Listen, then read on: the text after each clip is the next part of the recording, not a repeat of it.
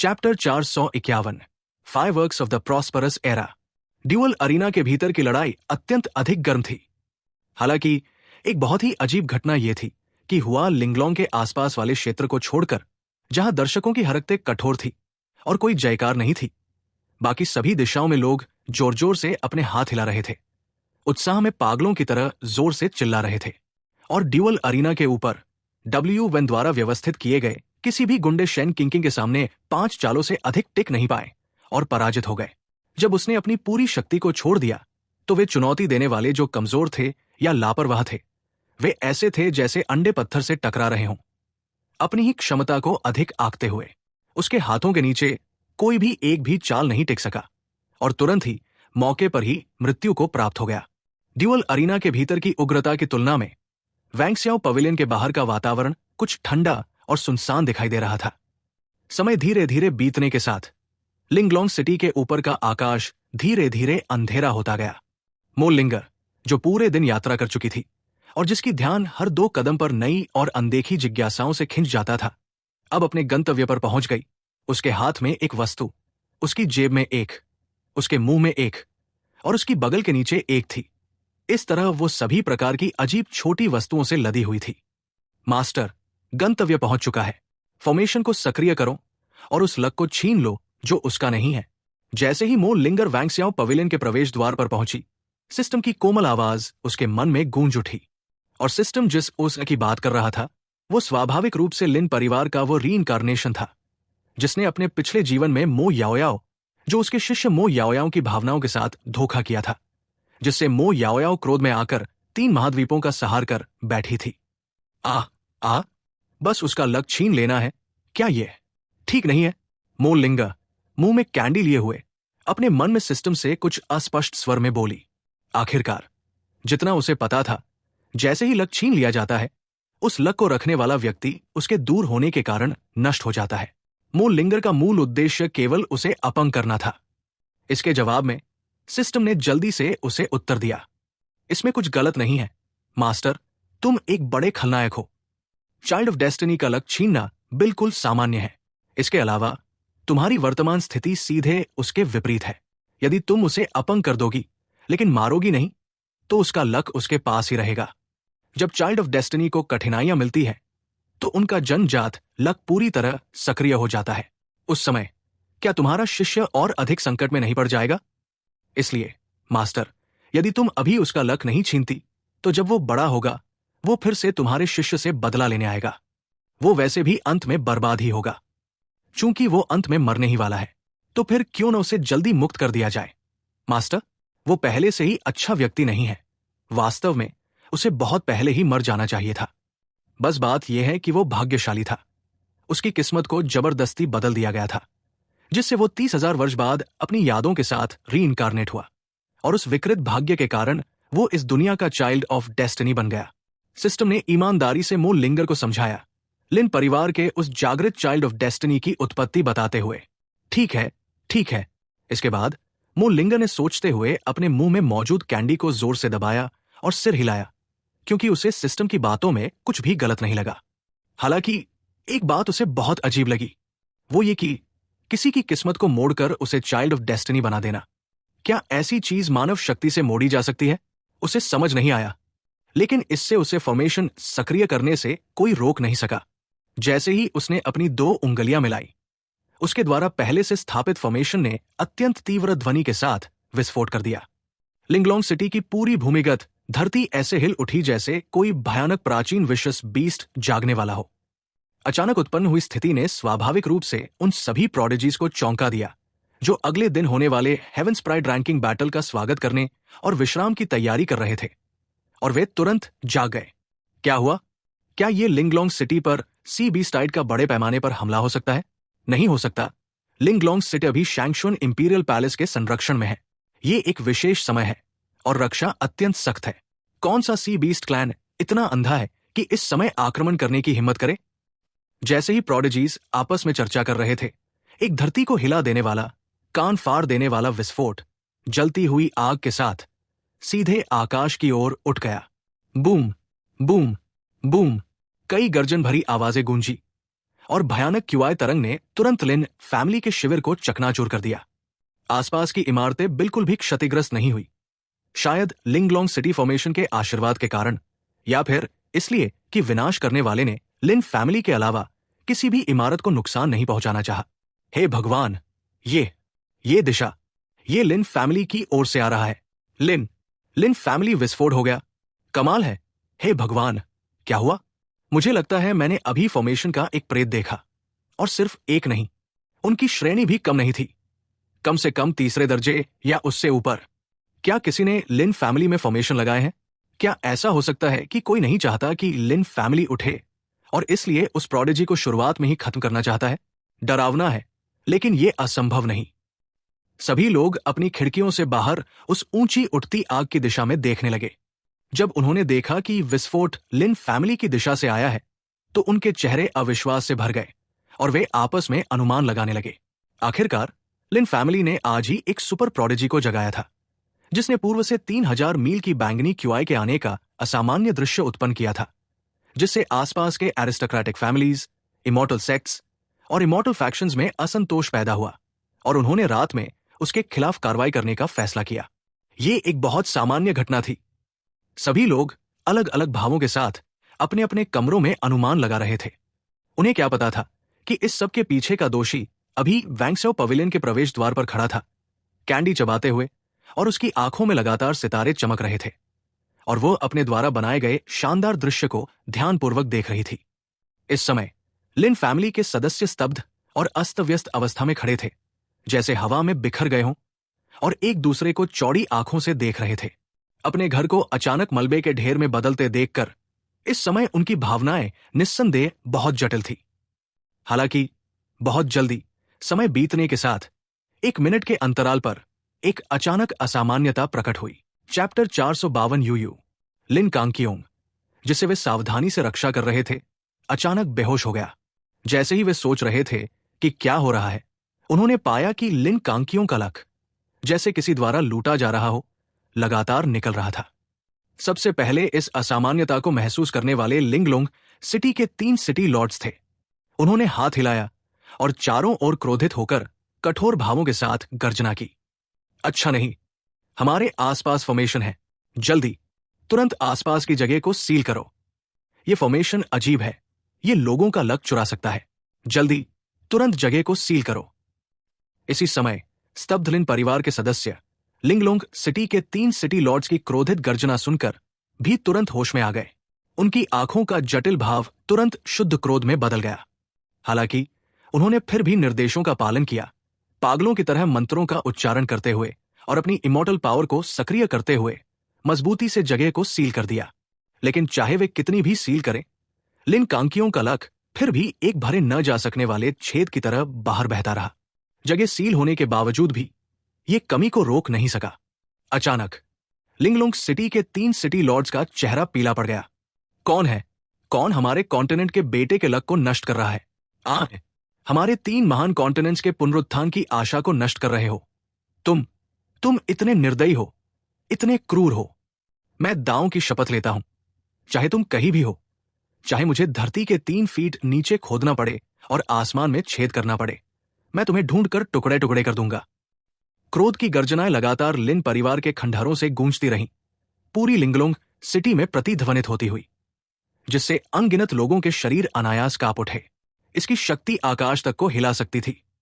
चाहे तुम्हारा उद्देश्य कुछ भी हो, मैं तुम्हें कभी सफल नहीं होने दूंगा, चाहे तुम कोई भी हो।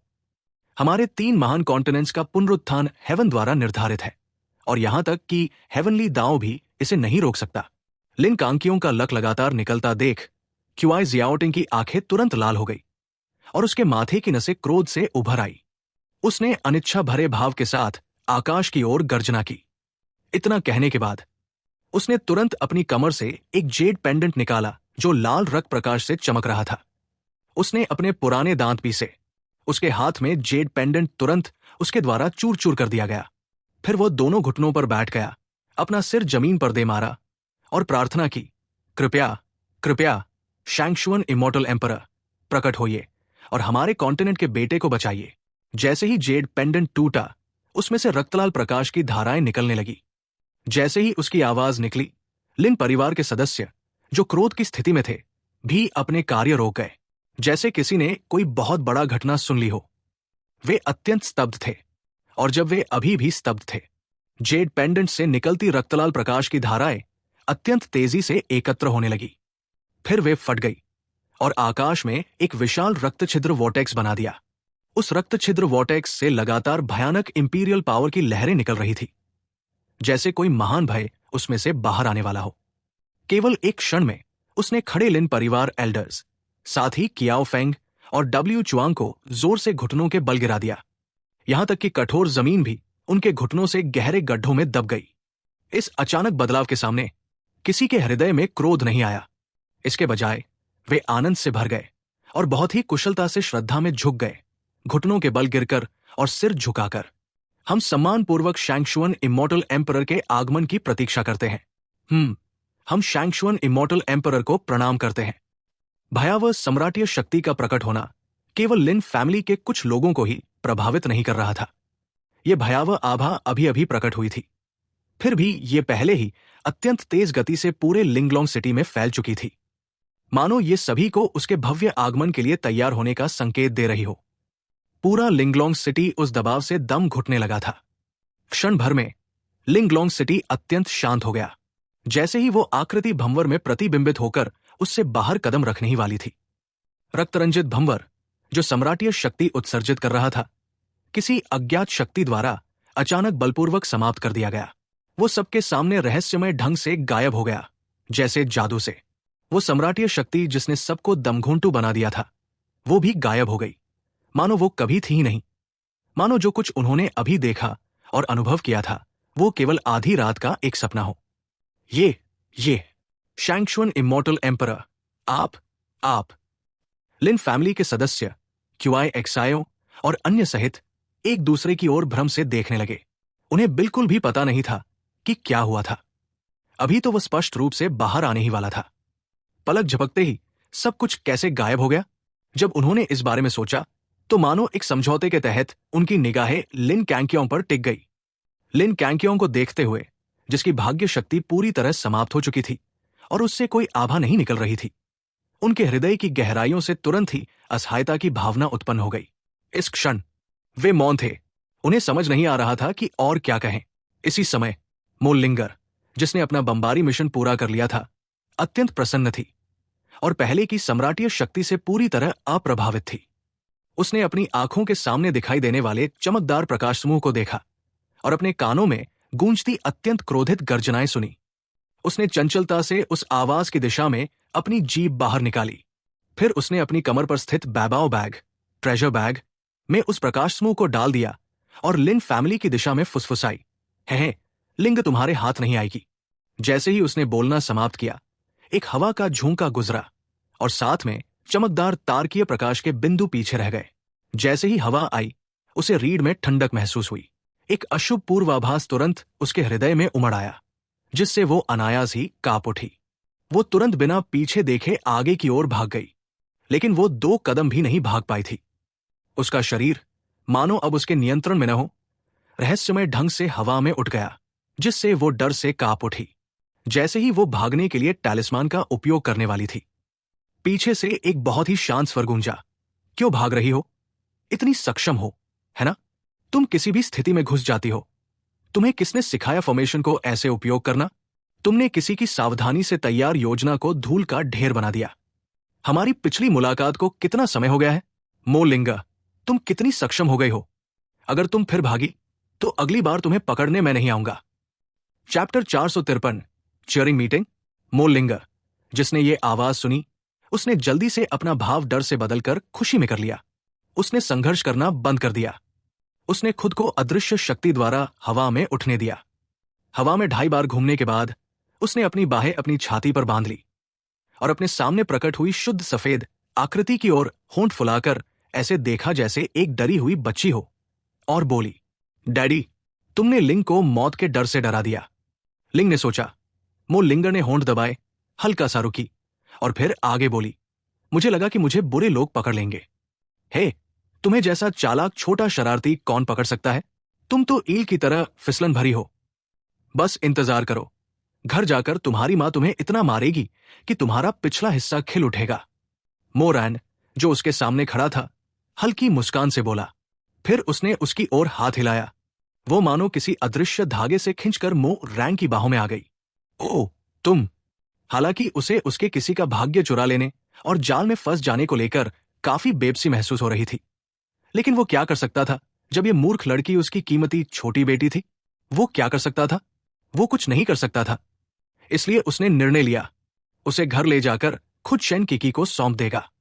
आखिरकार उसकी तुलना में शेन किकी खुद कार्य करने में अधिक सक्षम होगी। मोरैन ने अपनी बाहों में लगातार मचलती और होंठ फुलाती छोटी आकृति की ओर देखा और बेबसी से सिर हिला दिया। फिर उसने सिर घुमाया और आसमान की ओर देखा, जो बादलों से ढका हुआ था। उसकी आंखों से तुरंत एक तीखी ठंडक निकल आई। शैंगशुअन इंपीरियल पैलेस, शैंगशुअन इमॉर्टल एम्परर की अमर गुफा में इस समय शैंगशुअन इमॉर्टल एम्परर जमीन पर पद्मासन लगाए बैठा था। आंखें बंद थी और उसकी दिव्य आत्मा विशाल आकाश के पार भटक रही थी। अचानक इसी क्षण एक अदृश्य शक्ति उसके शरीर से बाहर निकल आई। एक असहजता का एहसास तुरंत उसे घेर गया। पफ के साथ चमकीले लाल रंग का रक्त उसके मुंह से बाहर निकल आया। उसकी आंखें इस समय अत्यंत लाल हो गई, मानो उनमें अनंत क्रोध भरा हो, जिसे बाहर नहीं निकाला जा सकता, जिसने किसी भी देखने वाले के मन में ठंडक पैदा कर दी। शापित, शापित, शापित! शैंगशुअन इमॉर्टल एम्परर की मुट्ठियां जोर से जमीन पर टकराईं, और जहां उसकी मुट्ठियां गिरी वहां तुरंत एक गहरा गड्ढा बन गया। उसने लगातार 3 बार गर्जना की, हर बार पहले से अधिक तेज। मेरी योजना, जिसे मैंने 30,000 वर्षों से तैयार किया था, फिर से एक अनजान असामान्यता द्वारा नष्ट कर दी गई। असामान्यता, असामान्यता, फिर से वही शापित असामान्यता। उस समय स्लॉटरिंग इमॉर्टल एम्परर भी एक असामान्यता था, और मैंने अपनी पूरी शक्ति लगाकर अंततः उसे योजनाबद्ध करके मार डाला था। आज फिर एक असामान्यता प्रकट हो गई है। विश्व चेतना, तुम बहुत कठोर मत बनो। शैंगशुअन इमॉर्टल एम्परर की गर्जना गूंजते ही पूरा शैंगशुअन इंपीरियल पैलेस हिंसक कंपन में डूब गया। शैंगशुअन इंपीरियल पैलेस के भीतर हर व्यक्ति के चेहरे गंभीर हो गए। आखिरकार पिछली बार जब शैंगशुअन इंपीरियल पैलेस में ऐसा तूफान आया था, वो स्लॉटरिंग इमॉर्टल एम्परर के प्रकट होने के समय था। इसलिए लगभग हर कंपन का अर्थ कुछ बुरा होने से होता था, और सबके मन विचलित हो जाते थे। शैंगशुअन इंपीरियल पैलेस भले ही बाहर से एक महल जैसा दिखता था, वास्तव में एक अमर सम्राट हथियार था, जो प्रत्येक क्रमिक मालिक को अपना स्वामी मानकर उसकी इच्छा के अनुसार चलता था। इसलिए सभी लोग मन ही मन समझते थे। शैंगशुअन इमॉर्टल एम्परर के मूड के प्रभाव से ही शैंगशुअन इंपीरियल पैलेस हिल रहा था।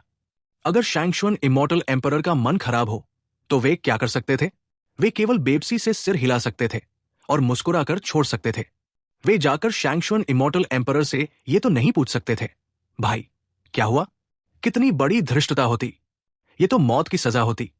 मोरैन को शैंगशुअन इंपीरियल पैलेस में हो रही किसी भी चीज की जानकारी नहीं थी, नहीं शैंगशुअन इमॉर्टल एम्परर के क्रोध की। इस समय वो मो लिंगर को गोद में लिए वैंगस्याओ पवेलियन के बीच आराम से ऐसे चल रहा था जैसे कोई भूत हो। बहुत से पहरेदारों के सामने वो एक छाया की तरह चलता था, फूलों के बीच से गुजरता हुआ, बिना एक भी पत्ती को छुए। मो लिंगर उसकी बाहों में ये देखकर आश्चर्य से मुंह खोलकर देख रही थी।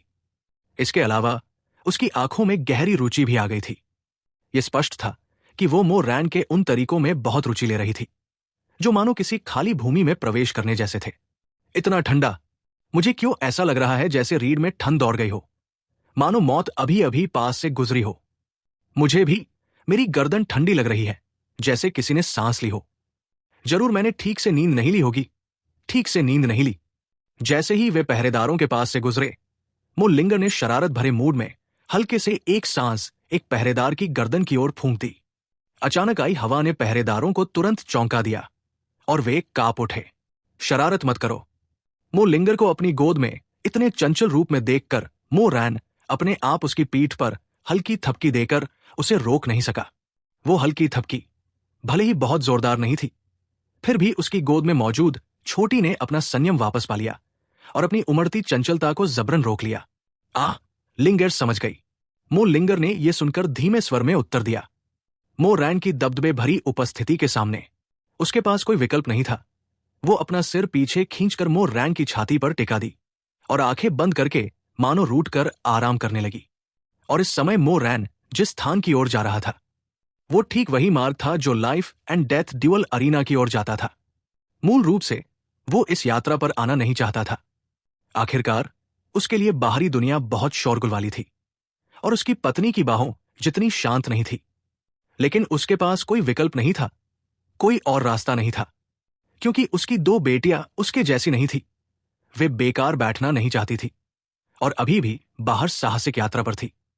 इसलिए एक पिता के रूप में वो न केवल उन्हें रोक नहीं सकता था, बल्कि उनके जीवन में बहुत अधिक हस्तक्षेप भी नहीं कर सकता था।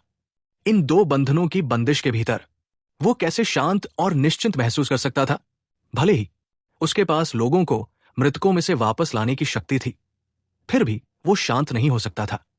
आखिरकार उसने सोचा, कोई इतना विकृत नहीं होगा कि अपने बच्चों को स्वयं मृत्यु का अनुभव करने दे, है ना? ये उसी समय था जब वो चल रहा था और विचार कर रहा था। उसके कानों में एक के बाद एक जयकार और गर्जना की आवाजें स्वर्ग और पृथ्वी के चारों दिशाओं में गूंज रही थी, जिससे लोगों के कान बार बार दर्द करने लगे। अचानक शोर ने उस छोटी को भी जगा दिया, जो आंखें हल्की बंद करके मो रैन की गोद में आराम कर रही थी। उसकी साफ आंखें, जो तारों भरे आकाश की तरह चमक रही थी, चारों ओर देखने लगी, आसपास की हर चीज को देखती हुई। आसपास के लोगों को मास्क और विभिन्न पोशाकों में देखकर उसने लंबा, आश्चर्य भरा कहा। उसका छोटा सा मुंह थोड़ा खुला।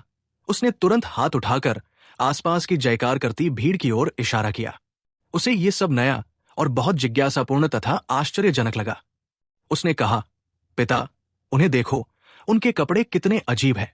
क्या वे कोई मुखौटा पहनकर उत्सव मना रहे हैं या कोई गेंद?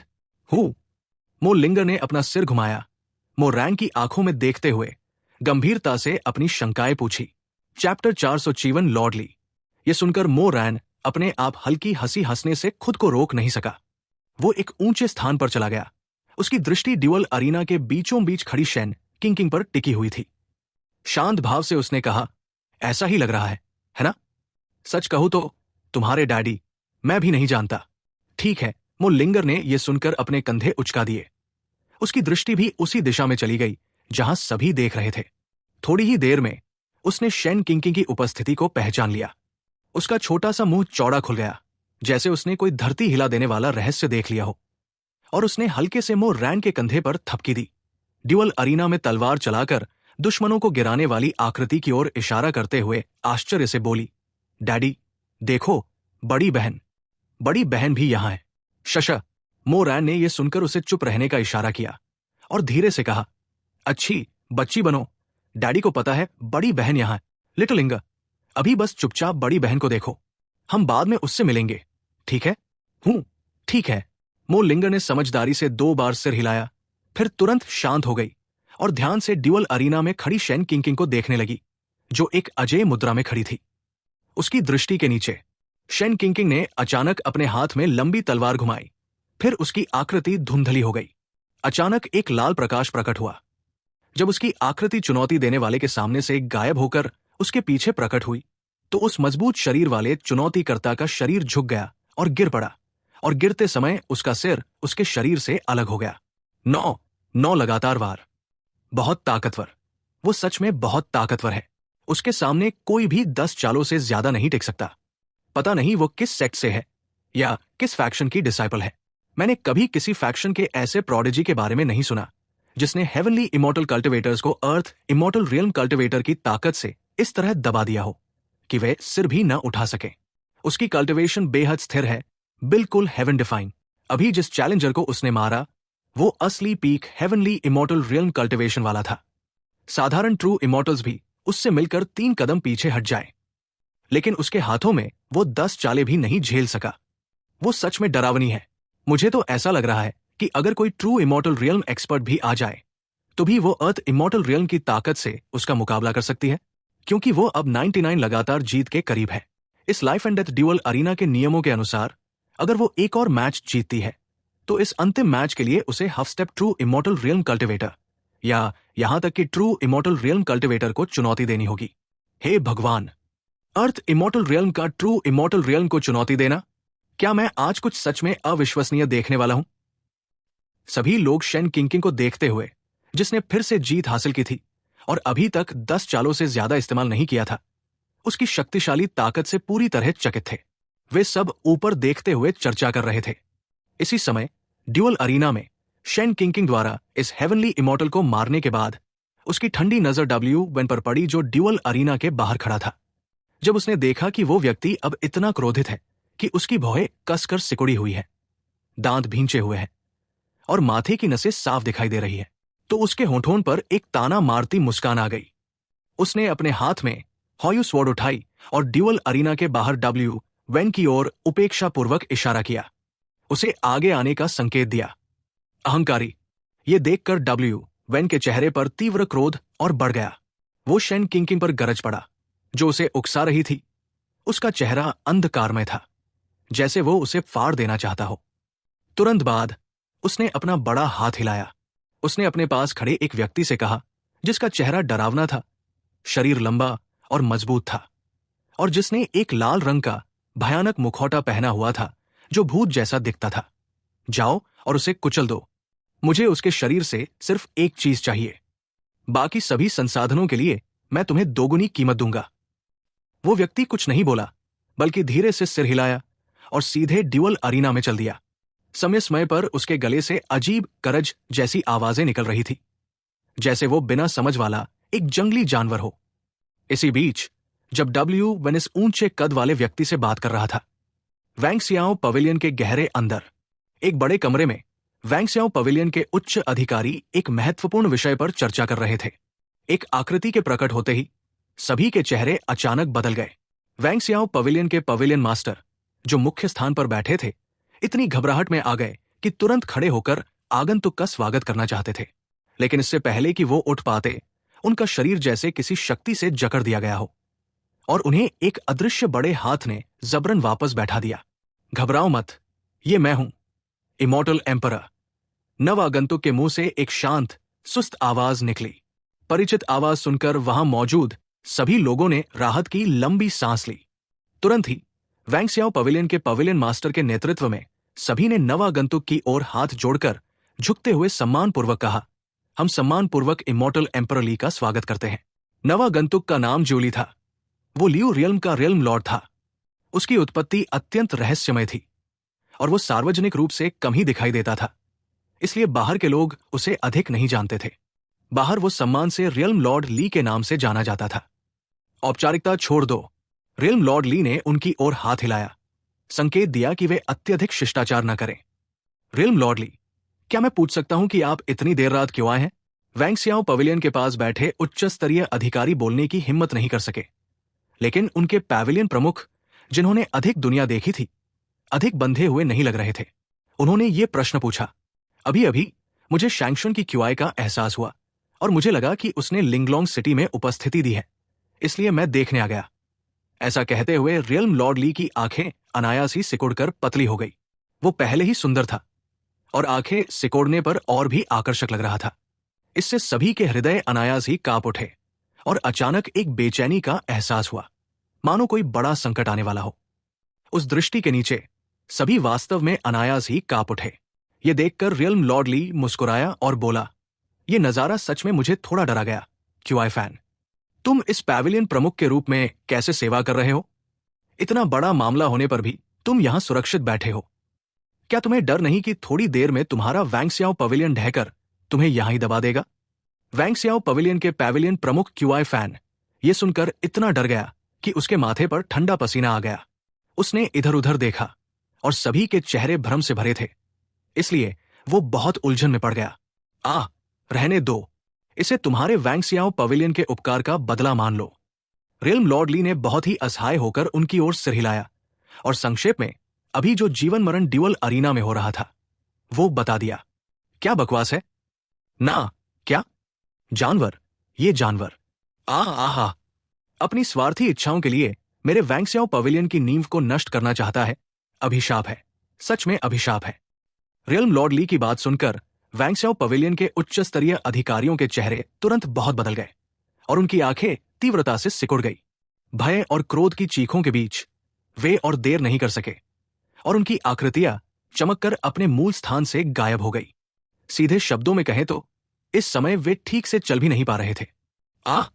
उस समूह को इतनी जल्दी भय से भरा हुआ जाते देख रियल्म लॉर्ड ली ने हाथ पीठ के पीछे रखे और लंबे समय तक आह भरकर सिर हिलाया और धीरे से बुदबुदाया, आखिर तुम्हारा पृष्ठभूमि क्या है? कोई स्पष्ट उत्तर न मिलने पर रियल्म लॉर्ड ली ने एक कदम आगे बढ़ाया और उसकी आकृति भूत की तरह मूल स्थान से गायब हो गई। पीछे केवल एक हल्की हवा रह गई।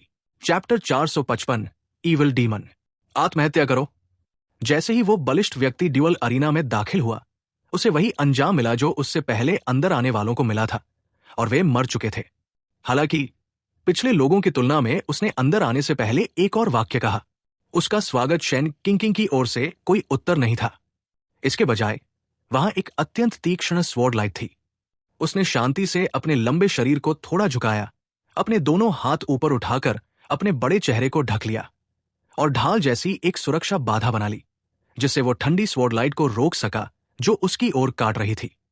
स्वॉर्ड लाइट उसके द्वारा पहने गए लोहे के कलाई रक्षक से टकराई, जिससे अत्यंत स्पष्ट क्लैंग की आवाज निकली। उसने जोर से आगे की ओर धक्का दिया और उसके शरीर से एक भयानक इमॉर्टल पावर क्यूआई फूट पड़ा, जिसने तुरंत शेन किंकिंग के शरीर को पीछे की ओर झटका दिया। ये अचानक हुआ परिवर्तन नीचे खड़े दर्शकों को प्रतिक्रिया देने का समय ही नहीं मिला। जब उन्होंने इस लड़ाई में शेन किंकिंग के प्रतिद्वंदी को स्पष्ट रूप से देखा तो उनके चेहरे तुरंत पीले पड़ गए। उन्होंने इससे पहले किसी भी प्रतिद्वंदी को नहीं पहचाना था, लेकिन जो अब सामने आया था वो बहुत प्रसिद्ध था। वो इस celestial immortal rank duel arena में जीतों की संख्या में पहले स्थान पर रहने वाला प्रतिभाशाली व्यक्ति था। ये ईविल डीमन कल्टिवेटर्स हैं। कैसे? ये कैसे वो हो सकता है? इतना हंगामा क्यों? ये महिला अब 98 जीतों पर है। वो केवल 2 मुकाबलों से शीर्ष स्थान और उसका खिताब छीन सकती है। वो कैसे नहीं आएगा? बिल्कुल बिल्कुल, हर अरीना में केवल 100 जीत वाला चैंपियन हो सकता है, इसलिए इन दोनों के बीच लड़ाई तय है। पता नहीं अंत में पहला स्थान कौन लेगा, और क्या इस महिला की जीत की लड़ी ईविल डीमन कल्टिवेटर्स द्वारा खत्म हो जाएगी। सुना है कि ये ईविल डीमन कल्टिवेटर्स पिछले 300 वर्षों से रैंकिंग पर हावी है और उसकी शक्ति बहुत पहले ही हफ स्टेप ट्रू इमॉर्टल रियल्म में ब्रेक थ्रू कर चुकी है। इन 300 वर्षों में अनगिनत लोगों ने उसे चुनौती दी, लेकिन सभी उसकी मुट्ठियों के नीचे मर गए और मांस के पेस्ट में कुचल दिए गए। मैंने एक समस्या देखी है। क्या ये ईविल डीमन कल्टिवेटर्स पहले ही हफ स्टेप ट्रू इमॉर्टल रियल में ब्रेक थ्रू नहीं कर चुका? तो अगर ये महिला ईविल डीमन कल्टिवेटर्स को हरा दे, क्या वो सीधे पहले स्थान पर पहुंच जाएगी? आखिरकार वो ईविल डीमन कल्टिवेटर्स की जीतों की संख्या को विरासत में ले लेगी और शीर्ष स्थान पाने की शर्त हफ स्टेप ट्रू इमॉर्टल या ट्रू इमॉर्टल को मारना है, जो वो भी पूरा कर देगी। हे भगवान, ऐसा ही लगता है। किसी के शब्दों ने उन लोगों को जगा दिया जो कल्पना में खोए हुए थे, और ये समझने के बाद सभी हे भगवान कहे बिना नहीं रह सके। उनकी निगाहें भी फिर से ड्यूअल अरीना की ओर लौट आई। वो बलिष्ठ व्यक्ति, जिसे ईविल डीमन कल्टिवेटर्स कहा जाता था, ने अपने कंधे पर लगे रक्त के धब्बों को साधारण रूप से झाड़ दिया और बिना किसी भाव के शेन किंकिंग से कठोर स्वर में कहा, ताकत साधारण है। वो बहुत आत्मविश्वासी लग रहा था। शेन किंकिंग भी ऐसा ही सोचती थी, बस उसे नहीं पता था कि वो अंधा आत्मविश्वास था या नहीं। उसने पहले 9 लड़ने वालों से एक भी शब्द नहीं कहा था, लेकिन जैसे ही उसके सामने ये व्यक्ति आया, उसने उसकी गहरी रुचि जगा दी। उसने अपने हाथ में हॉयू स्वॉर्ड को हल्के से घुमाया, उससे चिपकी रक्त की एक बूंद को झटक दिया और हार न मानते हुए तुरंत आसपास की इमॉर्टल पावर को प्रज्वलित कर दिया। उसकी पीकर्थ इमॉर्टल रियल्म कल्टिवेशन तुरंत फूट पड़ी। शांत चेहरे के साथ उसने अपने सामने खड़े बलिष्ठ व्यक्ति पर व्यंग्य किया, यह वास्तव में काफी साधारण है। अगर तुम समझदारी से हार मानकर अब चले जाओ, तो शायद भविष्य में भी अपनी जिद जारी रख सकोगे। वो बलिष्ठ व्यक्ति उसकी बातों से बिल्कुल भी प्रभावित नहीं हुआ, मानो उसने कुछ सुना ही न हो। उसने अपनी कलाई से बहते लाल रक्त को पोंछा और स्वयं से बड़बड़ाया, तुम्हारी स्वॉर्ड बहुत तेज है, ये मेरी त्वचा को काट सकती है। इतने वर्षों में तुम पहली हो। शेन किंकिंग एक पल के लिए स्तब्ध रह गई। उसे लगा था कि वो कुछ गहरी बात कहेगा। उसे उम्मीद नहीं थी कि उसके सामने खड़ा व्यक्ति भी एक दिखावा करने वाला निकलेगा। उसने अपने होंठ सिकोड़ लिए और तुरंत उसके चेहरे पर तिरस्कार का भाव आ गया। अनावश्यक बातचीत जारी न रखते हुए उसने तुरंत 2 उंगलियां उठाई और जैसे ही कई लॉसील्स उसकी उंगलियों से संघनित हुए, उसके हाथ में हॉयू स्वॉर्ड तुरंत ऊपर उठ गई, हवा में तेजी से कई चक्कर लगाकर घूमी और फिर इमॉर्टल पावर से बने कई स्वॉर्ड शैडोज में विभाजित हो गई, जिनमें वही ऑरा मौजूद थी। और शेन किंकिंग के शरीर से ठंडी क्यूआई के कई रेशे धीरे धीरे बाहर निकल रहे थे, जो स्वॉर्ड शैडोज में मिल रहे थे। जैसे जैसे ठंडी क्यूआई समाहित होती गई, स्वॉर्ड शैडोज की आभा और अधिक प्रबल होती गई। कुछ ही समय में स्वॉर्ड क्यूआई से बनी एक लंबी नदी उस ठंडक के साथ संघनित हो गई। नष्ट करो। शेन किंकिंग ने इसे 2 उंगलियों से नियंत्रित किया और उसे उस विशालकाय व्यक्ति की ओर भेज दिया, और एक ही आदेश के साथ जहां भी स्वॉर्ड क्यूआई की नदी गुजरी, वहां सब कुछ अनगिनत तेज स्वॉर्ड इंटेंस द्वारा टुकड़ों में काट दिया गया। हालांकि वो विशालकाय व्यक्ति बिल्कुल भी जल्दी में नहीं था। शायद उसकी प्रतिक्रिया का समय बहुत धीमा था, या शायद उसका स्वभाव। जैसे ही स्वॉर्ड क्यूआई की नदी उसके भीतर घुसी, उसने अचानक एक बड़ा कदम आगे बढ़ाया, फिर अपनी बाहों को थोड़ा फैलाया, अपना क्यूआई डांशन में डुबो दिया, और उसके गले से तुरंत एक पशुवत दहाड़ निकली, गर्जना। तुरंत ही आसपास की इमॉर्टल पावर उबलने लगी और उसके शरीर से भयावह क्यूआई की लहरें फैल गई। Peak celestial immortal realm, true immortal realm में 1 फुट की आभा तुरंत स्वॉर्ड क्यूआई की नदी की ओर फैल गई, उसे रोकने की कोशिश करते हुए। लेकिन अफसोस, ये व्यर्थ था। जब उसने देखा कि उसकी दहाड़ स्वॉर्ड क्यूआई की नदी को रोक नहीं पाई, उसका चेहरा तुरंत बदल गया। उसने अपने शरीर के भीतर से एक भयंकर दुष्ट डीमोनिक क्यूआई छोड़ दिया, जिससे उसे महसूस करने वाला हर व्यक्ति चौंक गया। उनके सामने खड़ा ये लंबा विशालकाय व्यक्ति वास्तव में एक डीमन कल्टिवेटर था। मर जाओ छोटे कीड़े, विशालकाय व्यक्ति ने फिर से दहाड़ते हुए कहा।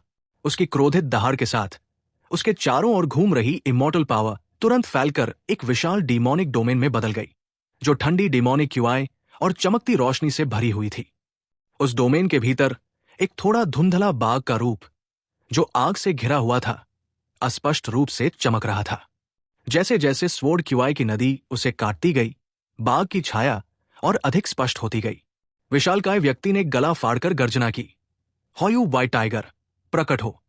धम, एक विशाल व्हाइट टाइगर का भ्रम, जिसकी अत्यंत तेज पंजे सब कुछ चीर सकते थे, सामने आती हुई स्वॉर्ड क्यूआई की नदी से सीधे टकराया। एक गूंजती हुई दहाड़ के साथ व्हाइट टाइगर केवल 3 सांसों से भी कम समय तक रोक पाया। उससे पहले ही उसका हृदय मार्ग स्वॉर्ड क्यूआई की नदी द्वारा भेद दिया गया। वो नष्ट हो गया, अनगिनत स्वॉर्ड क्यूआई द्वारा चीर फाड़ दिया गया।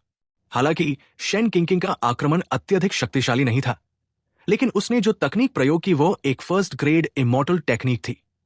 फर्स्ट ग्रेड इमॉर्टल टेक्निक की शक्ति स्वभाव से ही हेवन डिफाइंग होती है, और उसके साथ उसकी लॉ ऑफ आइस के सहायक रूप में जुड़ने से ये ऐसा आक्रमण बन गया जिसे सामान्य रक्षा बिल्कुल भी सहन नहीं कर सकती थी। असंख्य स्वॉर्ड लाइट्स की लंबी नदी के बिखरने के बाद विशाल ड्यूअल अरीना तुरंत स्वॉर्ड क्यूआई द्वारा 2 मीटर गहरे गर्त में विस्फोटित हो गई।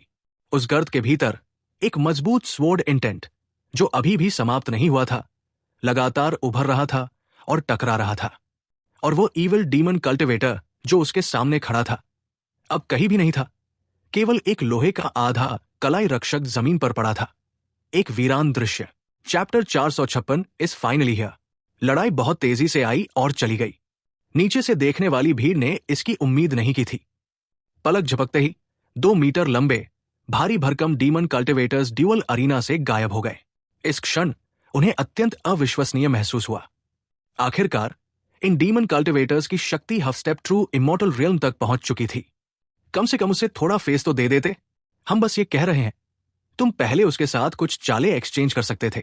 तुमने उसे तुरंत मार दिया, और ऐसा भी नहीं लगा कि तुम्हारा क्यूआई ज्यादा खर्च हुआ हो। ये लोगों को गलत सोचने पर मजबूर करता है। कृपया ऐसा मत करो कि हमें यह भ्रम हो जाए कि ट्रू इमॉर्टल रियल्म कमजोर है और हम भी ऐसा कर सकते हैं। भीड़ के प्रतिक्रिया देने से पहले ही, पलक झपकते ही ड्यूअल अरीना की लड़ाई समाप्त हो गई। शेन किंकिंग ने अपनी हॉयू स्वॉर्ड वापस ले ली और अपनी कलाई झटकी, शायद इसलिए क्योंकि उसने बहुत देर तक तलवार पकड़ी थी और थोड़ी थकान महसूस कर रही थी। मत कहो, मैंने कभी नहीं सोचा था कि तुम्हारी ये छोटी चीज का प्रभाव इतना हेवन डिफाइंग होगा। शेन किंकिंग ने हल्के से अपने कंधे पर बैठे फॉक्सकैट जैसे छोटे जीव के पिछले हिस्से को फ्लिक किया और उसकी तारीफ किए बिना नहीं रह सकी। आखिरकार उसने बहुत देर तक लड़ाई की थी और हर बार उसने वे फर्स्ट ग्रेड इमॉर्टल टेक्निक्स इस्तेमाल की थी, जो उसकी इंटरनल इमॉर्टल पावर और डिवाइन सोल पावर को बहुत खर्च करती थी। भले ही उसके शरीर के भीतर संचित इमॉर्टल पावर बहुत अधिक था, जिससे वो कई बार उपयोग कर सकती थी, लेकिन यह सामान्य रूप से ज्ञात है कि शक्तिशाली इमॉर्टल टेक्निक्स के उपयोग से होने वाला डिवाइन सोल पावर का खर्च इतनी आसानी से वापस नहीं आता। इसे वापस पाने के लिए या तो शांत होकर कल्टिवेशन करनी पड़ती है, या फिर मेडिसिनल पिल्स लेकर अस्थायी रूप से डिवाइन सोल पावर को बहाल करना पड़ता है। मेडिसिनल पिल्स लेना संभव है, लेकिन हर मेडिसिन में कुछ टॉक्सिसिटी होती है, इसलिए शेन किंकिंग आमतौर पर क्रिटिकल मोमेंट को छोड़कर मेडिसिनल पिल्स नहीं लेना चाहती थी। लेकिन उसके कंधे पर मौजूद उस साथी की वजह से उसने अपने शरीर की थकान की समस्या को पूरी तरह हल कर लिया, जो डिवाइन सोल पावर समय पर रिकवर न होने से होती थी। इसने उसे पूरी तरह स्वतंत्र कर दिया। बस उसकी इंटरनल इमॉर्टल पावर पर्याप्त होनी चाहिए। वो कई एडवांस्ड इमॉर्टल टेक्निक्स इस्तेमाल कर सकती थी। Chew chew chew chew. वो छोटा साथी काफी इंटेलिजेंट था।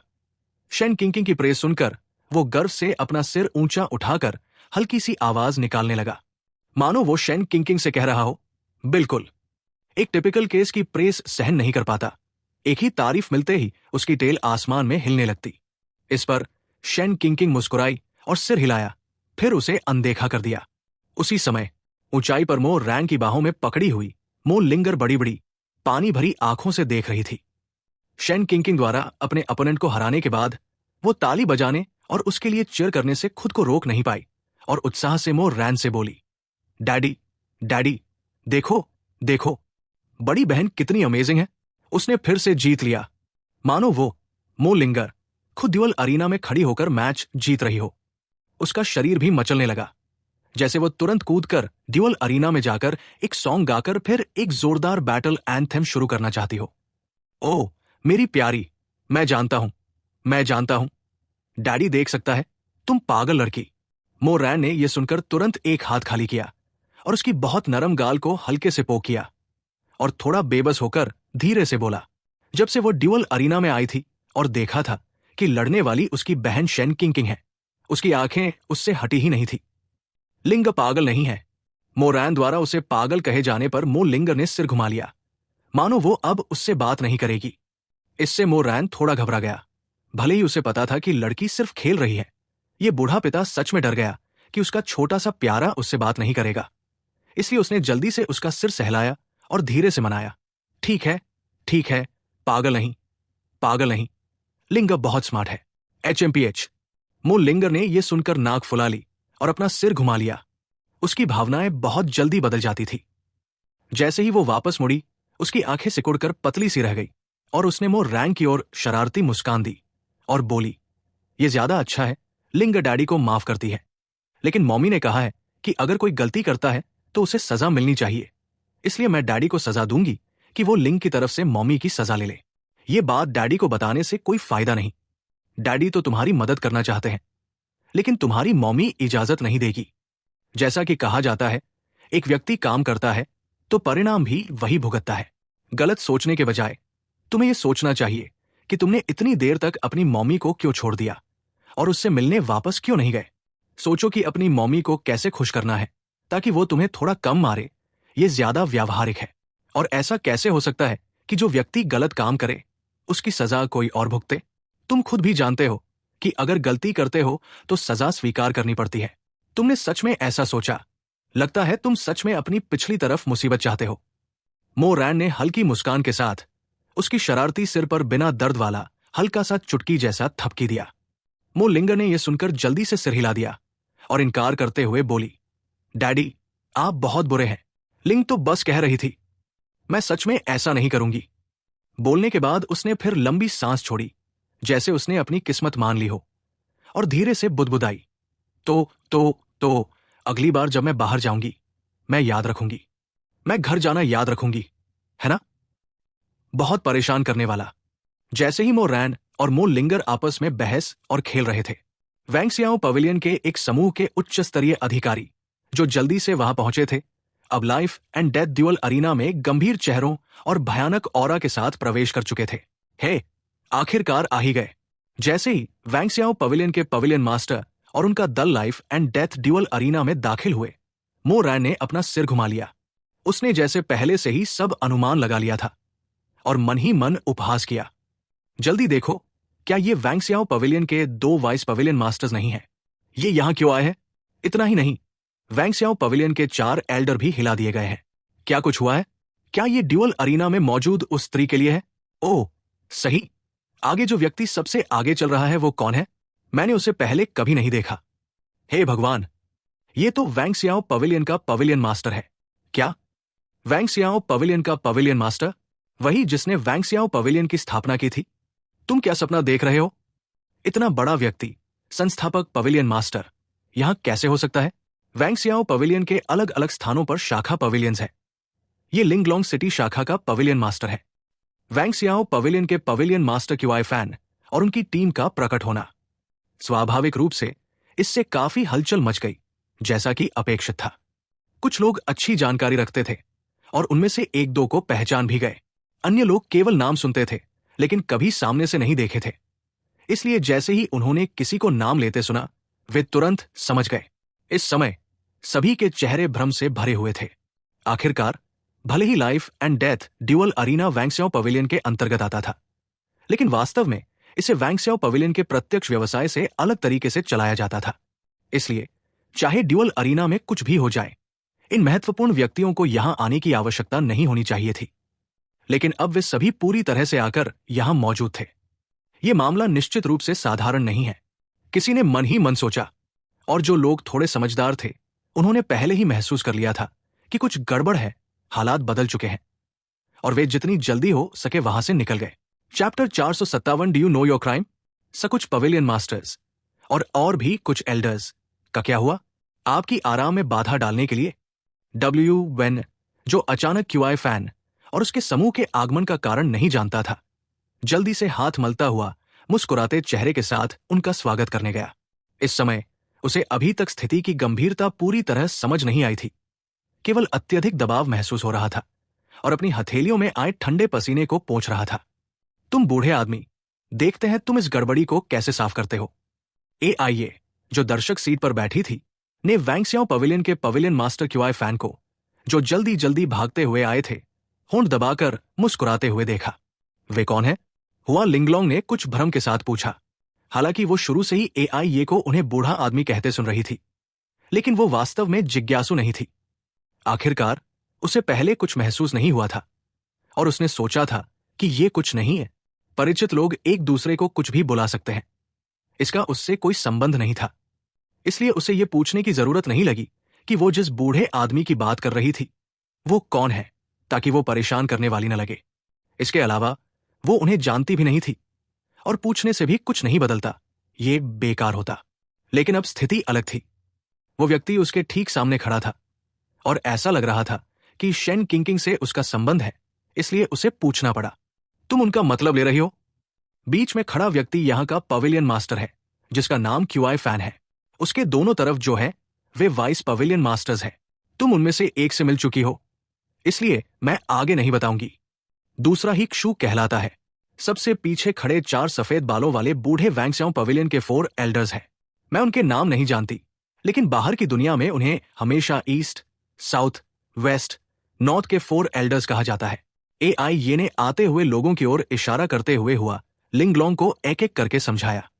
हुआ लिंगलोंग ने हल्का सा सिर हिलाया और उसकी ठंडी और सुंदर चेहरे पर गंभीरता आ गई।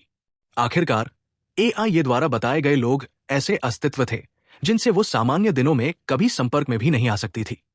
जैसे ही दोनों धीरे धीरे बातें कर रही थी, अचानक वैंक्सियाओ पवेलियन के पवेलियन मास्टर के मुंह से एक क्रोधित गर्जना फूट पड़ी, क्योंकि इस समय वो पूरी तरह भयभीत था। डब्ल्यू वेन, क्या तुम अपना अपराध जानते हो? वैंक्सियाओ पवेलियन के पवेलियन मास्टर ने ठंडे स्वर में उससे प्रश्न किया। डब्ल्यू वेन कांपते हुए ये सुनकर सिर चकराने जैसा महसूस करने लगा। उसने भौहें चढ़ाई, मानो वो वास्तव में गहरी सोच में गिर गया हो, बहुत गंभीरता से विचार कर रहा हो। उसने लगभग वे सभी बुरी चीजें याद कर ली जो उसने कभी की थी। अंत तक वो ये नहीं समझ पाया कि हाल ही में उसने ऐसा क्या किया था जिसके कारण वैंक्सियाओ पवेलियन के इतने उच्च पदाधिकारी उसे आरोप लगाने आ गए। आखिरकार वो हमेशा अपने कार्यों में उचित सीमाएं बनाए रखना जानता था और उसने कभी भी अपने नियंत्रण से बाहर कुछ नहीं किया था। वो गुस्से से भरे, कठोर चेहरे वाले उच्च पदाधिकारियों से कहने ही वाला था, मैंने कौन सा अपराध किया है? तभी शेन किंकिंग की छवि अचानक उसके मन में चमक उठी। साथ ही 4 स्पष्ट प्रमुख शब्द, daughter of the immortal emperor. क्षण भर में एक ऐसा अशुभ भय जिसे उसने अपने जीवन में कभी कल्पना भी नहीं की थी और नहीं अनुभव किया था, उसके हृदय में उफनती हुई सुनामी की तरह उमड़ पड़ा। उसके पैर अनियंत्रित रूप से कांपने लगे, वो बार बार कठिनाई से निगलने लगा और उसके माथे से लगातार ठंडा पसीना बहने लगा। पवेलियन, पवेलियन मास्टर, मैं डब्ल्यू वैन हकलाने लगा। जैसे ही वो बोल रहा था, उसने अपना पूरी तरह अकड़ा हुआ सिर घुमाकर शेन किंकिंग की ओर देखा, जो ड्यूअल अरीना पर खड़ी अपने कंधे पर बैठे जीव के साथ खुशी से खेल रही थी। वो तुरंत ऐसे ढह गया जैसे किसी पंचर हुए गुब्बारे से हवा निकल गई हो, पूरी तरह टूट गया। पवेलियन, पवेलियन मास्टर, मैं नहीं जानता, मैं सच में नहीं जानता, मैं नहीं। चुप रहो। वैंग सियाओ पवेलियन के पवेलियन मास्टर ने उसे और बहाने बनाने का मौका नहीं दिया, बल्कि अपने पुराने दांत भींचकर ठंडी डांट लगाई, जिससे वो तुरंत चुप हो गया। तुमसे बाद में निपटा जाएगा। वैंग सियाओ पवेलियन के पवेलियन मास्टर ने जोर से अपनी आस्तीन झटकी, फिर डब्ल्यू वैन की छाती पर एक जोरदार लात मारी। ये लात उसे 10 मीटर दूर उड़ा ले गई, जहां वो एक ऊंचे लोहे के खंभे से जोर से टकराया, जिससे उसमें गहरा गड्ढा पड़ गया और वो धीरे धीरे जमीन पर गिर गया। उस बात को कहने के बाद उसने एक नई मुस्कान पहनी, चापलूसी भरे भाव के साथ, और ड्यूअल अरीना पर कदम रखा। जैसे ही वो ड्यूअल अरीना पर पहुंचा, शेन किंकिंग ने तुरंत अपनी नजर उसकी ओर कर दी। शेन किंकिंग, एक बूढ़े व्यक्ति को ड्यूअल अरीना पर देखकर उसके मन में संदेह की लहर उठी। उसने भौहें चढ़ाई और उलझन में पूछा, क्या इस ड्यूअल अरीना में उम्र की कोई सीमा नहीं है? नहीं, बिल्कुल नहीं। वैंग सियाओ पवेलियन के पवेलियन मास्टर क्यूआई फैन ने यह सुनकर बार बार हाथ हिलाए। कृपया प्रिंसेस, घबराए नहीं। मैं वैंग सियाओ पवेलियन का पवेलियन मास्टर हूं। आप मुझे क्यूआई फैन कह सकती है। मैं आपको यहां से जाने के लिए कहने आया हूं। उसने एक अजीब मुस्कान दी। आखिरकार रिल्म लॉर्ड ली के अनुसार शेन किंकिंग मूल रूप से जाने वाली थी, लेकिन किसी गलत इरादे वाले व्यक्ति ने उसे जबरदस्ती यहां रोक दिया था, और उस व्यक्ति ने घोषणा की थी कि वो इस ड्यूअल अरीना से बाहर नहीं जा पाएगी। ये सोचकर वो अपने मन में आह भरने और पछतावे से भर गया। अगर उसे पहले से पता होता, जब एआई ये उससे मिलने आया था, तो वो अपने काम छोड़कर खुद एआई ये के साथ जाता और पहले जबरदस्ती उसका पालतू वापस ले लेता, फिर आगे की बात करता। जैसे ही वो पछतावे में सोच रहा था, सामने खड़ी शेन किंकिंग ने अपनी भौहें और सिकोड़ ली। वैंग सियाओ पवेलियन का पवेलियन मास्टर, वो अचानक क्यों आ गया? मैंने अभी लोगों को बुलाना भी शुरू नहीं किया था और वो पहले ही आ गया। क्या वो मेरे स्पेलकास्टिंग में बाधा डालने आया है? वो उलझन में उसे देखने लगी और कुछ सोचने के बाद उसने ड्यूअल अरीना के बाहर एक तरफ देखा। जैसे ही उसने सिर घुमाया, डब्ल्यू वैन, जिसे वैंग सियाओ पवेलियन के पवेलियन मास्टर ने लात मारकर उड़ा दिया था, अब कांपते हुए जमीन से उठ खड़ा हुआ। उसका शरीर कांप रहा था और उसके चेहरे पर भय साफ दिखाई दे रहा था। Chapter 458 look at me. इस समय स्थल का वातावरण काफी नाजुक था। वैंग सियाओ पवेलियन के पवेलियन मास्टर ने सम्मानपूर्वक शेन किंकिंग की ओर हल्का सा झुककर विशेष अनुरोध किया। शेन किंकिंग ने हालांकि अपना सिर घुमाकर डब्ल्यू वैन की ओर देखा, जो अभी अभी खड़ा हुआ था और मुश्किल से स्थिर खड़ा हो पा रहा था। नीचे मौजूद दर्शक, जो अभी तक नहीं गए थे और विशेष रूप से गपशप के शौकीन थे, उनके चेहरे उत्साह से भरे हुए थे। इस स्त्री की पहचान क्या है? वो कैसे वैंग सियाओ पवेलियन के पवेलियन मास्टर को इतना नीचे झुका सकती है? मुझे नहीं पता। तुम्हें क्या लगता है, क्या नीचे कुछ हुआ है? लेकिन हम नहीं जानते और फिर भी खुशी खुशी देख रहे हैं। ये मैंने अभी कुछ असामान्य नहीं देखा था, लेकिन अब मुझे भी वही एहसास हो रहा है। तुम शायद सही हो। सच कहूं तो मैं अपनी जगह से थोड़ा बहुत देख पा रहा हूं। अभी अभी मैंने देखा कि एल्डर डब्ल्यू वैन को वैंग सियाओ पवेलियन के पवेलियन मास्टर ने लात मारकर दूर फेंक दिया। डब्ल्यू वैन, क्या वही डब्ल्यू वैन है जो अगर न आए तो ठीक है, लेकिन अगर आ जाए तो गुप्त सौदे करने में माहिर होता है? कहा जाता है कि ड्यूअल अरीना में जिस भी खजाने पर उसकी नजर पड़ती है, चाहे कुछ भी हो, वो उसे पाने के लिए हर तरीका इस्तेमाल करता है। वो सच में आ गया तो जरूर कोई गुप्त गड़बड़ है। इस बार वो सच में पत्थर की दीवार से टकरा गया होगा, वरना वैंग सियाओ पवेलियन का पवेलियन मास्टर क्यों आता? इस समय गपशप करने वाले लोगों की आंखें उत्साह से फैल गई वे कोई भी विवरण नहीं छोड़ना चाहते थे। वे तो अब सीधे नीचे कूदकर सामने जाकर पूरी जानकारी लेना चाहते थे, लेकिन वे हिम्मत नहीं कर सके। आखिरकार गपशप की तुलना में उन्हें अपनी जान ज्यादा महत्वपूर्ण लग रही थी। मैं नहीं जाऊंगी। इस समय शेन किंकिंग ने डब्ल्यू वेन की ओर देखा, जिसका चेहरा डर से भरा हुआ था, और होठों को तिरस्कार से दबाया। उसने उससे अपनी नजर हटा ली और अपने सामने खड़े वैंक्सियाओ पवेलियन के पवेलियन मास्टर से बोली। संभवतः इस वैंक्सियाओ पवेलियन ने भी उसकी पहचान समझ ली है ना? वरना एक प्रतिष्ठित पवेलियन मास्टर खुद ऐसे स्थान पर कैसे आता? ये सब कहने के बाद शेन किंकिंग ने अपने मन में हल्की सी हंसी की। ये प्रिंसेस, आप। इस समय वैंक्सियाओ पवेलियन का पवेलियन मास्टर पूरी तरह भ्रमित अवस्था में था। बोलना चाहता था, लेकिन बोल नहीं पा रहा था, और चुप भी नहीं रह पा रहा था। वो वैंक्सियाओ पवेलियन के हेवन एंड अर्थ ट्रेजर से उसकी भरपाई करना चाहता था, लेकिन इमॉर्टल एम्परर की डॉटर और इंपीरियल डायनेस्टी की प्रिंसेस होने के नाते क्या उसे ऐसी चीजों की कमी होगी? अगर उसने सच में ये बात कही तो वो खुद ही मूर्ख बन जाएगा। क्या ये उसके अपमान जैसा नहीं होगा? धिक्कार है। सब इस मूर्ख की वजह से हुआ। जो काम ये आमतौर पर करता है, मैं उसे अनदेखा कर देता था, लेकिन आखिर क्यों उसने इतनी बड़ी दीवार को लात मार दी? धिक्कार है। जैसे जैसे वो सोचता गया, वैंक्सियाओ पवेलियन के पवेलियन मास्टर का मन और अधिक चिड़चिड़ा होता गया, और उसका सिर और भारी होने लगा, मानो उसके सिर से क्युआई निकल रहा हो। उसने गुस्से से डब्ल्यू वेन को घूरा, जो डर से कांप रहा था और ठीक से खड़ा भी नहीं हो पा रहा था। उसकी आंखों में हत्या की भावना पूरी तरह स्पष्ट थी। इस स्थिति में वो निश्चित रूप से शेन किंकिंग पर गुस्सा करने की हिम्मत नहीं कर सकता था, और नहीं कर सकता था, वरना वो सीधे मौत के रास्ते पर चल पड़ता। जैसा वो सोच रहा था, वैंक्सियाओ पवेलियन के पवेलियन मास्टर ने एक लंबी सांस छोड़ी और शेन किंकिंग से ईमानदार भाव से कहा, प्रिंसेस, इस बूढ़े को सच में नहीं पता था कि आप मेरे वैंक्सियाओ पवेलियन में ऐसी स्थिति का सामना करेंगी। मुझे नहीं पता कि मैं आपका क्युआई कैसे शांत कर सकता हूं।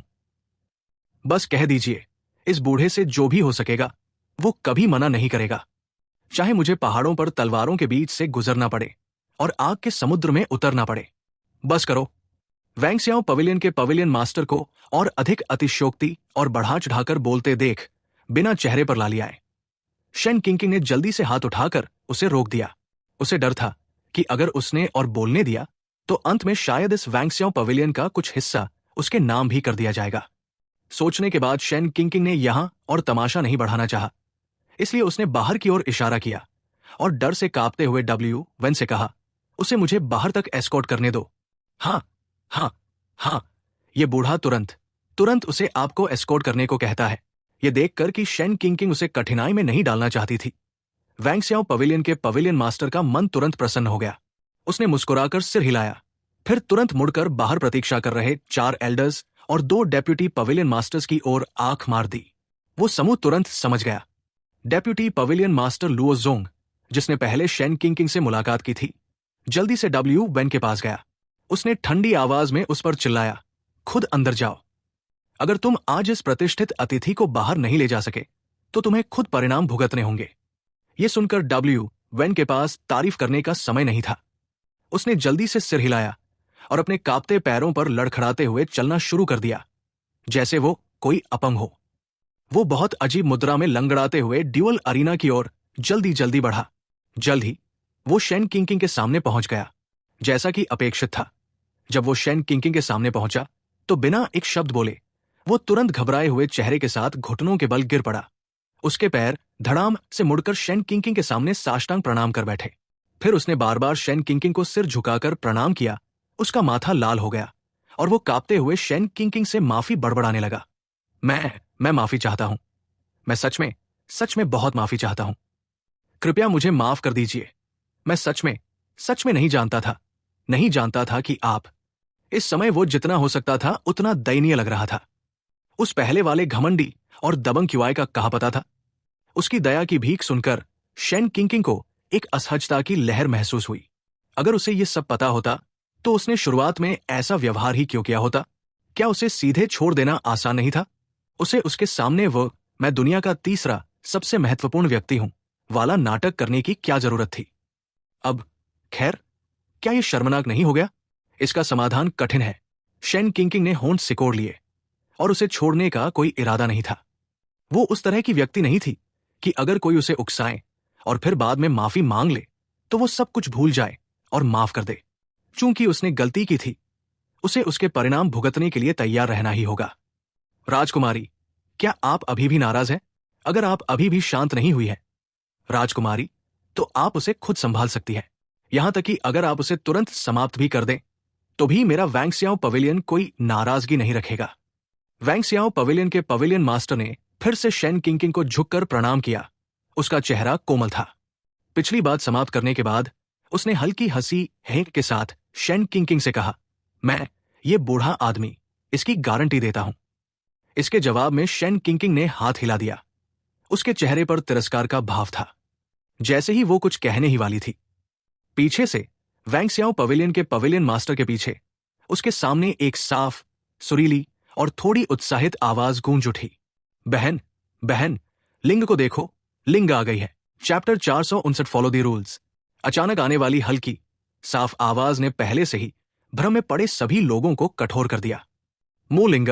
जब शेन किंकिंग ने यह सुना तो उसके चेहरे पर तुरंत खुशी की झलक आ गई। उसने आश्चर्य से अपना सिर उठाया और आवाज की दिशा की ओर देखने लगी।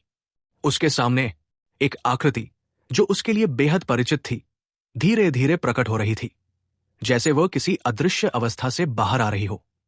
हे, बड़ी बहन, यहां, यहां।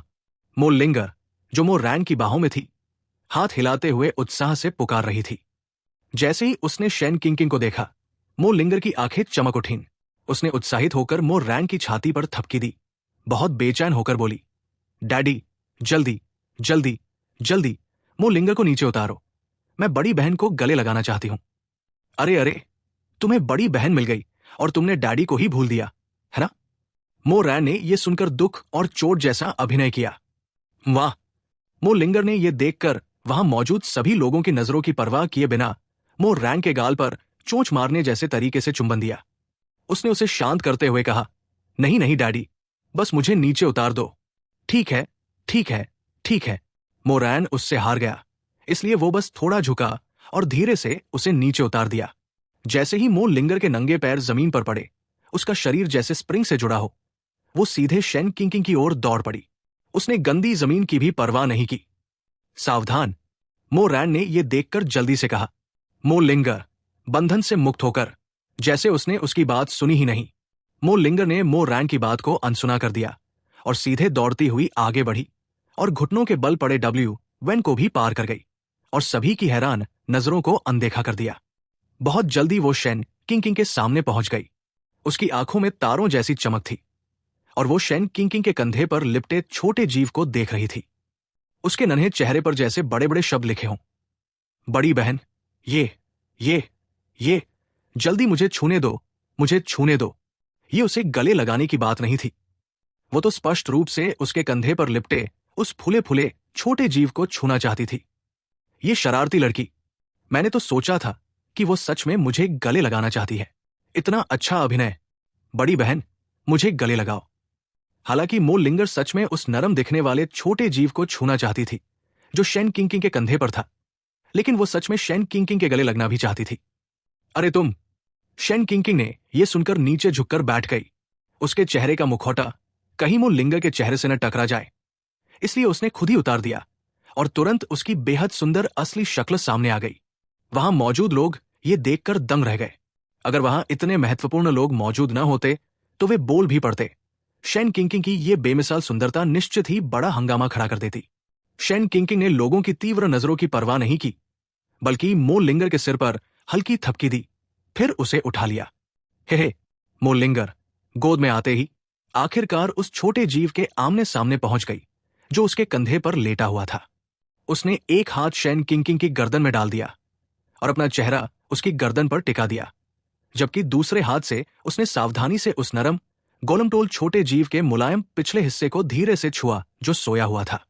शेन किंकिंग लिंगर को गोद में लिए हुए वेन की ओर तिरस्कार से देख रही थी, जो घुटनों के बल पड़ा हुआ था और पीला पड़ चुका था और उसकी ओर देखने की हिम्मत नहीं कर रहा था। फिर उसने रैन की ओर देखा और बोली, ठीक है, ठीक है, यहां मत घुटनों के बल पड़े रहो। देखो, मेरे डैडी यहां, उनके पास जाओ और उन्हें समझा दो। शेन किंकिंग को मो रैन के आने पर थोड़ा आश्चर्य हुआ था, लेकिन फिर उसने सोचा मो रैन एक इमॉर्टल एम्परर है, इसलिए उसकी गतिविधियां उससे छुपी नहीं हो सकती। और चूंकि उसका सुविधाजनक डैडी आ गया था, अब यहां रुकने की जरूरत नहीं थी। उसे विश्वास था कि मो रैन की क्षमता से वो पूरी कहानी पहले ही समझ चुका होगा, इसलिए उसे अब कोई भ्रम नहीं रहा। मो रैन को प्रणाम करके वो बिना झिझक मो लिंगर को गोद में लिए डब्ल्यू वेन और वैंगस्याओ पवेलियन के पवेलियन मास्टर के पास से होकर गुजरी और सीधे मो रैन की ओर चल दी। डैडी, मैं जा रही हूं, बाकी आप संभाल लेना। शेन किंकिंग ने मुस्कुराकर मो रैन को विदा कहा। मो लिंगर, जो उसकी गोद में थी, ने भी पीछे नहीं रहते हुए कहा, हम इसे तुम्हारे भरोसे छोड़ते हैं डैडी। बड़ी बहन और मैं जा रहे हैं। अपने दोनों छोटी बात सुनकर मो रैन खुद को रोक नहीं सका और मुस्कुरा दिया। मो लिंगर की बात सुनकर उसने हल्के से मो लिंगर का सिर सहलाया, फिर धीरे से बोला, ठीक है, मुझे ही संभालने दो, तुम दोनों वहां जाकर बैठो। ये कहकर सभी की हैरान नजरों के बीच शेन किंकिंग ने सबकी परवाह किए बिना शांत भाव से मो लिंगर को गोद में लिया, भीड़ के बीच से होकर उस ड्यूअल अरीना के पिंजरे को पार किया और सीधे हुआ लिंगलोंग तथा दूसरे व्यक्ति की ओर चल दी। शेन किंकिंग के चले जाने के बाद मो रैन ने अपनी मुस्कान वापस ले ली। उसका चेहरा ठंडा हो गया और उसने एक कदम आगे बढ़ाया। धीरे धीरे जमीन पर घुटनों के बल बैठे डब्ल्यू वेन की ओर चलने लगा, जो ऐसा लग रहा था मानो उसकी रीढ़ तक ठंडक दौड़ गई हो और वह लगातार कांप रहा हो। मो रैन के हर आगे बढ़ते कदम के साथ उसके द्वारा उत्पन्न दबाव और अधिक तीव्र होता गया, फिर धीरे धीरे डब्ल्यू वेन पर भारी रूप से दबने लगा। धमाका! मो रैन के तीसरा कदम रखने से पहले ही एक भयानक दबाव अचानक फैल गया और जमीन पर घुटनों के बल बैठे डब्ल्यू वेन को सीधे एक गड्ढे में दबा दिया। वैंगस्याओ पवेलियन का पवेलियन मास्टर, जो डब्ल्यू वेन के पास खड़ा था, वो भी डब्ल्यू वेन पर पड़े उस दबाव से थोड़ा प्रभावित हुआ। वो अनियंत्रित रूप से कुछ कदम पीछे लड़खड़ा गया और उसकी पीठ पर ठंडा पसीना आ गया। भयावह! ये केवल एक साधारण दबाव था, फिर भी मैं सच में ऐसा महसूस कर रहा था मानो मैं स्वयं मृत्यु का सामना कर रहा हूं। मो रैन ने वैंगस्याओ पवेलियन के पवेलियन मास्टर की ओर ध्यान नहीं दिया, जो उसके दबाव को महसूस कर भय से पीछे हट गया था, बल्कि उसने उस डब्ल्यू वेन से बात की जो अब पूरी तरह जमीन में धंस चुका था। क्या तुम्हें लगातार लड़ाइयां पसंद है? सच कहूं तो ये इमॉर्टल एम्परर भी उन्हें काफी पसंद करता है। चूंकि ऐसा है तो ऐसा करते हैं। ये इमॉर्टल एम्परर तुम्हें एक मौका देगा। ये जीवन मृत्यु ड्यूअल अरीना है, इसलिए हम तुम्हारे जीवन मृत्यु ड्यूअल अरीना के नियमों का पालन करेंगे। मो रैन के बोल खत्म करने के बाद उसने अपना दबाव वापस ले लिया, जिससे डब्ल्यू वेन को सांस लेने का अवसर मिला। फिर उसने शांत और भावशून्य स्वर में आगे कहा, तुमने पहले मेरी बेटी को कई राउंड लड़वाए थे, इसलिए मैं भी तुम्हें कई राउंड लड़ने दूंगा। यदि तुम जीत सकते हो तो मैं सब कुछ भूलकर तुम्हें सुरक्षित यहां से जाने दूंगा, अन्यथा तुम मरोगे। कैसा रहेगा? डब्ल्यू वेन, जो अब थोड़ा संभल चुका था, हाफ रहा था। उसका चेहरा दर्द से भरा हुआ था। इस समय वो पूरी तरह मो रैन से भयभीत हो चुका था, लेकिन यह सुनकर कि उसके पास अभी भी जीवित रहने का मौका है, वो तुरंत संघर्ष करते हुए उस गड्ढे से बाहर निकलने लगा। उसने दांत भींच लिए। हालांकि वो जानता था कि उसके बचने की संभावना बहुत कम है, फिर भी वो उस एकमात्र अवसर को छोड़ने को तैयार नहीं था। मैं आशा करता हूं कि इमॉर्टल एम्परर, आप अपना वादा निभाएंगे। Chapter 460, beheading. ये सुनकर कि उसे अभी भी जीवित रहने का अवसर मिल सकता है, डब्ल्यू वेन की जीवित रहने की इच्छा अचानक बढ़ गई। वह early stage immortal sovereign realm का एक विशेषज्ञ था और समान रैंक की लड़ाइयों में, यहां तक कि मिडिल स्टेज इमॉर्टल सॉवरेन के खिलाफ भी उसे विश्वास था कि वह मुकाबला कर सकता है। यहां तक कि यदि लेट स्टेज इमॉर्टल सॉवरेन भी आ जाए तो भी वो अपने सभी ट्रम्प कार्ड्स का उपयोग करके जरूरी नहीं कि हार जाए। इसके जवाब में मो रैन हल्के से हंसा और बोला, बिल्कुल, मैं हमेशा अपनी बात रखता हूं। यह कहते हुए मो रैन ने हल्का सा सिर झुकाया और वैंगस्याओ पवेलियन के पवेलियन मास्टर की ओर देखा, जो लगातार पसीना पसीना था और बेहद घबराया हुआ था, और बिना भाव के बोला, पवेलियन मास्टर, तुम मेरे प्रस्ताव के बारे में क्या सोचते हो? क्या तुम्हें कोई आपत्ति है? वैंगस्याओ पवेलियन का पवेलियन मास्टर अपनी घबराहट में जल्दी से वास्तविकता में लौट आया। उसने मो रैन को झुककर प्रणाम किया और कहा, मैं इमॉर्टल एम्परर आपके सभी अरेंजमेंट्स का पालन करूंगा। ये कहने के बाद उसने डब्ल्यू वेन की ओर फिर देखा, जो अंदर ही अंदर खुश था और सोच रहा था कि उसके पास अभी भी जीवित रहने का रास्ता है। उसने मन ही मन सोचा, आत्महत्या करने से दर्द कम हो सकता था। ये मूर्ख डब्ल्यू वेन तो खुश हो रहा है। क्या वह सच में सोचता है कि वो यहां से जिंदा निकल जाएगा? कोई रास्ता नहीं, कोई रास्ता नहीं। वैंग सियाओ पवेलियन के पवेलियन मास्टर ने उसे तिरस्कार भरी नजर से देखा। फिर वो पीछे हट गया और ड्यूअल अरीना से बाहर निकल गया। वैंग सियाओ पवेलियन के पवेलियन मास्टर को जाते देख मो रैन ने देर नहीं की। उसने अपना बड़ा हाथ हिलाया और एक तारे जैसी चमक उसकी आस्तीन से गिरते हुए उल्कापिंड की तरह बाहर निकली। बहुत देर बाद जब वो तारे जैसी चमक समाप्त हुई तो एक सुनहरा विशाल कुल्हाड़ा और पूरी तरह चमकदार धातु से ढकी एक आकृति सभी के सामने प्रकट हुई। मो रैन द्वारा बुलाया गया वह रूप वास्तव में वही पपेट था जो पहले मो लिंगर के साथ था, छाया में छिपा हुआ और उसकी सुरक्षा कर रहा था। ये वास्तव में immortal king realm peak cultivation वाला पपेट है। इतना ही नहीं, इस पपेट का क्यूआई इतना शक्तिशाली है, ये किसी भी पपेट से ज्यादा मजबूत है जो मैंने पहले देखा है। ऐसा लगता है जैसे मेरे सामने पीक इमॉर्टल सॉवरेन रियल्म का कोई विशेषज्ञ खड़ा हो। भयानक, बहुत भयानक। उस सुंदर लड़के का असली बैकग्राउंड क्या है? वो ऐसा पपेट बुलाकर क्या करना चाहता है? तुम मूर्ख हो क्या? मेरा अनुमान है ये व्यक्ति उस सुंदर महिला का बड़ा भाई है जिसने अभी मास्क उतारा था, और उसका बैकग्राउंड और शक्ति बहुत मजबूत है। इतना कि वैंग सियाओ पवेलियन का पवेलियन मास्टर भी रास्ता देने पर मजबूर हो गया। इसलिए मुझे लगता है कि वो अपनी छोटी बहन के साथ हुए अन्याय का बदला लेने आया है। ये भाई तो बहुत अच्छा है। जैसे ही सभी मो रैन की पहचान के बारे में चर्चा और अनुमान लगा रहे थे, एक अचानक ठंडी आवाज भी दर्शकों के कानों में पड़ी। मैं सलाह देता हूं कि तुम लोग अपनी ऊर्जा बचाओ और कम बोलो। मैं थोड़ा लिप रीडिंग पढ़ सकता हूं। हालांकि मैं उस रहस्यमय व्यक्ति के शब्द नहीं पढ़ सका, लेकिन मैं एल्डर डब्ल्यू वेन के शब्द पढ़ सकता हूं। सभी ने यह सुनकर उत्सुकता और उम्मीद के साथ सिर घुमाया। तुरंत ही उस व्यक्ति ने आगे कहा। अभी डब्ल्यू वेन ने उस व्यक्ति से कहा, इमॉर्टल एम्परर। यो, क्या हिस। यह सुनकर सभी ने तेजी से सांस खींची। उनके चेहरे तुरंत सदमे से भर गए और उनके शरीर डगमगा गए। वे जल्दी से पीछे हट गए। वो इतना युवा इमॉर्टल एम्परर, क्या यह सच है या झूठ? मुझे धोखा मत दो। इस समय सभी के शॉक्ड एक्सप्रेशंस जम गए और वे फिर से ड्यूअल अरीना की दिशा में देखने लगे। अपने सदमे से उबरने से पहले ही ड्यूअल अरीना से एक भयानक दबाव जैसे तूफान फैल गया। घुटनों के बल झुकने और सिर झुकाने की इच्छा तुरंत उनके दिलों में भर गई। मो रैन की उंगली हल्के से उठी और तारे जैसी क्यूआई की एक धारा बाहर निकली जो मिडेयर में पहुंचकर उल्काओं में बदल गई और चारों ओर फैल गई। कुछ ही क्षणों में उसने पूरे ड्यूअल अरीना को पूरी तरह घेर लिया। साथ ही आसपास की स्पेस भी स्पष्ट रूप से ठोस होती जा रही थी। ये सब पूरा करने के बाद मो रैन शांति से मुस्कुराया, शरीर घुमाया और धीरे धीरे ड्यूअल अरीना से बाहर निकल गया।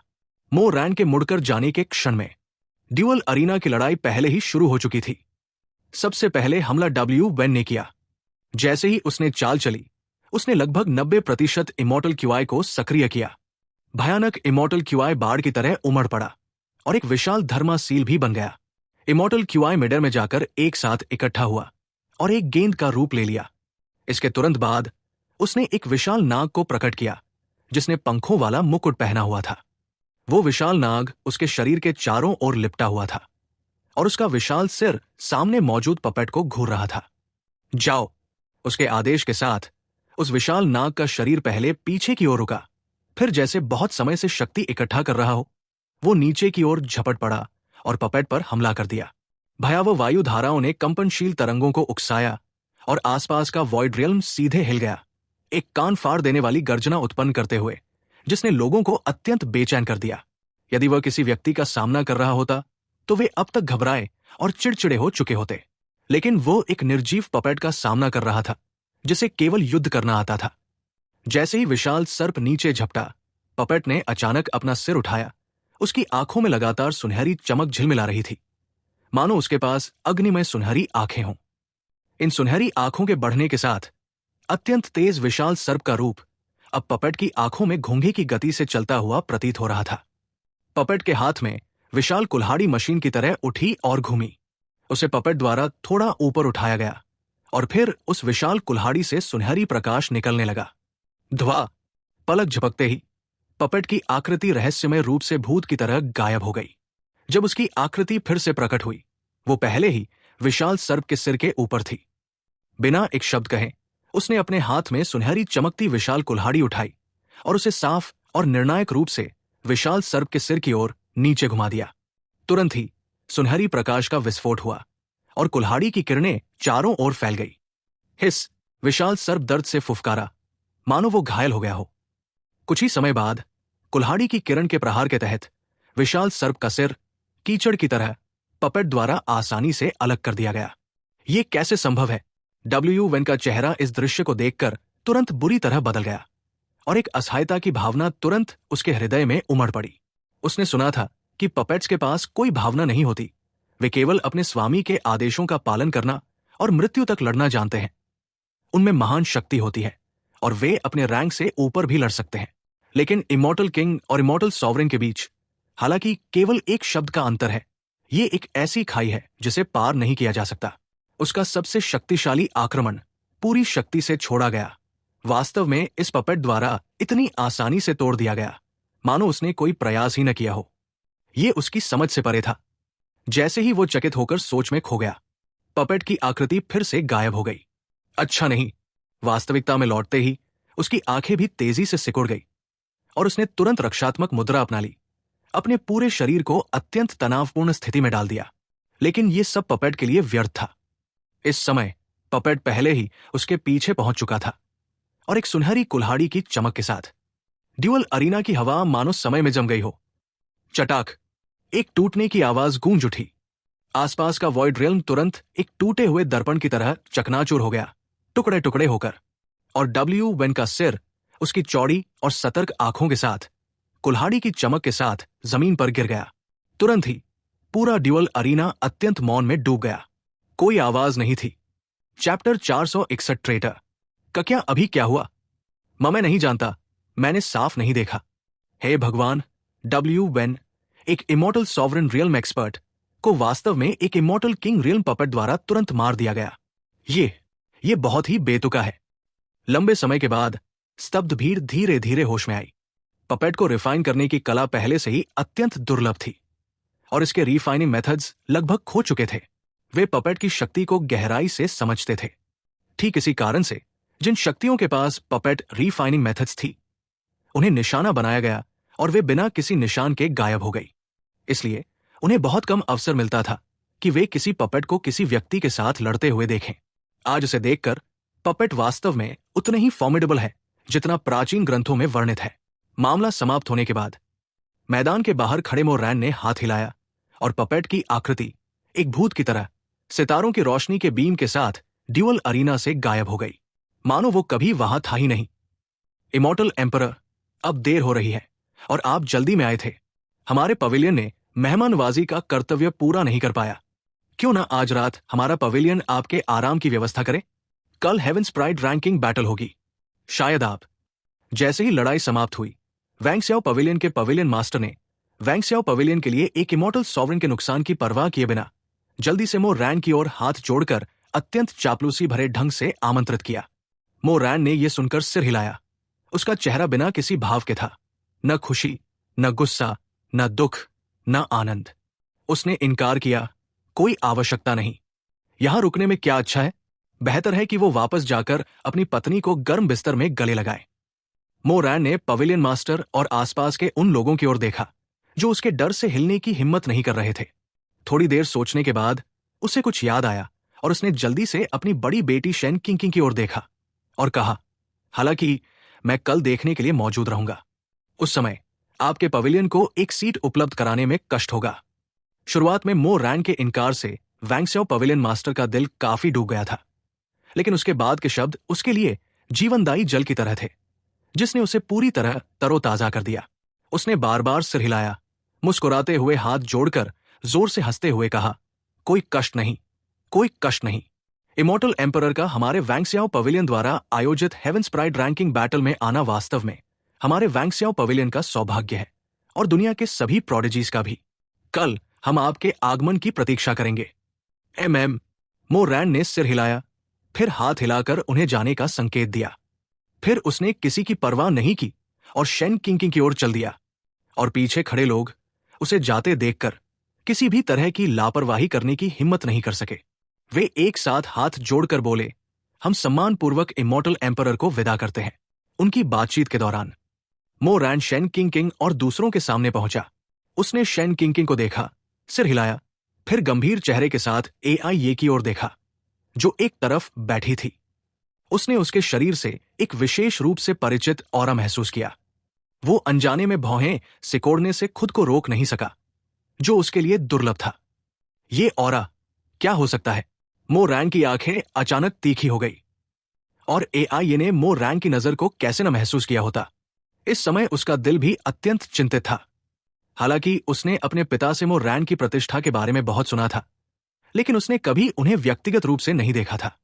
उसने सोचा था कि उसका पिता पहले से ही काफी हैंडसम है, बहुत ही आश्चर्यजनक, लेकिन उसने कभी नहीं सोचा था कि सामने खड़ा मोरैन उससे भी अधिक होगा। अपने पिता की तुलना में मोरैन, चाहे ऑरा हो या अपीयरेंस, वास्तव में बराबरी का एहसास देता था। लेकिन अब वो केवल शांत दिखने का नाटक कर सकती थी। सिस्टम, ये लड़की? मोरैन बाहर से उलझन दिखाते हुए उसके मन में पहले से ही कुछ उत्तर और अनुमान रखता था। अस्पष्ट कारणों से वो मन ही मन सिस्टम से पूछने से खुद को रोक नहीं सका। होस्ट, तुमने सही अनुमान लगाया है। इस लड़की के शरीर में वास्तव में वही ब्लड बह रहा है जिसकी उत्पत्ति तुम्हारे समान है। बेशक, गलत मत समझो, मैं एंसेस्टर स्टार के लोगों के ब्लड की बात कर रहा हूं। तो तुम कहना चाहते हो कि वो मेरी तरह एंसेस्टर स्टार से ट्रांसमाइग्रेटेड हुई है? मैंने ऐसा नहीं कहा। छोड़ो, क्या तुम सच में सोचते हो कि हर कोई तुम्हारी तरह है? मोरैन ने यह सुनकर अनायास ही आंखें घुमा ली। क्या ये एक सामान्य व्यक्ति का पहला विचार नहीं होना चाहिए? मुझे इस तरह डांट कर क्या तुम मेरे अंदर यह विचार डालना चाहते हो कि मैं सामान्य व्यक्ति नहीं हूं? मुझे खुद पर शक करने पर मजबूर करना चाहते हो? मूर्ख सिस्टम, बकवास करना बंद करो। उसके बारे में जानकारी निकालो, मैं खुद देख लूंगा। मोरैन ने दांत पीसकर कठोरता से कहा। अगर वो सिस्टम के असली रूप को पकड़ सकता तो वो निश्चित रूप से इस आदमी को पीट पीट कर मार डालता। कोई जानकारी नहीं है, कुछ भी निकाल नहीं सकता। लेकिन अगर तुम उसका बैकग्राउंड जानना चाहते हो तो मैं थोड़ा सा बता सकता हूं। सिस्टम ने यह सुनकर बेबसी से कंधे उचका दिए, कहा कि वो मदद नहीं कर सकता। क्या? निकाल नहीं सकता? मोरैन इस पर पूरी तरह चौंक गया। उसकी जानकारी के अनुसार उसके साथ जुड़ा हुआ सिस्टम अधिकार और शक्ति के मामले में बहुत शक्तिशाली प्रकार का होना चाहिए था। ऐसा कुछ भी नहीं होना चाहिए जो उसे रोक सके। इसलिए वो फिर से सख्त हो गया, दोबारा पुष्टि करते हुए बोला, तुम पक्के हो? मैं पक्का हूं। सिस्टम अडिग था। यह कहने के बाद मोरैन ने मुंह खोला, लेकिन सिस्टम ने उसे बोलने का मौका दिए बिना ही शब्दों की बाढ़ में उसे समझाना शुरू कर दिया। होस्ट, सच बताओ तो मैं असल में सिस्टम वर्ल्ड का एक गद्दार हूं। जैसे ही मोरैन ने सोचा कि वो कुछ और कहेगा, सिस्टम के पहले ही वाक्य ने उसे पूरी तरह हिला दिया। लेकिन झटका होने के बावजूद उसने सिस्टम को बीच में नहीं रोका। इस समय सिस्टम जैसे किसी स्मृति में खो गया था और कहानी सुनाने की तरह मोरैन से बात करता रहा। बहुत समय पहले हमारा सिस्टम का काम उन ट्रांसमाइग्रेटर्स को एंसेस्ट्रल स्टार से ढूंढना था और विशेष तरीकों से उन्हें इस दुनिया की पीक तक सबसे कम समय में, सबसे सरल और सबसे क्रूर तरीकों से पहुंचाना। इस तरह उनके अंदर हम पर निर्भर रहने की आदत विकसित हो जाती थी। जैसे ही वे हमें छोड़ते, वे बेकार हो जाते, कुछ भी करने में असमर्थ और हमारे नियंत्रण में पपेट बन जाते। उन्हें उनके अपने दुनिया के पीक पर पहुंचाना एक सौदा है और इसके बदले उन्हें अपनी अपनी दुनिया का पूरा लक और सभी उत्पाद, जिनमें कल्टीवेशन सिस्टम, कल्टीवेशन टेक्निक और इस दुनिया की हर चीज शामिल है, सब कुछ हमारे सिस्टम का हो जाता है। सिस्टम की बात समाप्त होने के बाद मोरैन बाहर से शांत रहा, लेकिन उसके भीतर तूफान मचा हुआ था। आखिरकार, अगर सिस्टम की बात सही थी तो वह अब खुद सिस्टम का एक पपेट था, और अगर कुछ गलत नहीं हुआ होता तो वो पहले ही इस दुनिया के पीक तक पहुंच चुका था, और शायद उससे भी आगे। Chapter 462 secret. सिस्टम को यह कैसे नहीं पता हो सकता था कि मोरैन क्या सोच रहा है? हालांकि वो एक उचित सिस्टम था, कोई हानिकारक नहीं। उसने हल्की मुस्कान दी, चिढ़ाते हुए कहा, होस्ट, इतना चिंतित मत हो। मैंने कहा था कि मैं एक ट्रेटर हूं। पहले मुझे पूरी बात खत्म करने दो। मोरैन, जो अपने डिवाइन सेंस स्पिरिचुअल सी में था, ने इन शब्दों पर हल्का सा सिर हिलाया। आखिरकार, अगर कहानी सुननी ही है तो सबसे अच्छा स्थान चुनना चाहिए। यहां समय का प्रवाह बाहर की तुलना में सैकड़ों गुना धीमा था, इसलिए सिस्टम यहां बात कर सकता था और वो अंत समय तक सुन सकता था। तब तक बाहर एक सांस से भी कम समय बीता होगा। अतीत में लोग अक्सर हमसे पूछते थे, हम कहां से आते हैं? सच कहें तो हमें खुद भी नहीं पता कि हम कहां से आए हैं या क्यों पैदा हुए हैं। शायद हम परिस्थितियों के जवाब में पैदा हुए थे, कौन जानता है। सिस्टम ने आत्मनिंदा करते हुए हल्की हंसी दी, लेकिन वो मुख्य विषय नहीं भूला। उसने जल्दी से मो रैन को आगे समझाना जारी रखा। हालांकि हमारा उद्देश्य एक ही है, होस्ट को सबसे सुविधाजनक कल्टीवेशन परिस्थितियां और पीक तक पहुंचने का एक शॉर्टकट देना। हालांकि हमारा उद्देश्य एक है, लेकिन हमारे पास भी मनुष्यों की तरह स्वतंत्र सोच की क्षमता है। इसलिए समय के साथ धीरे धीरे हमारे बीच कई अलग अलग फैक्शंस बन गए। जैसे मनुष्यों में अच्छे लोग और बुरे लोग होते हैं, और हमारी सोच भी धीरे धीरे एक जैसी नहीं रही। हालांकि यह घटना शुरू में बहुत स्पष्ट नहीं थी, इसलिए उससे पहले हम वही प्रक्रिया दोहराते रहे। होस्ट को दुनिया के पीक तक पहुंचाने के बाद हम उसके पास मौजूद सब कुछ ले लेते हैं, उसे सिस्टम डोमेन में एक पपेट की तरह रखकर बंदी बना लेते हैं और फिर अगले बदकिस्मत होस्ट की तलाश जारी रखते हैं। जैसे जैसे वो बोलता गया, सिस्टम ने अनजाने में एक लंबी आह भरी। उसके शब्दों में दुख और असहायता भरी थी। मो रैन अभी भी सदमे की स्थिति में था। उसने वास्तव में उम्मीद नहीं की थी कि सिस्टम्स के बीच ऐसी भयानक घटना हो सकती है। इसके बाद सिस्टम ने धीरे धीरे आगे कहानी सुनाना जारी रखा, जब तक दो व्यक्तियों के आने से सब कुछ टूट नहीं गया। दो व्यक्ति थे जो एक अराजक युग में पैदा हुए थे, फिर भी उनके दिल में दुनिया थी। वे एंसेस्ट्रल स्टार के रीइंकार्नेशंस थे। शायद वही थे जो आपदा तोड़ने के लिए तय थे। जिस दुनिया में वे रहते थे वहां कोई लग जैसी चीज नहीं थी, केवल अनंत युद्ध था। उस लगातार संघर्ष वाली दुनिया में उनके जैसे 9 व्यक्ति ट्रांसमाइग्रेटेड हुए थे, और उनमें से हर एक के पास एक सिस्टम था।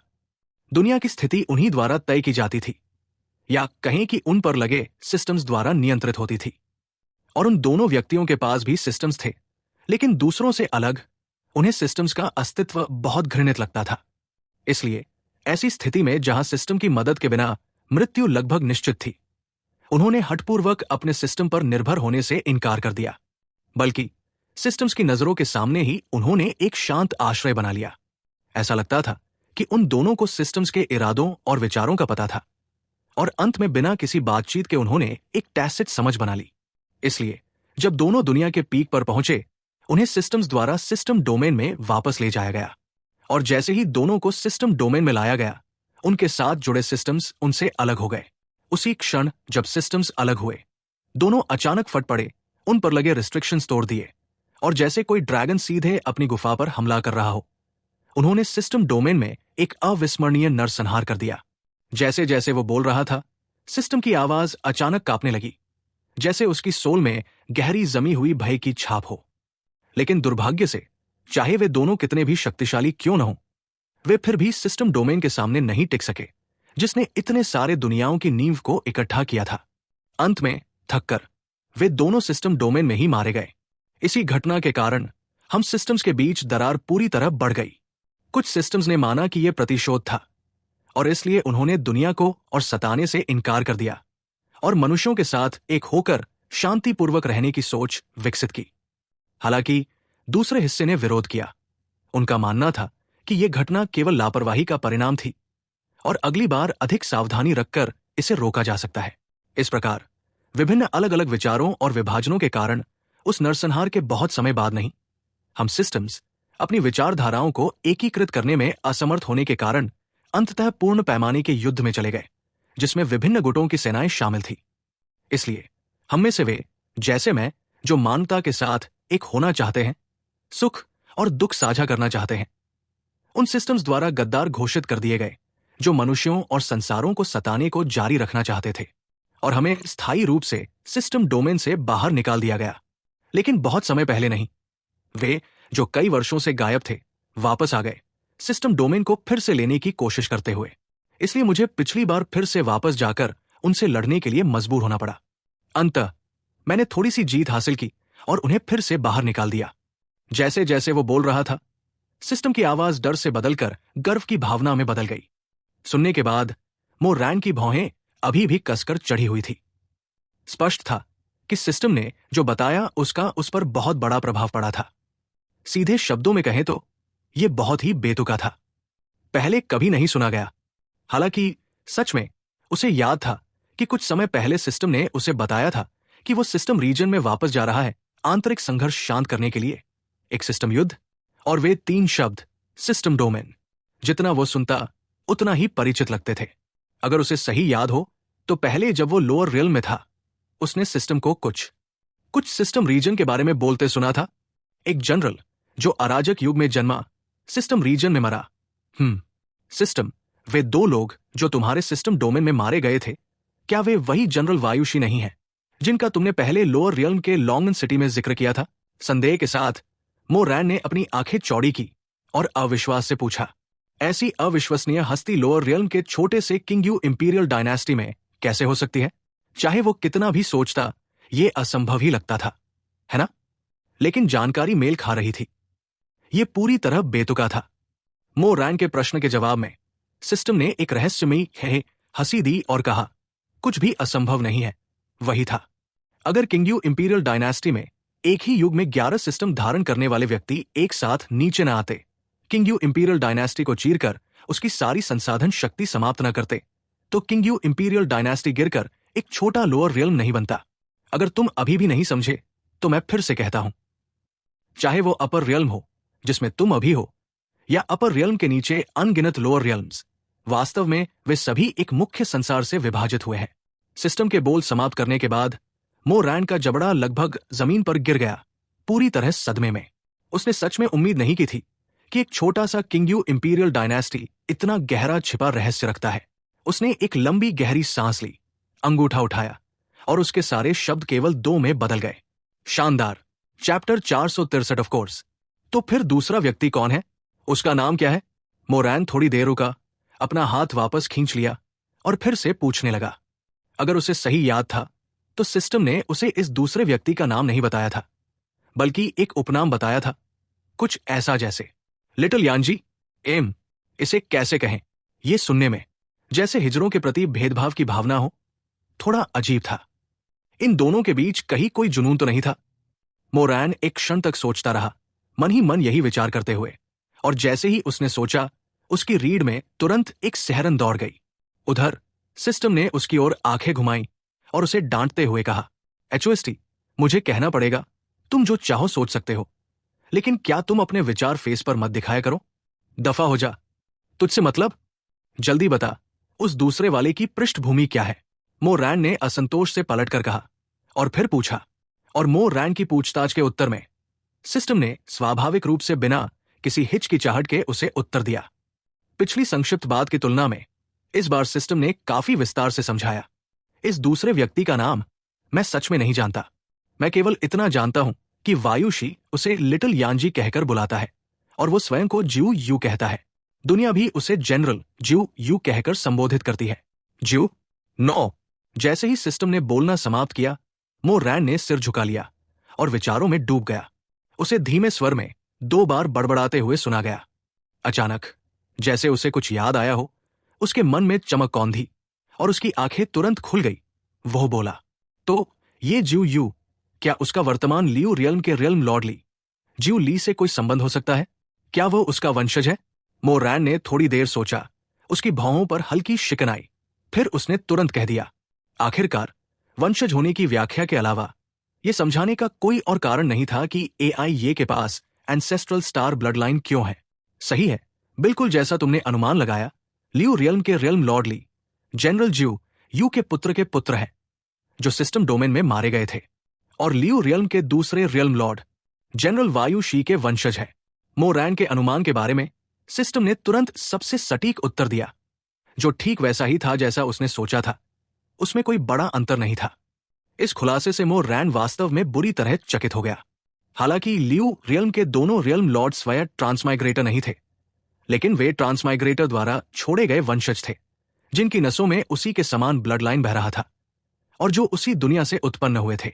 इसलिए मूल रूप से देखा जाए तो उन्हें उसी स्थान का माना जा सकता था जहां से वो आया था। कुछ देर विचार करने और अपने मन को व्यवस्थित करने के बाद मोरैन अपने सी ऑफ कॉन्शियसनेस से बाहर निकल आया। उसने अपनी दृष्टि एआई ये से वापस हटा ली। भले ही उसे पता था कि उसके सामने मौजूद व्यक्ति, यहां तक कि उसके माता पिता भी उसी मूल से थे जैसे वो स्वयं था, फिर भी वो उनके साथ बहुत अधिक उलझना नहीं चाहता था। अगर केवल परिचय करना और मित्र बनना होता तो वो स्वीकार्य था, लेकिन अगर उसकी बेटी के पास किसी अन्य अशुद्ध उद्देश्य से आने की कोशिश की जाती तो फिर वह मोरैन दोषी नहीं माना जाएगा। आखिरकार वो केवल एक शांतिपूर्ण और स्थिर जीवन जीना चाहता था। हालांकि फिर उसने दोबारा विचार किया, यदि वे ट्रांसमाइग्रेटर के वंशज थे तो अपने पूर्वजों द्वारा छोड़े गए संसाधनों और अपनी स्वयं की शक्ति को देखते हुए उन्हें किसी चीज की कमी नहीं होनी चाहिए। संभवतः सामने वाला पक्ष केवल सद्भावना दिखाना और उससे परिचित होना चाहता था, उसके कोई अशुद्ध इरादे नहीं थे। ये सोचने के बाद उसने अपनी दृष्टि हटाने के पश्चात एआईए की ओर सिर हिलाया, मानो अभिवादन कर रहा हो। मोरैन को अपनी दृष्टि हटाते और उसकी ओर सिर हिलाते देखकर एआईए ने भी राहत की सांस ली और स्वयं को अधिक सहज महसूस किया। वो वास्तव में बहुत अधिक तनाव में थी। यदि कोई साधारण इमॉर्टल एम्परर होता तो वो उसका ध्यान आकर्षित करने के योग्य भी नहीं होता, लेकिन मोरैन कोई साधारण इमॉर्टल एम्परर नहीं था। ये ऐसा अस्तित्व था जिसे उसके अपने पिता को भी 3 भाग सम्मान के साथ व्यवहार करना पड़ता था। आखिरकार उसके पिता ने कहा था कि यदि वह मोरैन के विरुद्ध जाएं, तो उन्हें निश्चित विजय प्राप्त नहीं होगी, बल्कि शायद थोड़ी हार भी हो सकती है। यदि बात जीवन मरण के संघर्ष तक पहुंच जाए तो वे केवल भागने में सक्षम होंगे। इसलिए उसके पिता ने कहा था कि यदि मित्रता की जा सकती है तो पूरी कोशिश करनी चाहिए। यदि दूसरा पक्ष ऐसा इरादा न रखता हो तो उसे मजबूर करने की आवश्यकता नहीं, लेकिन किसी भी परिस्थिति में उसे अपमानित नहीं करना चाहिए। इस प्रकार एआई ये तुरंत खड़ी हो गई। उसने मोरैन की ओर हाथ जोड़कर हल्का झुककर एक बड़े का किया और उसका अभिवादन करते हुए बोली, लियू रियल्म की यंग रियल मास्टर एआईए अंकल मोरैन को प्रणाम करती है। हालांकि वह और शेन किंकिंग केवल 2 दिनों से एक दूसरे को जानते थे, फिर भी वो मानती थी कि एक दिन वे दोनों अवश्य मित्र बन जाएंगे। इसके अतिरिक्त पहचान और पृष्ठभूमि के मामले में भी वे बराबरी पर थे। दोनों इंपीरियल लेवल शक्तियों से थे और उसके मन में कोई अन्य इरादा नहीं था। इसलिए मोरैन को अंकल कहकर संबोधित करना पूरी तरह स्वीकार्य था। उसे बस ये नहीं पता था कि क्या मोरैन इसे स्वीकार करेगा। मोरैन को एआईए के विचारों का पता नहीं था, लेकिन फिर भी उसने उसकी ओर हाथ हिलाया, हल्के से सिर हिलाया और फिर उदासीन स्वर में कहा, इतनी औपचारिकता की आवश्यकता नहीं है। उसके बोलने के बाद एआईए मुस्कुराई और सीधी होकर खड़ी हो गई। मोरैन हल्के से मुस्कुराया, फिर शेन किंकिंग की ओर आंख मारते हुए धीमे स्वर में बोला, मैं हर दिन तुम्हारा कौशल प्रदर्शन देखने आऊंगा, लेकिन आज रात मैं यहां नहीं रुक सकता। मुझे अभी भी एक मिशन पूरा करना है। ये कहते हुए उसने शेन किंकिंग से चिपकी हुई मो लिंगर की ओर इशारा किया। शेन किंकिंग स्वाभाविक रूप से मोरैन के शब्दों के पीछे का अर्थ समझ गई। क्या वो बस मो लिंगर को वापस ले जाकर उसकी मदर के साथ समय बिताने के लिए नहीं मना रहा था? उसे नहीं पता क्यों, लेकिन जब उसने शेन किकी के बारे में सोचा और फिर याद किया कि शेन किकी ने मोरैन से केवल मो लिंगर को वापस लाकर उसके साथ रहने को कहा था, शेन किंकिंग का जिक्र तक नहीं किया था, तब उसके हृदय की गहराई से खट्टापन उमड़ पड़ा। इसलिए जैसे किसी ने उसे वश में कर लिया हो, उसने पूछा, क्या मदर कल आएंगी? जब उसने ये शब्द कहे तो वो स्वयं भी लंबे समय तक स्तब्ध रह गई। क्या हो गया था उसे? मानसिक रूप से वो कोई बच्ची नहीं थी, लेकिन फिर भी क्यों उसके मन में ये विचार आया कि वो चाहती है कि उसके माता पिता उसे देखने आए। ये वास्तव में अजीब था। शायद इसलिए क्योंकि अपने पिछले जीवन में उसने कभी माता पिता के साथ रहने का एहसास अनुभव नहीं किया था। वो कुछ देर तक सोचती रही और जब उसने देखा कि मोरैन कुछ नहीं बोल रहा तो उसने अवचेतन रूप से मुंह खोलना चाहा, लेकिन मोरैन ने उसे वो अवसर नहीं दिया। निश्चित रूप से वो आएगी। तुम क्या सोच रही हो? चाहे कुछ भी हो, ये एक बड़ा अवसर है। ऐसा कोई कारण नहीं कि माता पिता अनुपस्थित रहें, सही? मोरैन एक कदम आगे बढ़ा, अपना हाथ बढ़ाया और धीरे से उसके सिर को सहलाया, बिल्कुल वैसे ही जैसे पहली बार उससे मिला था। उसकी हथेली से आने वाली गर्माहट अब भी पहले की तरह सुकून देने वाली थी। इससे शेन किंकिंग के छोटे से फेस पर लालिमा उभर आई। उसने जल्दी से मोरैन का हाथ हटाया और बहुत धीमी तुनक मिजाज आवाज में कहा, मैं तो बस ऐसे ही कह रही थी। हालांकि उसके शब्द थोड़े अभिमानी थे, लेकिन उसका हृदय पहले ही आनंद से खिल उठा था। लेकिन वो इसे कभी प्रकट नहीं करेगी। आखिरकार वो शेन किंग थी, कोई बच्ची नहीं, और उसकी सबसे अच्छी सखी अभी भी उसके पास खड़ी थी। इसलिए उसे अपना फेस बनाए रखना था। लेकिन उसे ये नहीं पता था कि हुआ लिंगलोंग उसकी बातें सुनने और उसके फेस की लालिमा देखने के बाद अपने मन में पहले ही बेकाबू होकर हंस रही थी। Chapter 464 let's go back. लिंगा। मो रैन ने सिर हिलाया और अजहाय होकर मुस्कुराया और शर्मिंदा शेन किंग को देखने लगा। फिर उसकी दृष्टि मो लिंगर पर पड़ी, जिसे शेन किंग ने गोद में लिया हुआ था। इस समय मो लिंगर लगभग सेल्फ फॉरगेटफुलनेस की स्थिति में पहुंच चुकी थी। वो उत्साही छोटी सी चीज शेन किंग के कंधे पर खड़ी थी, हाथ कमर पर रखकर इंसानों जैसी मुद्रा बना रही थी। उसकी काली आंखें बहुत समझदारी से मो लिंगर पर टिकी हुई थी। मो लिंगर आंखें सिकोड़कर लगातार उस छोटे जीव की मोटी कमर को शरारत से छेड़ती रही, जिससे वो नींद में भी बेचैन हो रहा था। उसके चेहरे पर बेवकूफी भरी अर्धचंद्र जैसी मुस्कान थी और वो लगातार उस छोटे जीव पर हंस रही थी। इस समय उसकी आंखों में सिर्फ वही आकर्षक छोटा जीव था। वो छोटा जीव भी उसके साथ खेलने में खुश था। हर बार जब मो लिंगर उसे छूती, वो अपना शरीर मोड़ देता। वो तो उसके छूने से पहले ही खुद ही मुड़ जाता था। इसलिए मो लिंगर ने मो रैन की बातचीत तक नहीं सुनी और न ही उसके आने का एहसास किया। ये देखकर मो रैन और भी असहाय हो गया। उसने अपने कंधे उचकाए। छोटे जीव को इतना मग्न होकर खेलते देखना, सच कहूं तो उसे भी बुलाने का मन नहीं कर रहा था। लेकिन उसके पास शेन किकी द्वारा सौंपा गया कार्य था। इसलिए चाहे उसे मो लिंगर को पैक करके भी ले जाना पड़े, उसे वापस ले जाना ही था। इसलिए चाहे वो कितना भी अनिच्छुक हो, उसे बीच में रोकना ही था। जैसे ही वो मो लिंगर को बुलाने वाला था, शेन किंग ने भी मो लिंगर की तल्लीनता को देख लिया। उसने मो रैन से पहले ही बात शुरू कर दी। मो लिंगर की पीठ पर थपकी दी और पहले बोल पड़ी, लिंगर, अब घर जाने का समय है तुम्हारे डैडी के साथ। ये छोटा सा चीज AI ये डा जीजी का है। इसे ज्यादा जोर से मत खेलो और इसे तोड़ मत देना। आ मो लिंगर ने शेन किंग की थपकी महसूस करते ही जल्दी से अपना हाथ खींच लिया, छोटे जीव को छेड़ना बंद किया और भ्रमित सा आंख करते हुए सिर घुमा लिया। डैडी, डैडी, आप कब आए? जैसे ही उसने मो रैन को देखा, मो लिंगर जम गई।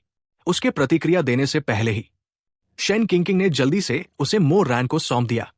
कारण मत पूछो, जवाब यह था कि उसकी बात थोड़ी दर्द करने लगी थी। ये छोटी शरारती लड़की बाहर से छोटी दिखती थी, लेकिन सच में भारी थी। जब तक मो लिंगर पूरी तरह समझ पाती, वो पहले ही मो रैन की बाहों में मजबूती से आ चुकी थी। और फिर जैसे ही वो उस छोटे जीव से अलग हुई, मो लिंगर की आंखों में उदासी आ गई। उसने दुखी होकर उस छोटे जीव को हाथ हिलाया और रोते हुए लेकिन बिना आंसू के कहा, WWW, अलविदा, छोटा लोमड़ी जो लोमड़ी जैसी नहीं है और नरम होकर नाचती है। इसके बाद उसने फिर से अपनी सामान्य अवस्था ले ली और AI की ओर देखा, जो उनके पास खड़ी थी। पहले जब शेन किंग ने इस लड़की को ड्यूअल अरीना से बाहर लाया था, तब उसने हुआ लिंगलोंग और AI को उसका परिचय कराया था, इसलिए वो उन्हें पहचानती थी। मो लिंगर ने AI को हाथ हिलाया और धीरे से पूछा, AI डाजी जी, रुको जब मैं अगली बार घर से भागूं। हूं। इससे पहले कि वो अपनी बात पूरी करती, मो रैन की आवाज शांत रूप से समय पर आ गई। नहीं नहीं नहीं। ये समझते ही कि उसने गलत बात कह दी है, मो लिंगर ने जल्दी से अपना मोटा हाथ मो रैन के मुंह पर रख दिया ताकि वो आगे न बोल सके और शरारत से अपनी जीभ बाहर निकाल दी। फिर उसने अपनी बात बदल दी और AI से बोली, अगली बार जब लिंग घर से बाहर आएगी, क्या मैं आपके घर जाकर इसके साथ खेल सकती हूं? बिल्कुल, तुम आ सकती हो। जब भी तुम चाहो, लियो रियल्म हमेशा तुम्हारा स्वागत करता है। AI ने यह सुनकर सिर हिलाया और हल्की हंसी हंसी। असल में जब उसने देखा कि मो लिंगर को यह छोटा जीव बहुत पसंद है, तो उसका इरादा था कि वो इसे मो लिंगर को उपहार में दे दे। आखिरकार उसने ये चीज रास्ते में यूं ही उठा ली थी। जब उसने देखा कि इसके इनेट इफेक्ट्स अच्छे हैं, जो इमॉर्टल प्लांट्स और स्पिरिट मेडिसिन को पकाने में मदद करते हैं और मेंटल एनर्जी को बहाल करते हैं, और सबसे महत्वपूर्ण बात यह है कि यह देखने में बहुत मासूम और प्यारा है, तो उसने इसे अपने पास रख लिया था। अब तक उसने इसके साथ कोई मास्टर सर्वेंट कॉन्ट्रैक्ट भी नहीं किया था। हालांकि दूसरे विचार में लोगों को, खासकर बच्चों को, बार बार मिलना और बातचीत करना चाहिए ताकि भावनाएं विकसित हों, है ना? अगर वो इसे सीधे दे देती तो भविष्य में मिलने के लिए उसे और चीजें तैयार करनी पड़ती। बेहतर होगा है कि वो खुद ही खेलने के लिए आती रहे। एआई ये के विचार मो रैन से छिपे नहीं थे। आखिर उसके अनुसार ये चीज बहुत दुर्लभ नहीं थी। प्रभाव के हिसाब से उसके सिस्टम वेयरहाउस में इससे भी शक्तिशाली चीजें थी। हालांकि वे थोड़ी बदसूरत थी। बेशक उसके पास सुंदर चीजें भी थी। लोअर रियल में जब मो लिंगर ने स्पिरिट पेट पालने की जिद की थी, तब उसने सिस्टम वेयरहाउस से कुछ निकालकर उसे खुद चुनने दिया था। लेकिन यह छोटा जीव, चाहे उसका स्वाद बहुत पिकी हो या जानबूझकर बाहर खेलना चाहता हो, उसने सिस्टम द्वारा दिए गए डिवाइन रैंक स्पिरिट पेट आइटम्स में बिल्कुल भी रुचि नहीं दिखाई। वो उन्हें सिर्फ तिरस्कार से देखती थी। मो रैन को लगता था कि ये मो लिंगर की छोटी चाल है बाहर जाने के लिए, लेकिन उसके पास इसका कोई सबूत नहीं था। इसी कारण से उसने एआई ये द्वारा मो लिंगर के लिए दिए गए निमंत्रण को अस्वीकार नहीं किया। अन्य स्थानों पर भाग जाने और शेन किकी को चिंता में डालने की तुलना में किसी इमॉर्टल एम्परर के घर में जाना अधिक सुरक्षित था। कम से कम वहां परेशानियां कम होंगी। आखिर चाहे कुछ भी हो, सामने वाला पक्ष एक स्तरीय शक्ति था। छोटे संप्रदायों या अराजक स्थानों में जाने से बेहतर है ना? मो लिंगर के स्वभाव को देखते हुए ऐसे छोटे स्थान उसे आधे दिन तक भी व्यस्त नहीं रख पाएंगे। मो रैन अब छोटे संप्रदायों पर विचार कर रहा था। ठीक है, फिर तो तय हो गया। लिंग जरूर आएगी। मो लिंगर ने ताली बजाई। उसका चेहरा खुशी से भरा हुआ था। जैसे ही वो उस छोटे जीव से और विदाई के शब्द कहना चाह रही थी, मो रैन की आवाज गूंज उठी। मो रैन ने बीच में टोकते हुए हल्के से समझाया, ठीक है, अपनी डा जीजी को पहले आराम करने दो। हमें अब चलना चाहिए। अगली बार फिर खेलेंगे, ठीक है? देखकर कि ये मूर्ख लड़की फिर से अपना बोलने का ढक्कन खोलने वाली थी और लगातार बकबक करने वाली थी, मो रैन ने सीधे उसे चुप कराने का तरीका चुन लिया। अपने पिता की बात सुनकर मो लिंगर ने होंठ सिकोड़े। अंत में उस छोटे जीव की ओर हाथ हिलाया, फिर अपनी नजर हटा ली और मो रैन की ओर मुंह बनाकर हल्का सा गुस्सा दिखाया। मुझे पता है, बुरे डैडी। क्या लिंगर थोड़ा और देर नहीं कर सकती? अगर हम बहुत जल्दी वापस गए तो मुझे मार पड़ेगी। इस पर मो रैन ने मजाक में उसकी नाक पर हल्का सा चुटकी लिया और हंसते हुए कहा, मुझे तो लगता है अगर तुम अभी जल्दी मेरे साथ वापस नहीं गई तो तुम्हारी मां तुम्हें शायद और भी ज्यादा मार देगी। नहीं, लिंग को वो नहीं चाहिए। चलो डैडी, चलो। अलविदा डा जीजी, अलविदा एआई ये डा जीजी, और अलविदा लिंगलोंग डा जीजी। मो लिंगर ने यह सुनकर डर से कई बार सिर हिला दिया। मो रैन के साथ वो थोड़ी नखरे कर सकती थी और जवाब दे सकती थी, क्योंकि मो रैन सच में उसे नहीं मारता था। लेकिन शेन किकी अलग थी। वो सच में जोर से मारती थी। जैसे ही मो लिंगर ने बात पूरी की, मो रैन ने दूसरों की ओर सिर हिलाया, फिर शेन किंकिंग को प्रोत्साहित किया, अच्छी तरह आराम करो। कल तुम्हारी मां और मैं निश्चित रूप से समय पर आएंगे और तुम्हें अपनी डिवाइन माइट दिखाते हुए देखेंगे। ये कहकर मो रैन मो लिंगर को गोद में लिए हुए शांत भाव से सभी के सामने से चला गया, जैसे वहां कोई और था ही नहीं। अलविदा छोटी लिंगा, लियू रियल्म तुम्हारा स्वागत करता है। अगली बार मैं डा जीजी से तुम्हें फिर बाहर खेलने ले जाने को कहूंगी। शेन किंकिंग और हुआ लिंगलोंग ने मो रैन और मो लिंगर की दूर जाती हुई आकृतियों को देखा और हाथ हिलाकर विदाई दी। उनकी विदाई पूरी होने के बाद मो रैन की आकृति अभी पत्थर के द्वार से भी नहीं गुजरी थी कि वो पहले ही एक छाया में बदलकर धीरे धीरे विलीन होने लगी। Chapter 465 mother. चलो हम भी आराम करने चलते हैं। मो रैन के चले जाने के बाद जो हुआ लिंगलोंग अब तक चुप थी, वो आगे बढ़ी। उसने शेन किंकिंग के कंधे पर हाथ रखा और शेन किंकिंग के चेहरे पर बची हुई हल्की लाली को देखते हुए उसने ये कहा, दोनों लड़कियों ने ज्यादा शब्दों का प्रयोग नहीं किया। एक दूसरे की ओर देखकर उन्होंने बिना बोले सहमति में सिर हिला दिया। ओह हाँ, ये छोटा सा जीव तुम्हें वापस दे देती हूं। शेन किंकिंग को अचानक याद आया कि उसके कंधे पर लिपटा छोटा जीव अभी तक एआई ये को वापस नहीं दिया गया था। उसने एआई ये को, जो मुड़कर जाने ही वाली थी, रोकते हुए ये कहा, आहा धन्यवाद। हालांकि मुझे नहीं पता कि तुमने मेरे लिए लड़ाई क्यों की, फिर भी मुझे तुम्हारा धन्यवाद करना है। अगर तुम पहले आगे नहीं आती तो मुश्किल में शायद मैं ही होती। एआई ये ने वो छोटा स्पिरिट पेट लिया जो शेन किंकिंग ने उसे दिया था। हल्की शर्म के साथ अपना सिर खुजलाया और ये कहा। शेन किंकिंग ने कंधे उचकाए। उसे कोई फर्क नहीं पड़ा। आखिरकार कौन ऊपर जाता है इससे कोई फर्क नहीं पड़ता था, क्योंकि W ने मूर्खता से उन्हें उकसाया था तो चाहे कोई भी रास्ता ले वो उसके लिए तंग ही होता। हालांकि उसने कभी एआई को हाथ में लेते नहीं देखा था, लेकिन उसे पूरा यकीन था कि अगर एआई ये सच में कार्रवाई करती तो वो खुद से कई गुना अधिक बेरहम होती। अगर पूछा जाए कि उसे ये कैसे पता, तो वो केवल इतना कह सकती थी कि उसकी इंट्यूइशन हमेशा बहुत सटीक रही है। वैंगसियाओ पवेलियन की व्यवस्था के तहत तीनों जल्दी ही अपने अपने ठहरने के स्थान पर पहुंच गई। हालांकि अब आराम करने और शक्ति वापस पाने का समय था, लेकिन तीनों लड़कियों में हुआ लिंगलोंग को छोड़कर शेन किंकिंग और एआई ने आराम नहीं किया। जैसे ही वे अपने कमरे में पहुंची, वे अपने बिस्तर पर पद्मासन में बैठ गई, कल्टिवेशन टेक्निक को चलाया, क्यूआई को एब्जॉर्ब किया और कल्टिवेटिंग अवस्था में प्रवेश कर गई। और उसी समय जब तीनों लड़कियां अपने अपने कमरों में लौटकर अपना अपना काम कर रही थी, मोरैन की आकृति धीरे धीरे एक भूत की तरह एक सुनसान द्वीप पर प्रकट हुई, जहां कोई इंसान नहीं था। चांदनी नीचे गिर रही थी और उसकी उजली किरणें फूलों के विशाल समुद्र को रोशन कर रही थी, जैसे हजारों युवतियां नृत्य कर रही हों। उस समुद्र में एक मनमोहक दृश्य झलक रहा था। इस समय फूलों का समुद्र चांदनी से जैसे चांदी की चादर ओढ़े हुए था, सुंदर भी और थोड़ा रहस्यमय भी। डैडी, ये जगह कहाँ है? मो लिंग ने अपने चारों ओर की सुंदर लेकिन अनजान दुनिया को देखा, अपना सिर घुमाया, मो रैंग की आंखों में देखा और भ्रमित भाव से पूछा, ये वो जगह है जहां तुम्हारे डैडी और तुम्हारी मम्मी ने अपना हनीमून मनाया था? मो रैन ने उसकी माथे पर हल्का सा टैप किया और जवाब दिया, ए डैडी, शर्म नहीं आती? यह सुनकर मो लिंग का छोटा सा चेहरा भी लाल हो गया। उसने अपनी उंगलियां उठाकर अपने गालों पर कुछ लकीरें बना ली। हालांकि उसे नहीं पता था कि मो रैन का हनीमून से क्या मतलब था, लेकिन मो रैन के चेहरे के भाव से या फिर उसके व्यवहार से और इतने वर्षों में उसकी समझ से जो भी उसकी मॉमी से जुड़ा होता था, वो निश्चित रूप से बिल्कुल ही बहुत शर्मिंदा करने वाली चीज होती थी, जिससे चेहरा लाल हो जाए। क्या इतने सालों से वो डॉग फूड यूं ही खा रही थी, बिना समझे खा रही थी?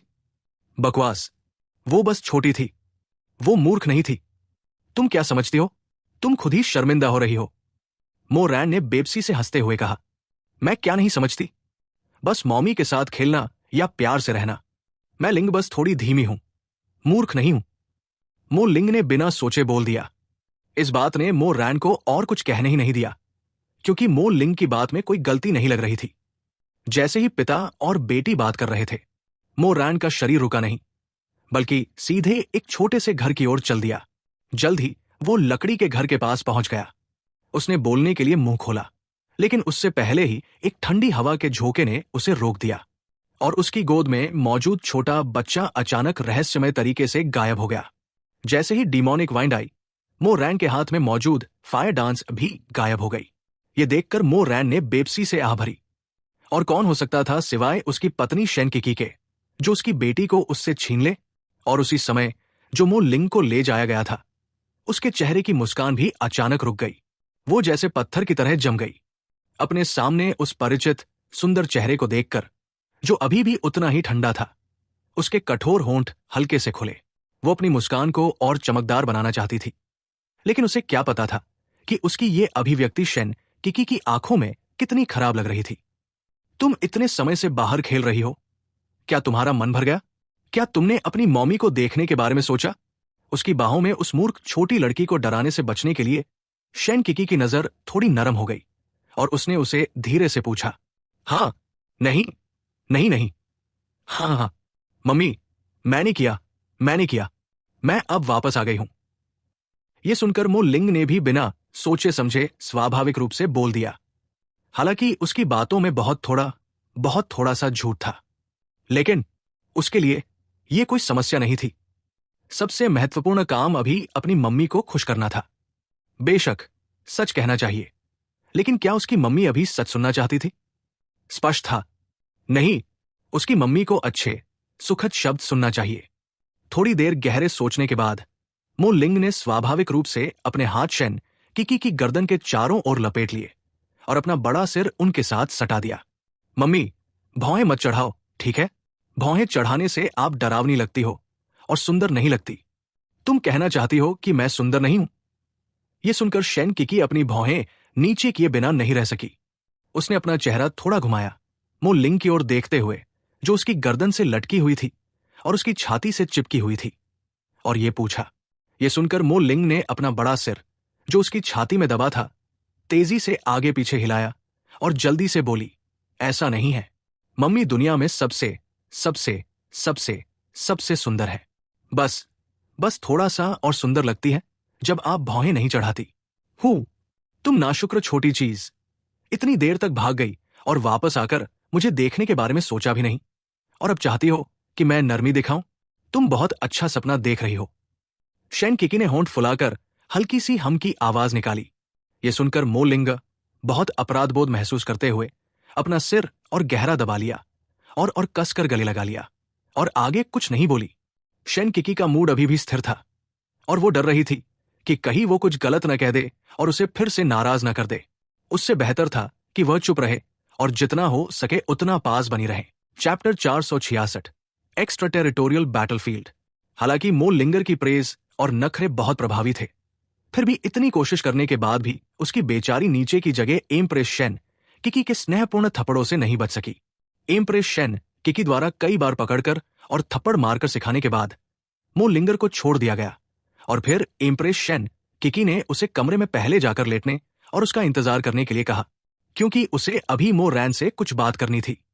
इसलिए एम्प्रेस शेन किकी और मो रैन की नजर के सामने मो लिंगर ने नाटक किया कि उसकी नीचे की जगह बहुत गंभीर रूप से घायल है। लंगड़ाते हुए, अपनी नीचे की जगह रगड़ते हुए और होंठ फुलाकर असंतुष्ट चेहरे के साथ कमरे की ओर चली गई। कमरे में पहुंचते ही एम्प्रेस शेन किकी और मो रैन की सतर्क नजरों से बचकर वो अपने असली स्वभाव में लौट आई और बड़े बिस्तर पर छलांग लगा दी।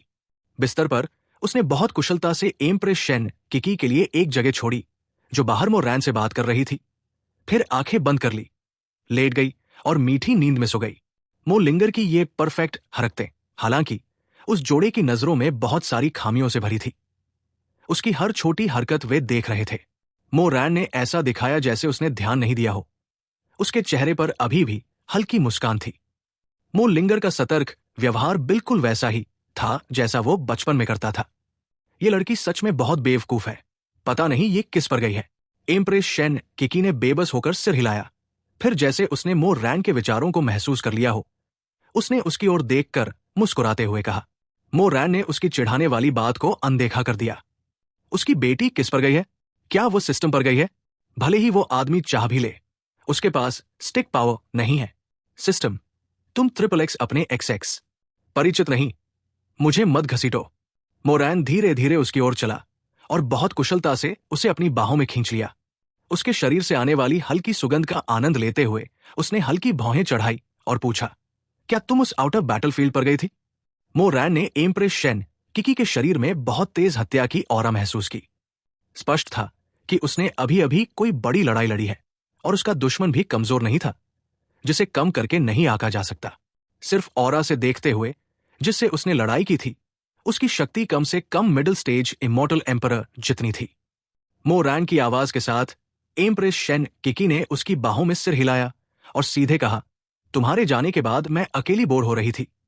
कुछ समझ नहीं आ रहा था और मैं शांत भी नहीं बैठ पा रही थी। इसलिए मैं तुम्हारे द्वारा बताए गए इमॉर्टल एम्परर सोर्स के बारे में सोचने लगी। जिज्ञासा में मैं खुद ही आउटर बैटलफील्ड देखने चली गई। ये कहते हुए एम्प्रेस शेन किकी ने उसे थोड़ा नाराजगी भरी नजर से देखा, जैसे उसे साथ न ले जाने की शिकायत कर रही हो। उसने होंठ फुलाकर कहा, फिर वहां मुझे कोई इमॉर्टल एम्परर सोर्स नहीं मिला, लेकिन कुछ परेशान करने वाली मक्खियां जरूर मिल गई। वे बहुत परेशान कर रही थी, इसलिए मैंने उन्हें बस यूं ही मार दिया। एम्प्रेस शेन किकी बहुत सामान्य ढंग से बोल रही थी, जैसे उसके लिए उन लोगों को मारना उतना ही आसान था जितना कुछ मुर्गी और बत्तखों को मारना। मो रैन ने यह सुनकर चिंता से पूछा, तुम्हें कहीं चोट तो नहीं लगी?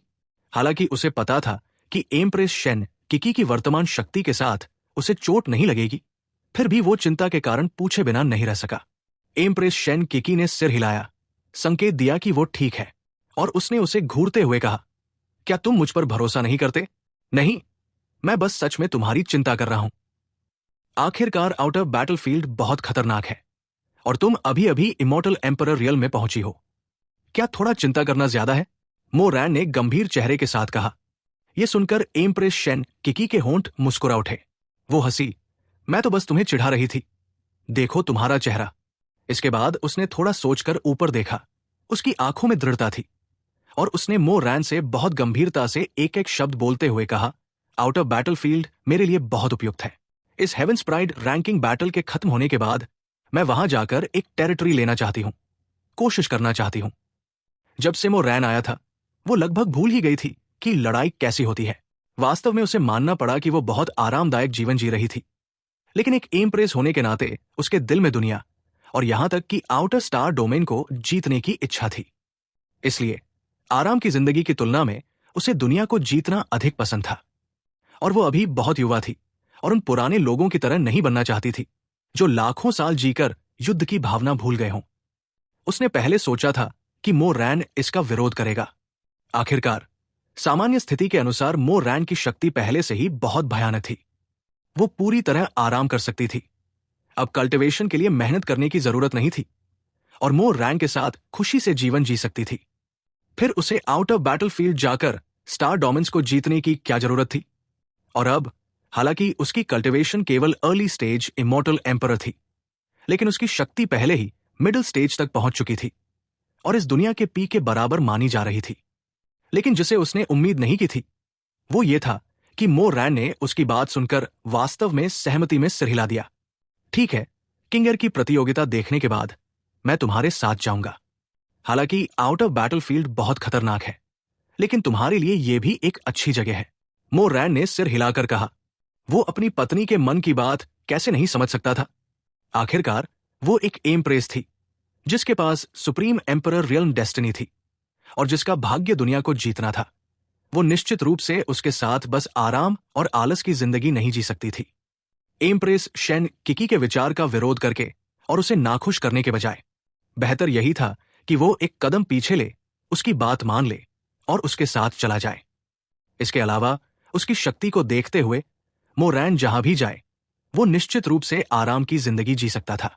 एम्प्रेस शेन किकी भी इससे बहुत संतुष्ट थी और उसने सिर हिला दिया। अच्छा, तुम मेरे एम्परर कंसोर्ट बनने लायक हो। ये कहने के बाद वो अपने पंजों के बल खड़ी हुई और मो रैन के चेहरे पर हल्का सा चुंबन दे दिया। चुंबन के बाद उसके चेहरे पर अनायास ही हल्का सा लालिमा आ गया, लेकिन वो घबराई नहीं, बल्कि शांत होकर बोली, ये तुम्हारा इनाम है। मो रैन स्तब्ध रह गया। उसने सच में इस अचानक आए चुंबन की उम्मीद नहीं की थी। कुछ समय बाद मो रैन अपने आश्चर्य से बाहर आया। वो खुशी से मुस्कुराया, फिर कंधे उचकाए आसमान में फैलती रात की ओर देखा और अपने आप से बुदबुदाया, देर हो रही है, चलो अंदर चलकर आराम करें। लिंग शायद अभी भी हमारा इंतजार कर रही होगी। आखिरकार मो लिंगर जैसी उम्र के बच्चे अभी भी अपने माता पिता के साथ सोना पसंद करते थे। हालांकि ये दोनों को आराम की जरूरत नहीं थी। मो रैन, जो एंसेस्ट्रल स्टार से ट्रांसमाइग्रेशन करके आया था, उसने हमेशा सोने की आदत बनाए रखी थी। एम्प्रेस शेन किकी ने यह सुनकर सहमति में सिर हिला दिया। वो शुरुआत में उलझन में थी। आखिरकार कल्टिवेटर्स के मन में नींद की अवधारणा बहुत ही अस्पष्ट और लगभग अस्तित्वहीन होती है। शुरुआत में वो मो रैन की बात स्वीकार करने को तैयार नहीं थी, क्योंकि कोई भी इंसान जो कल्टिवेशन कर सकता है वो क्यों बिना वजह समय बर्बाद करेगा और सोएगा। ये दुनिया एक ऐसी थी जहां स्ट्रांग लोग बादलों की तरह थे और शक्ति की पूजा होती थी। मो रैन को छोड़कर वो एक असामान्य था। कौन कल्टिवेशन नहीं करना चाहेगा? इसलिए वो मो रैन को मना करना चाहती थी। लेकिन जब से उसने मो रैन को उसकी गोद से एक heaven defined mind cultivation technique for sleeping निकालकर उसे सिखाते हुए देखा, सब कुछ बदल गया। एम्प्रेस शेन किकी अब कठिन कल्टिवेशन के बाद मिलने वाली ब्रेक थ्रू की खुशी का आनंद नहीं ले पा रही थी। Chapter 467 boundary square. रात बिना एक शब्द के बीत गई। समय तेजी से अगले दिन पर पहुंच गया।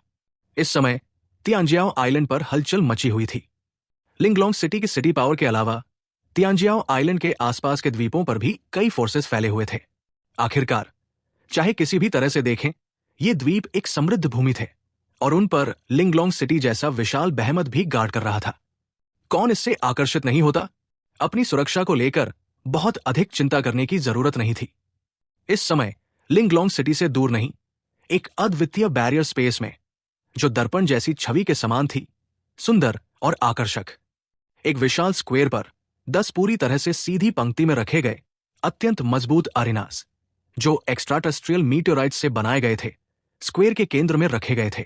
उनके चारों ओर यू शेप्ड स्पेक्टेटर स्टैंड्स थी, जो हेवेंस प्राइड रैंकिंग बैटल देखने आए लोगों के लिए बनाई गई थी। स्क्वायर बहुत बड़ा था, जो एक साथ सैकड़ों हजारों लोगों को समाहित कर सकता था।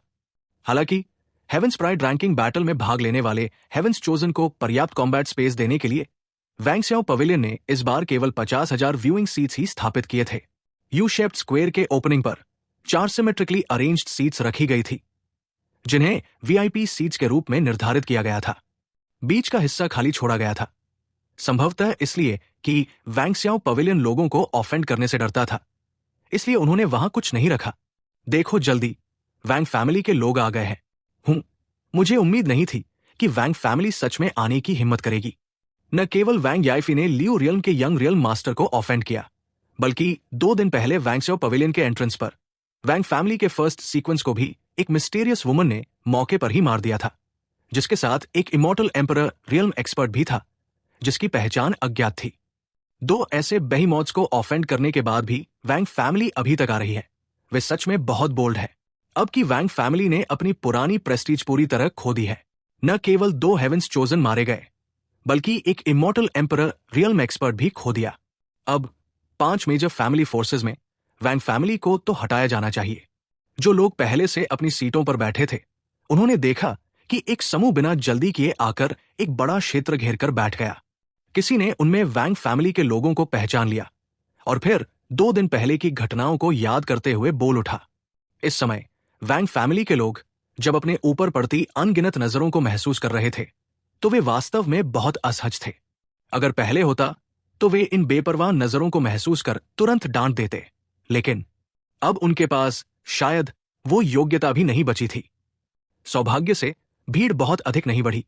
वैंग फैमिली को कुछ प्लेफुल नजरों से देखने के बाद वे जल्दी ही नई आने वाली फोर्सेस की ओर आकर्षित हो गए। समय के साथ आगे बढ़ते हुए स्क्वायर के स्पेक्टेटर एरिया की 50,000 सीट्स पहले ही पूरी तरह भर चुकी थी और हेवेंस प्राइड रैंकिंग बैटल में भाग लेने वाले हेवेंस चोजन भी निर्देशों का पालन करते हुए 10 अरेनास के केंद्र में इकट्ठा हो चुके थे। इसी समय एक तरफ से अचानक एक सफेद प्रकाश चमका। फिर 3 आकृतियां धीरे धीरे प्रकट हुई। ये तीनों आकृतियां शेन किंकिंग और उसके 2 साथी थे, जिन्हें लिंगलोंग सिटी के वैंगस्याओ पवेलियन के एक्सक्लूसिव टेलीपोर्टेशन अरे के माध्यम से टेलीपोर्ट किया गया था। टेलीपोर्ट होने के बाद तीनों को वैंगस्याओ पवेलियन की एक मेड ने ले जाकर उनके लिए तैयार किए गए एक्सक्लूसिव सीट्स पर पहुंचा दिया। शेन किंकिंग ने स्क्वायर के केंद्र में खड़े हेवेंस चोजन की ओर देखा, फिर अपने सामने रखी सीट्स की ओर देखा और मन ही मन आह भरी। ये वैंगस्याओ पवेलियन उन्हें स्पेशल ट्रीटमेंट दे रहा था। अगर पहले होता तो उस भीड़ में वह भी उन्हीं लोगों में से एक होती। आइडेंटिटी और बैकग्राउंड, सच में कहना मुश्किल है, वास्तव में यह काफी उपयोगी था। कुछ देर सोचने के बाद शेन किंकिंग ने सिर हिला दिया। शेन किंकिंग की भावना के विपरीत हुआ लिंगलोंग और एआईए के पास ज्यादा विचार नहीं थे और वे सीधे बैठ गई। जैसे ही शेन किंकिंग बैठी, उसके पास बैठी एआईए ने उसके कंधे को छूकर याद दिलाया, तुमने जो मुझसे पहले वादा किया था उसे मत भूलना। यह सुनकर शेन किंकिंग हल्की मुस्कान से बोली। वो जानती थी कि एआईए का मतलब क्या था। क्या वो बस यही नहीं था कि उसे पहले स्थान पर पहुंचाना, जैसा उसने पहले वादा किया था? अगर वो सच में पहला स्थान प्राप्त कर सकती है तो उसे दे देना कोई बड़ी बात नहीं होगी। इसमें इतना क्या है? वैसे भी उसे इन खाली टाइटल्स की जरूरत नहीं थी। इसके मुकाबले वो ज्यादा उत्सुक थी कि एआईए को इतना विश्वास क्यों था कि वो पहला स्थान प्राप्त कर सकती है। क्या उसके पास भविष्य देखने की कोई टेक्निक थी? एआईए के आत्मविश्वासी भाव को देखते हुए शेन किंकिंग मुस्कुराते हुए पूछे बिना नहीं रह सकी, तुम्हें इतना विश्वास कैसे है कि मैं पहला स्थान प्राप्त कर सकती हूं? उसने बोलने के बाद चौक में एकत्र हुए हेवेंस चोजन पर नजर डाली और आगे कहा, उनमें से कुछ में अत्यंत शक्तिशाली क्यूआई छिपी हुई है, जो अभी निष्क्रिय है और सही समय पर हमला करने के लिए तैयार है। एआईए ने यह सुनकर बिल्कुल भी परवाह नहीं की। साधारण है, हालांकि कुछ लोगों में डिवाइन सोल पावर वास्तव में मजबूत है, वे संभवतः अत्यंत अच्छी लक वाले लोग हैं, लेकिन ये चिंता करने लायक नहीं है। आखिरकार बाहरी शक्तियां अभी भी बाहरी ही होती है। ठीक है, शेन किंकिंग ने कंधे उचका दिए और उदासीनता से कहा, अगर मैं पहला स्थान हासिल कर सकती हूं तो पहला स्थान तुम्हारा होगा। मुझे वैसे भी इसकी जरूरत नहीं है। यह कहने के बाद शेन किंकिंग ने जैसे कुछ महसूस किया। उसने अपना सिर एआईए से हटाया और अपनी नजर 4 वीआईपी सीटों की ओर कर दी। जैसे ही चौक में मौजूद हेवेंस चोजन सभी रैंकिंग बैटल शुरू होने का बेसब्री से इंतजार कर रहे थे। दो आकृतियों का प्रकट होना तुरंत उन्हें चींटियों की तरह उथल पुथल में डाल गया। दो आकृतियां हाथ में हाथ डाले धीरे धीरे दर्पण से बाहर आईं, फिर वीआईपी सीटों पर बैठ गई। उनकी हरकतें बेहद सहज और बिना किसी बाधा के थी, जो एक शांत और निम्न प्रोफाइल रवैया दर्शाती थी। फिर भी इसके बावजूद चौक में मौजूद लोग बिल्कुल शांत नहीं थे। इस समय उनकी आंखों में स्पष्ट रूप से तेज दिव्य प्रकाश भरा हुआ था। वे निगलते हुए सभी अनायास ही चिल्ला उठे, अरे वाह, ये तो लियो रियल्म के दो रियल्म लॉर्ड्स हैं। आह आह, हे भगवान, एक इमॉर्टल एम्परर एक्सपर्ट। मैंने कभी नहीं सोचा था कि मैं वैंग बेशन अपने जीवन में कभी एक इमॉर्टल एम्परर को देख पाऊंगा।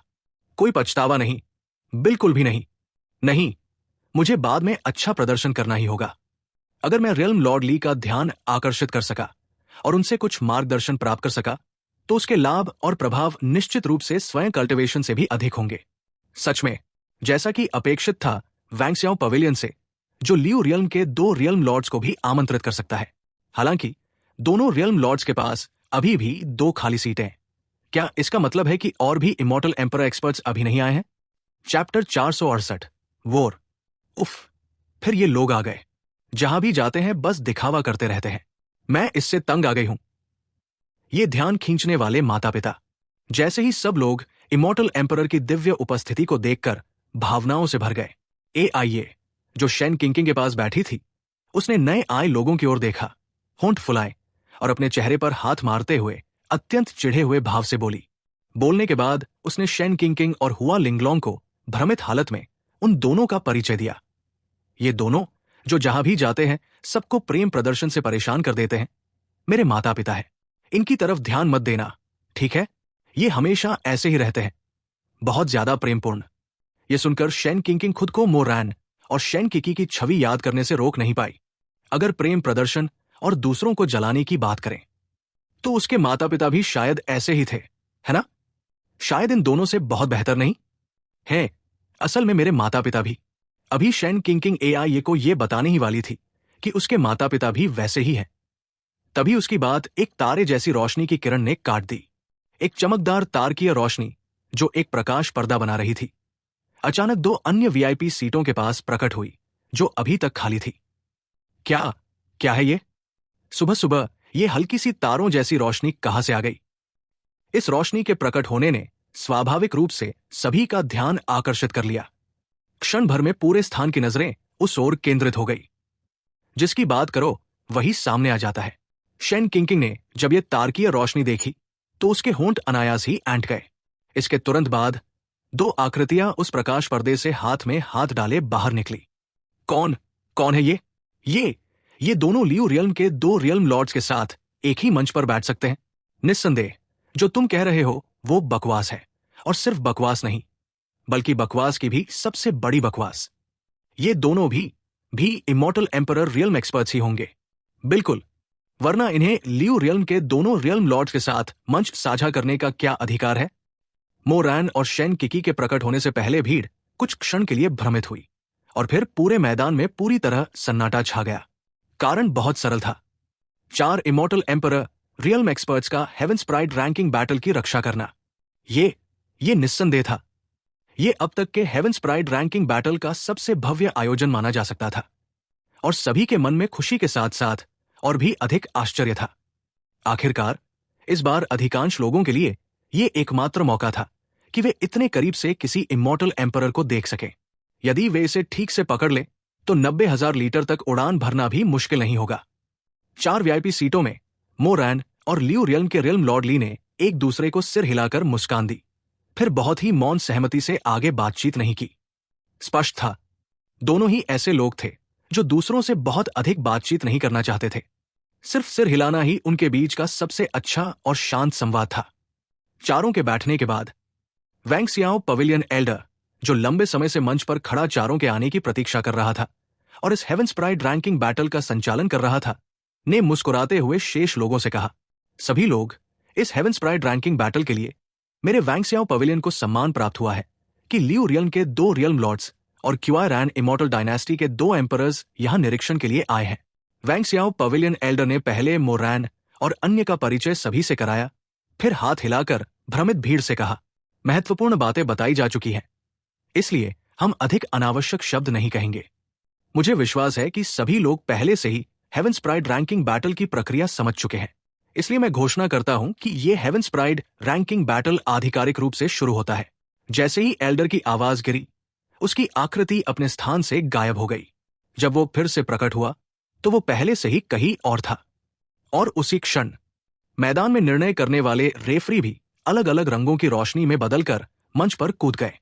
साथ ही प्रतिभागियों की आंखों में उत्साह और भी तीव्र हो गया। आखिरकार शुरू हो गया। 4 इमॉर्टल एम्परर्स। मैं वैंग बेशन अवश्य उनमें से किसी एक का शिष्य बनूंगा। मैं यी ज़ाइन शेनकाई भी, मैं भी, और मैं भी, बाई रिजोमेंग। अरीना के रेफरीज के अपनी अपनी जगह पर खड़े होते ही नीचे खड़े प्रोडिजीज अपनी सूखी होठों को चाटने से खुद को रोक नहीं पाए। इसके तुरंत बाद वे चमकती आंखों के साथ मुट्ठियां और हथेलियां मलते हुए अरीना पर छलांग लगा गए। बहुत जल्द हेवंस प्राइड रैंकिंग बैटल आधिकारिक रूप से शुरू हो गई। ये हेवंस प्राइड रैंकिंग बैटल पिछली बारों से अलग थी। इस बार इसमें चैलेंज बेस्ड सिस्टम अपनाया गया था, जिसमें प्रोडिजी रैंकिंग के शीर्ष 10 का चयन प्राथमिकता थी। हर अरीना प्रोडिजी रैंकिंग में एक रैंक का प्रतिनिधित्व करता था और उन पर स्पष्ट नंबर अंकित थे। नंबर 1 पहला स्थान था, और इसी तरह आगे प्रोडिजीज अपनी ताकत के अनुसार खुद तय कर सकते थे कि वे मंच पर चढ़कर चैलेंज करें या किसी मंच की रक्षा करें। क्योंकि अरेनास पर फॉर्मेशन अंकित थे, इसलिए उन्हें लगातार लड़ाइयों के कारण अपनी इमॉर्टल पावर और स्टैमिना खत्म होने की चिंता नहीं करनी थी और मंच की रक्षा करने में असमर्थ नहीं होना पड़ता था। लड़ाइयों के दौरान उनकी सारी कंज्यूम्ड इमॉर्टल पावर और स्टैमिना फॉर्मेशन द्वारा 5 मिनट के भीतर फिर से उनकी प्रारंभिक अवस्था में रिस्टोर कर दी जाती थी। बेशक इस फॉर्मेशन का प्रभाव हेवन डिफाइंग था, लेकिन इसकी सीमाएं भी थी। यह केवल ट्रू इमॉर्टल रियल्म से नीचे के कल्टिवेटर्स पर ही काम करता था। अगर कोई इस कल्टिवेशन लेवल से आगे निकल जाता था तो वो केवल जीतने के बाद फिर से लड़ाई जारी रख सकता था, या थोड़ी देर के लिए मंच छोड़कर बाद में फिर से अपनी स्थिति की रक्षा के लिए वापस आ सकता था। अरीना 10 लू शान जीत गया। अरीना 7 गु म्यू जीत गया। अरीना 4 फेंग वायु बेक्शु जीत गया। अरीना 1 जिंग वायु जीत गई। जैसे जैसे प्रोडिजीज अरेनास पर चढ़ते गए, मंच पर लड़ाइयां शुरू हो गई, और एआईए जो किनारे बैठी थी, ये परिचित नाम अरीना 1 पर सुनकर अपना मुंह खोल कर रह गई। ओ नहीं, ये बुरा है, बहन जिंग वायु, वो भी यहां मजा देखने क्यों आ गई? चैप्टर 469 9 क्रॉसिंग्स री इनकारनेशन बॉडी। जिंग वायु, ये सुनकर शेन किंग अपने आप भ्रम में बड़बड़ाई। उसे लगा कि ये नाम कुछ जाना पहचाना है, लेकिन वो तुरंत याद नहीं कर पाई। जैसे ही वो उलझन में सोच रही थी, उसके पास खड़ी हुआ लिंगलोंग पहले ही अरीना की ओर देखने लगी। जब उसकी नजर मंच की रक्षा कर रहे व्यक्ति पर पड़ी तो वो थोड़ी हैरान हुई। फिर उसने भ्रमित शेन किंग से कहा, ये लड़की, हम उससे पहले सेलेस्टियल स्पिरिट इमॉर्टल किंग के एंशिएंट हॉल ऑफ लेगेसी के सामने मिले थे।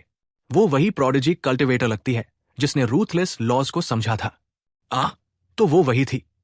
हुआ लिंगलोंग के संकेत से शेन किंग को तुरंत समझ आ गया और उसे याद आ गया। क्या तुम दोनों ने जिंग वायु से पहले भी मुलाकात की है? शेन किंग और हुआ लिंगलोंग के भाव देखकर नीचे देख रही एआईए ने धीरे से अपना सिर उठाया और उलझन में पूछा। शेन किंग और हुआ लिंगलोंग ने सिर हिलाया। फिर उन्होंने उसे पहले की घटना संक्षेप में बता दी। शेन किंग की बात सुनने के बाद एआईए को भी कुछ याद आ गया। उसने अपना गाल हल्के से दबाया और शेन किंग व दूसरों से बोली, जिंग वायु मेरी कजिन है। उसके जन्म के कुछ समय बाद ही उसके माता पिता अचानक गायब हो गए, जैसे हवा में विलीन हो गए हों। इसलिए वो लियू रियल्म छोड़कर उस इमॉर्टल कोर्ट में रहने चली गई, जहां उसके माता पिता पहले मिले थे। मैंने उसे कई महीनों से नहीं देखा। मुझे नहीं पता था कि आज उसे देखकर इतने सारे बदलाव हो चुके होंगे। अगर मुझे पहले पता होता तो मैं उसे जाने ही नहीं देती। एआई ये बोलते हुए अपनी दृष्टि अरीना में खड़ी जिंग वायु पर ले गई। उसकी बातों में हल्का सा पछतावा झलक रहा था। ये देखकर शेन किंग और हुआ लिंगलोंग ने एक दूसरे की ओर उलझन भरी नजर डाली। थोड़ी देर बाद एआई ये फिर से होश में आई और आगे बोली, उसकी फिजिक बहुत विशेष है। इसे अपर रियल्म की एकमात्र फिजिक माना जा सकता है। यह सुनकर शेन किंग और हुआ लिंगलोंग की रुचि बढ़ गई। शेन किंग ने बहुत जिज्ञासा से पूछा, किस तरह की फिजिक? आखिरकार फिजिक की बात हो तो उसकी इनेट दाव बॉडी भी अपर रियल में एकमात्र विशेष फिजिक मानी जाती थी, जो प्राचीन ग्रंथों में भी कभी नहीं दिखाई दी थी। और अब वो एआईए से अपने जैसी ही विशेष फिजिक के बारे में सुन रही थी, तो वो कैसे जिज्ञासु न होती। उसे अपनी फिजिक की शक्ति अच्छी तरह पता थी। अगर वो इतनी जल्दी ब्रेक थ्रू नहीं करना चाहती होती, तो उसके कल्टिवेशन टेक्निक और क्यूआईरैन इमॉर्टल डायनेस्टी के संसाधनों के साथ वो कुछ ही मिनटों में इमॉर्टल किंग रियल में लौटकर इमॉर्टल सॉवरेन रियल में पहुंच सकती थी। उसे बस कुछ सालों तक घर में सेक्लूजन करना होता, लेकिन दुर्भाग्य से वो ऐसा नहीं चाहती थी।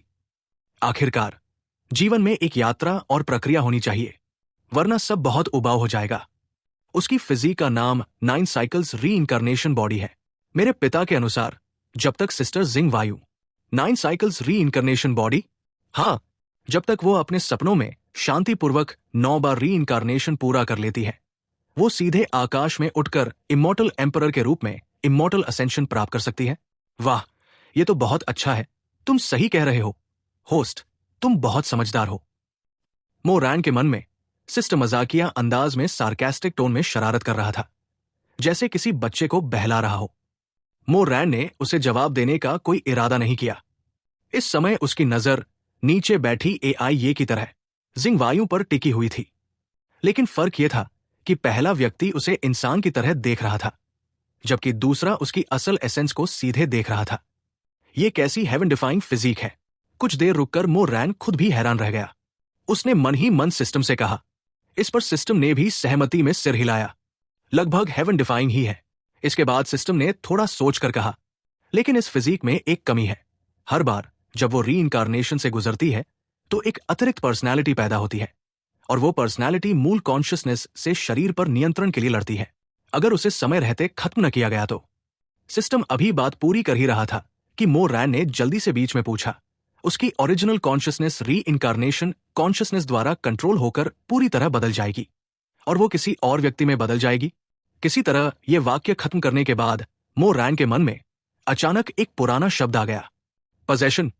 इस पर सिस्टम अपनी गैर मौजूद बॉडी को झटकते हुए गुस्से में बोला, तेरी मां पर अधिकार।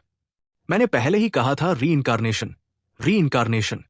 मैं कुछ दिनों से तुम्हें गाली नहीं दे रहा था, इसलिए तुम इसे मांग रहे हो, है ना? सिस्टम को अचानक गंदी भाषा का उपयोग करते देख मोरैन स्वाभाविक रूप से उसे सहन नहीं कर सकता था, और मोरैन की गालियों का सामना करते हुए सिस्टम ने उसे अनदेखा करना चुना और अपने आप से ही बोलना जारी रखा। तुम पहले हिस्से में सही थे, लेकिन जो तुमने बाद में कहा वह थोड़ा मूर्खतापूर्ण है। वो अभी भी वही है, बस वो ये नहीं पहचान सकती कि क्या असली है और क्या नकली। अगर तुम अभी भी नहीं समझे, तो मैं इसे और सरल तरीके से कहता हूं। सपने और वास्तविकता की जगह बदल गई है। तुम ये नहीं बता सकते कि तुम सपना देख रहे हो या मैं सपना देख रहा हूं। समझे? सिस्टम के बोल खत्म करने के बाद उसने उसकी ओर ध्यान देना बंद कर दिया, और चाहे वो समझा हो या नहीं, उसने सीधे जल्दी से वहां से निकलने का फैसला किया। सौभाग्य से मोरैन पहले ही समझ चुका था, और जो सिस्टम ने समझाया था वो लगभग वही था जो उसने पहले कहा था, है ना? बस उसने बहुत बातें की थी और कुछ ऐसा कह दिया था जो मौजूद ही नहीं था। ये मूर्ख सिस्टम, क्या ये थोड़ा नरम नहीं हो सकता था? इतने तेज गुस्से के साथ तो तुम्हारी पत्नी कभी नहीं होगी। सिस्टम 666, तुम्हारा स्वभाव अच्छा है, तुम महान हो, तुम सम्माननीय हो। सिस्टम को भागते हुए देखकर मोरैन के विचार भी उस स्थान से वापस लौट आए, और जैसे ही वो होश में आया, उस हाथ को जो कोमल जेड जैसे हाथों द्वारा पकड़ा गया था, अनायास ही उसने थोड़ा कस लिया। शेनकिकी, जो उसके पास बैठी थी, ने शायद उसके भावनात्मक बदलाव को महसूस कर लिया था। उसने चिंतित भाव से पूछा, क्या कुछ हुआ? इस पर मोरैन मुस्कुराया और धीरे से उसके हाथ पर थपकी दी और कहा, कुछ नहीं। ये देखकर कि मोरैन ठीक है, शेनकिकी ने अंतर राहत की सांस ली। वो पूरी समय मोरैन का हाथ पकड़े हुए थी। शुरुआत में कोई समस्या नहीं थी, लेकिन अभी अभी उसने अचानक महसूस किया कि मोरैन का दिल जोर से धड़क उठा, जैसे वो किसी चीज से क्रोधित हो गया हो। ये उसे डरा गया। उसे लगा कि मोरैन के साथ कुछ हो गया है। जैसे ही मोरैन की बात खत्म हुई, पास बैठे इमॉर्टल एम्परली अपनी मुस्कान को रोक नहीं सके। उसने अपनी आंखें थोड़ी संकरी की, मोरैन की ओर हल्की मुस्कान के साथ देखा और शांत स्वर में कहा, ब्रदमो, क्या तुमने मेरी भांजी के फिजिक के रहस्यों को समझ लिया है? Chapter 470 please enlighten me. Hey, brotherly सच में मुझे बहुत अधिक महत्व दे रहे हैं। मैं ये नहीं कहूंगा कि मैंने सब कुछ पूरी तरह समझ लिया है, लेकिन आपके भतीजी के फिजिक की विशेष प्रकृति को देखते हुए ब्रदर ली, आप क्या करने का विचार रखते हैं? इमॉर्टल एम्परर ली के शांत प्रश्न का सामना करते हुए मो रैन ने भी उसे उत्तर दिया। ड्यूअल अरीना में जिंग वायु से निकलने वाले ऑरा को देखते हुए यदि उसने गलत अनुमान नहीं लगाया था, ये लड़की पहले ही 6 रीइंकार्नेशन से गुजर चुकी थी। अब वो केवल एक कदम दूर थी अपनी कल्टिवेशन को स्थिर करने से, उन 6 रीइंकार्नेशंस के दौरान प्राप्त सभी कल्टिवेशन और अन्य सब कुछ को पूरी तरह एब्जॉर्ब करने से और वास्तव में ट्रू इमॉर्टल रियल्म में कदम रखने से। हालांकि ये दुर्भाग्यपूर्ण और अफसोसजनक था कि अपने 6 रीइंकार्नेशंस के दौरान उसकी मानसिक स्थिति थोड़ी प्रभावित हुई थी, जिसके कारण वो दूसरी पर्सनैलिटी की कॉन्शियसनेस को दबा नहीं सकी जो रीइंकार्नेशन से जन्मी थी, और वो उसके द्वारा टेक ओवर कर ली गई। संभव है कि बहुत जल्द वो इसके कारण पूरी तरह असफल हो जाए। यदि कोई उसकी मदद करके उस ड्रीम पर्सनैलिटी कॉन्शियसनेस को दूर न करे तो परिणाम निश्चित रूप से अकल्पनीय होंगे। लेकिन मो रैन को इस बारे में ज्यादा चिंता करने की आवश्यकता नहीं थी। आखिरकार इस लड़की की रक्षा 2 इमॉर्टल एम्परर शक्तिशाली लोग कर रहे थे।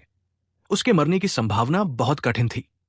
कम से कम ये निश्चित रूप से आश्वस्त करने वाला था कि जब ये लड़की अपनी पहली 8 रीइंकार्नेशन से गुजरेगी तब वो बिल्कुल सुरक्षित रहेगी और उसे कुछ नहीं होगा।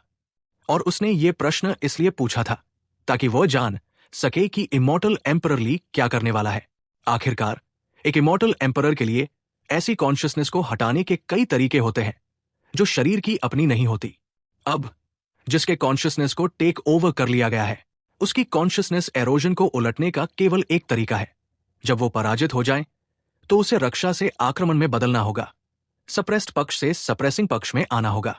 इसके अलावा शक्तिशाली फिजिक वाले लोगों को एक वास्तविक स्वतंत्र पावर हाउस बनने के लिए सब कुछ अकेले सामना करना सीखना चाहिए और हमेशा किसी शक्तिशाली संरक्षक के संरक्षण में नहीं रहना चाहिए।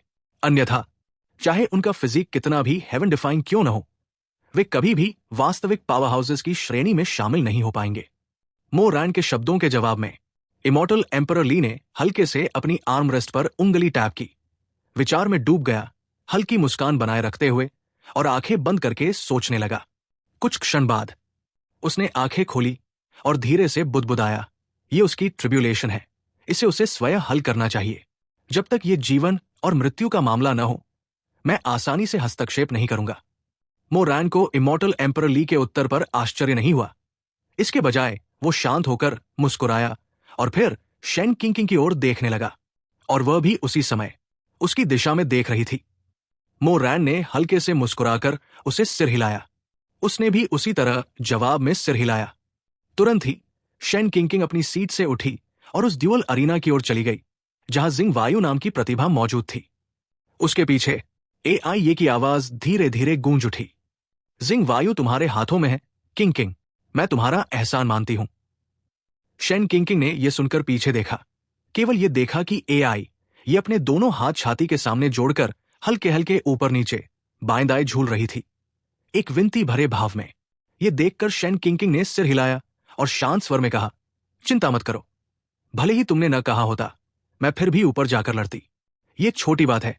यह कहने के बाद शेन किंकिंग तुरंत छलांग लगाकर एक लंबी इंद्रधनुषी प्रकाश की धारा में बदल गई और ड्यूअल अरीना नंबर 1 पर पहुंच गई। उसकी गति इतनी तेज थी कि जो प्रोडिजीज पहले जिंग वायु के खिलाफ जाने वाले थे, उन्होंने जल्दी से अपने कदम रोक लिए। धत्तेरे की, वो व्यक्ति कौन है इतनी तेज? अरे मैं तो बस एक कदम दूर था ऊपर जाने से। शिकायत करना बंद करो, जो पहले आता है वही पाता है, नियमों का पालन करो। और शिकायत किस बात की? अगर तुम थोड़ा तेज चलते तो तुम्हारा मौका नहीं छिनता। बिल्कुल, तेज होने का क्या फायदा? तुम्हें ड्यूअल अरीना पर टिकना भी आना चाहिए। इसके अलावा इस व्यक्ति का ऑरा साधारण लगता है, उसकी कल्टिवेशन शायद हेवनली इमॉर्टल रियल्म के आसपास है। जिंग वायु पीक सेलेस्टियल इमॉर्टल रियल्म का एक सुपर प्रतिभा है, वो शायद कुछ ही चालों में हार जाएगी। चिंता मत करो।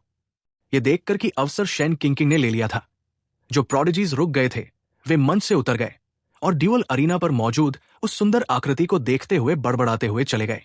और जैसे ही शेन किंकिंग मंच पर पहुंची, जिन लोगों ने पहले life and death duel arena में उसे देखा था, वे अनायास ही सिहर उठे। शेन किंकिंग द्वारा एक ही तलवार से एक हेवनली इमॉर्टल को गिराने के विस्फोटक दृश्य को याद करके वे तो अपनी सांस तक रोक बैठे। साथ ही वे अनजाने में निगलने लगे और उनकी परिधीय दृष्टि वीआईपी सेक्शन में बैठे मोरैन की ओर चली गई। मोरैन का चेहरा देखने से पहले ही उनके दिल का डर 100 गुना बढ़ गया और वे तुरंत अपनी नजरें हटा लेने में डर गए और उन्होंने उन राहगीरों को मूर्ख जैसी नजर से देखा जो शेन किंकिंग के बारे में बड़बड़ा रहे थे। एक व्यक्ति अपने डर को दबाते हुए कांपती और कमजोर आवाज में बोला, जिससे वो बहुत कमजोर लग रहा था, चुप रहो, साधारण आभा से तुम्हारा क्या मतलब है? क्या तुम्हें पता है वो व्यक्ति कौन है जो ऊपर गया है? तुम यहां यूं ही चिल्ला रहे हो। सावधान रहो, बाद में शायद तुम्हें पता भी न चले कि तुम कैसे मरे। एक हल्की सी आवाज उभरी, हालांकि बहुत धीमी थी, लेकिन उसने कुछ जिज्ञासु लोगों का ध्यान खींच लिया। वो व्यक्ति कौन है? ब्रदर गोंग, आप ऐसा क्यों कहते हैं? आप गोंग फैमिली के यंग फैमिली हेड हैं, 5 ग्रेट फैमिलीज में से एक के, गोंग फैमिली के भविष्य के फैमिली हेड। क्या ये युवती किसी प्रथम श्रेणी शक्ति की यंग मिस हो सकती है? किसी ने बोलने वाले को पहचान लिया। तुरंत ही उन्होंने उसे सम्मानजनक उपाधि से संबोधित किया। फिर अपना प्रश्न उठाया। गोंग उपनाम वाला प्रतिभाशाली व्यक्ति ये सुनकर कड़वा मुस्कुराया और सिर हिला दिया। वह व्यक्ति वह है। जैसे ही वह शेन किंकिंग की पहचान बताने वाला था, मोरैन की नजर तुरंत उस पर पड़ गई। हिस! मोरैन की नजर पड़ते ही गोंग उपनाम वाले प्रतिभाशाली व्यक्ति का चेहरा तुरंत भय से पीला पड़ गया और उसने तेजी से ठंडी सांस खींची। उसकी जुबान पर आए शब्द जबरदस्ती वापस निगल लिए गए, मानो उसे मल खाने के लिए मजबूर किया जा रहा हो। नन्ही कुछ नहीं। चारों ओर की उत्सुक नजरों को देखते हुए उसने जल्दी से प्रतिक्रिया दी, बार बार हाथ हिलाते हुए, फिर अपना मुंह कसकर बंद कर लिया। ये देखकर सभी लोग उसे नजरअंदाज करते हुए निराश भाव दिखाने लगे और सामूहिक रूप से एक लंबी स्का आवाज निकाली। इसी बीच ड्यूअल अरीना पर पहुंच चुकी शेन किंकिंग ने भी युद्ध मुद्रा अपना ली और साथ ही हॉयू स्वॉर्ड को बुला लिया। जैसे ही हॉयू स्वॉर्ड अपनी म्यान से बाहर निकली, तलवार की गूंज पूरे संसार में गूंज उठी।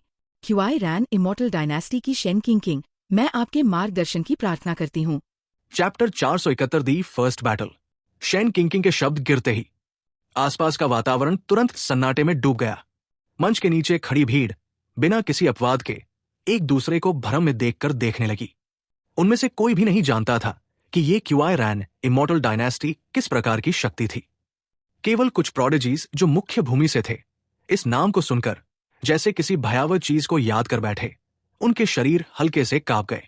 जिंग वायु, जो शेन किंकिंग के सामने खड़ी थी, ने भी इसी प्रकार प्रतिक्रिया दी, लेकिन नीचे की भीड़ से अलग उसकी प्रतिक्रिया शेन किंकिंग के ऑरा को महसूस करने से उत्पन्न हल्की आश्चर्य के कारण थी। उसने शांत मुस्कान के साथ देखा, फिर उसने जल्दी से अपना संयम वापस पा लिया और शेन किंकिंग की नकल करते हुए शांत मुस्कान के साथ उससे कहा, जिंग वायु, कृपया मुझे मार्गदर्शन दे। जैसे ही उसने बात समाप्त की, उसके शरीर से एक शक्तिशाली ऑरा तुरंत फूट पड़ा। एक लंबी कोड़ा जो बर्फीले क्रिस्टल जितना साफ और पारदर्शी था, तुरंत उसके हाथ में प्रकट हो गया। उसने लंबी कोड़े को जमीन पर जोर से मारा। स्नैप, बूम, एक तीव्र विस्फोट की ध्वनि गूंज उठी। ये शेन किंकिंग के हाथ में हॉयू स्वॉर्ड से निकली गूंजती स्वॉर्ड क्यूआई के साथ टकरा गई। जैसे ही दोनों ऑरा टकराए, मंच पर लड़ाई शुरू होने के कगार पर पहुंच गई। शेन किंकिंग की आकृति झिलमिलाई, पीछे केवल एक आफ्टरमिच छोड़कर। उसकी आकृति पहले ही जिंग वायु के पास पहुंच चुकी थी। उसके हाथ में हॉयू स्वॉर्ड बेमी से जिंग वायु की ओर नीचे की तरफ कटने लगी और हॉयू स्वॉर्ड से जुड़ी भयानक स्वॉर्ड क्यूआई बिना रुके जलती हुई अग्नि की तरह बाहर फैलती रही। गति इतनी तेज थी कि नग्न आंखों से देखना असंभव था। जिंग वायु की प्रतिक्रिया गति भी धीमी नहीं थी। जैसे ही शेन किंकिंग की आकृति झिलमिलाई और गायब हुई, उसकी आकृति भी उसी प्रकार गायब हो गई। गति के मामले में शेन किंकिंग निश्चित रूप से उससे तेज नहीं हो सकती थी। आखिरकार उसका रियल्म शेन किंकिंग से 2 छोटे स्तर ऊपर था, इसलिए शेन किंकिंग का तलवार वार स्वाभाविक रूप से एक आफ्टरमिच पर गिरा। 1000 इल्यूशंस विप आर्ट कॉन्डेंस। जैसे ही शेन किंकिंग का वार चूक गया, पीछे से एक बहुत ही मधुर आवाज आई। जिंग वायु उसके पीछे प्रकट हो चुकी थी। उसके हाथ में लंबा कोड़ा हल्की नीली रोशनी से ढका हुआ था और उसका हाथ झूलने लगा। कलाई की गति के साथ लंबा कोड़ा स्वाभाविक रूप से हवा में नृत्य करने लगा। उसकी गति बहुत तेज थी, इतनी तेज कि आफ्टर इमेजेस बनने लगे हर बार जब वो लंबा कोड़ा घुमाती थी। इमॉर्टल पावर से बनी एक लचीली कोड़े की छाया, जैसे स्पिरिट स्नेक, तेजी से वार करती थी। कुछ ही सांसों में उसने पहले ही कई कोड़े की छायाएं छोड़ दी थी, और इन छायाओं का लक्ष्य निश्चित रूप से शेन किंकिंग ही थी। इस समय शेन किंकिंग का शरीर पहले ही अपने चूके हुए वार से संभल चुका था। अंतहीन घनी इमॉर्टल पावर कोड़ों को अपनी ओर आते देखकर उसने बिना किसी जल्दबाजी के हॉयू स्वॉर्ड उठाई और उसका दूसरा खाली हाथ भी मूठ को पकड़ गया। उसने आंखें हल्की बंद कर ली, जैसे वह किसी प्रकार के एनलाइटमेंट में चली गई हो। भयावह इमॉर्टल पावर एक लहर की तरह चारों दिशाओं से लगातार और पागलों की तरह आकर उसके हाथ में हॉयू स्वॉर्ड में प्रवेश करने लगी। बूम! उसने तेजी से आंखें खोली। भयावह स्वॉर्ड क्युआई तुरंत संकुचित हो गई। उसके पीछे एक लोटस छाया तेजी से बन गई। उस लोटस छाया के पास अनगिनत स्वॉर्ड क्युआई लोटस की पंखुड़ियों के साथ खिलने लगे। स्लैश! जैसे ही इमॉर्टल पावर कोड़े उसके पास पहुंचने वाले थे, उसने बाएं हाथ को मूठ से हटा दिया, एक हाथ से पकड़ बनाए रखा और सीधे कोड़ों के हमले की दिशा में वार कर दिया। इस क्षण उसके पीछे का लोटस भी पूरी तरह खिल गया। लोटस के साथ संकुचित स्वॉर्ड क्युआई भी उसी क्षण बाहर निकल गई। इमॉर्टल पावर कोड़े और लोटस की स्वॉर्ड क्युआई बराबर थे। दोनों टकराते ही विस्फोट कर गए और दोनों की आकृतियां लगातार विस्फोटों के बीच फिर से प्रकट हुई और तुरंत अपने स्थान से गायब होकर आफ्टर इमेजेस में बदल गई। जब उनकी आकृतियां फिर से प्रकट हुई, वे पहले ही क्लोज क्वार्टर्स कॉम्बैट शुरू कर चुके थे। नीचे की भीड़ ये देखकर आश्चर्य से भर गई। इस समय उनके मुंह इतने खुले थे कि उनमें पूरा अंडा समा सकता था। इतनी शक्तिशाली। अगर मैं गलत नहीं हूं तो ये तलवार चलाने वाली लड़की शेन किंकिंग शायद अभी अभी सेलेस्टियल इमॉर्टल रियल में पहुंची है ना? सच में उसके ऑरा को देखकर लगता है कि उसने हाल ही में ही ब्रेक थ्रू किया है। मुझे कभी नहीं लगा था, सच में कभी नहीं लगा था कि वो जिंग वायु के साथ बराबरी पर लड़ पाएगी। उसने तो जिंग वायु को थोड़ा दबाने के संकेत भी दिखाए हैं। भीड़ मंच पर पहले ही सैकड़ों राउंड लड़ चुकी उन दोनों को देख रही थी, जिनमें अभी तक कोई विजेता नहीं निकला था, और आश्चर्य से चर्चा कर रही थी तथा दांतों तले उंगली दबा रही थी। जैसे ही सभी इस पर विस्मय प्रकट कर रहे थे, एक बहुत ही कम ध्यान खींचने वाले क्षेत्र में बाई शेंगनन हाथ में फोल्डिंग फैन पकड़े हुए भी आश्चर्य के भाव में था। उसने अपने हाथ के फोल्डिंग फैन से अपने से आधे सिर लंबे, उससे 2 आकार बड़े और बर्फ जैसी ठंडी ऑरा छोड़ने वाले मजबूत आदमी लिन बुआ को हल्के से थपथपाया और कहा, जिंग वायु कब इतनी शक्तिशाली हो गई? तुम जानते हो, जब जिंग वायु गई थी वो मुश्किल से half step celestial immortal real में थी। बस कुछ ही दिन हुए हैं। क्या उसने कोई हेवन डिफाइंग फॉर्ट्यूटस एनकाउंटर पा लिया है जिससे वो सीधे सेलेस्टियल इमॉर्टल रियल्म के पीक तक पहुंच गई? ये रियल्म, ये तो पहले ही WGG से भी आगे निकल चुका है ना? लगता है W यिन सेलेस्टियल कोर्ट की हेवन स्प्राइड रैंकिंग नंबर 1 की जगह बदलने वाली है। इतना कहकर उसने अपने पास खड़े लिन बुआ के जवाब का इंतजार नहीं किया। उसकी नजर थोड़ी शरारती भावना के साथ स्वाभाविक रूप से थोड़ी दूरी पर खड़े एक अजीब कपड़े पहने हुए युवा व्यक्ति पर जा टिकी। जैसे ही उसकी नजर उस युवा पर पड़ी, उस युवा की परसेप्शन भी बहुत तीव्र थी और उसने भी अपना सिर घुमा लिया। उस युवा का नाम WGG था। वो W यिन सेलेस्टियल कोर्ट से था, जो 7 ग्रेट इमॉर्टल कोर्ट्स में से एक था और W यिन सेलेस्टियल कोर्ट की युवा पीढ़ी में सबसे शक्तिशाली था। जैसे ही दोनों की नजरें मिली, उस युवा ने मानो बाई शेंगनन का मतलब समझ लिया और तुरंत उसे बहुत ठंडी नजर से देखा। फिर एक ठंडी TCH के बाद उसने बाई शेंगनन की शरारती नजर पर ध्यान देना बंद कर दिया। इसके बजाय वो मंच पर लड़ रहे दोनों को ध्यान से देखने लगा और दिल में एक तेज HMPH के बाद अपने आप से बुदबुदाया, HMPH, मुझे WGG को सीढ़ी बनाकर ऊपर चढ़ना चाहते हो? मुझे WGG को पैरों तले कुचलना चाहते हो? सपना देख रहे हो? नहीं होगा। यह स्पष्ट था। इस समय उसके मन में पहले से ही अपनी एक योजना बन चुकी थी। Chapter 472 lotus pendant. बाई शेंगनन को ऐसा लगा कि उसने WGG की उपेक्षा पहले ही अनुमान लगा ली थी। उसके हृदय में कोई हलचल नहीं थी और इसी समय लिन बुआ, जो उसके पास एक बर्फ के टुकड़े की तरह चुपचाप खड़ा था, ने भी शांत और भावहीन स्वर में कहा, जिंग वायु हारने वाली है। वॉट? बाई शेंगनन बहुत आश्चर्यचकित हुआ और बोल उठा। उसकी दृष्टि तुरंत मंच की ओर मुड़ गई। इस समय मंच पर 2 आकृतियां जो अत्यंत तेज गति से लड़ रही थी, दोनों रुक गई। शेन किंकिंग एक हाथ में हॉयू स्वॉर्ड पकड़े खड़ी थी। उसके चारों ओर स्वॉर्ड इंटेंट घूम रहा था। उसकी ऑरा अत्यंत भव्य थी। उसका भाव बहुत शांत था, थकान का कोई संकेत नहीं था। दूसरी ओर जिंग वायु, इस समय उसके चेहरे पर पीड़ा का भाव था, जैसे वो किसी अवस्था में फंस गई हो। वो एक हाथ में लंबा कोड़ा पकड़े थी, जबकि उसका दूसरा खाली हाथ उसके चेहरे को ढके हुए था। उसके चारों ओर की इमॉर्टल पावर कभी मौजूद होती, कभी गायब हो जाती। इससे लोगों को उसकी कमजोरी का एहसास होता था। वो पीड़ा में दिख रही थी, लगातार सिर हिलाते हुए संघर्ष कर रही थी, होश वापस पाने की कोशिश कर रही थी। साथ ही मैं हारना नहीं चाहती जैसा भाव भी दिखा रही थी। इससे लोगों को दया महसूस होती थी। प्रतिरोध करना बंद करो। जो झूठ है वो अंततः झूठ ही है। तुम यहां के नहीं हो, वहां लौट जाओ जहां तुम्हें होना चाहिए। शेन किंकिंग ने हॉयू स्वॉर्ड को वापस खींच लिया, उसे उल्टा पकड़कर अपनी पीठ के पीछे रखा। उसने जिंग वायु की ओर देखा, जो मुश्किल से खड़ी हो पा रही थी, और शांत स्वर में कहा। उसकी आवाज न बहुत ऊंची थी न बहुत धीमी, लेकिन वो नीचे बैठे सभी लोगों तक स्पष्ट रूप से पहुंच गई, जिनमें स्टैंड्स में बैठे लोग भी शामिल थे। सभी ने एक दूसरे की ओर देखा, आश्चर्य में, ये न समझते हुए कि शेन किंकिंग का मतलब क्या था। जब किसी ने भी बोलने या चर्चा करने की हिम्मत नहीं की। हालांकि वे भ्रमित थे, फिर भी वे केवल ध्यान से देखते रहे और कुछ नहीं बोले। बकवास। क्या असली है और क्या नकली? मैं असली हूं। शेन किंकिंग की बात जिंग वायु के कानों तक पहुंचते ही उसका चेहरा अचानक अत्यंत क्रूर हो गया। उसने अपने शरीर की असहजता को सहते हुए अचानक सिर उठाया, सामने शेन किंकिंग को घूरा और गर्जना की।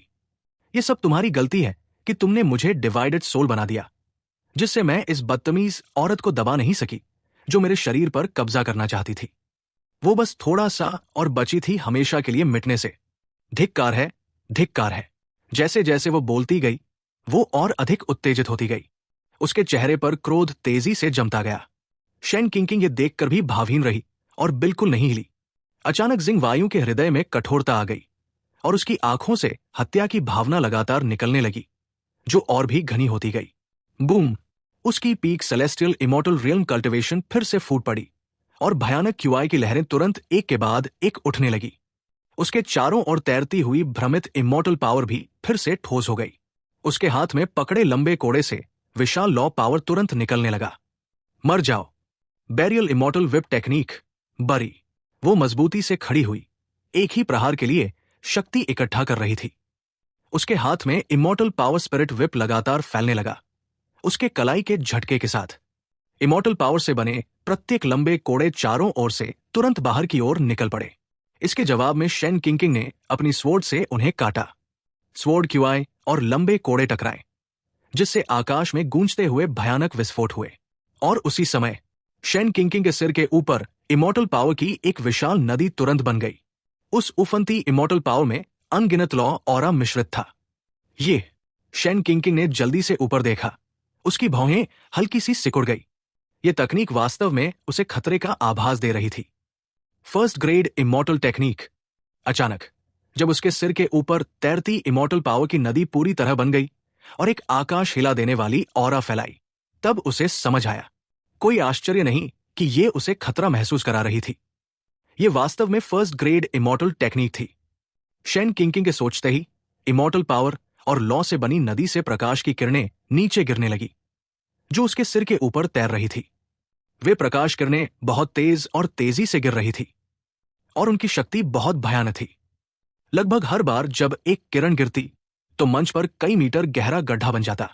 यह जानना जरूरी था कि यह मंच अपर रियल्म के सबसे मजबूत, उच्चतम गुणवत्ता वाले इग्नियस रॉक से बना था।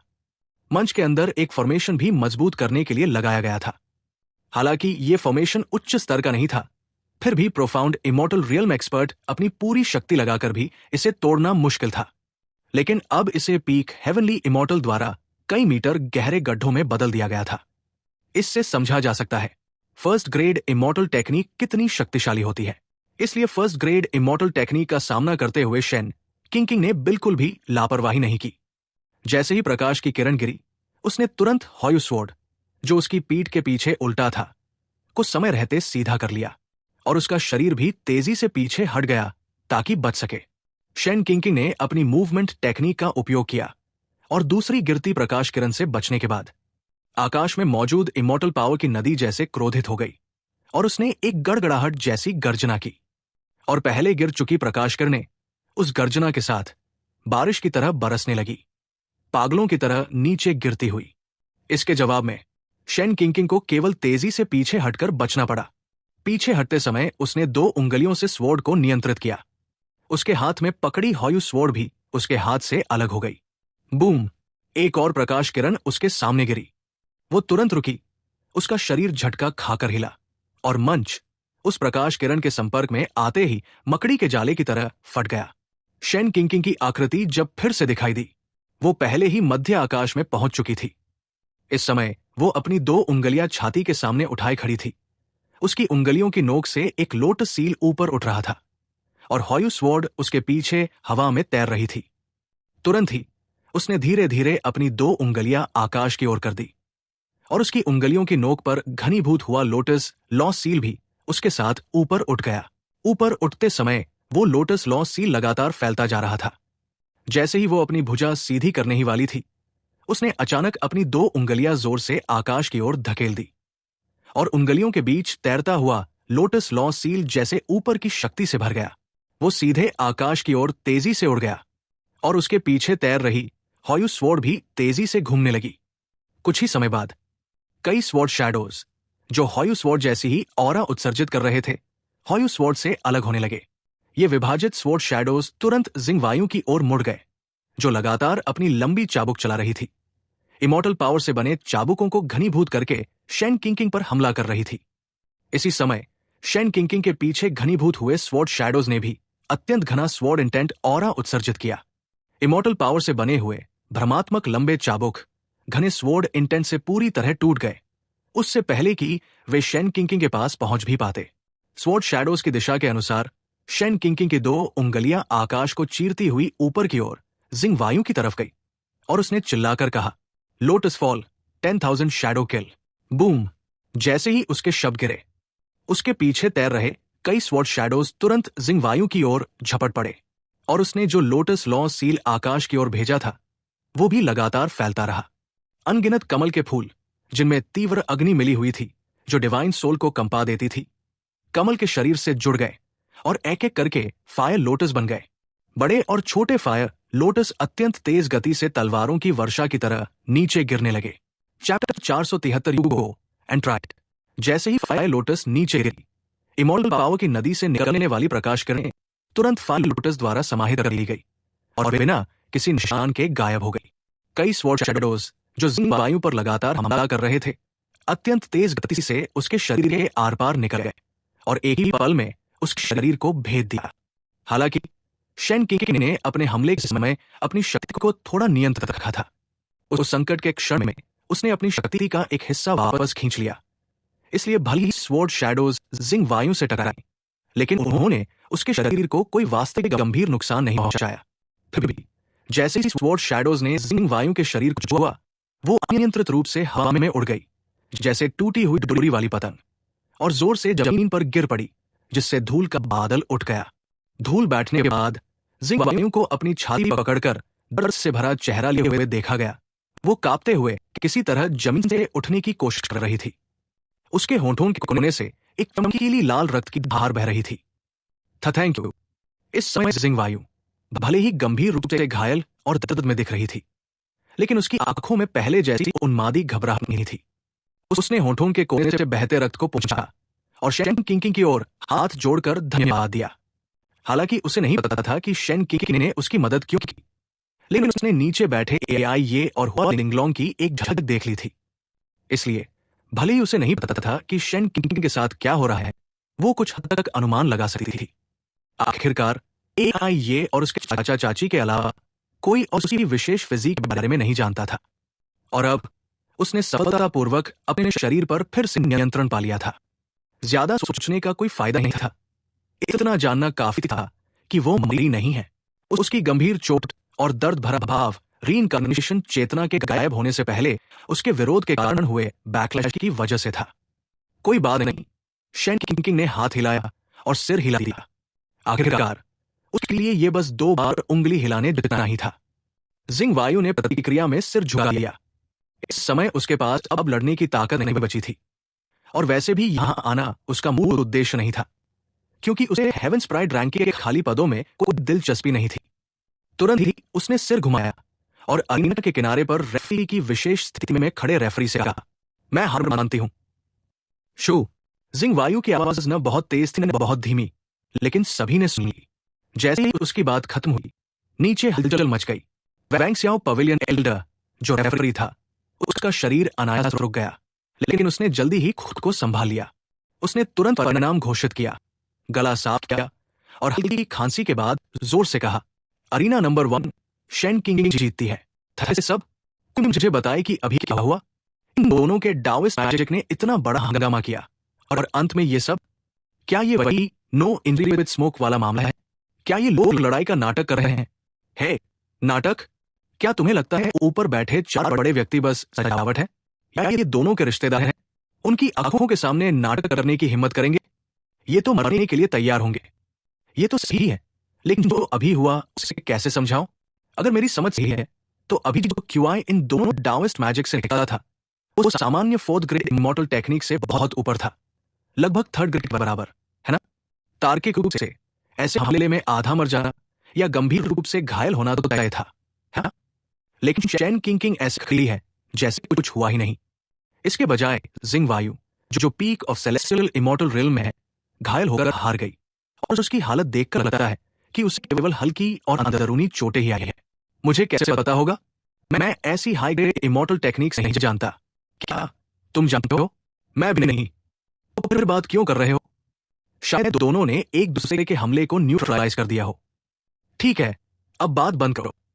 अगर तुम्हें लगता है कि ये फेक फाइट है तो खुद जाकर ट्राई करो। मैं रेफरी की आवाज के बाद पूरा मैदान अनायास ही फुसफुसाहटों और संदेह से भर गया। सिर्फ वे लोग जो शेन किंग की मेथड्स और स्ट्रेंथ जानते थे, जिन्होंने ड्यूअल अरीना में उसकी डिवाइन प्रावेस देखी थी, दूसरों की चर्चाएं सुनकर अनायास ही अपना सिर नीचे कर लिया। उन्हें डर था कि अगर शेन किंग नाराज हो गई तो वो उनके सिर को भी उसी तरह टोफू की तरह काट देगी, जैसे उसने ड्यूअल अरीना में चैलेंज से सिर काट दिए थे। भीड़ की चर्चाओं का सामना करते हुए शेन किंग ने कंधे उचकाए और बिल्कुल निश्चिंत दिखाई दी। अगर यह पहले होता तो वो निश्चित रूप से उन लोगों को जो उसकी ओर उंगलियां उठा रहे थे मंच पर खींच लेती और उन्हें अच्छी तरह पीट देती।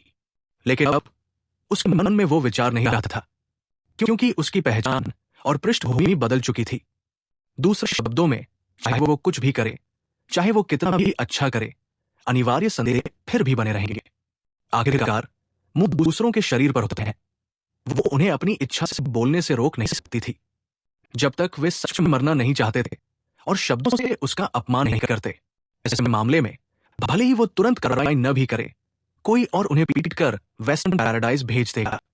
हालांकि हर कोई उसे शब्दों से सवाल कर रहा था, फिर भी कोई भी टैसिट रूप से साहस नहीं कर रहा था कि मंच पर चढ़कर शेन किंग को चुनौती दे।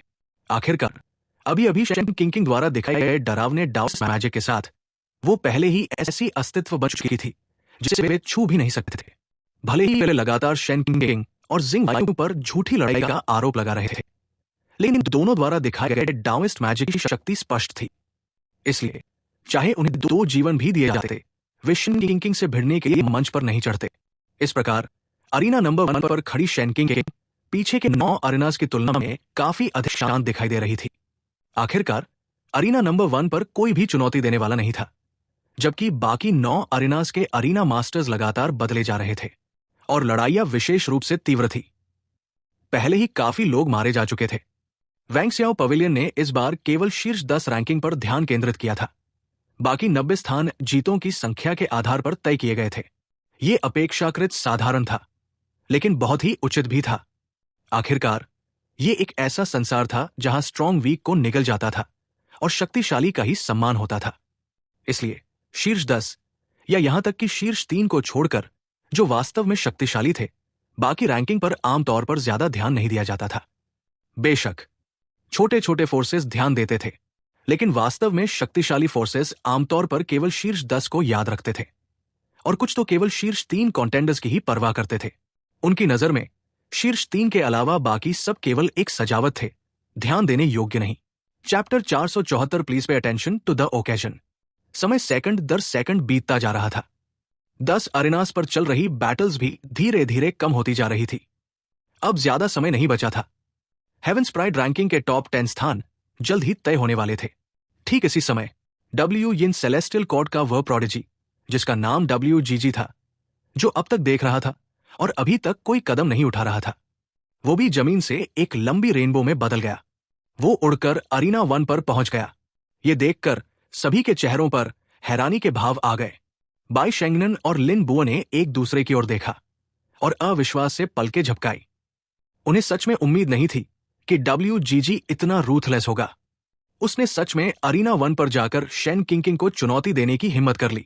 सेलेस्टियल स्पिरिट इमॉर्टल किंग के एंशिएंट हॉल में पहले मिले दृश्य को याद करते हुए बाई शेंगनन का शरीर अनायास ही कांप उठा।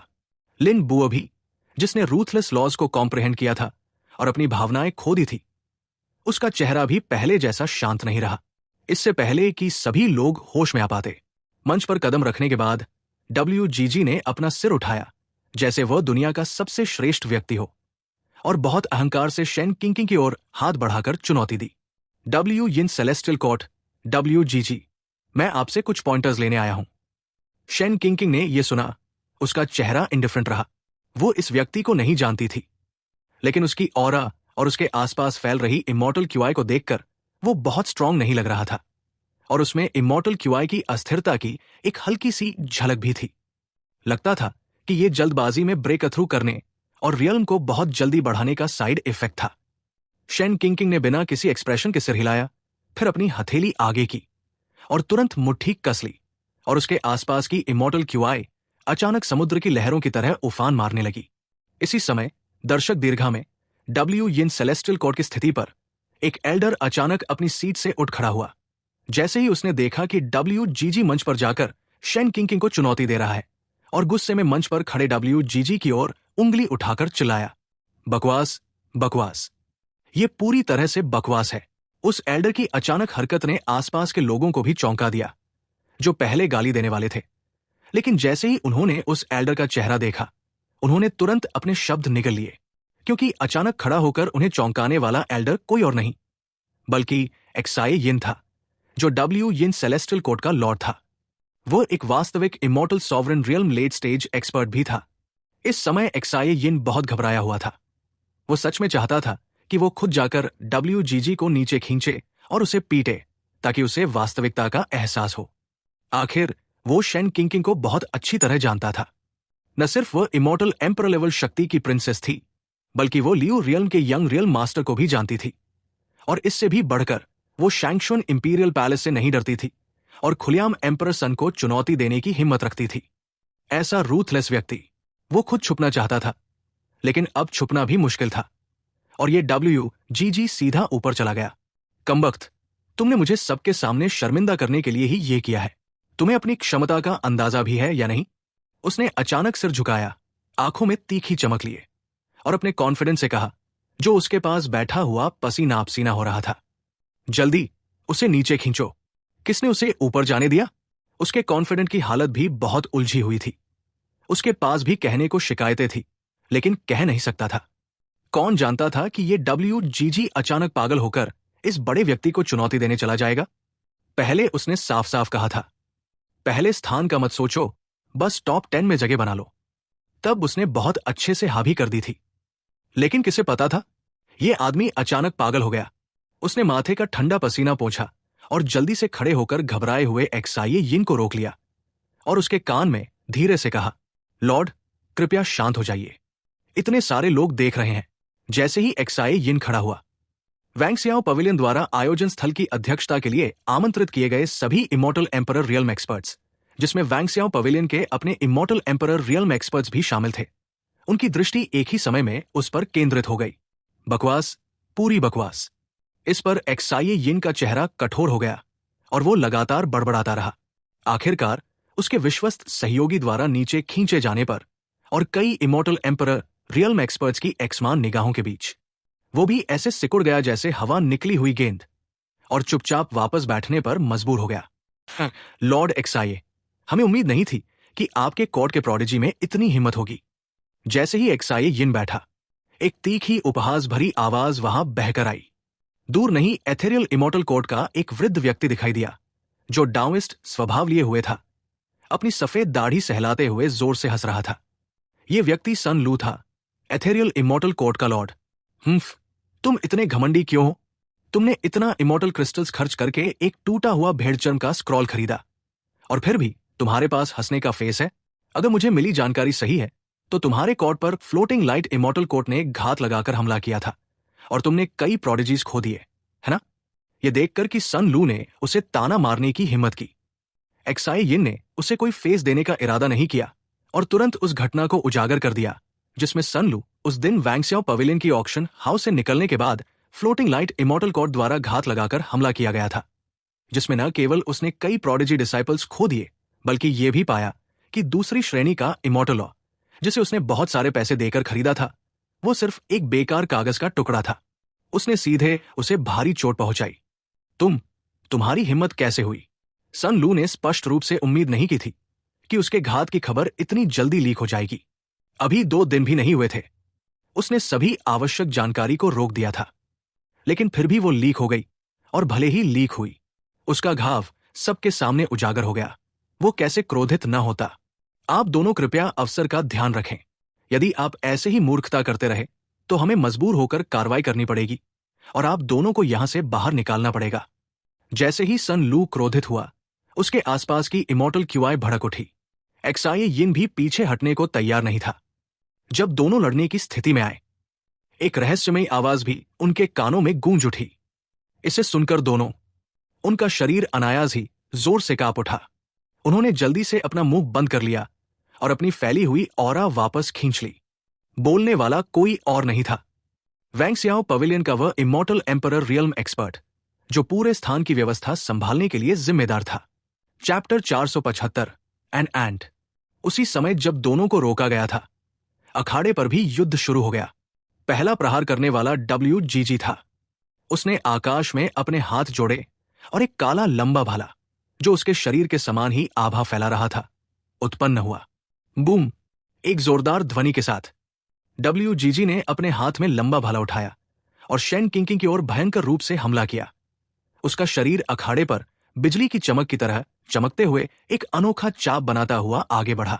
उसकी गति इतनी तेज थी, पलक झपकते ही वो पहले ही शेन किंकिंग के सामने पहुंच गया, भाले की आकाश भर शक्ति को साथ लिए हुए, और भाले की नोक से एक भंवर जो आकाश हिला देने वाली आभा फैला रहा था तुरंत फूट पड़ा। उसने इमॉर्टल पावर की भयंकर लहरें उठा दी, भाले की नोक को देखते हुए, जो बहुत पास थी और उसकी ओर टूट रही थी।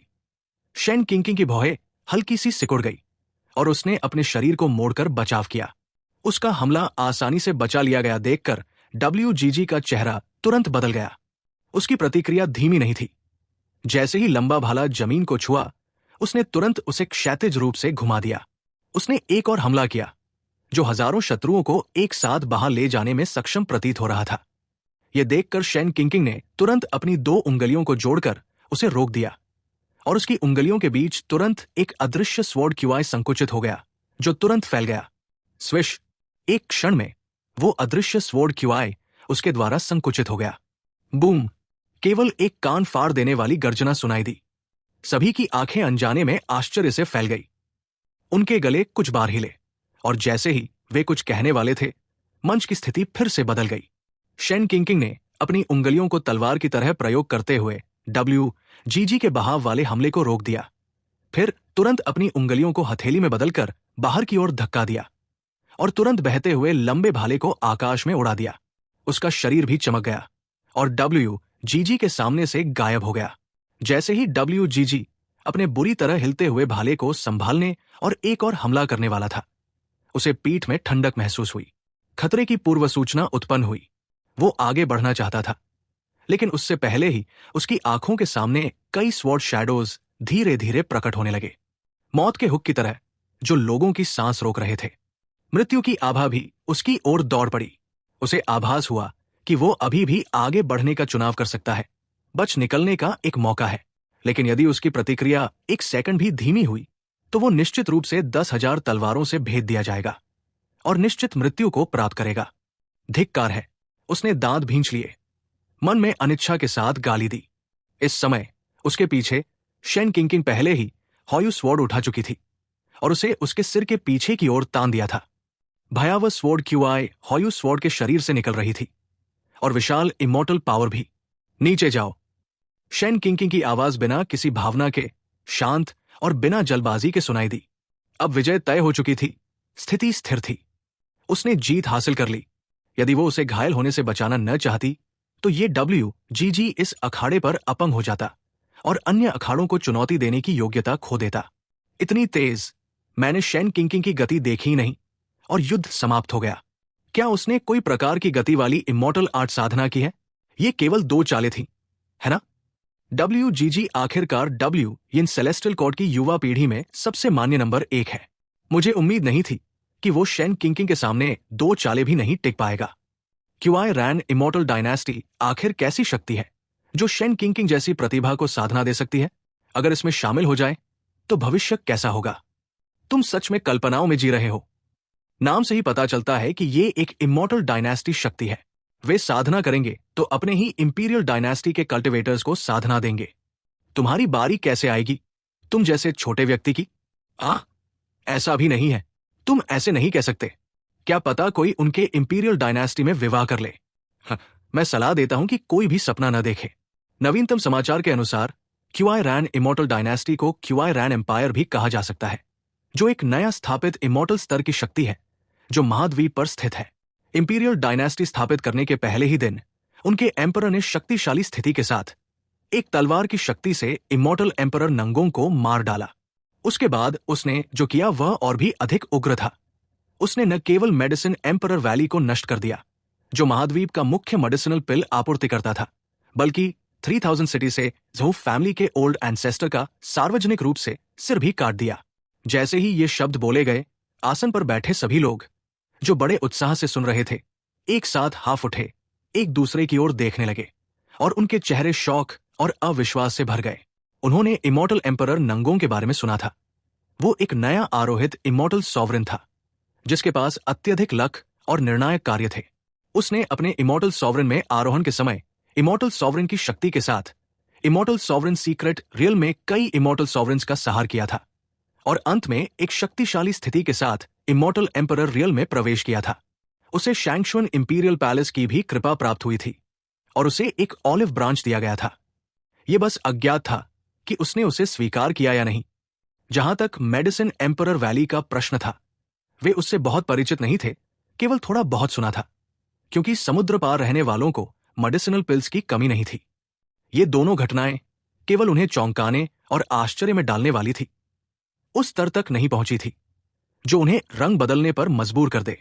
केवल ये अंतिम घटना उन्हें अत्यधिक भय से भर देने वाली थी। यदि उन्होंने गलत अनुमान नहीं लगाया तो ज़हू फैमिली और शैंगशुन इंपीरियल पैलेस के बीच एक जटिल संबंध था। उसका ओल्ड एंसेस्टर भी शैंगशुन इंपीरियल पैलेस के पावर होल्डर्स में से एक था। क्या ये क्यूआई रैन इमॉर्टल डायनेस्टी वास्तव में शैंगशुन इंपीरियल पैलेस को इस हद तक अनदेखा कर रही थी? क्या हो सकता है कि इतने वर्षों से शांत शैंगशुन रियल में अब एक और स्लॉटरिंग इमॉर्टल एम्परर आने वाला था?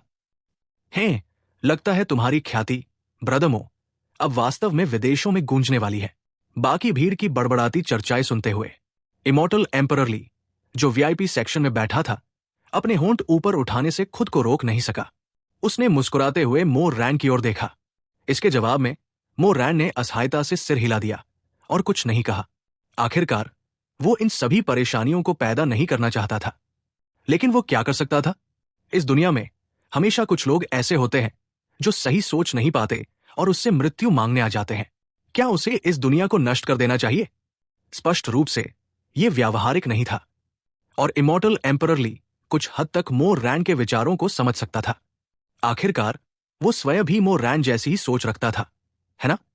कुछ देर सोचने के बाद इमॉर्टल एम्परर ली ने अचानक बैरियर के बाहर की दिशा की ओर देखा। जब उसने बैरियर के बाहर एक झुकी हुई आकृति को चुपचाप सब कुछ देखते हुए देखा, वो अपने मन में ठंडी हूफ करने से खुद को रोक नहीं सका। फिर उदासीनता से बोला, ब्रदमो, लगता है शैंगशुन इंपीरियल पैलेस ने तुम्हें नोटिस कर लिया है। मो रैन ने यह सुनकर बेपरवाही दिखाई, बस शांत स्वर में कहा, कुछ नहीं, बस एक बदबूदार कीड़ा, एक चींटी। मैं उसे हाथ के इशारे से कुचल सकता हूं। Chapter 476 defeat. दर्शक मंच पर क्यूआई रैन इमॉर्टल डायनेस्टी की पृष्ठभूमि और मो रैन द्वारा किए गए बड़े घटनाक्रम के बारे में जानने के बाद सभी लोग उफनती लहरों की तरह फूट पड़े। अपने मुंह को नियंत्रित नहीं कर सके और उत्साहपूर्वक चर्चा करने लगे।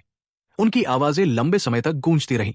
उधर अखाड़े पर गतिरोध में फंसा WGG ऐसा प्रतीत होता था कि वो शेन किंकिंग के सामने हार मानने को तैयार नहीं था। शेन किंकिंग के बोलने के बाद उसने उसकी बातों का कोई उत्तर नहीं दिया। इसके बजाय कुछ क्षणों के गतिरोध के बाद वो अचानक फूट पड़ा और तुरंत अपने शरीर की सारी इमॉर्टल पावर को सक्रिय कर दिया। भयावह इमॉर्टल पावर की लहरें सीधे उसके शरीर से उमड़ पड़ी और उसने ऊंची आवाज में गर्जना की। तुम चाहती हो कि मैं WGG हार मान लूं? मैं तुम्हें बता देता हूं, यह बिल्कुल असंभव है। उसके शब्द गिरते ही उसके हाथ में पकड़ा हुआ लंबा भाला ऊंचा उठा और क्षैतिज रूप से लहराया गया। उसके दोनों हाथ एक दूसरे को पार कर गए। कुछ ही देर में अखाड़े पर उग्र गर्जन करती आंधी उठ खड़ी हुई। शक्ति के इस अचानक प्रदर्शन के साथ दर्शक मंच पर बातें कर रही भीड़ अनायास ही शांत हो गई।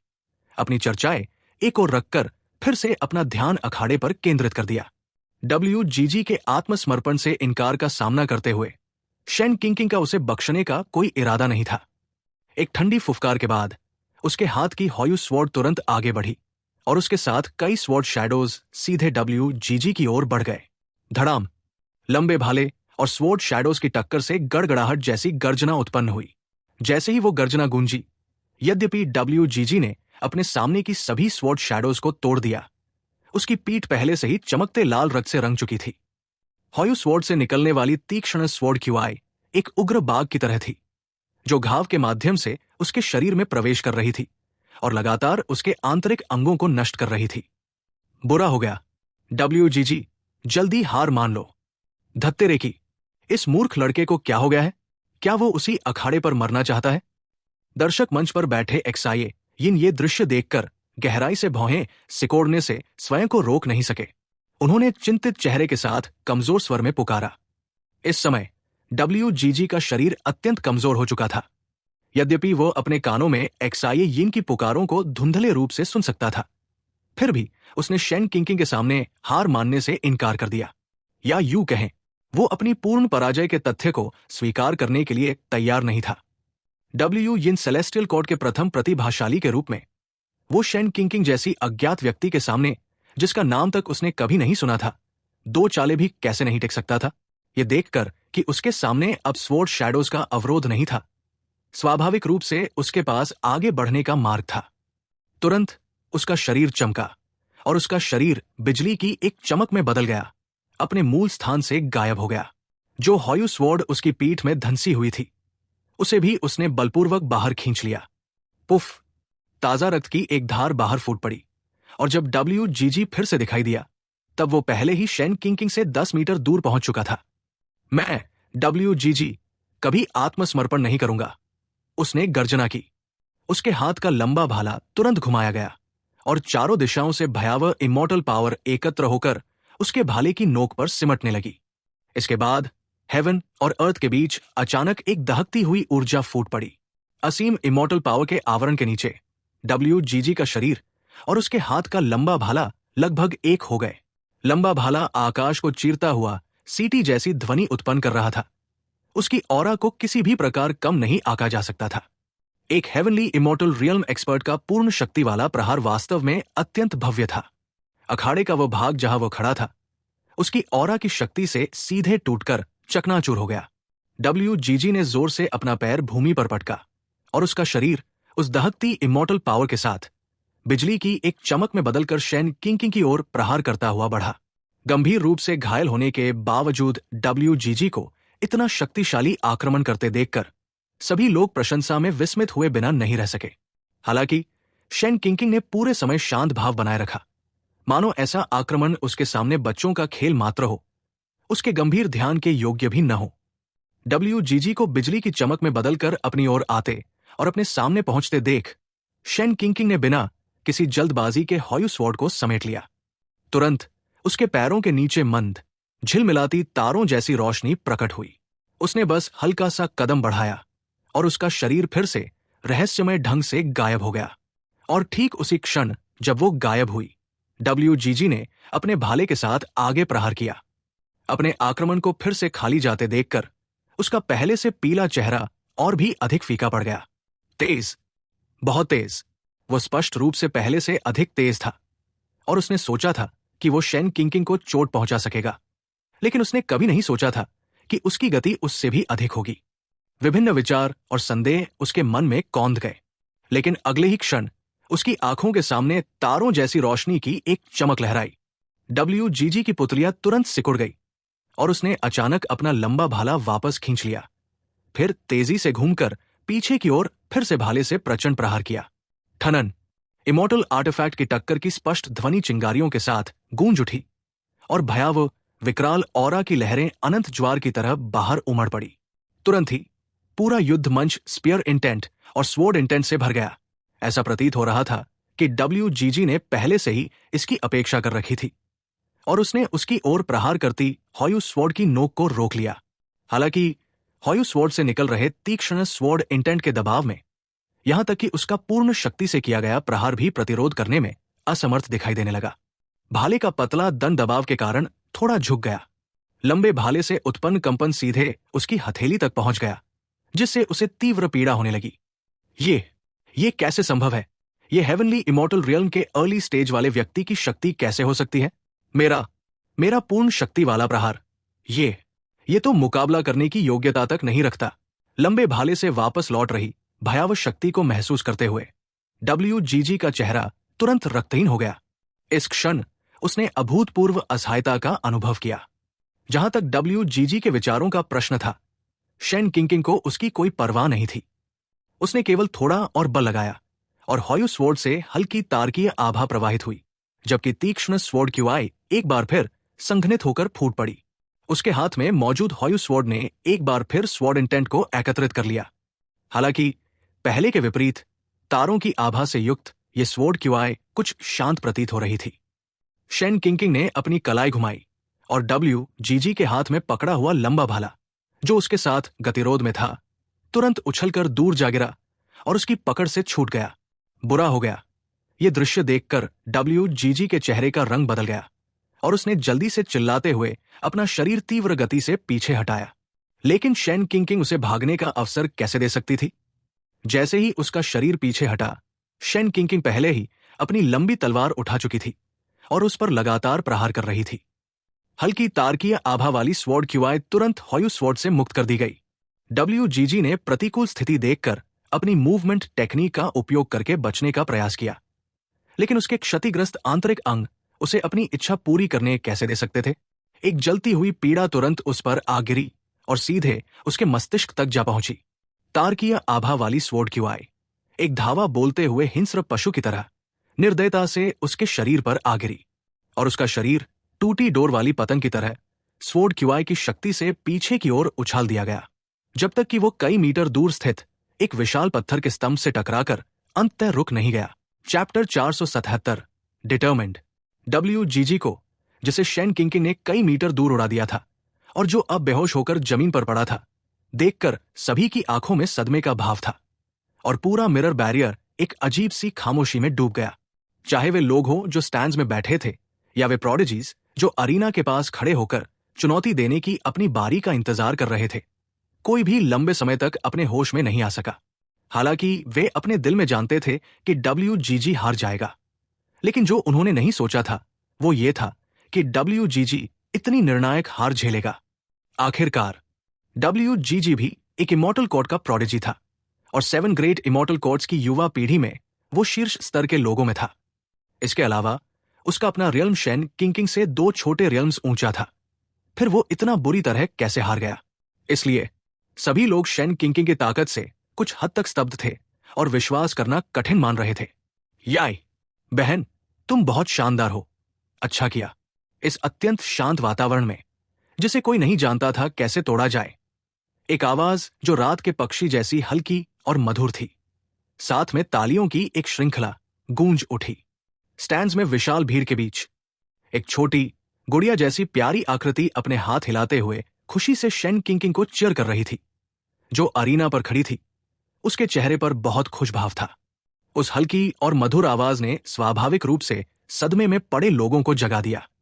वे भी काफी उत्सुक हुए और आवाज की दिशा में देखने लगे। मंच पर शेन किंकिंग ने भी इस परिचित आवाज को सुनकर हल्की मुस्कान दिखाई और मोल लिंगर की ओर सिर हिलाकर जवाब दिया। ये शरारती लड़की वहां क्यों चली आई? उसने सोचा था कि मो रैन उसे वापस ले जाने के बाद वो फिर से कहीं चोरी छिपे खेलने नहीं जाएगी। इस समय जो लोग लंबे समय तक स्तब्ध थे और होश में नहीं आ पा रहे थे, वे भी वापस सामान्य स्थिति में आ गए। उनके साथ ही अरीना पर खड़ा रेफरी भी होश में आ गया, जो विनर घोषित करने के लिए जिम्मेदार था। उसने अपना दाया हाथ उठाया, उसकी दृष्टि सभी लोगों पर घूमी और घोषणा की, इस मुकाबले में शेन किंकिंग विजयी है। जैसे ही रेफरी ने जीत की घोषणा की, सभी ने अपनी आंखों के सामने हल्की रोशनी की चमक देखी, जिससे एक ठंडी रहस्यमयी हवा उठी और लोग अनायास ही सिहर उठे। जब वे सोच रहे थे कि ये ठंडक कहां से आई है, उसी समय WGG के बेहोश पड़े स्थान की दिशा से एक आवाज भी गूंजी, जिसमें हल्का सा पश्चाताप था। प्रिंसेस का धन्यवाद कि आपने दया दिखाई। मैं WGG की ओर से आभार व्यक्त करता हूं। बोलने वाला व्यक्ति कोई और नहीं बल्कि एक्साई यिन था, जो W यिन सेलेस्टियल कोर्ट का लॉर्ड था। हालांकि WGG की जान को कोई खतरा नहीं था, लेकिन उसके शरीर को अलग अलग स्तर की चोटें लगी थी। उसके आंतरिक अंग लगभग पूरी तरह स्वॉर्ड क्यूआई से नष्ट हो गए थे, लेकिन सौभाग्य से शेन किंकिंग ने उसे मारने का इरादा नहीं रखा था और फिर भी उसे जीवित छोड़ दिया था। हालांकि WGG की वर्तमान स्थिति को देखते हुए उसे कम से कम 2 महीने बिस्तर पर लेटकर इलाज करना पड़ेगा ताकि वो चल फिर सके। इसके जवाब में शेन किंकिंग ने सिर हिलाया और शांत भाव से हाथ हिलाते हुए कहा, कोई बात नहीं। WGG से उसका कोई दुश्मनी नहीं था, वो बस थोड़ा बहुत आत्मविश्वासी था और ये सोच रहा था कि वो उसे हरा सकता है। इसके अलावा लड़ाई में चोट लगना तो स्वाभाविक है ना? शेन किंकिंग के शब्दों के बाद एक्साई यिन ने और देरी नहीं की। उसने WGG के कुछ अक्यूपॉइंट्स दबाए, फिर बेहोश WGG को उठाया और वहां से चला गया। इस लड़ाई के बाद अन्य इमॉर्टल कोर्ट्स के वे प्रोडिजीज, जो पहले शेन किंकिंग को चुनौती देने की योजना बना रहे थे और जिनकी ताकत WGG से कम नहीं थी, वे भी खुद को पीछे हटाते हुए निकलने लगे। उन्होंने पूरी तरह से पहले स्थान के लिए चुनौती देने का विचार छोड़ दिया। आखिरकार वे खुद भी ये गारंटी नहीं दे सकते थे कि वे WGG को 10 मूव्स के भीतर हरा पाएंगे। शेन किंकिंग ने उसे इतनी आसानी से हरा दिया था। इसका मतलब था कि उसकी ताकत निश्चित रूप से WGG से ऊपर थी और उससे कई गुना अधिक थी। इसलिए अगर वे जाते भी तो सिर्फ अपमान ही मिलता। असंभव पहले स्थान के लिए प्रतिस्पर्धा करने के बजाय दूसरे या तीसरे स्थान पर ध्यान देना बेहतर था। आखिरकार पहले की तुलना में बाद के 2 अपेक्षाकृत काफी सरल थे। AIA, जो अपनी सीट पर बैठकर शेन किंकिंग की लड़ाई देख रही थी, ये देखकर कि प्रोडिजीज पीछे हटने के संकेत दिखा रहे हैं, हल्की हंसी रोक नहीं सकी। वे मूर्ख नहीं है। हुआ लिंगलोंग, जो उसके पास बैठी थी, ने वैंगस्याओ पवेलियन की दासी द्वारा लाई गई चाय उठाई, हल्का सा घूंट भरकर अपना गला तर किया और उदासीनता से उत्तर दिया। AIA ने यह सुनकर मुस्कुराते हुए सिर हिलाया, फिर अपना सिर घुमाकर जमीन पर पद्मासन में बैठकर ध्यान और रिकवरी कर रही जिंग वायु की ओर चिंतित होकर देखा। सिस्टर जिंग वायु, तुम्हारी चोटें कैसी हैं? अब बेहतर महसूस कर रही हो? जिंग वायु, जो हाथ के सील्स बनाकर ध्यान कर रही थी, ये सुनकर जल्दी से अपने हाथ पीछे खींच लिए और धीरे धीरे अपनी कसकर बंद आंखें खोली। उसने ऊपर देखा, हल्की मुस्कान दी और उत्तर दिया, तुम्हारी मेडिसिनल पिल की वजह से अब मैं ठीक हूं। AIA ने यह सुनकर भी एक लंबी राहत की सांस ली और फिर गंभीरता से उसे समझाया, अगली बार इतनी इंपल्सिव मत बनना, ठीक है? ठीक है, ठीक है, मुझे पता है। यह देखकर जिंग वायु खुद को एक कठिन मुस्कान देने से रोक नहीं पाई। उसने जल्दी से अपनी हथेली उठाई और ऊपर नीचे हिलाई, जिससे AIA को आश्वस्त किया कि वो अगली बार बिल्कुल भी इतनी लापरवाह नहीं होगी। ये कहने के बाद AIA ने भी अपना गंभीर चेहरा हटा लिया, हल्के से होंठ भींचे और फिर अनायास ही अपना सिर दूसरी तरफ घुमा लिया और समय अनजाने में ही लगभग आधा बीत चुका था। मैदान की स्थिति धीरे धीरे स्थिर हो गई। पहले अरीना पर काबिज शेन किंकिंग को इस अवधि में कोई नया चैलेंजर नहीं मिला था। अन्य 9 अरीनास के मालिक भी लगभग तय हो चुके थे और अब हेवेंस प्राइड रैंकिंग बैटल समाप्त होने में आधे घंटे से भी कम समय बचा था। इसके जवाब में वैंगस्याओ पवेलियन ने भी लगभग उन 10 प्रोडिजीज की जानकारी संकलित की जो अरीनास पर खड़े थे और उसे एक एक करके सबके सामने घोषित किया। 10वें अरीना पर काबिज प्रोडिजी एक युवा सिटी लॉर्ड था, जो मेनलैंड पर स्थित एक शहर सिटी ऑफ टाइम से था। उसका नाम पाई ली हुआ था। उसने लगातार कई ओवरसीज प्रोडिजीज को हराकर अपनी मजबूत क्षमता से 10वां स्थान मजबूती से हासिल किया था। 9वें अरीना पर काबिज प्रोडिजी का नाम यांग मिंग था, जो यांग फैमिली का प्रोडिजी था, एक फर्स्ट रेट हिडन फैमिली जो ओवरसीज में स्थित थी। 8वां अरीना यान एफियाई, prodigy of Canghai immortal court. 7वां arena Bai Shengnan, prodigy of W Yin celestial court. 6ठा arena Lin Bua, prodigy of W Yin celestial court. 5वां arena Gu Jinru, princess of bright moon immortal court. 4था arena Gu Haoran, गु family का eldest young master, mainland की एक hidden family और Nanyang academy का saint भी। 3रा arena Sun Qi, misty immortal court का यंग लॉर्ड। 2रा arena Land Xi, Land family की एल्डेस्ट यंग मिस, मेनलैंड की एक हिडन फैमिली। पहला arena Shen Qing Qing, princess of Qiran imperial court. Chapter 478 is the end and the beginning. जैसे जैसे 10 prodigies की जानकारी एक एक करके सामने आती गई, अरीना में बैठे लोगों के चेहरे अनायास ही ठंडे पसीने से भीग गए और वे गहरे सदमे में डूब गए। हेवंस प्राइड रैंकिंग में 10 प्रोडिजीज की पहचान और पृष्ठभूमि उजागर होते ही पूरे स्थल में तुरंत हंगामा मच गया। चिचिची, इस साल की हेवंस प्राइड रैंकिंग सच में आंखें खोल देने वाली है। कई लोग जीभ चटकाते हुए सिर हिलाकर हंस पड़े, है ना? अगर पिछले हेवंस प्राइड रैंकिंग के टॉप 10 को देखें तो भले ही हमेशा शक्तिशाली पृष्ठभूमि और बड़े गुटों के डिसाइपल सूची में होते थे, लेकिन हमेशा एक ऐसा प्रोडिजी होता था जो साधारण मूल से आता था, जो अपनी शक्ति के बल पर बाकी सभी प्रोडिजीज को दबा देता था और उन्हें सिर उठाने नहीं देता था और मजबूती से टॉप 3 में अपनी जगह बना लेता था। लेकिन इस साल के हेवंस प्राइड रैंकिंग टॉप 10 में एक भी ऐसा प्रोडिजी नहीं है जो साधारण मूल से आया हो। यह सच में अजीब है। हालांकि अजीब है, लेकिन काफी तर्कसंगत भी है। आखिरकार इस तरह की दुनिया में जहां स्ट्रॉन्ग वीक को खा जाता है, वहां जड़ों से उठना बहुत दुर्लभ चीज है, इतना दुर्लभ कि लगभग असंभव जैसा है। हाँ, आखिरकार ये दुनिया स्वाभाविक रूप से असमान है, या कहें तो यहां पूर्ण समानता नहीं है। हेवंस प्राइड रैंकिंग में प्रोडिजीज के नामों के साथ दी गई आइडेंटिटी डिस्क्रिप्शन को देखते हुए दर्शकों की भीड़ मानो पागल हो गई। अचानक उदासी महसूस करते हुए वे बेवजह बातचीत करने लगे, एक के बाद एक, और विषय अत्यंत संवेदनशील था। वास्तव में हवा में किसी प्रकार की जागृति के संकेत भी दिखाई देने लगे।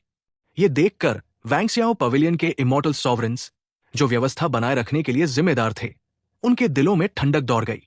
स्थिति को और बिगड़ने से रोकने के लिए वैंगसियाओ पवेलियन के इमॉर्टल एम्परर रियल्म एक्सपर्ट्स, जो व्यवस्था संभाल रहे थे, जल्दी से 2 बार गला साफ किया, खा खा, और उन्हें रोकते हुए बोले, सभी लोग, हेवंस प्राइड रैंकिंग बैटल अभी समाप्त नहीं हुई है, कृपया शांत रहें। यह सुनकर सभी के शरीर थोड़े सख्त हो गए। एक दूसरे की ओर देखते हुए उन्होंने सिर हिलाया और हल्की मुस्कान के साथ अपने विचार वापस खींच लिए। यदि ये हेवंस प्राइड रैंकिंग बैटल पिछले वर्षों जैसी होती, जहां कोई साधारण मूल का प्रोडिजी टॉप 10 में जगह बना लेता, तो वे इस तरह आहें नहीं भरते, क्योंकि तब भी उन्हें उम्मीद दिखाई देती थी और सभी ये भी समझते थे कि भले ही साधारण मूल से ऊपर आना दुर्लभ हो, लेकिन असंभव नहीं है, बस किस्मत थोड़ी अच्छी होनी चाहिए। आखिर ये एक ऐसी जादुई दुनिया थी जहां स्ट्रॉन्ग को सम्मान मिलता है और वीक को दबाया जाता है। जो लोग नहीं जानते थे वो ये था कि जिन साधारण लोगों की वे बात कर रहे थे, वे उसी समय अरीना के नीचे कांपते हुए खड़े थे।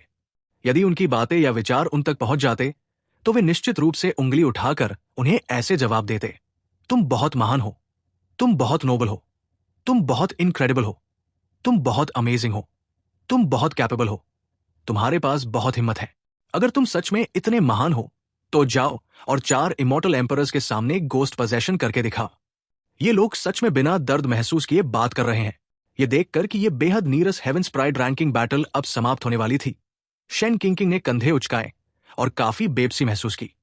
सच कहे तो उसे नहीं पता था कि ये सिर्फ उसकी सोच थी या नहीं, लेकिन उसे हमेशा लगता था कि इस साल की हेवंस प्राइड रैंकिंग बैटल बहुत ही उबाऊ थी। ये पिछली जीवन की हेवंस प्राइड रैंकिंग बैटल जितनी मजेदार नहीं थी। उसे हमेशा ऐसा लगता था कि जो वास्तव में शक्तिशाली थे, जो उसके साथ कुछ चालें बदल सकते थे और जिनके पास भी उसके जैसे चीट थे, लेकिन उनके चीट उसके जितने ओवरपावर्ड नहीं थे, वे उसकी पहचान के कारण या फिर वीआईपी सीटों पर बैठे 4 लोगों के डर से खुद को रोक रहे थे और इसलिए पूरी ताकत से लड़ने की हिम्मत नहीं कर रहे थे। ये सोचकर वो अनायास एक लंबी सांस छोड़ बैठी और हेवंस प्राइड रैंकिंग में नंबर 1 की स्थिति में उसकी रुचि खत्म हो गई। तुरंत ही उसने अपनी नजर एआई ये की ओर घुमा दी। एआई ये को चाय पीते हुए देखकर उसके मन में अचानक एक अजीब और विचित्र शब्द आ गया। इससे पहले कि वो समझ पाती कि क्या हो रहा है, उसके होंठ खुद ब खुद हिलने लगे। ओआई, ब्रेन वेव ट्रांसमिशन, तेरा नंबर 1 आकर ले जा। ये अचानक ब्रेन वेव आवाज सीधे एआई ये को चौंका गई, जिसने अभी अभी चाय का घूंट लिया था और उसे निगलने का समय भी नहीं मिला था। क्या हुआ? जिंग वायु, जो उसके पास खड़ी थी, ने यह देखकर भौहें चढ़ाई और हैरानी से पूछा। नहीं, कुछ नहीं। अपने होठों से गिरती चाय को देखकर एआई ने जल्दी से उसे पूछा। फिर थोड़ी अजीब हंसी हंसी उसका चेहरा थोड़ा कठोर हो गया और बोली, तुम क्या कर रही हो? ये नया अभिवादन कहां से सीख लिया? ये समझने के बाद कि ट्रांसमिशन शेन किंकिंग की तरफ से था, एआई ने दांत पीसकर गुस्से से कहा। इसके जवाब में शेन किंकिंग ने शर्मिंदा होकर एक अजीब सी हंसी दी। उसे खुद भी नहीं पता था कि क्या हो रहा है। बस अचानक वो शब्द उसके दिमाग में आ गया और फिर वो अपने मुंह को नियंत्रित नहीं कर सकी और वो अपने गले से निकल ही गया। और जो लोग चौंक गए थे, उनमें केवल एआई यही नहीं थी, बल्कि वीआईपी सीटों पर बैठे 4 लोग भी थे। इमॉर्टल एम्परर ली और इमॉर्टल एम्परर यूए ने एक दूसरे की ओर देखा और उनके होंठ अनायास ही फड़क उठे। और मो रैन इस समय ऐसा लग रहा था जैसे वो रो भी नहीं सकता और आंसू भी नहीं है। देखो, तुम्हें हमेशा बुरी चीजें सिखाते रहते हो। एम्प्रेस शेनकिकी, जो उसके पास बैठी थी, ने भौहें चढ़ाई और आखिरी 2 शब्दों को जोर से काटते हुए बोली, और उसके पतले जेड जैसे हाथ पहले ही मो रैन की कमर पर रखे हुए थे और बहुत कुशलता से उसे 90 डिग्री घुमा दिया। इसका मेरे से क्या लेना देना है? मो रैन ने सिर घुमाकर शेनकिकी की ओर देखा, जिसके माथे पर काली रेखाएं थी, और बहुत दुखी और असहाय भाव से कहा। इस पर शेनकिकी ने संकेत दिया कि उसे सुनने में कोई दिलचस्पी नहीं है। उसने बस एक धमकी सी हम्फ की, फिर हाथ बांध लिए, होंठ से कोड़ लिए और सिर दूसरे ओर घुमा लिया। नीचे शेनकिकी के बुलावे का सामना करते हुए एआई ने कंधे उछाल लिए और चुनौती देने के लिए उठने का कोई इरादा नहीं दिखाया। शेनकिकी के देखकर बहुत हैरान रह गई। तुम नंबर 1 नहीं चाहती थी? क्या हो रहा है? अब नहीं चाहिए। वाह, औरतें सच में बहुत जल्दी बदलने वाली होती है। जैसे ही वो शिकायत करने वाली थी, उसे दिखा कि एआई ने सिर्फ दूसरी ओर घुमा लिया और बैरियर के प्रवेश द्वार की ओर इशारा करते हुए उसे ट्रांसमिशन किया। तुम ईमानदारी से ये नंबर 1 खेल लो।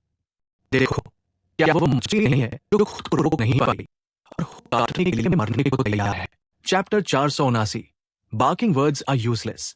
एआई ये की बात सुनकर और उसे उस दिशा में मुड़ते देखकर शेन किंकिंग ने तुरंत उसी दिशा में नजर डाल दी जहां वो देख रही थी। जब उसने बैरियर के प्रवेश द्वार पर एक परिचित आकृति को देखा, तो वो अपनी भौहें सिकोड़ने से खुद को रोक नहीं सकी। आने वाला व्यक्ति कोई और नहीं, बल्कि शैंगशुन इंपीरियल पैलेस का वर्तमान प्रोडिजी था, जिसे उसने कुछ दिन पहले वैंगस्याओ पवेलियन की ऑक्शन में पूरी तरह चुप करा दिया था। वो अकेला नहीं आया था, उसके साथ एक बूढ़ा आदमी भी था जिसकी पीठ झुकी हुई थी और जो एक अजीब सी छड़ी का सहारा लिए हुए था। शेन किंकिंग इस बूढ़े व्यक्ति से परिचित नहीं थी, लेकिन एआई ये के लिए वो बहुत परिचित था। ये वही बूढ़ा व्यक्ति था जिसने शहर में प्रवेश करते समय एआई को रोक दिया था और शैंगशुन इंपीरियल पैलेस का अथॉरिटी फिगर था। पवेलियन मास्टर, ये व्यक्ति न तो जल्दी आया न देर से, बल्कि ठीक तब आया है जब सब कुछ खत्म होने वाला है। मुझे डर है कि उसके इरादे ठीक नहीं है। ये अचानक आए दोनों व्यक्ति भी वैंगस्याओ पवेलियन के लोगों को, जो पास बैठे थे, भौहें चढ़ाने पर मजबूर कर गए। लुओ जोंग, जो वैंगस्याओ पवेलियन के पवेलियन मास्टर के पास बैठे 2 वाइस पवेलियन मास्टर्स में से एक था, उसने सिर घुमाया और पवेलियन मास्टर से ये बात कही। इसके जवाब में वैंगस्याओ पवेलियन के पवेलियन मास्टर ने भी गंभीर चेहरे के साथ सिर हिलाया। उसने अपनी दाढ़ी सहलाई, ध्यान से नए आए लोगों को देखा, फिर वीआईपी सीटों पर बैठे मो रैन के 4 एक्सप्रेशनलेस लोगों की ओर देखा। जब उसने देखा कि वे शांत हैं और उनके चेहरे पर कोई बदलाव नहीं है, तो उसका लटका हुआ दिल थोड़ा शांत हो गया। चलो देखते हैं। जहां तक आसपास के माहौल में बदलाव की बात थी, स्टैंड्स में बैठे लोग जो पहले धीमी आवाज में बातें कर रहे थे, उन्होंने भी गांव एसआईपी की गंध पकड़ ली। इससे पहले कि वे अपनी हैरानी भी जता पाते, सु नैनफेंग, जो शैंगशुन इंपीरियल पैलेस का प्रोडिजी था, पहले ही सभी की नजरों के सामने आ चुका था।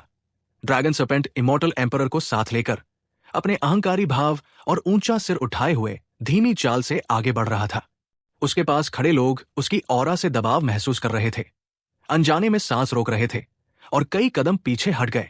हो सकता है कि वे इस शैंगशुन इंपीरियल पैलेस के प्रोडिजी को ज्यादा न जानते हों, लेकिन वे ड्रैगन सर्पेंट इमॉर्टल एम्परर से अच्छी तरह परिचित थे, जो अक्सर लिंगलोंग सिटी में उसके साथ दिखाई देता था। ऐसे व्यक्ति की पहचान और पृष्ठभूमि जो अचानक बैरियर के भीतर प्रकट हुआ और एक इमॉर्टल एम्परर रियल्म एक्सपर्ट को अपने आगे झुका सकता था, कोई भी अनुमान लगा सकता था। चारों ओर का स्थान तुरंत सन्नाटे में डूब गया।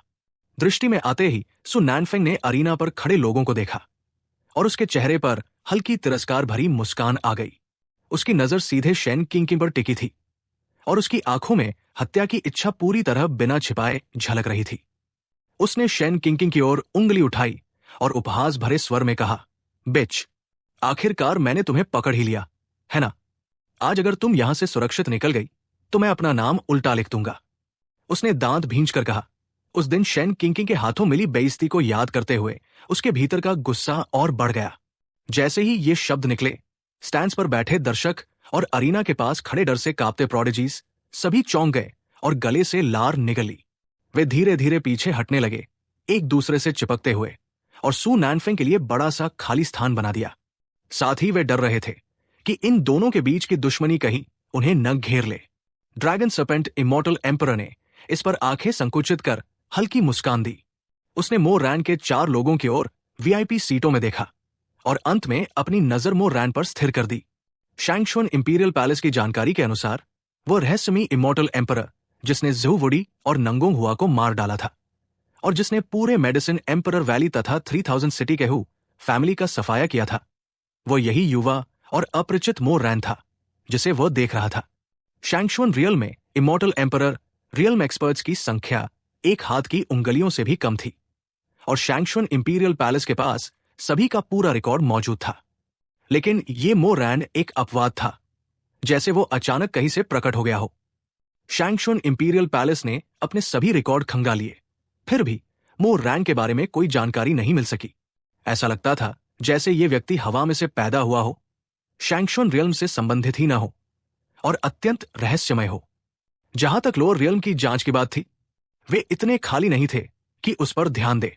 मो रैन ने स्वाभाविक रूप से ड्रैगन सर्पेंट इमॉर्टल एम्परर की तिरस्कार भरी दृष्टि को महसूस किया, लेकिन उसने इस व्यक्ति को गंभीरता से नहीं लिया।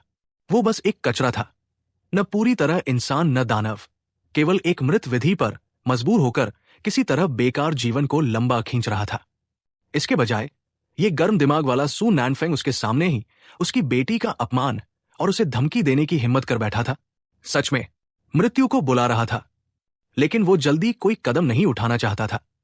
आखिरकार शेन किंकिंग के बारे में उसकी समझ के अनुसार ये लड़की शायद पहले खुद ही सब कुछ संभालना चाहती थी, अपना फेस वापस पाना चाहती थी, और फिर जब उसका दांव प्रोटेक्टर उसे रोकने की कोशिश करेगा तब वो अपने पिता को मदद के लिए बुलाएगी। बेशक मो रैन का न उठना ये नहीं था कि उसके पास बैठी एम्प्रेस शेन किकी भी कुछ नहीं करेगी। इस समय उसका दिल पहले ही क्रोध से जल रहा था और वो चाहती थी कि सु नैनफेंग का मुंह ही जला दे अगर मो रैन ने उसे रोका न होता। ये देखकर पास बैठे 2 इमॉर्टल एम्परर्स ली और युए एक दूसरे की ओर देखने लगे और ड्रैगन सर्पेंट इमॉर्टल एम्परर की ओर तिरस्कार भरी नजर डाली, मानो उसके लिए शुभकामना दे रहे हों। और अरीना में खड़ी शेन किंकिंग, जब उसे सु नैनफेंग का उद्देश्य पता चला तो उसने ऊंचाई से उसे देखा, जैसे 9 हेवन से किसी एम्परर द्वारा चींटियों को देखा जा रहा हो, और तिरस्कार से बोली, कुत्ते की भौंक बेकार है, मैं यहां से निकल सकती हूं या नहीं, ये तुम्हारे बस की बात नहीं। शेन किंकिंग ने ठंडी आवाज में चिल्लाकर कहा। उसकी आंखों में ठंडक भरी हुई थी। उसके शब्द समाप्त होते ही हॉयू स्वॉर्ड उसके हाथ में धीरे धीरे प्रकट हुई। क्लैंग, उसने हो वायु को ऊंचा उठाया और तलवार सु नैनफेंग की ओर कर दी। जैसे ही उसके हाथ की पकड़ से हॉयू स्वॉर्ड का ब्लेड थोड़ा मुड़ा, एक तीखा स्वॉर्ड इंटेंट, जैसे कई माउंट फुजीज एक साथ फट पड़े हों, उसके पीछे से उठने लगा। उसके पीछे एक विशाल फायर लोटस भी धीरे धीरे संघनित होकर ऊपर उठने लगा और उसके साथ एक चौंकाने वाली ठंडक भी थी। कुछ ही समय में आधा फायर लोटस और आधा बर्फ और हिम का एक अनोखा दृश्य शेन किंकिंग के पीछे पूरी तरह बन गया। इस ऑरा को महसूस करने वाले सभी लोग अनायास ही ठंडे पसीने में भीग गए। WGG, जिसे शेन किंकिंग ने बेहोश कर दिया था और जो अभी एक्साए यिंग की चिकित्सा से किसी तरह होश में आया था, अब शेन किंकिंग की ऑरा से कांप रहा था। उसकी पीठ से निकलता ठंडा पसीना बहकर नीचे गिर रहा था और जहां वो खड़ा था वहां जमीन को भिगो रहा था। वो कांपती आवाज और डरे हुए चेहरे के साथ बोला। उसकी दृष्टि एक्साये यिन और शेन किंकिंग के बीच बार बार घूम रही थी, अविश्वास से कहते हुए, वो सच में दोहरी दोहरी दोहरी लॉज रखती है। Chapter 480 field. एक्साये यिन ने तुरंत WGG के विस्मय पर कोई जवाब नहीं दिया। कारण बहुत सरल था। वो स्वयं शेन किंकिंग द्वारा प्रदर्शित तरीकों से पूरी तरह स्तब्ध था। वो बहुत कम किसी चीज के लिए स्तब्ध शब्द का उपयोग करता था। ये केवल एक बार था। ये वास्तव में चौंकाने वाला था। क्या ये शेन किंकिंग की पूरी शक्ति है? द्विलॉज रखने के कारण अब समझ आता है कि वो शुरू से अंत तक इतनी आत्मविश्वासी और निडर क्यों दिखती थी। वास्तव में उसने शुरू से ही हमें अपनी आंखों में रखा ही नहीं, या यूं कहें उसकी नजर में हम कभी सही रूप से थे ही नहीं। शुरू में मुझे लगा था कि वो केवल अपने बैकग्राउंड और पद के सहारे दिखावा कर रही है और इनके बिना वो कुछ भी नहीं है। मुझे उम्मीद नहीं थी कि असली क्लाउन मैं हूं। हम बस उसके विरोधी बनने के योग्य ही नहीं है। कोई आश्चर्य नहीं कि वो हमेशा अपने दुश्मनों को केवल कुछ चालों में हरा देती थी। तो यही कारण है। अगर उसने शुरू से ही इतनी भयानक ऑरा दिखाई होती तो वे जो मंच पर उसे चुनौती दे रहे थे, क्या एक चाल भी सहन कर पाते? इस WGG की किस्मत सच में अच्छी है और इस दृश्य को देखने वाले सभी लोगों के दिलों में आश्चर्य WGG से कम नहीं था, शायद उससे भी अधिक।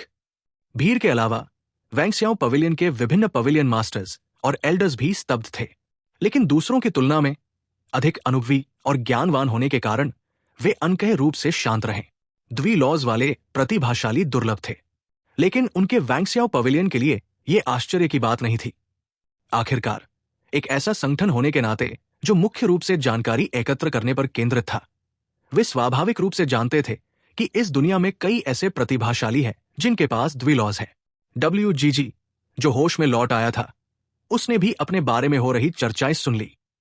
इस समय उसका मन अपनी किस्मत पर आश्चर्य से भर गया, लेकिन उसे लगा कि यह मामला अभी खत्म नहीं हुआ है, क्योंकि शेन किंकिंग से लड़ते समय उसने एक और प्रकार की क्यूआई महसूस की थी जो उसके द्वारा प्रदर्शित 2 लॉज से अलग थी। जैसे ही वो संदेह में था, सू नानफेंग की आंखों में एक लालच की चमक आ गई जिस पर हॉयू स्वॉर्ड निशाना लगाए हुए थी। उसने जैसे कुछ देख लिया हो, जैसे उसका अपना शिकार हो। उसका चेहरा उत्साह से भर गया। इस समय उसका मन बहुत बेचैन था। उसने अपने सूखे होंठ चाटे और शेन किंकिंग की चेतावनी को नजरअंदाज करते हुए उसकी 2 लॉ ऑरा को घूरते हुए लालची स्वर में बोला, ड्रैगन सर्पेंट इन पावर। ये लॉ वो अपनी बात पूरी नहीं कर पाया था। ड्रैगन सर्पेंट इमॉर्टल एम्परर जो उसके पास खड़ा था, जैसे उसके मन की बात जानता हो, उसने बिना झिझक सिर हिलाया। कोई समस्या नहीं, योर हाइनेस, इंपीरियल सन, निश्चिंत रहें। जब तक हम उसे जिंदा पकड़ लेते हैं, मैं स्वयं उसके शरीर से उन 2 लॉ ऑरिजिन्स को निकाल दूंगा। बहुत अच्छा। सू नानफेंग मुस्कुराया। उनकी बातचीत न बहुत तेज थी, न बहुत धीमी, और न ही इसे छिपाने का कोई इरादा था। इसलिए सू नानफेंग और ड्रैगन सर्पेंट इमॉर्टल एम्परर की बातें सभी ने सुन ली। ये सुनकर सभी ने ठंडी सांस ली। उनके दिलों में सिहरन उठी और वे अनजाने में शेन किंकिंग की ओर चिंतित नजर से देखने लगे। मैं स्वयं उसके लॉज छीन लूंगा। यह खबर सभी के दिलों में डर और आश्चर्य दोनों भर गई। आश्चर्य इस बात का था कि अफवाह सच थी कि शैंगशुन इंपीरियल पैलेस का इंपीरियल सन सू नानफेंग दूसरों के लॉज छीनने की तकनीक रखता है, और डर इस बात का कि आज इस लाइफ क्यूआई को जानने के बाद क्या वे जीवित बचेंगे या नहीं। तुम्हारी बातें काफी बड़ी हैं, लेकिन मेरे लॉ ऑरिजिन्स को छीनना केवल कह देने से कुछ नहीं होगा। उनकी बेझिझक बातचीत पर शेन किंकिंग अभी भी शांत मुस्कान के साथ खड़ी रही, बिल्कुल भी प्रभावित नहीं हुई। उसने जानबूझकर अपने द्विलॉज प्रदर्शित किए थे। उसका कोई और उद्देश्य नहीं था।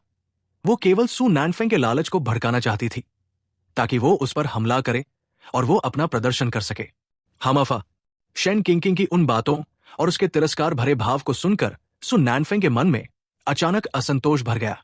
इसलिए उसने ठंडी हम्फ की आवाज निकाली और उसका शरीर तुरंत झिलमिला उठा, अपने मूल स्थान से गायब हो गया।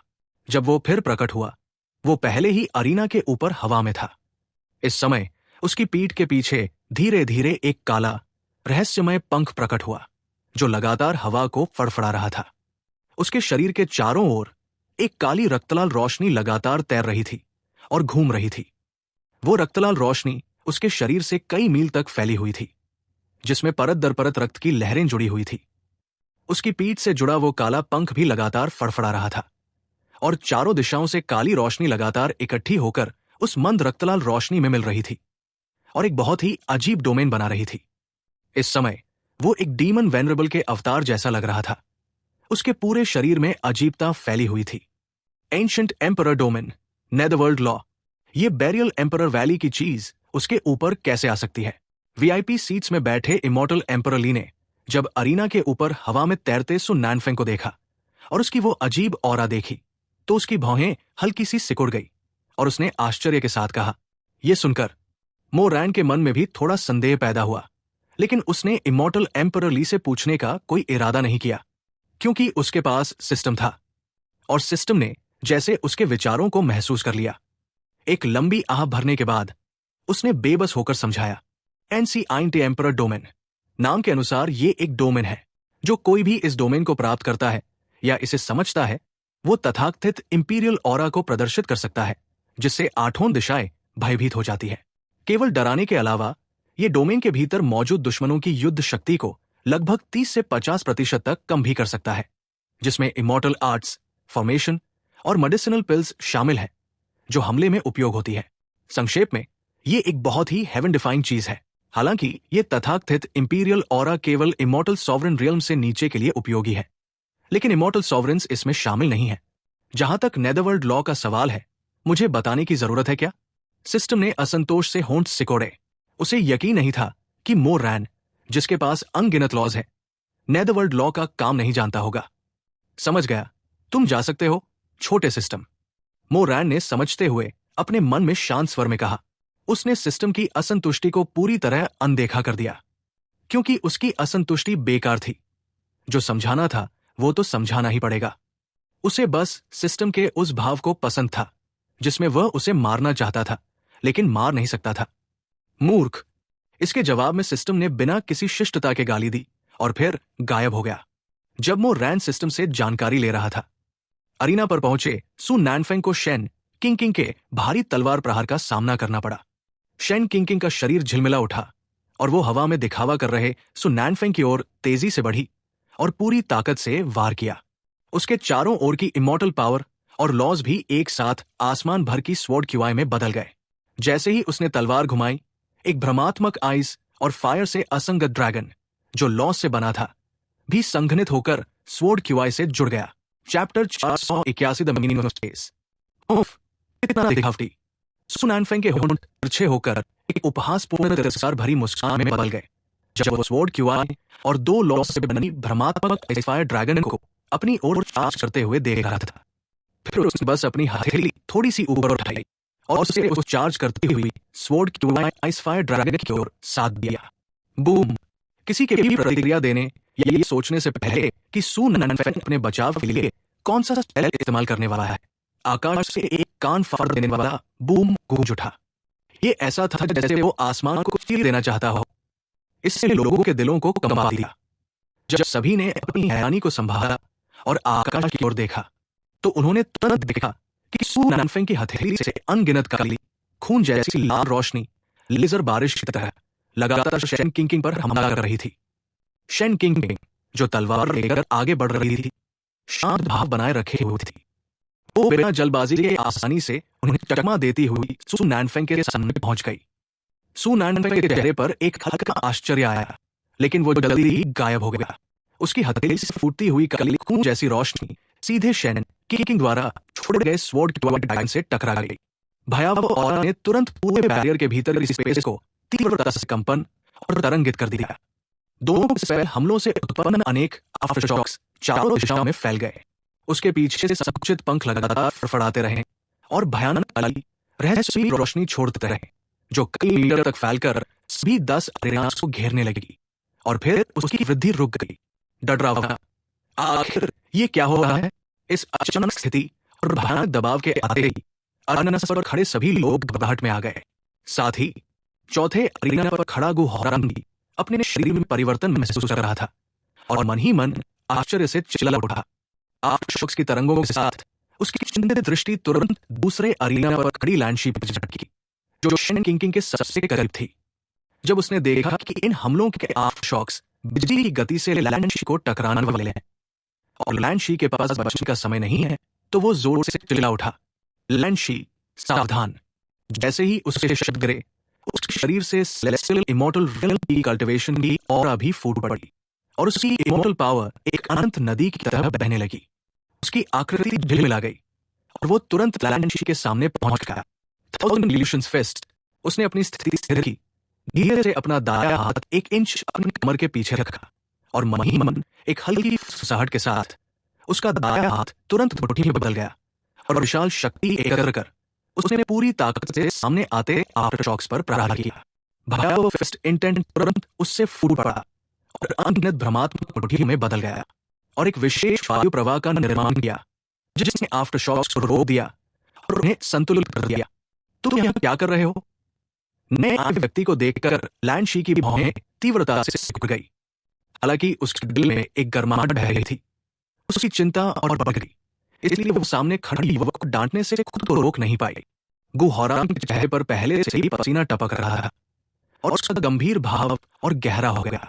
वो लड़की की चिंता समझता था, लेकिन फिर भी उसने शांत दिखने का नाटक किया और कहा, जाओ, अरीना छोड़ दो।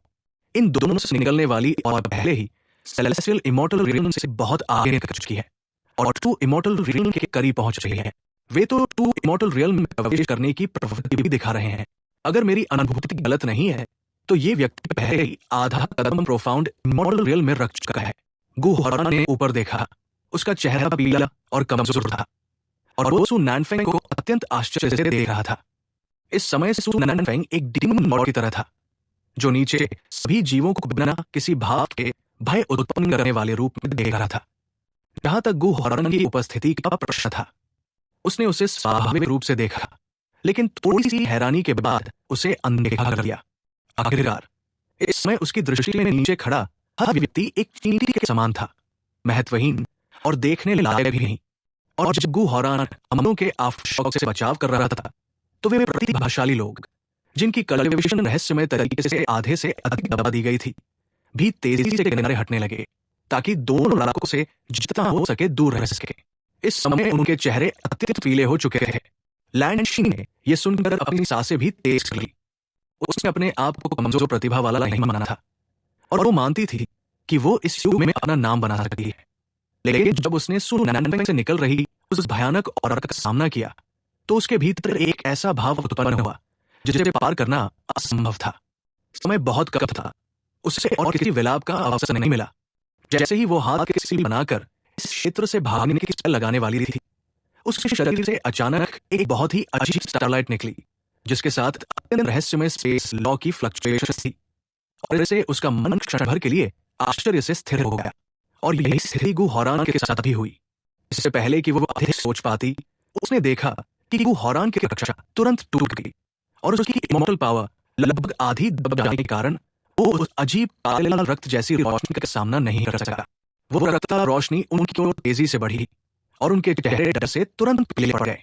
जैसे ही वह रक्तलाल रोशनी उन पर गिरने वाली थी, उनके शरीर पर लगी हुई स्टारलाइट अचानक चमक उठी। इसके तुरंत बाद उनके आसपास की स्पेस को एक अदृश्य शक्ति ने तुरंत चीर दिया और उस स्पेस के भीतर से एक अदृश्य खिंचाव उत्पन्न हुआ, जिसने दोनों को तुरंत अंदर खींच लिया। जब उनकी आकृतियां फिर से प्रकट हुई, तो वे पहले ही स्पेक्टेटर स्टैंड्स में पहुंच चुके थे। ये देखकर दोनों ने एक दूसरे की ओर देखा और पूरी तरह भ्रमित रह गए। इंटेंट ऑफ स्पेस, इस असामान्य तक महसूस करके ड्रैगन सर्पेंट इमॉर्टल एम्परर ने तुरंत अपनी झुर्रियों वाली पलकों को खींचा और आश्चर्य से अचानक अपनी हल्की सी सिकुड़ी हुई एमरल्ड ग्रीन आंखें खोल दी, जिनके बीच में लाल रंग की एक लंबत रेखा थी, जो दानव जैसी भयावह दिख रही थी। ये स्पेस लॉ है, इंपीरियल सन, सावधान रहो। अचानक उसे होश आया और उसने गंभीर भाव से सु नैनफेंग से कहा, जो हवा में शेन किंग से लड़ रहा था।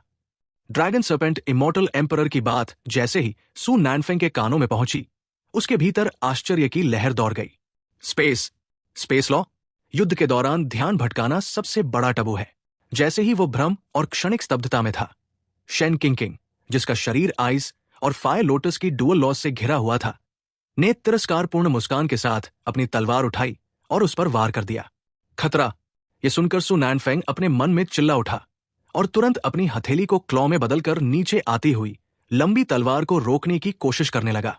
और वो मन ही मन ड्रैगन सर्पेंट इमॉर्टल एम्परर को भी कोसने से खुद को रोक नहीं पाया, क्योंकि उसकी वजह से उसका ध्यान भटक गया था।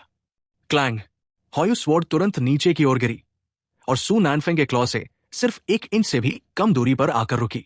Chapter 482 old man, you are looking for death. 2 अलग अलग प्रकार की इमॉर्टल पावर आकाश में टकरा गई, जबकि लॉ ऑफ आइस और फायर लोटस लॉ, जो हॉयू स्वॉर्ड से शेन किंकिंग के चारों ओर फैली हुई थी, जीवित सांपों की तरह अत्यंत लचीले ढंग से घूम रही थी। वे तेजी से उसकी कंधे की ओर बहने लगी। केवल एक क्षण में वे फिर से हॉयू स्वॉर्ड के चारों ओर लिपट गई, जिससे हॉयू स्वॉर्ड की स्वॉर्ड इंटेंट में कुछ और तीक्ष्णता जुड़ गई और शेन किंकिंग की शक्ति भी कुछ अंश बढ़ गई। सु नैनफेंग इस पर अनायास ही भौहें सिकोड़ने लगा। हॉयू स्वॉर्ड से एक भयानक शक्ति निकल रही थी, और जब उसने देखा कि दोनों अलग अलग इमॉर्टल पावर एक तरफा स्थिति दिखाने लगी है, तो उसने तुरंत अपना मन कठोर किया और दांत भींच लिए।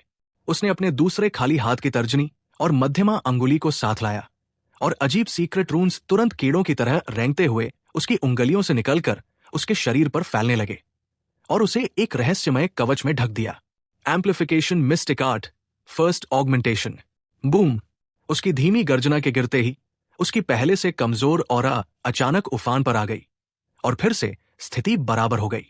किसी समय उसके पंजे पर एक अजीब सा रक्तरंग रून बन चुका था और उसके शरीर से निकलने वाली भयानक ऑरा पहले ही ट्रू इमॉर्टल रियल्म से आगे निकल चुकी थी। यह देखकर शेन किंकिंग की सुंदर आंखें सिकुड़ गई, जबकि सु नैनफेंग के चेहरे पर खुशी और आत्मसंतोष भर गया। शेन किंकिंग ने खतरे को महसूस करते हुए उसके साथ और अधिक समय तक टकराव नहीं करना चाहा। उसने तेजी से अपने दूसरे खाली हाथ की उंगलियों को जोड़ा और उंगलियों को तलवार की तरह इस्तेमाल किया। 10,000 swords, कॉन्डेंस, उसने ठंडी आवाज में कहा। उसके चारों ओर की इमॉर्टल पावर जैसे मानव भाषा समझती हो, और उसकी उंगलियों के नियंत्रण में सु नैनफेंग के चारों ओर कई तीक्ष्ण स्वॉर्ड क्यूआई अत्यंत तेजी से प्रकट होने लगे। बिना एक शब्द बोले उसने अचानक अपनी उंगलियां मोड़ी और इमॉर्टल पावर से बनी स्वॉर्ड क्यूआई तुरंत मानो जीवित हो गई और सु नैनफेंग पर हमला कर दिया। यह देखकर सु नैनफेंग ने भी तुरंत हॉयू स्वॉर्ड से टकराते हुए पंजे को कस लिया और वो गर्जना करने लगा। एक्सप्लोड! अनजाने समय में बना हुआ रक्तरंग रून तुरंत चमकदार लाल प्रकाश में फट पड़ा और पल भर में दोनों के शरीर को घेर लिया। बूम! शेन किंकिंग द्वारा बनाई गई असंख्य स्वॉर्ड क्यूआई अभी सु नैनफेंग तक पहुंच भी नहीं पाई थी कि एक भयानक विस्फोट ने उन्हें पूरी तरह तोड़ दिया और नष्ट कर दिया। विस्फोट से उत्पन्न भयानक आफ्टरमैथ के रक्तलाल प्रकाश ने कुछ ही क्षणों में जमीन पर बने 10 मजबूत अरेनास को चकनाचूर कर दिया। धिक्कार है! क्या शैंगशुन इंपीरियल पैलेस मेरे वैंगसियाओ पवेलियन द्वारा आयोजित हेवेंस प्राइड रैंकिंग बैटल को तोड़ना चाहता है? वैंगसियाओ पवेलियन के पवेलियन मास्टर का चेहरा यह दृश्य देखकर अचानक बदल गया। जैसे ही उसकी आवाज गिरी, उसने हल्का सा हाथ उठाया और फिर उसे जोर से नीचे दबा दिया। उसके मुंह से सप्रेस शब्द निकलते ही दूर तक फैलने वाला विस्फोट का प्रभाव, जो स्टैंस को नुकसान पहुंचाने वाला था, तुरंत उसके द्वारा दबा दिया गया। उसी समय आकाश में विस्फोट की आवाज के साथ हुआ लिंगलोंग, जो शेन किंकिंग की सुरक्षा को लेकर चिंतित थी, अचानक जोर से कांप उठी और तुरंत बोल पड़ी, अयुए! हुआ लिंगलोंग की आंखें अचानक सिकुड़ गई, क्योंकि उसे कुछ गलत महसूस हुआ। उसकी आवाज गिरते ही वो आगे बढ़ी, अपनी इमॉर्टल पावर को सक्रिय करके शेन किंकिंग को बचाने की कोशिश करने लगी। लेकिन इससे पहले कि वो अपनी शक्ति भी चला पाती, एक भयानक दबाव, जैसे माउंट तय उसके सिर पर दब रहा हो, उसके ऊपर आ गया। इस अचानक दबाव ने उसे हिलने भी नहीं दिया। उसने तुरंत उस ऑरा की दिशा देखी और पाया कि ड्रैगन सर्पेंट इमॉर्टल एम्परर, जो एक छड़ी के सहारे खड़ा था, उसकी हरी आंखें किसी समय इस दिशा में मुड़ चुकी थी और उसे घूर रही थी। बैंग! अचानक आए इस भयानक दबाव ने उसके शरीर में अत्यधिक दर्द भर दिया और एक अदृश्य शक्ति लगातार उसके शरीर में भरने लगी, जैसे उसे चकनाचूर करना चाहती हो। उसके पैर सीधे जमीन में दब गए, उसके घुटने झुकने लगे और उसके माथे से पसीने की बूंदें बारिश की तरह बहने लगी। धिक्कार है! धिक्कार है! हुआ लिंगलोंग की आंखों में अनिच्छा भर गई और इस क्षण फिर से असहायता की भावना उठाई। शायद ये उसके जीवन का वो क्षण था जब उसने शक्ति की सबसे अधिक चाह थी। उसने सोचा था कि इमॉर्टल सॉवरेन रियल में ब्रेक थ्रू करके इस दुनिया की सीढ़ी के शिखर पर खड़े होकर उसके पास अपने प्रियजनों की रक्षा करने की शक्ति होगी। लेकिन अब जब वो ऐसे बहमत का सामना कर रही थी तो वही असहायता फिर से उसके पूरे मन में भर गई। भयानक दबाव ने उसके दिल को हिला दिया, उसे घुटने टेककर झुक जाने को मजबूर करने जैसा। लेकिन वो अडिग रही, चाहे इसकी कीमत उसकी जान ही क्यों न हो, वो कभी भी समर्पण में नहीं झुकेगी। उसने ड्रैगन सर्पेंट इमॉर्टल एम्परर की भयानक आंखों में क्रोध से घूरा। उसका चेहरा निर्भीक था। ये अचानक दृश्य देखकर वहां मौजूद सभी लोग सांस रोके खड़े रह गए और कोई भी बोलने की हिम्मत नहीं कर पाया। वे सच में ये उम्मीद नहीं कर रहे थे कि एक इमॉर्टल एम्परर रियल्म एक्सपर्ट एक इमॉर्टल सॉवरेन रियल्म कल्टिवेटर पर हमला करेगा। और जैसा कि कहावत है, चिंता भ्रम पैदा करती है। जब हुआ लिंगलोंग ने शेन किंकिंग को इस खतरनाक स्थिति का सामना करते देखा तो वो अनजाने में उसे बचाने के लिए बाहर भागने ही वाली थी। ये भूलकर कि मो रैन, जो शेन किंकिंग का बायोलॉजिकल फादर था, अभी भी मौजूद था। ये अचानक हुई स्थिति ने वीआईपी सेक्शन में बैठे मो रैन की आंखों में भी एक मर्डरस ग्लिंट पैदा कर दिया। ये हुआ लिंगलोंग आखिरकार उसके सामने उसकी बेटी के साथ स्वॉन सिस्टरहुड कर चुकी थी। इस दुनिया के नियमों के अनुसार उसे उसकी आधी बेटी माना जा सकता था, और ये ड्रैगन सर्पेंट इमॉर्टल एम्परर इतनी बेइज्जती करने की हिम्मत कर रहा था, सच में अपनी मौत को बुला रहा था। जैसे ही मो रैन अपनी उंगली हिलाकर ड्रैगन सर्पेंट इमॉर्टल एम्परर को मौत की सजा देने वाला था, तभी एक ठंडी क्रोधित चीख गूंजी जिसने उसके इरादे को रोक दिया। इसने उसे बहुत चौंका दिया। Old man, your seeking death. AIA, जो हुआ लिंगलोंग के पास खड़ी थी, इस अचानक दृश्य को देखकर अपने शांत और कोमल चेहरे पर तुरंत हल्की क्रोध की झलक दिखाने लगी।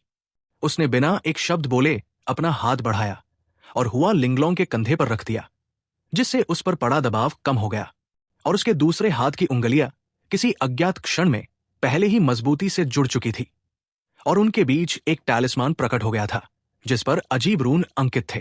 जैसे ही उसकी आवाज गिरी, उसने अपने हाथ में मौजूद टैलिस्मान को ड्रैगन सर्पेंट इमॉर्टल एम्परर की ओर फेंक दिया और वो विस्फोटक टैलिस्मान तुरंत वॉइड रियल में बदल गया।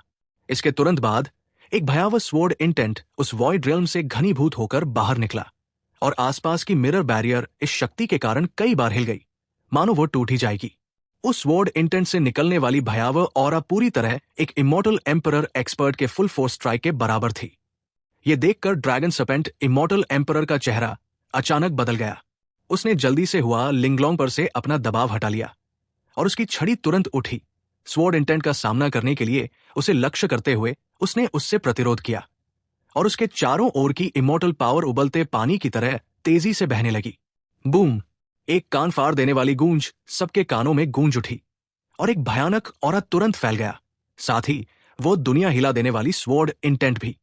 क्षण भर में परिवर्तन हुआ। पूरा बैरियर स्वॉर्ड इंटेंट से भर गया। चारों दिशाओं में डर फैल गया। जल्दी सब लोग साथ में हमला करो और फॉर्मेशन बनाओ। Chapter 483 today's humiliation. Wanxiao pavilion के एल्डर, जिन्होंने ये सब अपनी आंखों से देखा, उनके पैर डर से कांपने लगे। वैंक्सियाओ पवेलियन के पवेलियन मास्टर की हल्की सी डांट पड़ते ही उन्होंने गला सूखा हुआ निगल लिया और सभी ने पहले ही हैंड सील्स बनाना शुरू कर दिया। यदि आज यहां इतने सारे प्रोडिजीज की मृत्यु हो जाती तो उनके वैंक्सियाओ पवेलियन की प्रतिष्ठा पूरी तरह नष्ट हो जाती। भले ही कार्रवाई करने वाले वे स्वयं न हों, वे किसी इमॉर्टल एम्परर पर आरोप लगाने की हिम्मत नहीं कर सकते थे, और तो और इमॉर्टल एम्परर की डॉटर पर उंगली उठाना तो और भी असंभव था। दोनों ही रास्ते उनके लिए बंद थे। अंत में दोष तो उन्हीं पर ही आना था। तो क्या वे कुछ न करें? जैसे ही वे उठे, अपनी अपनी स्थिति में पहुंचे, 2 उंगलियों से हैंड सील्स बनाए और अपनी इमॉर्टल पावर को संचालित करते हुए सामूहिक रूप से एक स्पेशल बैरियर बनाने लगे ताकि हमले को रोका जा सके। तभी एक शांत आवाज धीरे धीरे गूंजी और इमॉर्टल एम्परर ली ने शांत और भावशून्य चेहरे के साथ घोषणा की, प्रतियोगिता अभी समाप्त नहीं हुई है, कृपया जारी रखें। मैं सभी उपस्थित लोगों से नियमों का पालन करने का अनुरोध करता हूं। इस शांत शब्दों के बाद, जिसकी टोन समझ में नहीं आ रही थी, सभी ने देखा कि वीआईपी सीट पर बैठे इमॉर्टल एम्परर ली ने हल्के से अपनी आस्तीन हिला दी। स्पेशल बैरियर के भीतर लगातार उग्र हो रही दोनों शक्तियां तुरंत बिना किसी निशान के गायब हो गई। ये देखकर वैंक्सियाओ पवेलियन के इमॉर्टल सॉवरेन्स ने राहत की एक लंबी सांस ली। वैंगसियाओ पवेलियन के पवेलियन मास्टर ने वैंगसियाओ पवेलियन का प्रतिनिधित्व करते हुए इमॉर्टल एम्परर ली की ओर हाथ जोड़कर झुककर धन्यवाद दिया। इमॉर्टल एम्परर ली, आपकी सहायता के लिए बहुत धन्यवाद।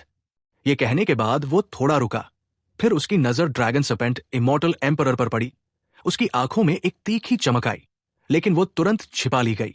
इमॉर्टल एम्परर ड्रैगन सर्पेंट, कृपया मेरे वैंगसियाओ पवेलियन के ओल्ड एंसेस्टर द्वारा निर्धारित नियमों का पालन करें। वैंगसियाओ पवेलियन के पवेलियन मास्टर को पता था कि केवल उसके शब्द ड्रैगन सर्पेंट इमॉर्टल एम्परर को दबा नहीं सकते, इसलिए उसने मुख्य वैंगसियाओ पवेलियन के ओल्ड एंसेस्टर का नाम ले लिया। वो इस छठे अथॉरिटी ऑफ शैंगशुन इंपीरियल पैलेस को डराने की कोशिश कर रहा था।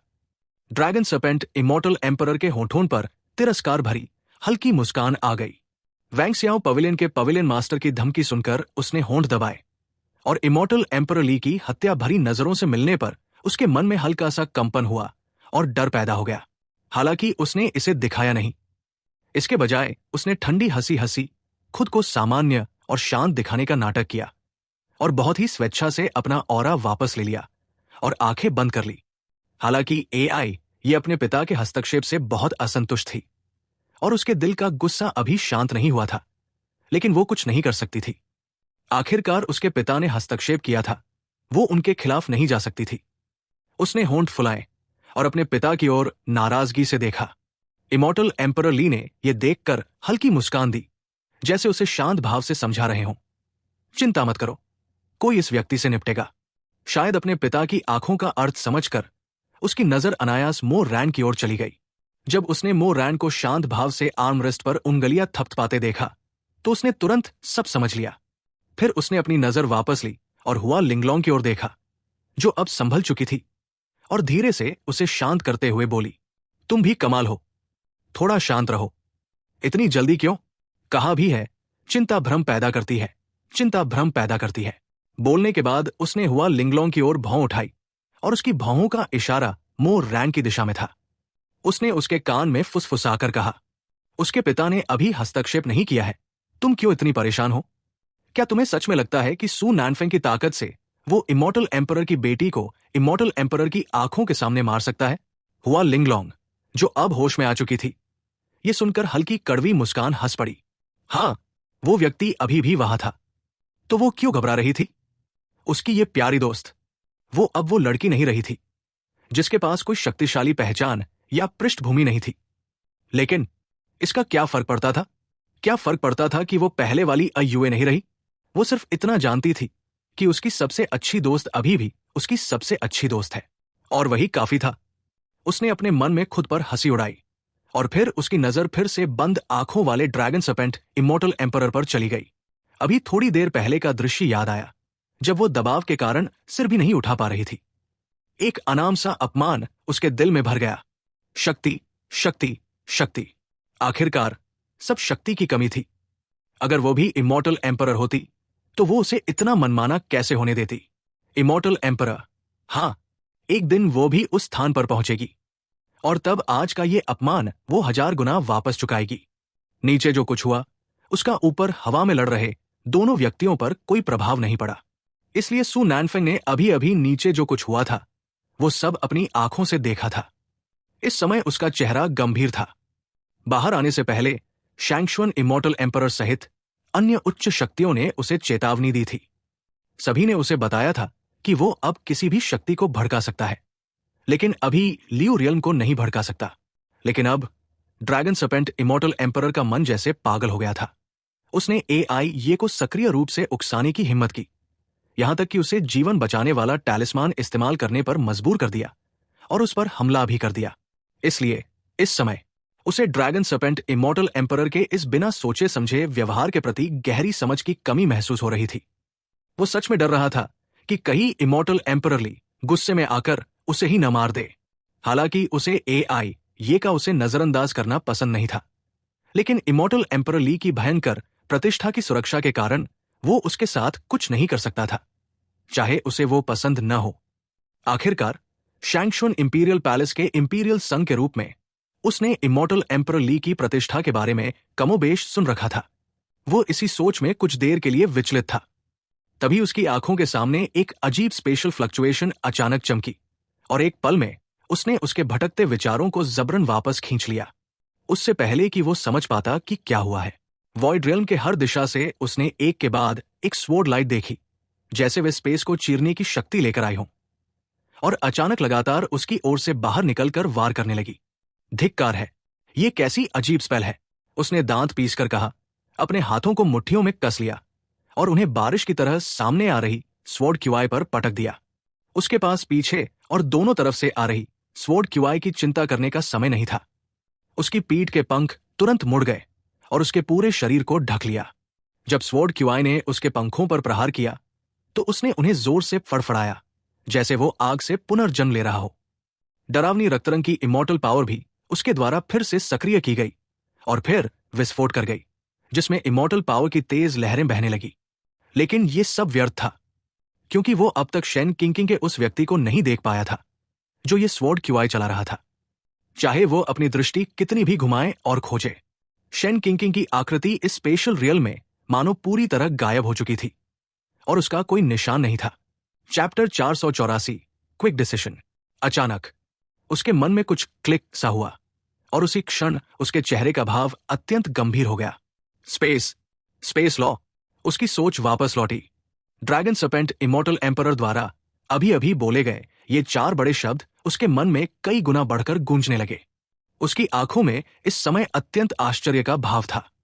उसने सच में नहीं सोचा था कि शेन किंकिंग भी उसकी तरह कई लॉज को समझ सकती है। उसने ऐसे लोग देखे थे जो 3 लॉज को समझ सकते थे, लेकिन यह पहली बार था कि उसने शेन किंकिंग जैसी व्यक्ति को देखा जिसके द्वारा समझे गए लॉज सभी टॉप टियर थे। उसकी अपनी असाधारण प्रतिभा के बावजूद उसने केवल mid to low tier laws ही समझे थे। ये व्यक्ति कैसे कर रही है? नहीं, क्यों? वो ऐसा क्यों कर सकती है? मेरे अलावा और कौन ये हासिल कर सकता है? केवल मैं। सु नैनफेंग जैसे पागलपन में गिर गया जैसे ही उसने सोचा। उसके दिल की गहराइयों से जेलसी और ग्रीड बिना रुके बाढ़ की तरह उठने लगी। सब कुछ मेरा होगा। मैं इस दुनिया का फ्यूचर मास्टर हूं। चाहे टैलेंट हो या स्ट्रेंथ, सबसे शक्तिशाली होने का अधिकार मेरा है। एक मामूली नीच व्यक्ति मुझसे कैसे मजबूत हो सकता है? क्यों? हाँ, ये सब मेरा है। दुनिया मेरी है। तुम दुनिया की हो तो तुम पर जो कुछ है वो भी मेरा है। सु नैनफेंग अपने मन में बार बार दहाड़ने लगा। इस समय उसके चेहरे पर एक निरंतर मुस्कान आ गई। उसकी आंखें ब्लडशॉट हो गई, जैसे उसने कुछ ऐसा देख लिया हो जिसने उसे अत्यधिक उत्तेजित कर दिया हो। और जैसे ही वो पागलपन में डूबा, उसके सामने की वॉइड रियल्म टूटने और दरकने लगी, जैसे स्पाइडर वेब हो, धीरे धीरे टूटती हुई फिर से जुड़ती हुई। इसके तुरंत बाद एक ग्रेसफुल आकृति हाथ में तलवार लिए धीरे धीरे बिना जल्दबाजी के एक टॉन स्पेस रिफ्ट से बाहर आई। हॉयू स्वॉर्ड की धार से एक तीखा स्वॉर्ड क्यूआई कई मीटर तक फैल रहा था, जैसे उसमें डिविनिटी भरी हो। Clang clang clang. आसपास के वॉइड रियल में एक के बाद एक स्वॉर्ड क्राई गूंजने लगे, जैसे वे इस स्पेस को पूरी तरह तोड़ देना चाहते हों। हाँ, स्पेस लॉ। सच में स्पेस लॉ। हाँ। शेन किंकिंग के प्रकट होने और उसके ऑरा को देखकर सु नैनफेंग, जो पागलपन में था, ने जोरदार और पागल हंसी छोड़ी जो ग्रीड से भरी हुई थी। शेन किंकिंग ने उसकी ओर कोई ध्यान नहीं दिया। इसके बजाय उसने अपने बाएं हाथ को ठंडे ढंग से उठाया और उसके पीछे से एक के बाद एक फायर लोटस तुरंत खिलने लगे, जैसे फूल खुल रहे हों। इसके बाद आकाश से बर्फ और हिम की अचानक वर्षा होने लगी। एक आग की लपटें फायर लोटसेस पर चिपककर लगातार हिलने लगी, बर्फ और हिम के बीच, जैसे नरक के द्वार पर जलती हुई हेल फायर हो जो लोगों को भीतर बुला रही हो। शेन किंकिंग के शरीर से एक अनंत ठंड फैल गई और आसपास का तापमान अचानक बहुत तेजी से गिर गया, लगभग सबसे निचले स्तर पर पहुंच गया और कई वस्तुएं अनजाने में बर्फ की परत से ढक चुकी थी। इस ठंड को महसूस कर सभी लोगों के शरीर कांपने लगे और उन्होंने जल्दी से इमॉर्टल पावर चलाकर खुद को बचाने की कोशिश की, लेकिन चाहे जितना भी प्रयास करें, हल्की ठंड फिर भी महसूस हो रही थी। सब लोग स्तब्ध होकर देख रहे थे और जब उन्होंने देखा कि शेन किंकिंग 3 लॉज को एक साथ अनलीश कर रही है, तो उनके दिल पहले ही शौक से भर चुके थे और वे समझ नहीं पा रहे थे कि क्या कहें। जैसे ही सभी को लगा कि शेन किंकिंग समाप्त हो गई है, अचानक वॉइड रिल्म से, जो उसके पीछे दरका हुआ था, एक चमकदार स्टारलाइट बहकर निकली जो उसके शरीर को घेरने लगी, फिर उसकी कलाई से होते हुए उसके हाथ की तलवार तक पहुंच गई। सबके होश में आने से पहले ही उन्होंने देखा कि उसने एक्सप्रेशनलेस होकर तलवार को अपनी छाती के सामने उठाया, शांतिपूर्वक 2 उंगलियों से उसे स्पर्श किया और बहुत शांत स्वर में धीरे से बुदबुदाई, स्टार लॉ एक्टिवेट। धम। जैसे ही शेन किंकिंग के शब्द गिरे, असंख्य स्टारलाइट कणों से बनी एक शानदार स्वॉर्ड क्यूआई हॉयू स्वॉर्ड से फूट पड़ी, जैसे उफनता समुद्र, और हजारों मील तक फैल गई। ये कैसे संभव है? सु नानफेंग का चेहरा अचानक बदल गया। उसका दिल अत्यंत शौक से भर गया और उसका चेहरा तुरंत बेहद पीला पड़ गया। हालांकि उसके पास भी शेन किंकिंग की तरह मल्टीपल लॉज थे, लेकिन वो उसकी तरह सभी लॉज को एक साथ अनलीश नहीं कर सकता था। वो 2 या 3 लॉज एक्टिवेट कर सकता था, लेकिन शेन किंकिंग की तरह सभी लॉज को एफर्टलेस तरीके से चलाना, ये तो छोड़ो कि संभव है या नहीं, उसकी वर्तमान शक्ति के साथ ये असंभव था। उसी तरह ड्रैगन सर्पेंट इमॉर्टल एम्परर भी जमीन पर खड़ा स्तब्ध रह गया। इस समय वो शेन किंकिंग के तरीकों से पूरी तरह भयभीत हो गया। उसने निगलते हुए देखा और उसकी ओर लगातार देखते हुए सोचने लगा कि वो कौन सी सिनिस्टर योजना बना रहा है। सबके होश में आने से पहले ही शेन किंकिंग की आंखों में एक ठंडी जानलेवा चमक पहले ही आ चुकी थी। Fire lotus law activate, law of ice activate, space law shift. 3 वाक्य तेजी से गिर पड़े। स्पेस लॉ और स्टार लॉ को छोड़कर बाकी 2 लॉज सीधे पूरी तरह से विस्फोटित हो गए। भयावह लॉ ऑरा केवल एक पल में पूरे बैरियर जोन में फैल गई। यदि बैरियर की सुरक्षा न होती तो ये ऑरा और भी दूर तक फैल जाती। इंपीरियल डिसाइपल, देर मत करो, जल्दी इसे खत्म करो। शेन किंकिंग के तरीकों से डरे हुए सु नानफेंग को देखकर जमीन पर पड़े ड्रैगन सर्पेंट इमॉर्टल एम्परर ने तुरंत वॉइस ट्रांसमिशन भेजा, उसे डांटते हुए। उसने पहले ही तय कर लिया था कि वो शेन किंकिंग को शोध के लिए पकड़ लेगा। आखिर उसके भीतर रहस्य बहुत अधिक थे और उसकी फिजिक बहुत अजीब थी। न केवल वो कई लॉज को धारण कर सकती थी, वो इन सभी लॉज की शक्ति को एक साथ भी छोड़ सकती थी। ये बिल्कुल अविश्वसनीय था। अगर वो उसकी फिजिक प्राप्त कर सके तो शायद उसके पास फिर से जीने की नई उम्मीद हो। ये सोचकर उसकी आंखें तुरंत चमक उठीं, लेकिन दुर्भाग्य से वो अभी कदम नहीं उठा सकता था। अगर उसने जबरदस्ती हस्तक्षेप किया तो इमॉर्टल एम्परर ली उसे मारने का बहाना ढूंढकर तुरंत खत्म कर देगा। लेकिन सु नानफेंग अलग था। सु नानफेंग शैंगशुन इंपीरियल पैलेस का डिसाइपल था। शैंगशुन इंपीरियल पैलेस का अगला मास्टर था। न केवल उसका दर्जा उच्च था, बल्कि वो शैंगशुन इमॉर्टल एम्परर का प्रिय डिसाइपल भी था। इमॉर्टल एम्परर ली में चाहे 10 साहस भी हो, वो सु नानफेंग को छूने की हिम्मत नहीं करेगा। जहां तक मो रैन की बात है, माफ कीजिए, वो ड्रैगन सर्पेंट इमॉर्टल एम्परर, शुरू से लेकर अंत तक उसने मो रैन को अपनी आंखों में रखा ही नहीं था। इमॉर्टल एम्परर ली भी शैंगशुन इंपीरियल पैलेस के सामने झुक जाता तो फिर एक ऐसे अनजान इमॉर्टल एम्परर की क्या औकात थी जिसे उसने कभी सुना भी नहीं था। चाहे उसकी शक्ति कितनी भी हो, कितनी मजबूत हो, वो अकेले शैंगशुन इंपीरियल पैलेस के कई शक्तिशाली लोगों को कैसे हरा सकता था? ड्रैगन सर्पेंट इमॉर्टल एम्परर मन ही मन तिरस्कार से मुस्कुराया। वो मो रैन को बिल्कुल भी महत्व नहीं दे रहा था। मत सोचो कि सिर्फ एक सुअर मार देने से तुम शैंगशुन इंपीरियल पैलेस को नजरअंदाज कर सकते हो। ड्रैगन सर्पेंट इमॉर्टल एम्परर की नजर मो रैन पर पड़ी, और जब उसने मो रैन का भावहीन चेहरा देखा और उसे आंखें बंद करके मानो भाग्य स्वीकार करते देखा, उसके चेहरे पर आत्मसंतुष्टि का भाव आ गया। चैप्टर 485 डाय शू। ड्रैगन सर्पेंट इमॉर्टल एम्परर के वॉइस ट्रांसमिशन को सुनने के बाद सु नानफेंग, जो अभी भी आश्चर्य की स्थिति में था, ने अपने दिल के स्तब्ध भाव को जबरदस्ती दबा दिया। उसने भारी अशुद्ध क्यूआई छोड़ी और अपने मन को शांत किया, जो इस नई जानकारी से पूरी तरह हिल चुका था। तुरंत ही उसकी आंखें सिकुड़ गई और उसने शेन किंकिंग की दिशा में क्रोध से घूरा। उसकी मुट्ठियां कसकर भींच गई, ये देखकर कि शेन किंकिंग ने अपनी पूरी आभा ऑरा छोड़ दी है और एक ही चाल से परिणाम तय करना चाहती है। उसने अब कोई रोक-टोक नहीं की। उसकी मुट्ठियां अचानक नीचे गिरी और उसकी कमर के पास स्थिर हो गई। तुरंत ही हफ स्टेप प्रोफाउंड इमॉर्टल रियल्म की आभा ऑरा तुरंत बाहर फूट पड़ी और भयानक दबाव ने आकाश में मौजूद सभी फायर लोटस को कुचल दिया, जिससे वे विस्फोट कर गए।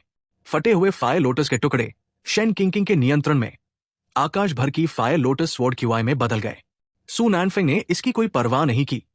उसे विश्वास था कि ये फायर लोटस स्वॉर्ड क्यूआई उसे चोट नहीं पहुंचा सकते।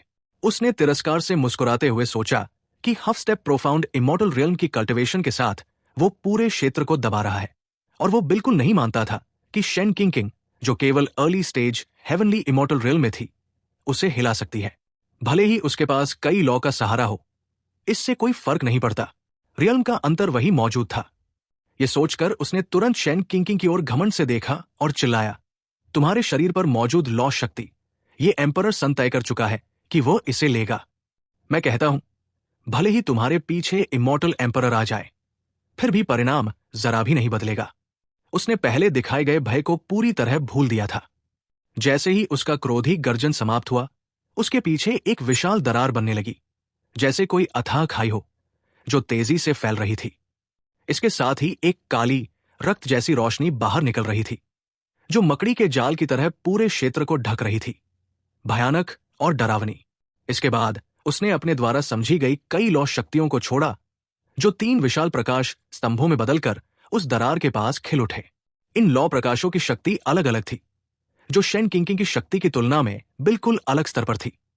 अनंत लौ शक्ति उन प्रकाशों से निकल रही थी, और तुरंत ही दरार के भीतर की काली रक्तमय शक्ति द्वारा क्षय हो रही थी। 3 दानव जैसी छायाएं लौ शक्ति का उपयोग करके अपने शरीर का आकार बनाकर उसके पीछे की दरार से बाहर निकल आई। गर्जना, फुफकार, भय, इन 3 विशाल दानव छायाओं के प्रकट होते ही पूरे बैरियर के अंदर का स्थान तुरंत अंधकारमय हो गया।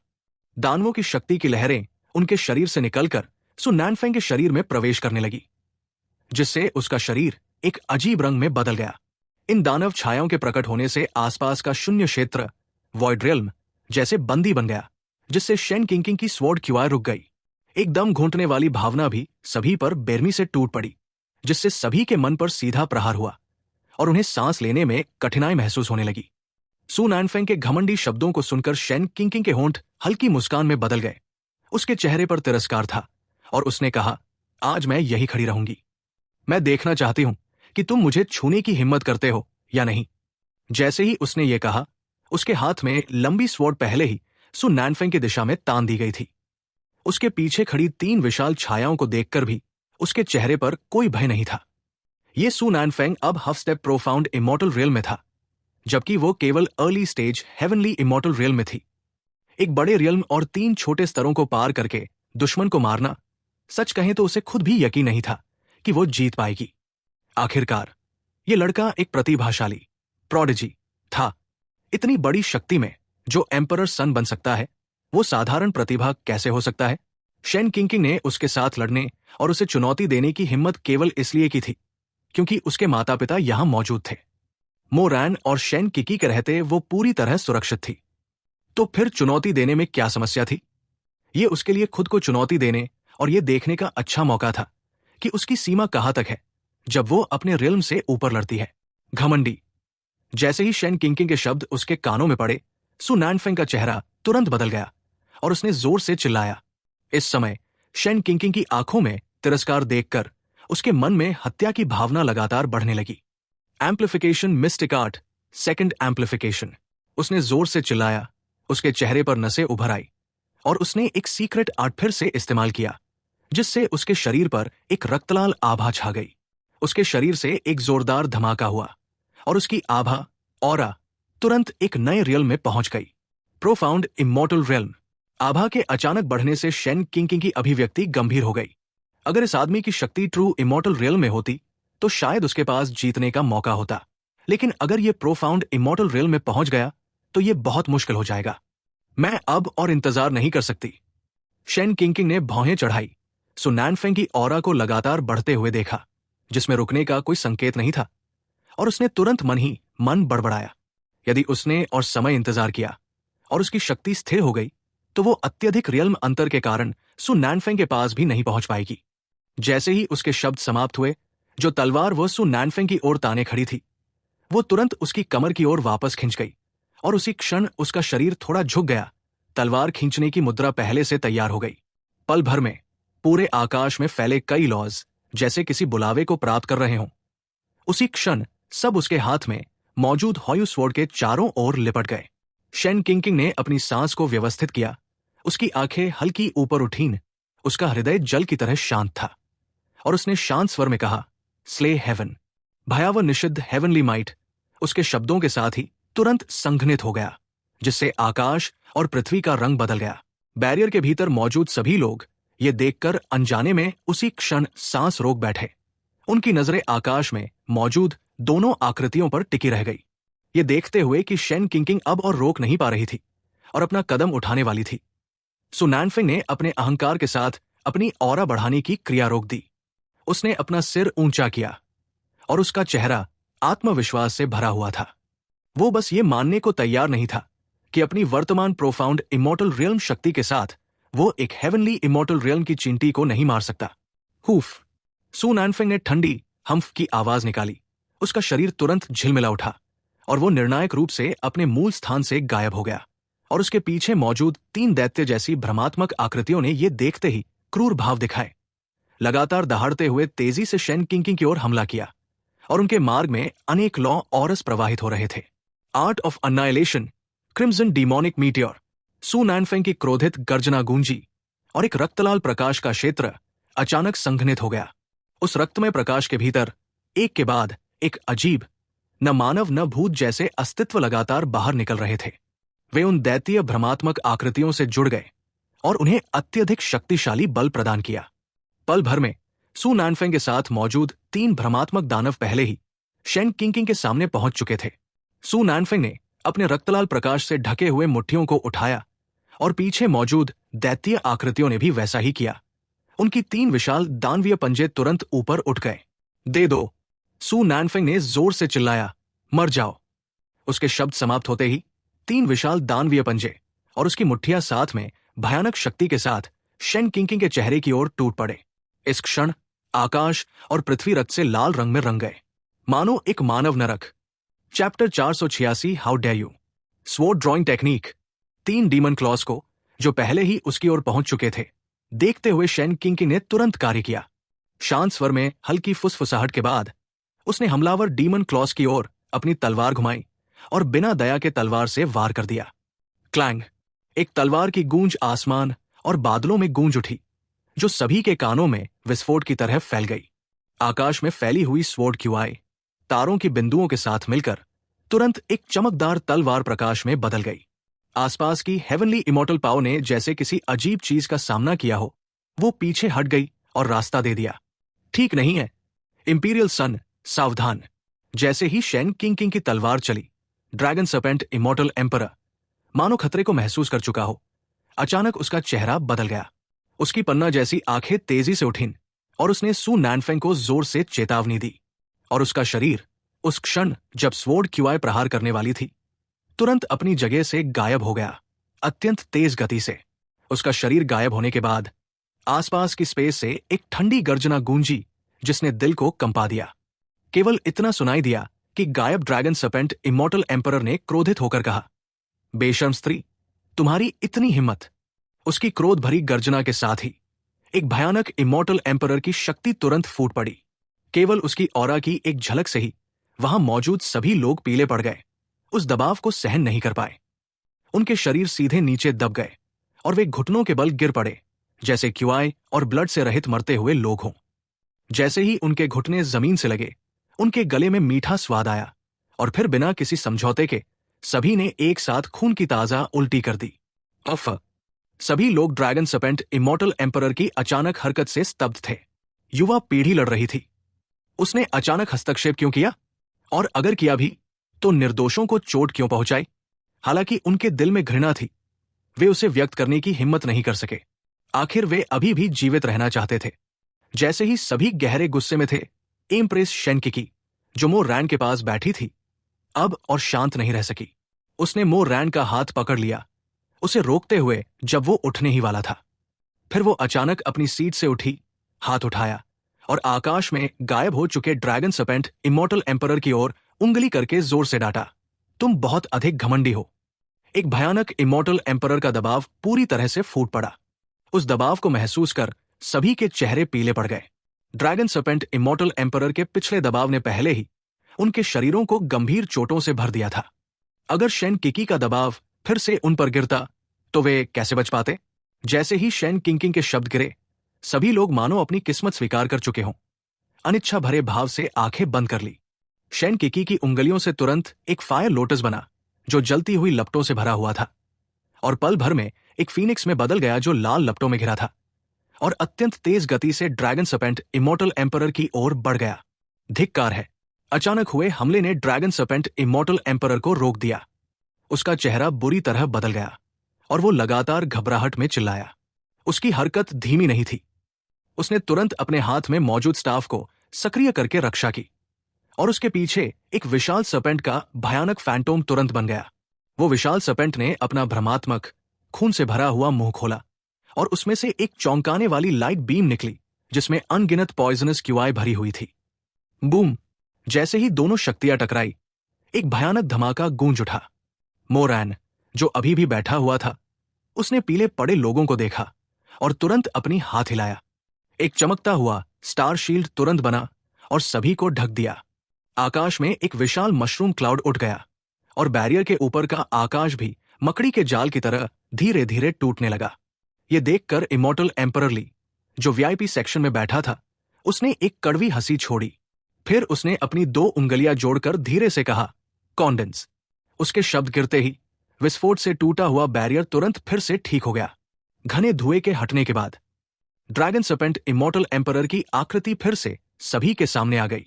इस समय हालांकि उसे ज्यादा नुकसान नहीं हुआ था, लेकिन उसके पुराने दांत कसकर भींचे हुए थे। वो शेन किकी को घूर रहा था, जैसे उसे टुकड़े टुकड़े करना चाहता हो। सब कुछ एक ही पल में हुआ। आकाश के ऊपर शेन किंकिंग द्वारा चलाया गया तलवार प्रहार भी उसी क्षण जब ड्रैगन सर्पेंट इमॉर्टल एम्परर दिखाई दिया, उस विशाल 3 सिर वाले डीमन क्लॉ पर बेरमी से टकरा गया। 3 इल्यूजरी डीमन क्लॉस जो सीधे शेन किंकिंग पर हमला कर रहे थे। जैसे ही उन्होंने उसके द्वारा छोड़ी गई स्वॉर्ड लाइट को छुआ, स्वॉर्ड क्यूआई ने उन्हें तुरंत शून्यता में काट दिया। रोर, हिस, कई वीरान और असहाय गर्जनाएं जिनमें असंतोष और बेबसी भरी हुई थी, उन इल्यूजरी डीमंस के मुंह से लगातार निकलती रही, लेकिन वे केवल एक क्षण के लिए ही प्रकट हुई और फिर उनकी आकृतियां धूल की तरह धीरे धीरे विलीन हो गई। सब कुछ पलक झपकते ही हो गया। इस समय जैसे टाइम गॉड ने रोक दिया हो। पूरा आकाश और पृथ्वी इस क्षण भयानक रूप से शांत हो गए। इसके तुरंत बाद एक क्रैक की आवाज सुनाई दी, जैसे कांच टूट रहा हो, और अंततः सभी लोग वास्तविकता में लौट आए और शेन किंकिंग द्वारा छोड़ी गई वह चमकदार तलवार अब आकाश के किनारे बादलों को चीरती हुई निकल गई। आकाश तुरंत किसी डिवाइन वेपन द्वारा काटा गया प्रतीत हुआ और परतों में विभाजित हो गया। जैसे ही डीमन फैंटोम का शरीर गायब हुआ, वो भीड़ जो भ्रमित थी और समझ नहीं पा रही थी कि वे कैसे बच गए, अभी कुछ समझ भी नहीं पाई थी। तभी एक अत्यंत दुखद चीख आकाश में गूंज उठी, जिसने बादलों को हिला दिया और तुरंत सभी का ध्यान अपनी ओर खींच लिया। जब सभी ने ध्यान से देखा, जो उनके सामने आया वो एक खून से सना अस्त व्यस्त शरीर था। ये शरीर कोई और नहीं बल्कि सू नैनफेंग था, जो शेन किंकिंग से लड़ रहा था, और वो दर्द भरी चीख उसी के मुंह से निकल रही थी। इस समय सू नैनफेंग की आंखें किसी अज्ञात कारण से रक्तलाल रंग में बदल चुकी थी और उसके बाल अत्यंत बिखरे हुए थे। इसने उसके चेहरे को, जिस पर पहले से ही एरोगेंस लिखा हुआ था, अब पूरी तरह निष्प्राण बना दिया था। उसका चेहरा भी आधा चमकदार खून से ढका हुआ था और ये अचानक जुड़ा हुआ दृश्य उसके पहले से ही भयावह और डरावने चेहरे को और भी अधिक भयानक बना रहा था। सबसे चौंकाने वाली बात यह थी, उसका एक हाथ, जो पहले ही जलकर पूरी तरह खाली और काला हो चुका था। हां, सू नैनफेंग ने एक हाथ खो दिया था। मैं तुम्हें मार डालूंगा। सू नैनफेंग दर्द से भरे चेहरे के साथ अब एक ऐसा दानव लग रहा था जिसने अपना संतुलन खो दिया हो। उसने नियंत्रण बहुत आसानी से खो दिया। उसने अपने कटे हुए हाथ से लगातार बहते खून को अपने दूसरे स्वस्थ हाथ से कसकर दबा रखा था और अपनी रक्त से भरी आंखों से उसने शेन किंकिंग को घूरा। उसका चेहरा पीला था, लेकिन क्रोध से खाली नहीं था। मैं तुम्हें मार डालूंगा। कुछ क्षण की असहाय क्रोध के बाद उसकी नजर फिर नीचे की ओर गई और वो स्तब्ध ड्रैगन सर्पेंट इमॉर्टल एम्परर की ओर देखने लगा। यह देखकर वो भी क्षण भर रुका और तुरंत सू नैनफेंग के इरादे को समझ गया। Chapter 487 hood you care? क्या तुम्हें पता है कि तुमने किसे चोट पहुंचाई है? सू नैनफेंग का इरादा समझने के बाद ड्रैगन सर्पेंट इमॉर्टल एम्परर ने तुरंत शेन किकी को घूरा, जो अभी अभी उस पर हमला कर चुकी थी, और ठंडी आवाज में गर्जना की। शेन किकी फिर भी भावहीन रही। उसकी आंखों ने सु नैनफेंग और ड्रैगन सर्पेंट इमॉर्टल एम्परर पर तिरस्कार के साथ नजर डाली और उसने ठंडे स्वर में कहा, तुम कौन हो और इस एम्परर का इससे क्या लेना देना है? इस एम्परर को केवल इतना पता है, तुमने मेरी बेटी पर हाथ कैसे उठाया? इतना कहकर शेन किकी की आंखें तेज हो गई। उसके शरीर से एक भयानक इमॉर्टल एम्परर ऑरा अचानक फूट पड़ी। साथ ही अत्यंत गर्म रक्तलाल आग की लपटें उसके चारों ओर बादलों की परतों की तरह घूमने लगी। ये विशाल ऑरा एक अदृश्य गुरुत्वाकर्षण शक्ति में बदल गई जो सीधे सु नैनफेंग पर टकराई। ये देखकर सु नैनफेंग का चेहरा तुरंत पीला पड़ गया। वो अपने घायल शरीर को घसीटते हुए कांपता हुआ लगातार पीछे हटने लगा। तुम मौत को बुला रहे हो? ड्रैगन सर्पेंट इमॉर्टल एम्परर ने यह देखकर तुरंत आगे छलांग लगाई। एक क्रोधित गर्जना के बाद वो सु नैनफेंग के सामने आ गया। उसने हल्का सा अपना स्टाफ उठाया और फिर उसे जमीन पर दे मारा। स्टाफ के जमीन पर लगते ही एक भयानक इमॉर्टल एम्परर ऑरा भी फूट पड़ी, जिसने सु नैनफेंग की उस दबाव वाली शक्ति का प्रतिरोध करने में मदद की जिसे वो सहन नहीं कर पा रहा था। शेन किकी ने हालांकि इन दोनों पर और ध्यान नहीं दिया। इसके बजाय उसने धीरे से अपना हाथ नीचे किया और हल्के से शेन किंकिंग की ओर हिलाया। पलक झपकते ही शेन किंकिंग उसके पास टेलीपोर्ट हो गई। उसने फिर शेन किंकिंग को ऊपर से नीचे तक चिंतित नजरों से देखा। यह सुनिश्चित करने के बाद कि शेन किंकिंग को कोई चोट नहीं लगी है, उसने धीरे से पूछा, किंगर, कहीं तुम्हें कोई असुविधा तो नहीं? 2 बड़े रियल्म्स के पार लड़ना, यह अपने आप में बहुत खतरनाक और अविश्वसनीय काम था। आखिरकार यह लोअर रियल्म नहीं था जहां रियल्म्स को पार करना पानी पीने जितना आसान था। हालांकि शेन किंकिंग के लिए, जिसके पास कई उच्च स्तरीय इमॉर्टल आर्ट्स थे, यह लोअर रियल्म जैसा ही था। लेकिन शेन किकी की नजर में 2 बड़े रियल्म्स पार करना अभी भी खतरों और अनिश्चितताओं से भरा था। आखिरकार सुरक्षित रहना बेहतर है, और इस अपर रियल्म में ऐसा लगता था कि कोई भी शेन किंकिंग जितना साहसी नहीं होगा। और क्रोधित ड्रैगन सर्पेंट इमॉर्टल एम्परर तथा सु नैनफेंग को उसने पूरी तरह अनदेखा कर दिया। शेन किकी के इस चिंता भरे शब्दों पर शेन किंकिंग का दिल गर्म हो गया। उसने गहरी सांस ली और गर्व से मुस्कुराई। मदर, तुम मुझे बहुत कम आंक रही हो। मेरे साथ क्या हो सकता है? असली परेशानी तो उसे है। इतना कहकर शेन किंकिंग ने सु नैनफेंग की ओर देखा, जिसका एक हाथ कट चुका था और वो बेहद दयनीय हालत में था। फिर वो शेन किकी के सामने घूमकर बोली, देखो, मैं बिल्कुल ठीक हूं। शेन किकी ये देखकर हल्की मुस्कान के साथ सिर हिलाने से खुद को रोक नहीं पाई और उसने बेबस होकर कहा, तुम। मां बेटी की बातचीत आगे बढ़ ही रही थी कि सामने से एक क्रोधित गर्जना फिर से गूंजी, जिसने पूरे बैरियर को तुरंत शांत कर दिया। बस ये अचानक क्रोधित गर्जना ड्रैगन सर्पेंट इमॉर्टल एम्परर के मुंह से निकली। इस समय उसका चेहरा क्रोध से भरा हुआ था और वो बेहद भयानक लग रहा था। सु नैनफेंग की कटी हुई बाह के कारण उस पर निश्चित रूप से शैंगशुन इंपीरियल पैलेस द्वारा लापरवाही का आरोप लगाया जाएगा और उसे कठोर सजा मिलेगी। लेकिन उसके लिए ये सब गौण था। असली क्रोध तो शेन किकी का उसके प्रश्नों को नजरअंदाज करना था। ड्रैगन सर्पेंट इमॉर्टल एम्परर की ये क्रोधित गर्जना उसके कानों में पड़ी और उसकी बेटी के साथ बातचीत को बाधित कर दिया, जिससे शेन किकी के दिल में हल्की सी असंतोष की भावना उठी। उसकी भौहें हल्की सी सिकुड़ गई। उसने शेन किंकिंग को अपने पीछे खींच लिया और उसकी अभी अभी नरम हुई नजरें तुरंत ठंडी और उदासीन हो गई। उसकी आंखों में ठंडक तुरंत बढ़ गई। वो धीरे धीरे एक कदम आगे बढ़ी और सीधे ड्रैगन सर्पेंट इमॉर्टल एम्परर की ओर बढ़ गई, जो वॉइड रियल्म की ऊंचाई पर था। आग से भरा हुआ आकाश जैसे एक छाया शेन किकी के कदमों के साथ ऊपर उठने लगा। क्रैक! एक साफ आवाज गूंजी जब इमॉर्टल एम्परर ली द्वारा बनाया गया बैरियर उस जलती हुई आग के दबाव से दरकने लगा और टूटने के संकेत दिखाने लगा। इमॉर्टल एम्परर ली ने यह देखकर बेबस होकर सिर हिलाया, जैसे ही वो बैरियर को फिर से ठीक करने ही वाला था। उसने मून इमॉर्टल एम्परर को देखा, जो उसके बगल में शुरू से ही चुपचाप और स्थिर बैठी थी और जिसका रूप शेन किकी के समान था, और उसे सिर हिलाते हुए देखा। यह देखकर इमॉर्टल एम्परर ली समझ गया और शांत भाव से उसने अपना हाथ नीचे कर दिया। और जैसे ही उसने अपना हाथ नीचे किया, यह अटूट बैरियर तुरंत टूटकर कांच जैसे टुकड़ों में बिखर गया और धीरे धीरे ढहने लगा।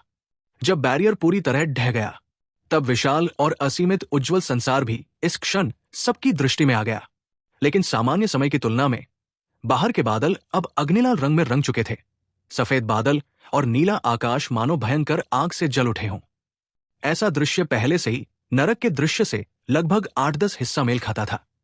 देखने के मंच पर वे निर्दोष लोग, जो मोरैन के स्टारफॉल शील्ड द्वारा अलग किए गए थे, ये सब देख रहे थे। उनके माथे से ठंडा पसीना ऐसे बह रहा था जैसे वे तेज बारिश में फंस गए हों। इस क्षण वे अपने सामने के इस भव्य दृश्य से इतने भयभीत थे कि एक भी शब्द नहीं निकाल पा रहे थे। और वे ये भी जानते थे, यदि वो चमकदार लाइट स्क्रीन उनकी रक्षा न कर रही होती तो वे पहले ही उस दमनकारी ऑरा द्वारा आकाश और पृथ्वी में चूर चूर होकर बिखर चुके होते, जो शेन किंग ने छोड़ा था। विशाल भीड़ के बीच देखने के मंच पर डरे हुए दर्शकों के अलावा एक अपवाद भी था। वो थी मोलिंगा। इस समय वो पहले ही एक अनदेखे कोने में भाग चुकी थी। वो अपने पीछे हो रही हर चीज से पूरी तरह उदासीन थी। वो बैठ गई। उसका छोटा शरीर प्रसन्नता से भरा हुआ था और वो जमीन पर पड़े 2 छोटे बीस्ट एंट्स को ध्यान से देख रही थी, जो कंकड़ से भी छोटे थे और अपने एंटीना से एक दूसरे को टकरा रहे थे। वो बड़े मन से उन्हें देख रही थी। और उसी समय ऊपर पहुंची शेन किकी भी रुक गई। उसने ड्रैगन सर्पेंट इमॉर्टल एम्परर को उदासीन दृष्टि से देखा। उसके पीछे एक उबलता हुआ आग का समुद्र उठ रहा था, जो गर्जन जैसी भयंकर और उग्र आवाज निकाल रहा था, जिससे लोग भयभीत हो उठते थे। उसने बिना भाव के कहा, चूंकि तुम मरना चाहते हो तो ये एम्परर तुम्हारी इच्छा पूरी करेगा। अहंकारी। शेन किकी के इस अहंकारी शब्द पर ड्रैगन सर्पेंट इमॉर्टल एम्परर के झुर्रीदार चेहरे पर भी एक भयानक क्रूरता आ गई। उसने ठंडी HMPH के साथ तिरस्कार पूर्वक हंसा और उसकी छड़ी ने फिर से जमीन पर प्रहार किया। चारों ओर की हेवन और अर्थ इमॉर्टल क्यूआई मानो पागल हो गई और अत्यंत तेजी से उसकी ओर उमड़ पड़ी। एक ही क्षण में एक विचित्र ड्रैगन बॉडीड सर्पेंट हेडेड जीव, लगभग 100 झंग ऊंचा और लंबा, उसके शरीर से धीरे धीरे घनीभूत होकर प्रकट होने लगा। Chapter 488 the immortal emperor falls. Shen Qiqi का चेहरा पूरी तरह से तिरस्कार से भरा हुआ था। उस बदसूरत, न सांप न ड्रैगन जैसे जीव के प्रति, जिसमें ड्रैगन सर्पेंट इमॉर्टल एम्परर ने अपना रूप बदल लिया था। वो पहले से ही इस ड्रैगन सर्पेंट इमॉर्टल एम्परर से काफी समय से अप्रसन्न थी, और अब जब उसे कार्य करने का अवसर मिला था तो वो उसे आसानी से छोड़ने वाली नहीं थी। जैसे ही वो सोच रही थी, ड्रैगन सर्पेंट इमॉर्टल एम्परर, जो अपने ड्रैगन सर्पेंट ट्रू फॉर्म में बदल चुका था, एक क्रोधित गर्जना के साथ आगे बढ़ा। उसकी आकृति एक लंबी रेनबो में बदल गई।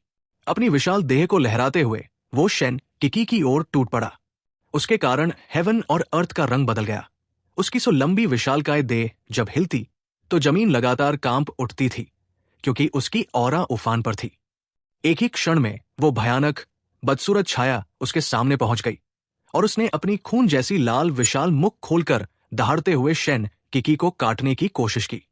शेन किकी बिल्कुल भी जल्दबाजी में नहीं थी।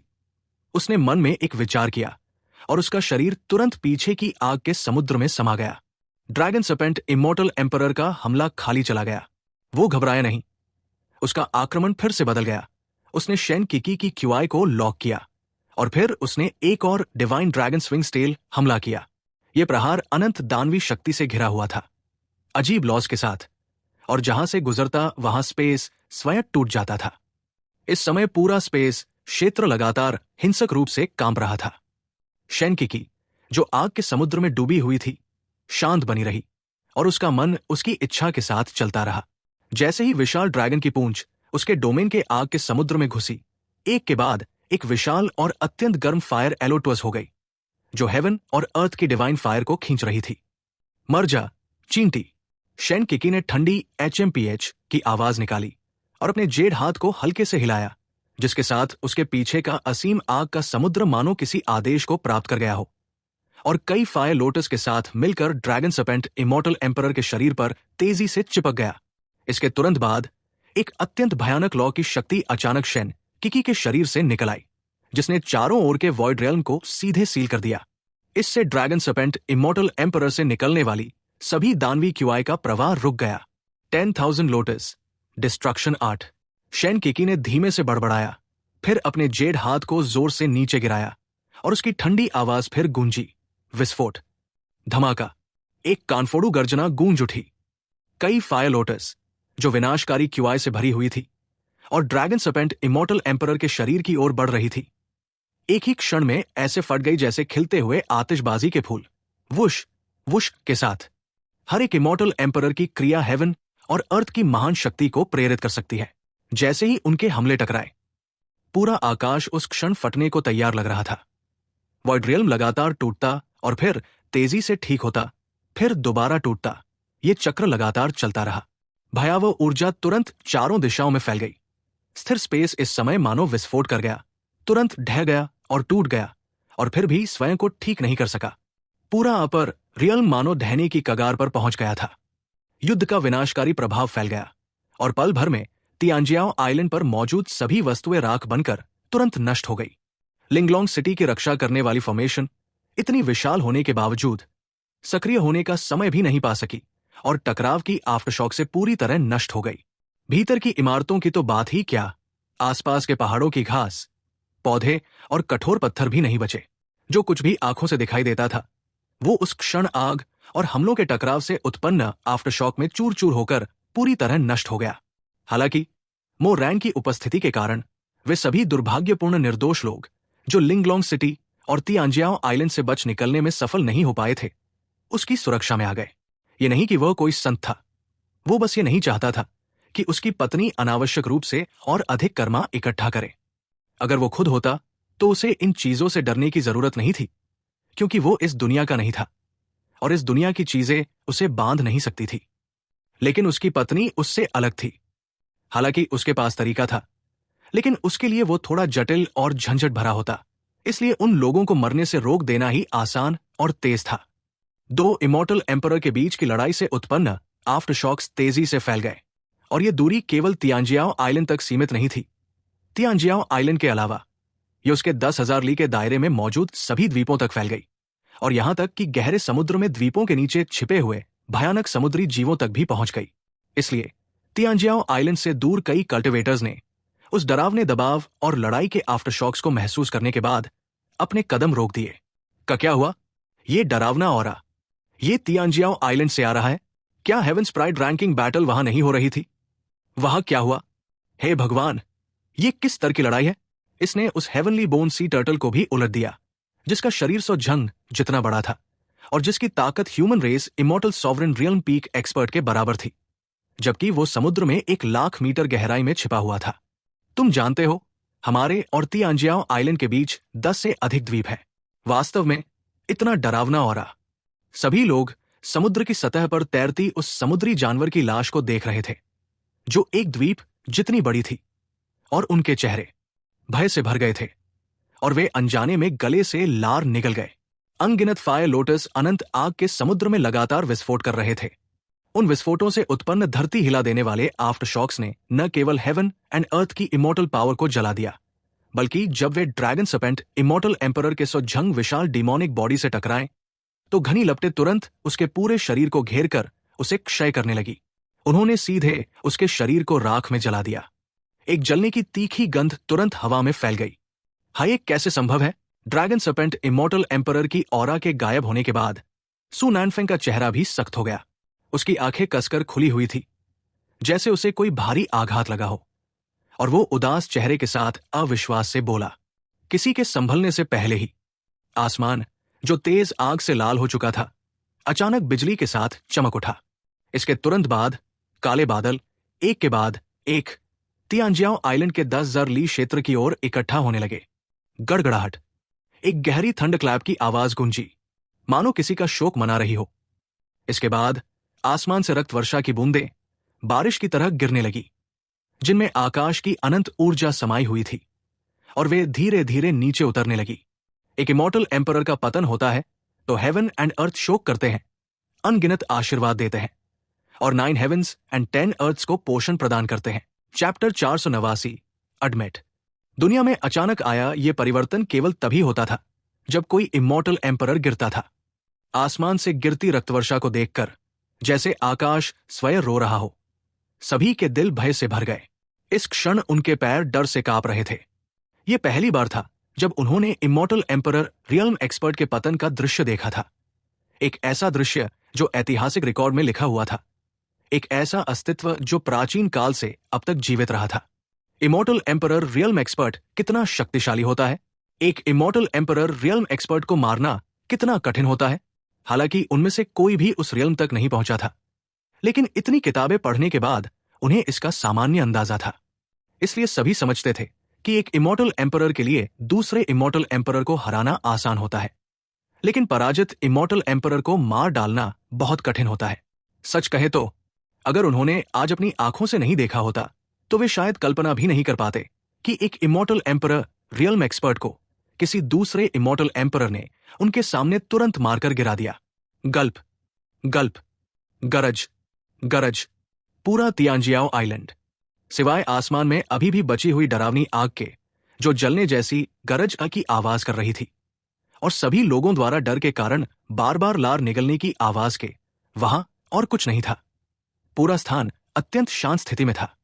भयावह रूप से सन्नाटा, आकाश रो रहा है और ये रक्तवर्षा, ये एक इमॉर्टल एम्परर रियल्म एक्सपर्ट के गिरने का संकेत है। तियानजियाओ आइलैंड से कई मीटर दूर खड़े असंख्य कल्टिवेटर्स भी इस अचानक हुए हेवनली फेनोमेनन से स्तब्ध रह गए। प्राचीन पुस्तकों में लिखे विवरणों को मिलाकर सभी ने इस रोने वाली घटना का कारण समझ लिया। हे भगवान, कुछ ही समय पहले इमॉर्टल एम्परर नंगोंग और शैंगशुन इंपीरियल पैलेस की 7वीं अथॉरिटी गिरी थी, और अब फिर से एक नया इमॉर्टल एम्परर गिर गया। आखिर कौन इतना रूथलेस व्यक्ति है जिसने ये काम किया? कितना शक्तिशाली है?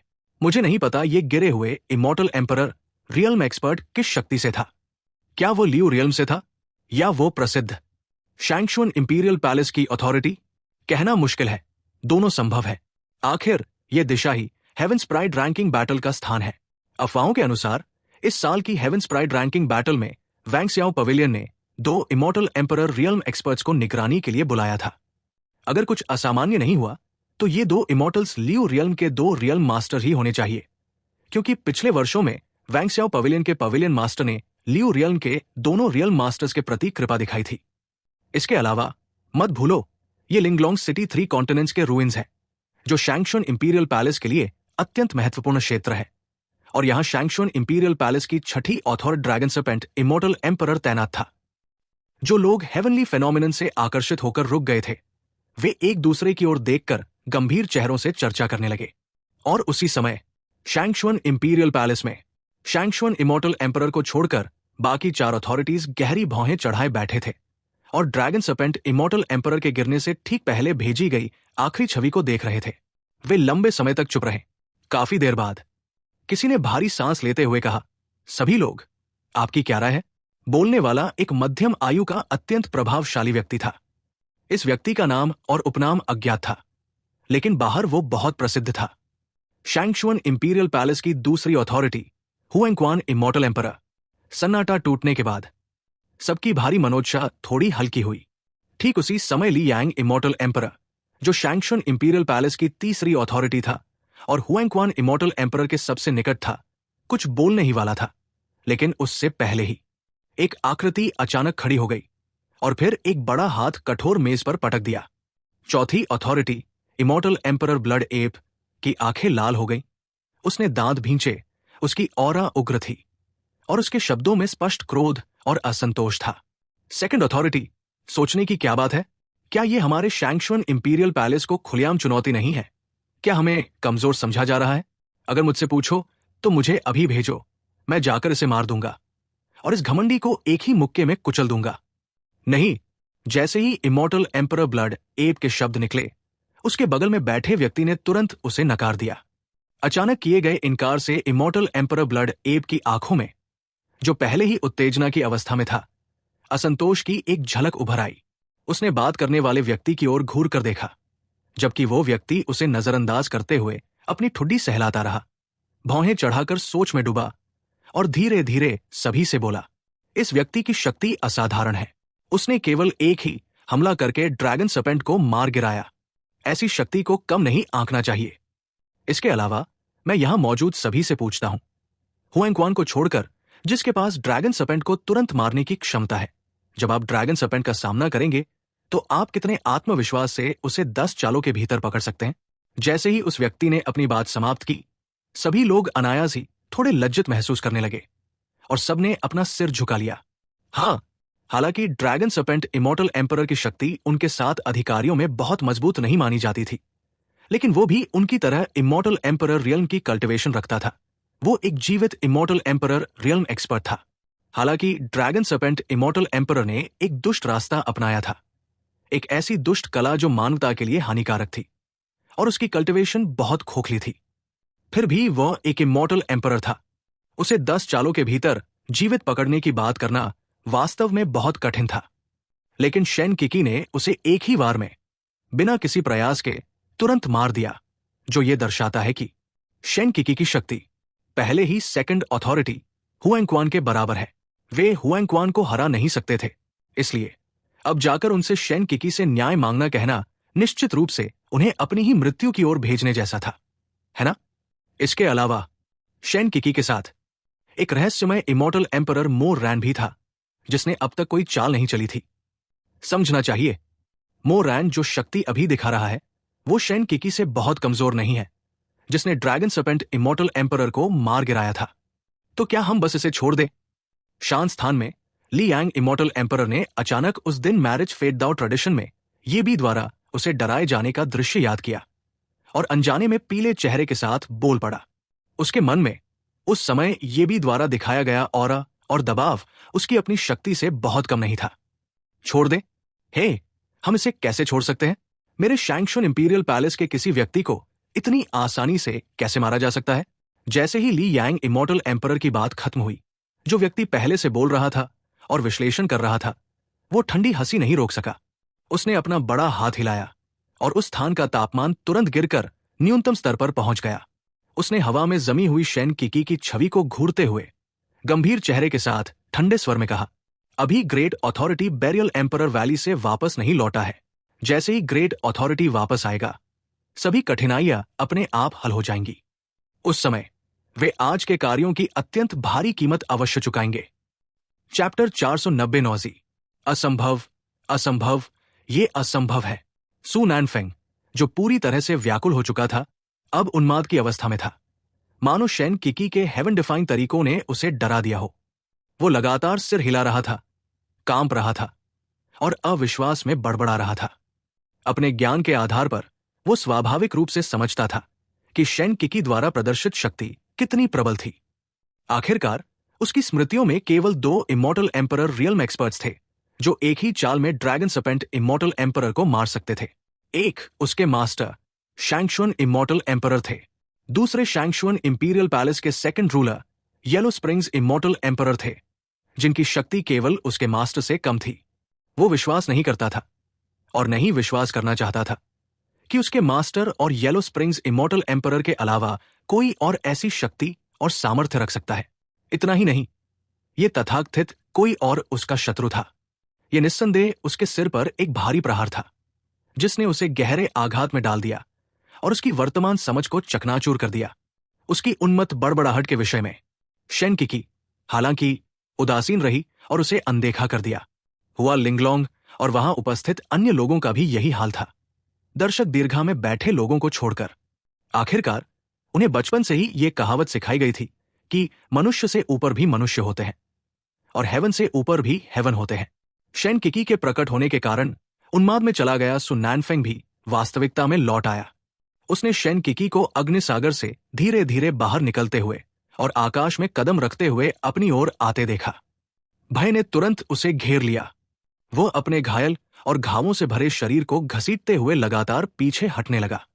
शायद शेन किकी से निकल रही प्रबल हत्या की इच्छा को महसूस करके उसने कठिनाई से लार निकली और मानो उसके ऊपर ठंडा पानी डाल दिया गया हो। वो अचानक शांत हो गया और उसकी चेतना लौट आई। तुम मुझे मारना चाहती हो? उसने अविश्वास से कहा। उसकी आंखें आतंक से भरी हुई थी। शैंगशुन इंपीरियल पैलेस के यंग एम्परर के रूप में उसने कभी कल्पना नहीं की थी कि एक दिन वो भी मर जाएगा। केवल सू नैनफेंग ही स्तब्ध नहीं था। दर्शक दीर्घा में बैठे लोग भी भय से अपनी पुतलियां फैला बैठे। उनके चेहरे पीले पड़ गए और उनके शरीर बार बार पीछे हटने लगे। ड्रैगन सर्पेंट इमॉर्टल एम्परर को मार देना शायद शैंगशुन इंपीरियल पैलेस के साथ पूर्ण संबंध विच्छेद तक बात को न पहुंचाता। शायद अभी भी स्थिति सुधारने का अवसर रहता, लेकिन सू नैनफेंग को मार देना तो स्थिति पूरी तरह अलग हो जाती। आखिरकार सू नैनफेंग शैंगशुन इमॉर्टल एम्परर का शिष्य और शैंगशुन इंपीरियल पैलेस का यंग एम्परर था। जो शैंगशुन इंपीरियल पैलेस के सम्मान का प्रतिनिधित्व करता था। उसे मारना, क्या ये शैंगशुन इंपीरियल पैलेस के सम्मान को पैरों तले रौंदकर निर्ममता से उसका अपमान करना नहीं होगा? ये क्यूआई रैन इमॉर्टल डायनेस्टी वाकई वाकई बहुत साहसी है। बहुत अधिक शैंगशुन इंपीरियल पैलेस का अनादर करने वाली है। पहले वे सोचते थे कि मो रैन और अन्य लोग केवल दिखावा कर रहे थे। आखिरकार वो एक शक्तिशाली इमॉर्टल एम्परर था, इसलिए डींगे मारना स्वाभाविक था। इसके अलावा शैंगशुन इंपीरियल पैलेस ने इतने वर्षों तक शैंगशुन रियल्म पर शासन किया था। उसकी नींव में न जाने कितना संचय हो चुका था। ऐसी कौन सी शक्ति हो सकती थी जो मृत्यु से इतनी अनभिज्ञ हो और शैंगशुन इंपीरियल पैलेस का इतना अनादर करे? लेकिन आज इसे देखकर इसने सचमुच उनके मन में जमी पारंपरिक धारणाओं को तोड़ दिया।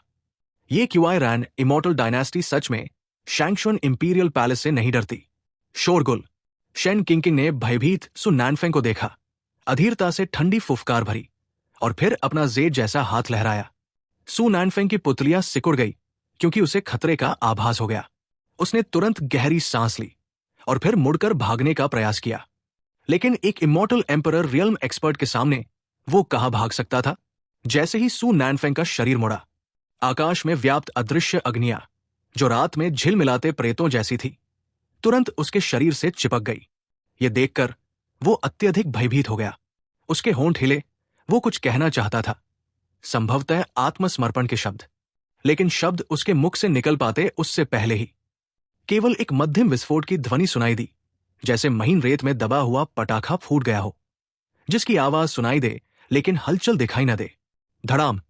सभी की अविश्वासी दृष्टि के सामने अग्नि ने सु नैनफेंग को नीचे से ऊपर तक घेर लिया। एक मध्यम विस्फोट के बाद सु नैनफेंग की आकृति और उसकी आभा बिना किसी निशान के गायब हो गई, मानो वो कभी इस संसार में प्रकट ही न हुआ हो। सु नैनफेंग के मरने से एक क्षण पहले शैंगशुन इंपीरियल पैलेस के चारों शासकों ने कुछ चर्चा के बाद आपसी सहमति से सिर हिलाया और सबने निर्णय लिया कि मो रैन और उसके समूह को दंडित करने के लिए अभियान कैसे चलाया जाए। इसका निर्णय वे शैंगशुन इमॉर्टल एम्परर, जो उनका आधार स्तंभ था, के लौटने के बाद करेंगे। चूंकि सभी सहमत हैं, ली यांग, तुम पहले एम्परर को वापस लेकर आओ ताकि कोई अप्रत्याशित परिस्थिति उत्पन्न न हो। शैंगशुन इंपीरियल पैलेस के second ruler yellow springs immortal emperor ने सिर हिलाया, फिर ली यांग की ओर देखकर धीरे से निर्देश दिया।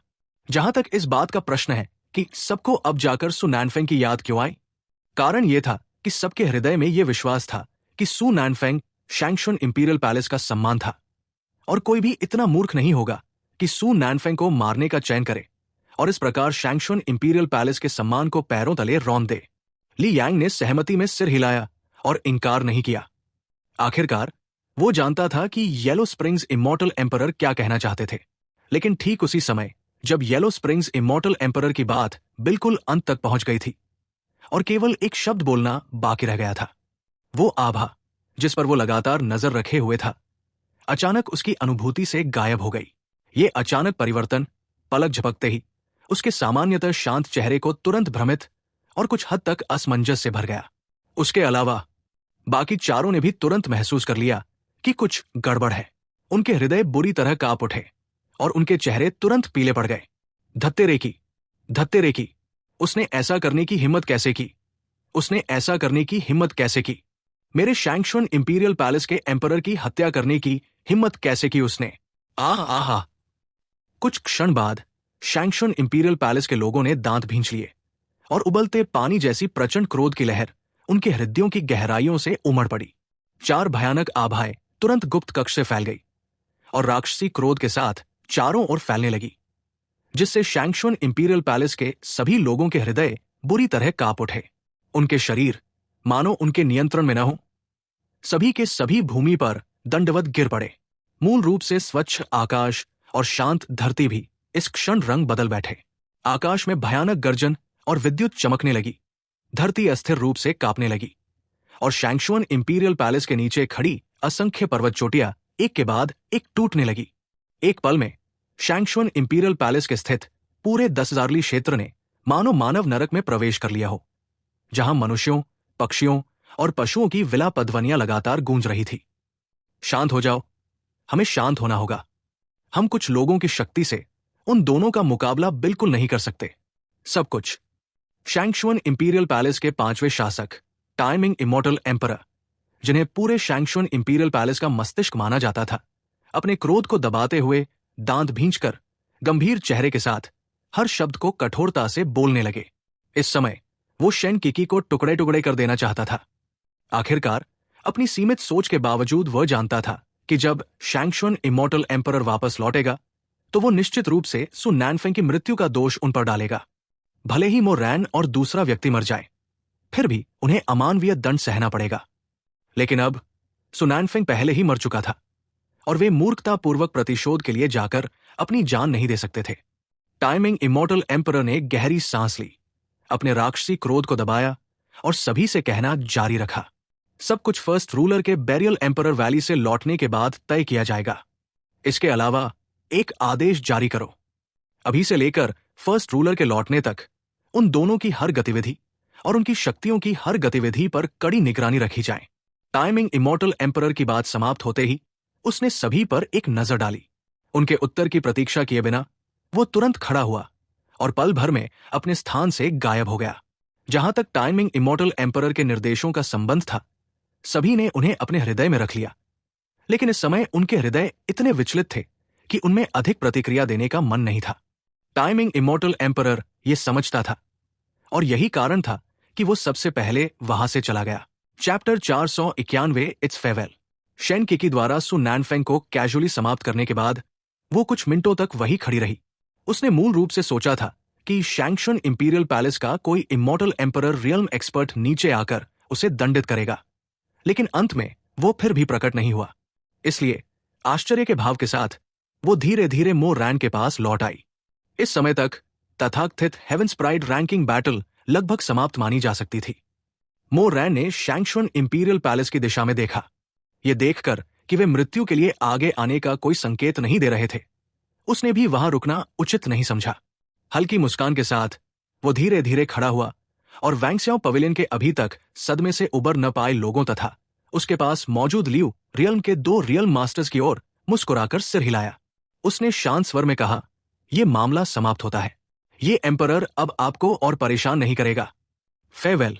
ये कहने के बाद मो रैन ने वैंगस्याओ पवेलियन के उच्च अधिकारियों के बोलने की प्रतीक्षा नहीं की। वो तुरंत शेन किकी, उसकी डॉटर हुआ लिंगलोंग, जो हल्की घायल थी लेकिन अन्यथा ठीक थी, और मो लिंगर, जो देखने के मंच पर 2 एंट बीस्ट्स की लड़ाई को खुशी से देख रही थी, के साथ स्थल से निकल गया। वैंगस्याओ पवेलियन के पवेलियन मास्टर, दोनों वाइस पवेलियन मास्टर्स तथा 4 पवेलियंस के एल्डर्स, जिन्होंने होश संभाला था, सभी ने गहरी सांस ली और कड़वे भाव बनाए। शैंगशुन रियल्म का आकाश शायद अब बदलने वाला है। वैंगस्याओ पवेलियन का पवेलियन मास्टर हाथ पीछे रखकर खड़ा था, गहरे विचारों में डूबा हुआ। वह मो रैन के जाने की दिशा को देख रहा था, जैसे किसी आध्यात्मिक अवस्था में हो, और रहस्यमय रूप से बुदबुदाया। मो रैन के जाने के बाद इमॉर्टल एम्परर ली भी उसी तरह धीरे धीरे खड़ा हुआ। उसने हल्के और शांत भाव से एआईए और जिंग वायु को इशारा किया।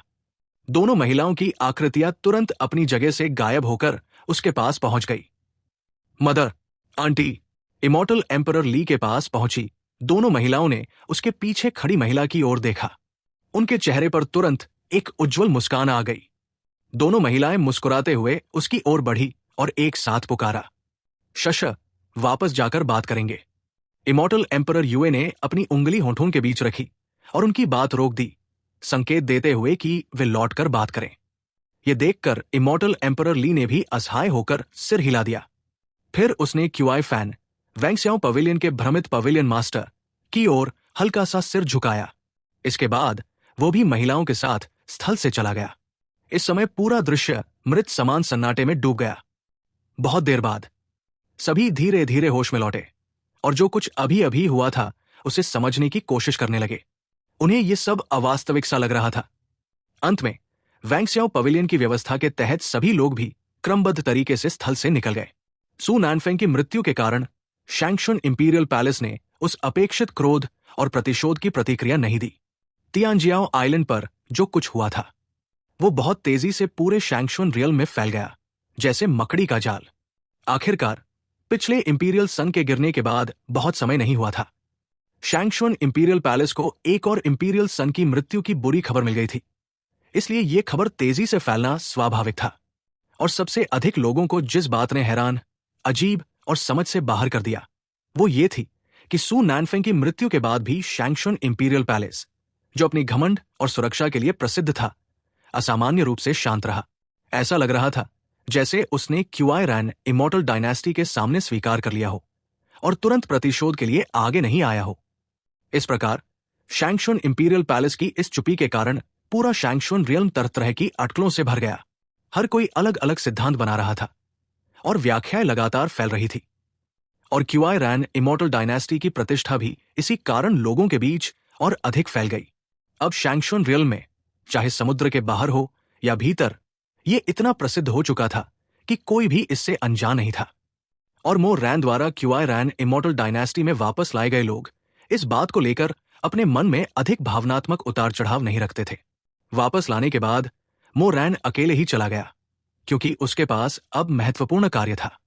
वो तथाकथित बेरियल एम्परर वैली देखने जाना चाहता था। शेन किंकिंग, जो क्यूआई रैन इमॉर्टल डायनेस्टी लौट आई थी, हुआ लिंगलोंग को अपने विश्राम कक्ष में ले गई। वो बिस्तर के पास पहुंची, पूरी तरह थकी हुई अवस्था में। फिर उसने धीरे धीरे अपनी बाहें फैलाई, जैसे हजारों टन का बोझ उतार रही हो, और सीधे परिचित और मुलायम बिस्तर पर गिर गई।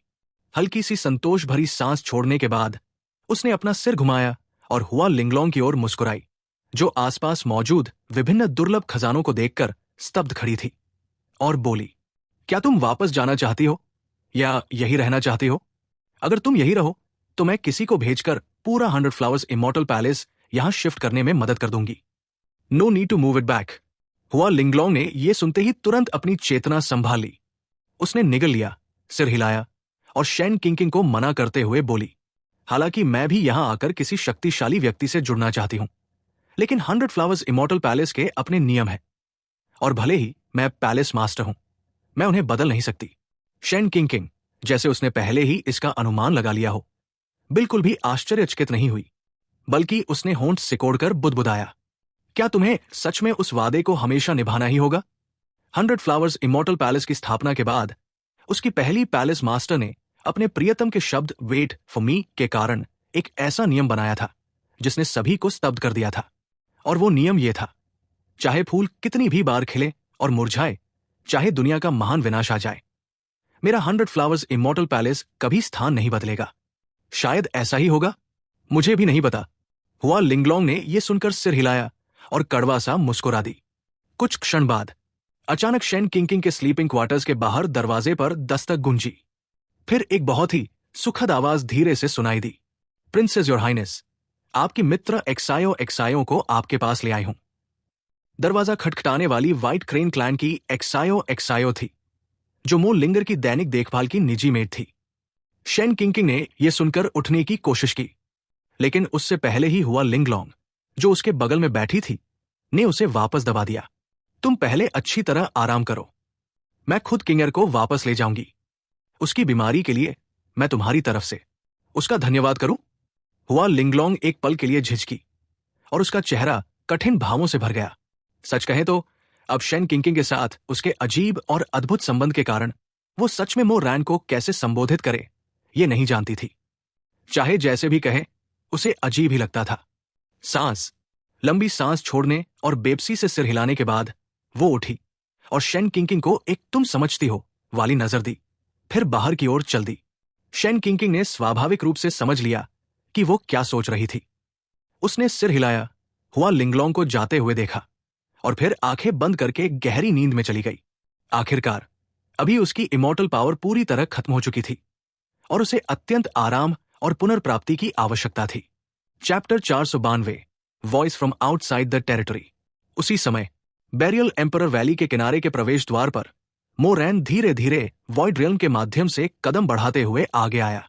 तो यही है तथाकथित बेरियल एम्परर वैली। मो रैन रुका, अपने आसपास घूमती घनी डेथ क्यूआई को उत्सुकता से देखते हुए बोला, जो ठोस रूप में बादलों की तरह परत दर परत जमा हो चुकी थी। इतना कहकर उसकी आंखें सिकुड़ गई और उसकी भयानक डिवाइन सेंस तुरंत फैल गई। केवल एक पल में उसकी डिवाइन सेंस ने पूरे बेरियल एम्परर वैली को ढक लिया। इस समय बेरियल एम्परर वैली का असली रूप पूरी तरह उसकी आंखों के सामने उजागर हो गया। चाहे वो हवा में फैली घनी डेथ क्यूआई हो या वे एम्परर पपेट्स जो भूतों की तरह बिना उद्देश्य के घूम रहे थे, जिनकी ऑरा किसी इमॉर्टल एम्परर से कमजोर नहीं थी, या वे लोग जो legendary immortal emperor treasure trove और लेगेसी के लिए यहां आए थे और इस युग में साधारण जीवन जीने को तैयार नहीं थे। बैरियल एम्परर वैली के भीतर देखी और पाई जाने वाली हर चीज मो रैन की आंखों में समा गई। ये अचानक जब मो रैन की नजर बैरियल एम्परर वैली के भीतर तक गई तो उसे कुछ दिखाई दिया। उसकी भौहें हल्की सी सिकुड़ गई। जब उसकी दृष्टि सबसे अंदरूनी भाग पर पहुंची तो एक विशाल प्रकाश स्तंभ उसकी आंखों में आया, जो सीधे आकाश को भेदने की कोशिश कर रहा था, जैसे वो फर्ममेंट को बैरमी से चीरकर एक छेद बनाना चाहता हो। उसने ध्यान से देखा। उसके सामने अनंत घनी डेथ क्यूआई का संकेंद्रन था, और वह प्रकाश स्तंभ उसी अनंत डेथ क्यूआई से बना था जो पूरे घाटी में फैली हुई थी। उस प्रकाश स्तंभ के भीतर एक हल्की आकृति उसके केंद्र में खड़ी थी, ध्यान की मुद्रा में बैठी हुई, कल्टिवेशन कर रही थी। घनी डेथ क्यूआई, साथ ही विभिन्न एम्परर पावर जो लंबे समय तक डेथ क्यूआई के क्षरण से मिलकर इस दुनिया में फैल गई थी, लगातार उस प्रकाश स्तंभ में बैठे व्यक्ति की ओर बढ़ रही थी और उसमें समा रही थी। Rumble, rumble. जैसे ही मो रैन ने उस व्यक्ति का चेहरा देखने के लिए करीब जाने की कोशिश की, उसने आकाश से लगातार गूंजती हुई भारी गर्जना सुनी। क्षण भर में भयानक सेलेस्टियल फिनोमेना अचानक इकट्ठा हो गए, जैसे कोई जानवर जो अरबों वर्षों से सो रहा हो अब जाग गया हो और अपने साथ अनगिनत बिजली की चमक लाया हो। गर्जनाएं लगातार गूंजती रहीं, करोड़ों मील तक फैलती हुई। एक पल में पूरा संसार मानो धर्मा डिक्लाइन एज में पहुंच गया और चारों ओर एक समान अंधकार छा गया। बूम! जब शैंक्शुन रियल्म के लोग इस अचानक सेलेस्टियल फिनोमेना से हैरान थे, तभी कहीं से एक कान फाड़ देने वाला विस्फोट गूंजा। बहुत से कम कल्टिवेशन वाले कल्टिवेटर्स ने इस बूम को सुनते ही अपने शरीर के भीतर क्युआए और रक्त को अनियंत्रित रूप से उफनते हुए महसूस किया, जैसे कोई उग्र समुद्र हो। इसके बाद वे रक्त के धुंध में बदलकर तुरंत मर गए। इस अचानक दृश्य से सभी डर गए, उनके चेहरे पीले पड़ गए और वे घबराकर पीछे हटने लगे। ये क्या हो रहा है? क्या कोई सुप्रीम ट्रेजर ट्रोव प्रकट हुआ है? क्या बैरियल एम्परर वैली में मरे हुए एंसेस्टर्स वापस जीवित हो गए हैं? नहीं हो सकता। लेकिन वहां तो हमारे एंसेस्टर्स के अलावा बहुत से एक्स्ट्रा टेरेस्ट्रियल रेस के लोग भी दफन हैं। सभी लोग शोर मचाते हुए चर्चा कर रहे थे। उनकी आंखों में भय साफ दिखाई दे रहा था। जैसे ही सभी लोग हैरान और भ्रमित थे, एक हिंसक कंपन पूरे क्षेत्र में फैल गया और पूरा शैंक्शुन रियल्म अचानक भूकंप में डूब गया। अनगिनत लोग संतुलन खो बैठे। एक के बाद एक शानदार इमारतें ढह गई। केवल एक सांस के भीतर पूरा शैंक्शुन रियल मलबे में बदल गया। इस अचानक बदलाव ने मो रैन का ध्यान भी खींच लिया। जैसे ही मो रैन ने नजर घुमाई, एक आवाज जो अनंत ठंडक से भरी हुई थी और आकाश पृथ्वी में गूंज रही थी, सभी के कानों तक पहुंची। कौन? किसने इस एम्परर की एक्सट्रीम कोल्ड क्यूआई को मिटा दिया? बाहर आओ। लियांग, क्या वो तुम हो? मुझे उम्मीद नहीं थी कि तुम उस महान युद्ध से बच जाओगे, लेकिन अब तुम बस मरने के कगार पर हो, है ना? हाँ, जल्दी बाहर आकर इस एम्परर के सामने मर जाओ। यह घमंडी आवाज आकाश के ऊपर से आई और सभी के कानों में गूंजती रही, जिससे उनके मन को जैसे तेज धार वाले हथियार से चोट लगी हो और वे अत्यधिक पीड़ा में आ गए। यह आवाज घाटी की गूंज की तरह लंबे समय तक बनी रही। एक्स्ट्रा टेरेस्ट्रियल, ये एक्स्ट्रा टेरेस्ट्रियल है। ये आवाज एक्स्ट्रा टेरेस्ट्रियल से आ रही है। ये एक्स्ट्रा टेरेस्ट्रियल रेज है। वे फिर से शैंक्शुन रियल्म पर हमला कर रहे हैं। भागो। यह आवाज सुनते ही सबके चेहरों पर भय छा गया और उनके हृदय पूरी तरह उस डर से भर गए। ये एक्स्ट्रा टेरेस्ट्रियल रेस उनके दिलों में एक अजय हार्ड डीमन की तरह था। इस घबराहट में फंसे लोगों में केवल बिना किसी पृष्ठभूमि या शक्ति के साधारण लोग ही नहीं थे, बल्कि विभिन्न बड़े शक्तियों के उच्च पदाधिकारी भी थे। इस समय वे सभी परेशान दिख रहे थे और उनके पूरे सेक्स, क्लैंस, पैलेसेस ऊपर से नीचे तक पहले ही युद्ध की तैयारी की स्थिति में प्रवेश कर चुके थे। सच में बहुत शोर है। मो रैन ने यह सुनकर घृणा से अपने कान रगड़े और तिरस्कारपूर्ण टिप्पणी के बाद उसका शरीर एक झटके में अपनी जगह से गायब हो गया। वो इस परेशानी करने वाले को सबक सिखाना चाहता था। उसे सोच रहा था कि क्या उसकी बेटी अभी घर पर बहुत थकी हुई सो रही होगी। इतना बड़ा हंगामा हो रहा है, अगर इससे उसकी बेटी जाग गई और ठीक से सो नहीं पाई तो इसकी जिम्मेदारी कौन लेगा? और उसी समय शैंगशुन रियल्म के बाहर वो परेशानी करने वाला अभी भी पूरी तरह अनजान था कि उस पर आपदा आने वाली है।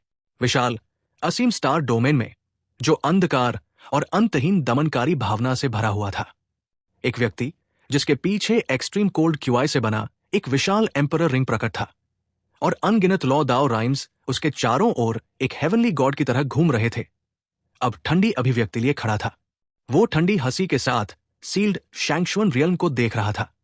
घनी आश्चर्यजनक ठंडी क्यूआई मानो अनियंत्रित हो उसके शरीर से लगातार बाहर फैल रही थी और आसपास का तापमान अत्यंत नीचे ले जा चुकी थी, जिससे लोग अनायास कांप रहे थे।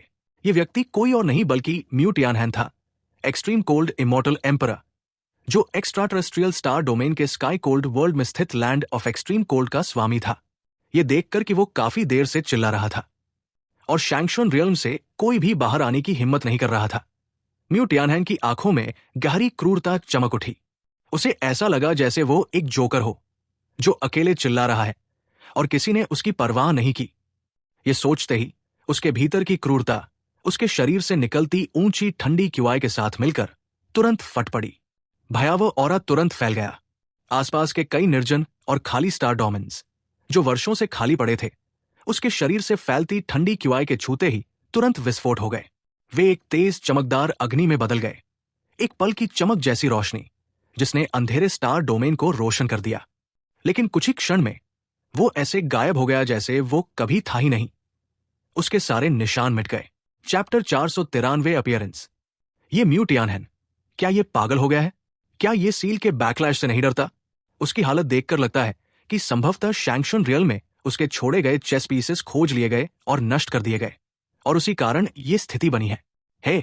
कहना पड़ेगा कि शैंगशुन इंपीरियल पैलेस के काम बहुत कठोर है। केवल कुछ ही वर्षों में उन्होंने शैंगशुन रियल्म में छोड़े गए सभी चेस पीसेस को पूरी तरह समाप्त कर दिया। उनका स्पष्ट सिद्धांत है, एक भी बचने से अच्छा है कि 1000 निर्दोष मारे जाएं। कौन जानता है, अब इस सील को बाहर से तोड़ने के अलावा कोई और तरीका नहीं है ना? अगर मैं गलत नहीं हूं तो शैंगशुन इंपीरियल पैलेस में बचा हुआ आखिरी चेस पीस म्यू टियानहैन के हाथ में ही है ना? स्टार डोमेन के बाहर एक स्पेस में जब से म्यू टियानहैन अचानक प्रकट हुआ और शैंगशुन रियल्म पर हमला किया, लोग अनजाने में उसके कुछ मीटर दूर इकट्ठा हो गए थे। उनकी ऑरा काफी शक्तिशाली थी, कम से कम half step immortal emperor realm तक। इस समय उनकी नजरें म्यू टियानहैन पर आश्चर्य से भरी हुई थी।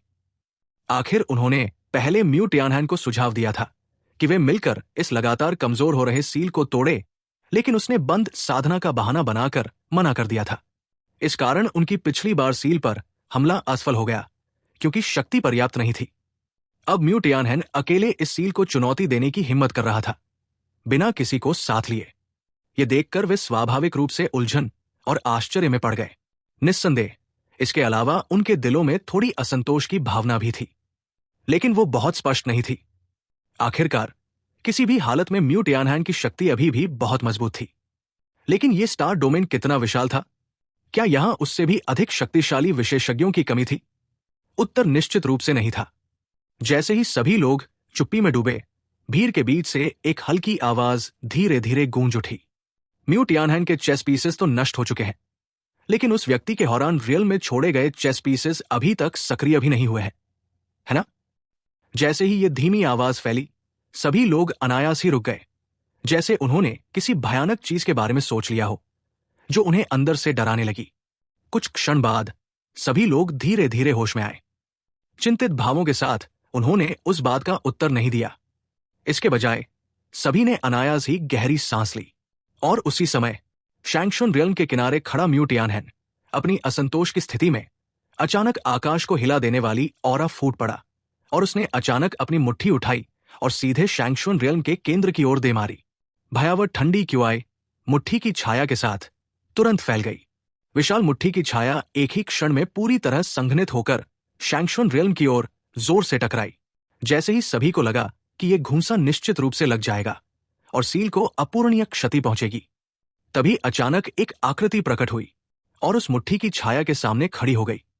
ये क्या है? इस अचानक प्रकट हुई आकृति ने सभी की भौहें हल्की सी सिकोड़ दी और वे लगातार आश्चर्य से भर गए, क्योंकि वे इस नए व्यक्ति को पहचान नहीं पाए। केवल उसका चेहरा ही नहीं, बल्कि उससे कोई ऑरा भी नहीं निकल रही थी। ये बात ही उन्हें चौंका देने वाली थी। आखिरकार वे सभी इमॉर्टल एम्परर रियल्म एक्सपर्ट्स थे। उनके सामने पूरी तरह से अपनी ऑरा छिपा लेना किसी के लिए भी अत्यंत कठिन कार्य था, ऐसा जिसे उनके ज्ञान में कोई भी नहीं कर सकता था। म्यू टियानहैन के मन में भी वही विचार आए जो सभी लोगों के मन में थे, लेकिन वो विचार केवल एक पल के लिए ही आया और फिर तुरंत गायब हो गया। उसने केवल तिरस्कार से भरा भाव धारण किया और ठंडी हंसी के साथ कहा, मृत्यु को बुला रहे हो। उसकी दृष्टि में जो व्यक्ति उसके द्वारा छोड़ी गई तकनीक के सामने इतनी बेपरवाही से प्रकट होने की हिम्मत कर रहा था, वो वास्तव में ऐसे था जैसे नवजात बछड़ा बाघ से नहीं डरता और स्वयं ही अपनी मृत्यु को बुला रहा हो। बूम! जैसे ही म्यू टियानहैन के शब्द गिरे, उसके सामने एक तेज और चमकदार प्रकाश अत्यंत तेज गति से चमका। उसके साथ ही स्टार डोमेन में अनगिनत घूमती हुई क्यूआई लहरें फैल गई और एक कान फाड़ देने वाली आवाज भी साथ साथ गूंज उठी। ये कैसे संभव है? जब वो चमकदार प्रकाश थोड़ा कमजोर होकर धीरे धीरे विलीन होने लगा, म्यू टियानहैन, जो सब कुछ देख रहा था, और दूर से देखने वाले सभी लोग अनायास ही अपनी आंखें सिकोड़ बैठे। उनके चेहरे आश्चर्य से भर गए। सभी की दृष्टि के अनुसार उस तेज प्रकाश के बीच उन्होंने केवल एक भावहीन पुरुष को देखा, जिसकी आंखों में तिरस्कार भरा हुआ था, वहां खड़ा हुआ, पूरी तरह सुरक्षित, जैसे कोई अडिग पर्वत हो। नया आने वाला व्यक्ति ठीक मो रैन था। दूर हो जाओ! उस विस्फोट के बाद के प्रभावों को देखते हुए और उसके आसपास फैली हुई क्यूआई लहरों को जो उसे नुकसान नहीं पहुंचा पा रही थी, मो रैन बिल्कुल शांत था। उसने बस हाथ हिलाया और हल्के से अपने मुंह से दूर हो जाओ शब्द कहा। तुरंत ही वो बची हुई क्यूआई लहरें ऐसे बिखर गई जैसे उन्होंने किसी भयानक दानव का सामना कर लिया हो, और एक ही पल में पूरी तरह समाप्त हो गई। और मो रैन, जिसने साधारण ढीला सफेद वस्त्र पहन रखा था और अपने बाल एक लंबी डोरी से बांध रखे थे, बहुत ही सहज दिखाई दे रहा था। फिर वो सभी की दृष्टि में आ गया। इस इमॉर्टल एम्परर्स के समूह के सामने, जो सभी इंपीरियल क्राउन और भव्य वस्त्र पहने हुए थे, मो रैन का पहनावा बहुत ही असंगत लग रहा था। लेकिन वहां मौजूद कोई भी व्यक्ति उसे हल्के में लेने की हिम्मत नहीं कर रहा था। तुम कौन हो? तुमने इस एम्परर का मार्ग क्यों रोका? नए व्यक्ति को ठीक से देखने के बाद म्यू टियानहैन की भौहें अनायास ही रिवर जैसे आकार में सिकुड़ गई और उसकी आंखों में गंभीर भाव आ गया। आखिरकार वो बहुत अच्छी तरह जानता था कि उसके द्वारा अभी अभी छोड़े गए हमले में कितनी शक्ति थी। चाहे कुछ भी हो, वो पहले ही उस अज्ञात डोमेन में आधा कदम रख चुका था और सामान्य इमॉर्टल एम्परर रियल्म एक्सपर्ट से वो अनगिनत गुना आगे निकल चुका था। इसलिए उसके हमलों में कम या ज्यादा उस रियल्म की कुछ शक्ति शामिल थी। इसलिए वो निश्चित था कि अगर कोई सामान्य इमॉर्टल एम्परर उसके उस हमले का सामना करना चाहे तो उसे बहुत अधिक शक्ति खर्च किए बिना यह असंभव था। लेकिन मो रैन के चेहरे से उसे कुछ भी नहीं दिख रहा था। वो इतना शांत कैसे रह सकता था? और दूर से देखने वाले बाहर के लोगों के मन में भी म्यू टियानहैन जैसी ही सोच थी। Chapter 494 you only have one chance. मो रैन द्वारा उसे नजरअंदाज करते देख म्यू टियानहैन के चेहरे पर एक हल्की सी असंतोष की झलक आ गई। उसने होंठ भींच लिए, साफ तौर पर चिढ़ते हुए, क्योंकि वो मो रैन की पृष्ठभूमि और उसकी ताकत नहीं जानता था। इसलिए वो बिना सोचे समझे कोई कदम उठाने की हिम्मत नहीं कर रहा था। जैसे ही सभी को लगा कि दोनों के बीच इसी तरह टकराव बना रहेगा, मो रैन की आवाज धीरे धीरे गूंज उठी। उसने हल्के से अपनी आंखें उठाई, म्यू टियानहैन को घूरते हुए और गंभीरता से एक एक शब्द बोलते हुए पूछा, क्या तुम जानते हो तुम बहुत शोर करते हो? सन्नाटा। जैसे ही मो रैन की आवाज फैली, पूरे स्टार डोमेन का बाहरी अंतरिक्ष तुरंत अत्यंत शांत हो गया और सभी अनायास ही अपनी सांस रोक बैठे।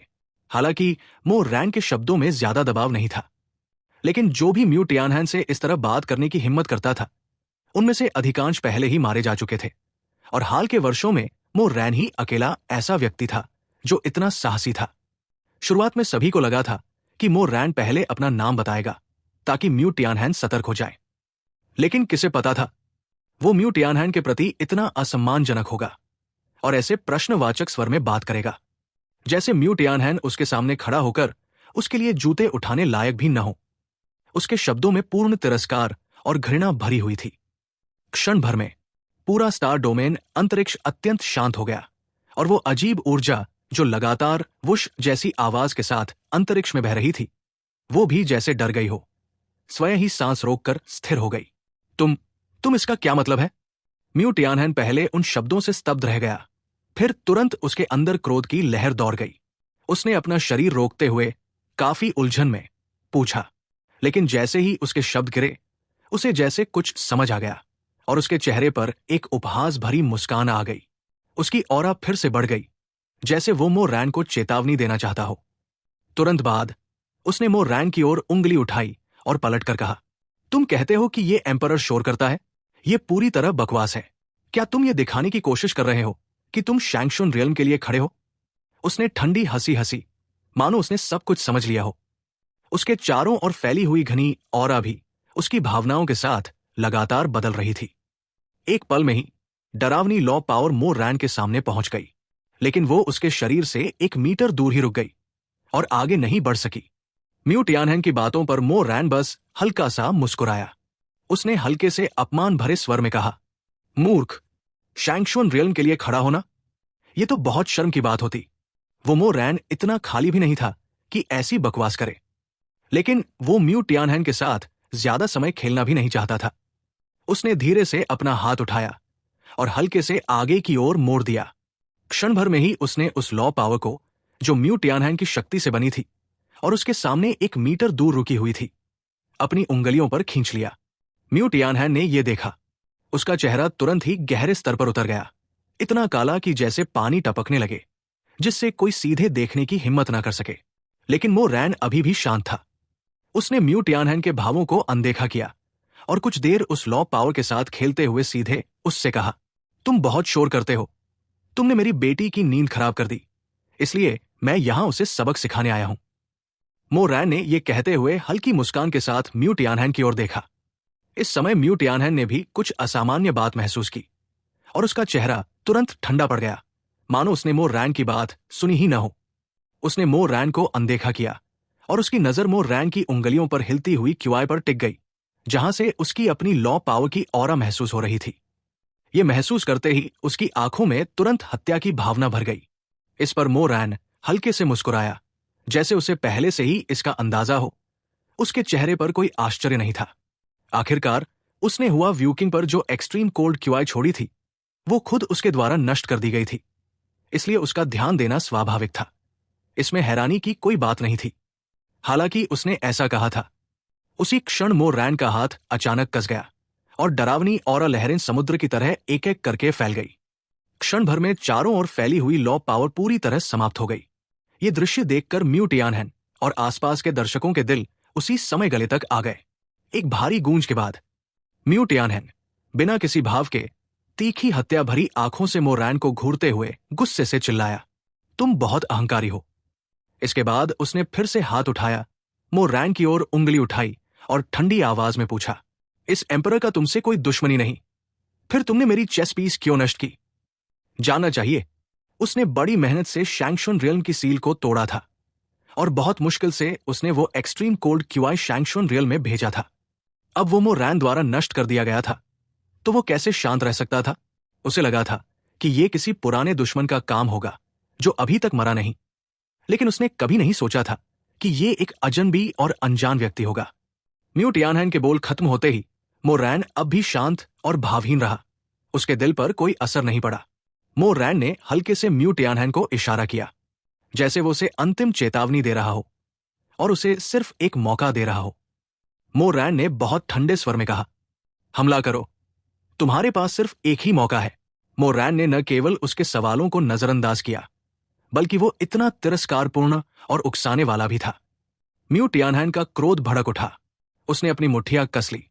उसका चेहरा काला पड़ गया और उसकी आंखों में अचानक ठंडी चमक उभर आई, जो घनी होकर हल्के से कांप रही थी।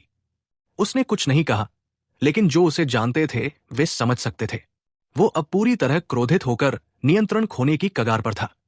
उसकी आकृति झटके से हिली और स्टार डोमेन के बाहर का स्पेस तुरंत टूट गया। एक पल में ही उसकी आकृति एक आफ्टरइमेज में बदलकर अपने मूल स्थान से गायब हो गई। जब वो फिर से प्रकट हुआ तो वो पहले ही मो रैन के सामने पहुंच चुका था, अपनी बड़ी सी थैली जैसी मुट्ठियों के साथ।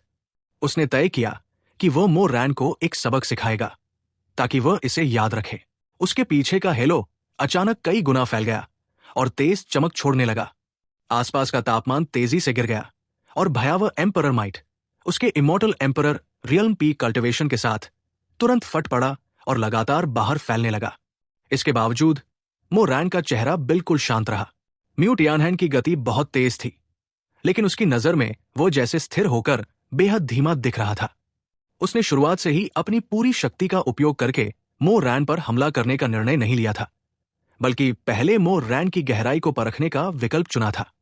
जैसे ही उसकी मुट्ठी मोरैन के चेहरे की ओर बढ़ी, मोरैन ने बस हल्की सी मुस्कान दी, फिर धीरे धीरे अपनी तर्जनी उंगली उठाई और बेहद सहजता से, जैसे ड्रैगन फ्लाई पानी को छू रही हो, उसे उस आती हुई मुट्ठी पर रख दिया। धमाका! एक कान फाड़ देने वाली गड़गड़ाहट मोरैन की तर्जनी और म्यूट यानहैन की मुट्ठी के टकराते ही गूंज उठी। म्यूट यानहैन का चेहरा तुरंत बदल गया, उसकी पुतलियां तेजी से सिकुड़ गई और उसने तुरंत अपनी मुट्ठी वापस खींचने की कोशिश की, लेकिन उसकी मुट्ठी जैसे अरबों गुरुत्वाकर्षण बलों से जकड़ दी गई हो। वो उसे हिला भी नहीं सका। ये देखकर वो अनायास ही लार निकल गया और मन ही मन सोचा, बुरा हुआ। कड़कड़ाहट! केवल स्पेस के टूटने की आवाज गूंज उठी। उनके आसपास का समय जैसे जम गया हो। दबाव भरा वातावरण लगातार बना रहा, जब सभी भ्रमित होकर ये समझने की कोशिश कर रहे थे कि क्या हो रहा है। मोरैन ने अचानक अपनी तर्जनी म्यूट यानहैन की मुट्ठी से हटा ली और फिर हल्के से अपना हाथ हिलाया। म्यूट यानहैन प्रतिक्रिया भी नहीं दे सका और उसका शरीर जैसे किसी अकल्पनीय भारी प्रहार से टकरा गया हो। पतंग की तरह जिसकी डोर कट गई हो, वो अत्यंत तेज गति से अरबों मीटर पीछे उड़ गया, कई स्टार डोमेन्स को तोड़ता हुआ अंत में जाकर रुका। इस अचानक हुई घटना से देखने वालों के चेहरों पर अविश्वास छा गया और उनकी आंखें अनायास ही फैल गई। Chapter 495 I was careless and didn't dodge. ये कैसे संभव है? ये व्यक्ति आखिर है कौन? उसने सिर्फ एक ही स्ट्राइक से म्यूट यानहैन को पीछे धकेल दिया। ये शैंक्शुअन रियल में अभी भी इतना शक्तिशाली एक्सपर्ट कैसे हो सकता है? ये तो पूरी तरह तर्क के विरुद्ध है। क्या ऐसा नहीं कहा गया था कि उस युद्ध में शैंक्शुअन रियल्म के अधिकांश एक्सपर्ट्स पहले ही नष्ट हो चुके थे और जो बचे थे वे बस लाइफ क्यूआई के सहारे किसी तरह जीवित थे? अब इतने समय बाद तो वे सभी गिर चुके होंगे। फिर ये सब क्या हो रहा है? म्यूट यानहैन को मोरैन के एक ही स्ट्राइक को सहन न कर पाने के कारण कई मीटर्स पीछे उड़ते हुए देखकर सभी के दिलों की धड़कन अनजाने में रुक सी गई। क्या हो सकता है? वो अफवाह? क्या वो सच है? कुछ समय बाद बैरियर के अंदर छिपे हुए किसी व्यक्ति ने, जिसे कुछ याद आ गया था, अचानक एक्सक्लेम्ड किया। उसकी बात सुनकर सभी के दिल भी अनजाने में धड़क उठे। वही परिचित अफवाहें फिर से सभी के दिमाग में किसी स्लाइड शो की तरह चलने लगी। सभी ने एक दूसरे की ओर टैसिट समझ के साथ देखा और उनके चेहरों के भाव गंभीर हो गए। क्या ऐसा हो सकता है कि इस शैंक्शुन रियल्म के अंदर वास्तव में वो कथित सुप्रीम ट्रेजर मौजूद है, जो पूरे स्टार डोमेन को एक करने की क्षमता रखता है? ऐसी संभावना से इनकार नहीं किया जा सकता। ये शैंक्शुन रियल्म इतने वर्षों से सेल्फ सील्ड है, फिर भी बिना इमॉर्टल एम्परर सोर्स के नए इमॉर्टल एम्परर रियल्म एक्सपर्ट्स पैदा हो सकते हैं। अब तो म्यूट यानहैन से भी अधिक शक्तिशाली इमॉर्टल एम्परर एक्सपर्ट सीधे प्रकट हो गया है। ये सभी कारण उसी रूमर्ड सुप्रीम ट्रेजर की ओर इशारा करते हैं। शायद इस समय उन्होंने उस सुप्रीम ट्रेजर का एक कोना पहले ही पकड़ लिया है। आखिर इतने वर्ष बीत चुके हैं, कोई भी स्वेच्छा से इस तरह सील होकर निष्क्रिय तो नहीं रहेगा, है ना? बिल्कुल नहीं, बिल्कुल नहीं। अटकलें एक के बाद एक गूंजती रही। इस समय सभी की आंखों में लालच बिल्कुल छिपा नहीं था, पूरी तरह स्पष्ट रूप से दिखाई दे रहा था। आखिर कौन ऐसा होगा जो पूरे स्टार डोमेन को एक करने वाले सुप्रीम ट्रेजर को नहीं चाहेगा? अगर कोई उसे प्राप्त कर ले तो इसका अर्थ होगा पूरे स्टार डोमेन को प्राप्त करना और उस स्टार डोमेन का स्वामी बन जाना। सिर्फ इस कथन के आधार पर ही वहां मौजूद कौन व्यक्ति विचलित नहीं होता। जैसे ही सभी धीरे धीरे फुसफुसा रहे थे और चर्चा कर रहे थे, कोई पहले ही एक कदम आगे बढ़कर खबर फैलाने के लिए निकल चुका था।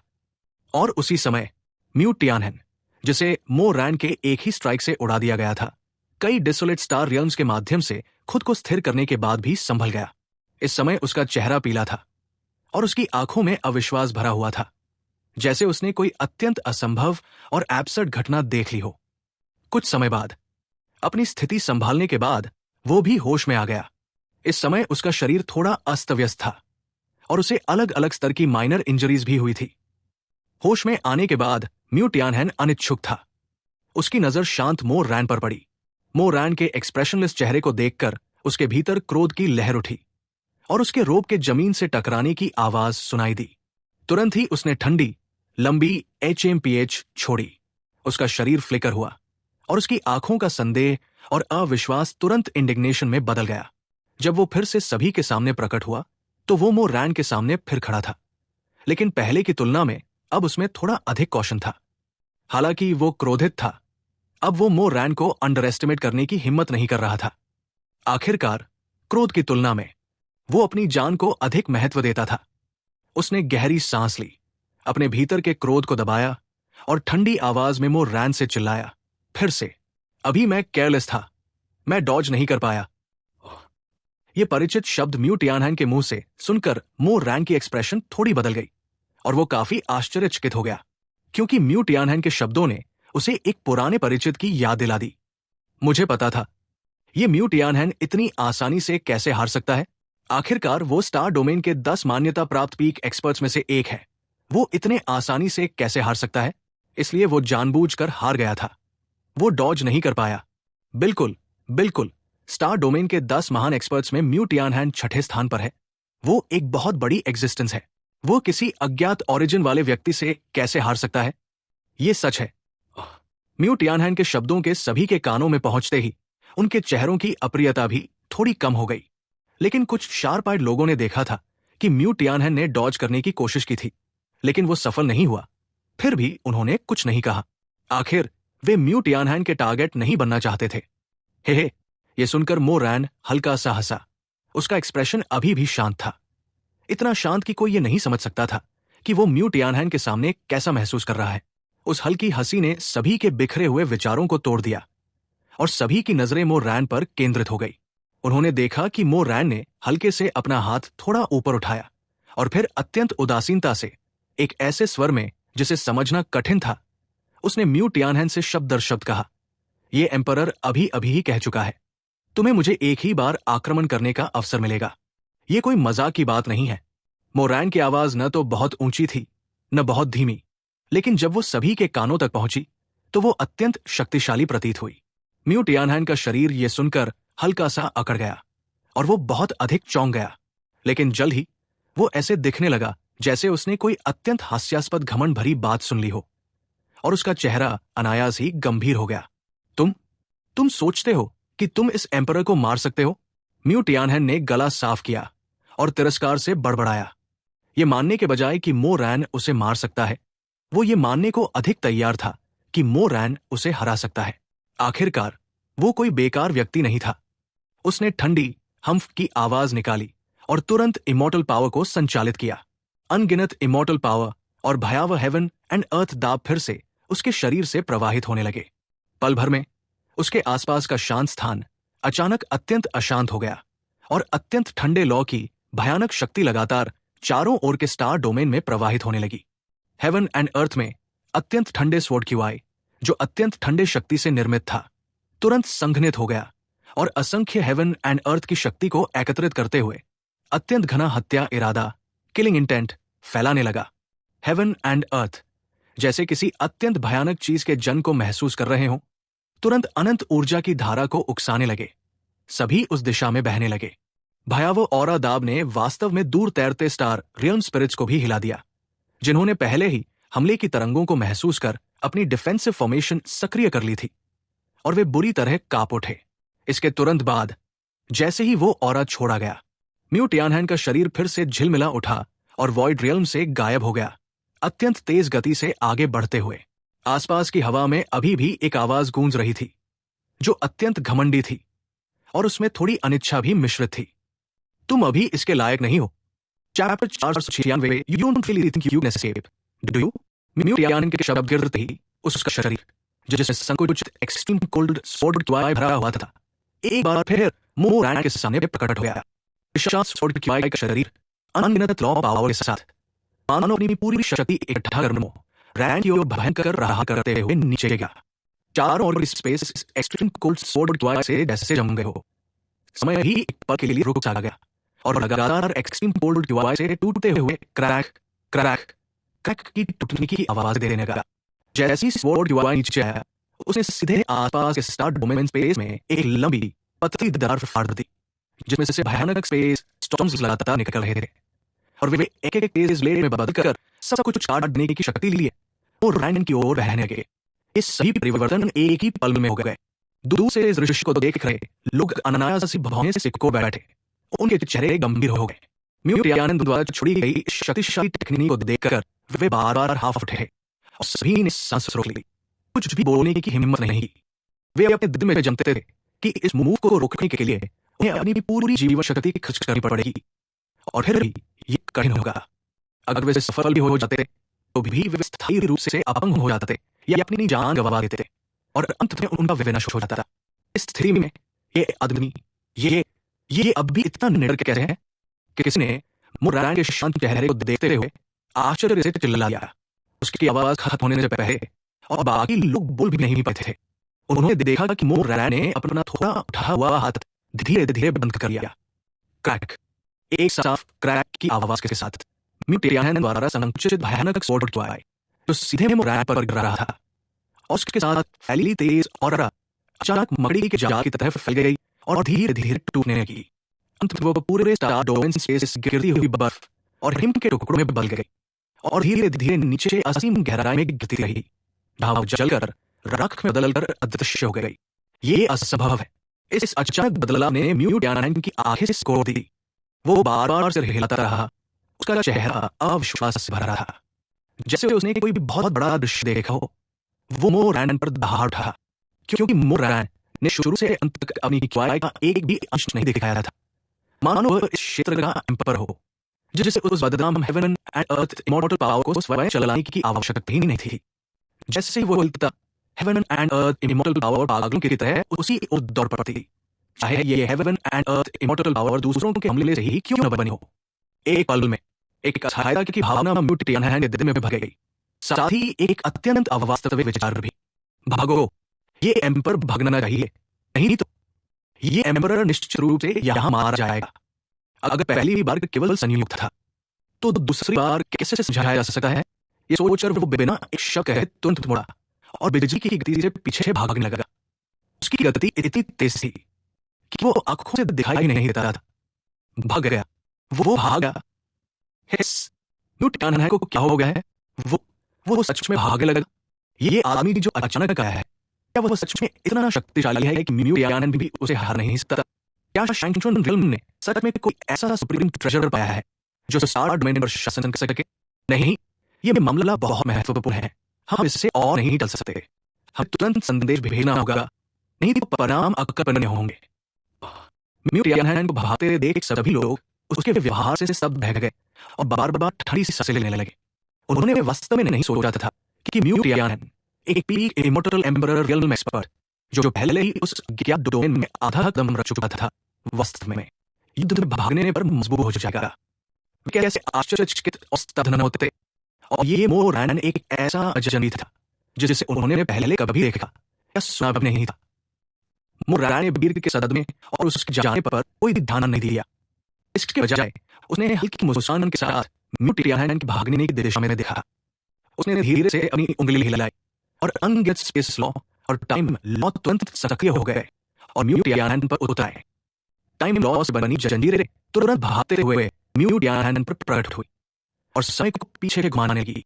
क्या ये क्या है? अपने शरीर पर अचानक प्रकट हुई इन अजीब जंजीरों को देखकर म्यूट यानन के मन में तुरंत एक बुरा एहसास भर गया। उसकी ऑरा लगातार फूट रही थी और भयानक शक्ति भी बढ़ रही थी। वो अपने शरीर की जंजीरों को तोड़ने की कोशिश कर रहा था, लेकिन चाहे वो अपनी शक्ति कितनी भी चाहे, जंजीरें बिल्कुल भी नहीं हिली, जैसे उन्होंने उसके हमलों को अनदेखा कर दिया हो। वो घबराहट में आ गया।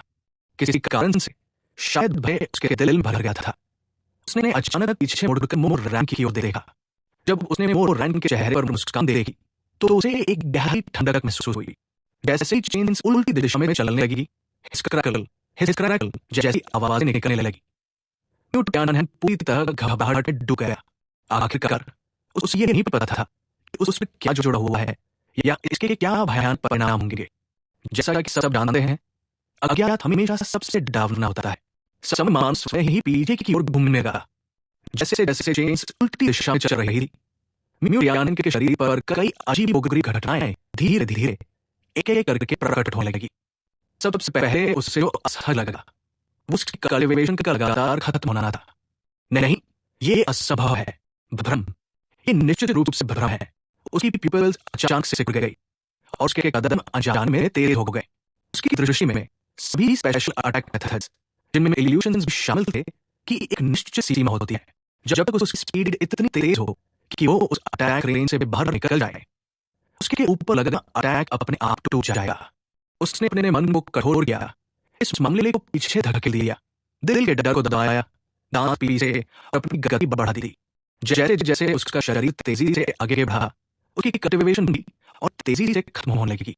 जब उसकी इंटरनल कल्टीवेशन पूरी तरह समाप्त हो गई तो उसके कदम भी धीमे पड़ गए और अंत में वो रुक गया। इस समय उसके पास एस्केप टेक्निक्स को एक्टिवेट करने या भागने के लिए कोई कल्टीवेशन नहीं बचा था, लेकिन उस पर लगी चेन्स अब भी मौजूद थी। अनायास ही एक गहरी भय की भावना उसके दिल की गहराई से फैलने लगी। असंभव, असंभव, असंभव, बिल्कुल असंभव। इविल मैजिक, इल्यूजन, ये असली नहीं है, ये नहीं, ये नहीं। इस समय वो पूरी तरह टूटने की कगार पर था। वो बार बार सिर हिलाता रहा और गला फाड़कर चिल्लाता रहा। जैसे ही वो उन्मादी होकर चिल्ला रहा था, दृश्य अचानक बदल गया और उसके आसपास की हर चीज धीरे धीरे धुंधली होकर विलीन होने लगी, जैसे कोई क्षणिक भ्रम हो। वो भ्रमित रह गया। उसका शरीर अचानक झटका खा गया। इसके तुरंत बाद, जब तक वो समझ पाता कि क्या हो रहा है, उसके पीछे से एक भयानक आवाज धीरे धीरे गूंज उठी। उसने देखा कि मोरैन लगातार उंगली हिलाते हुए ठंडी हंसी के साथ बोल रहा था।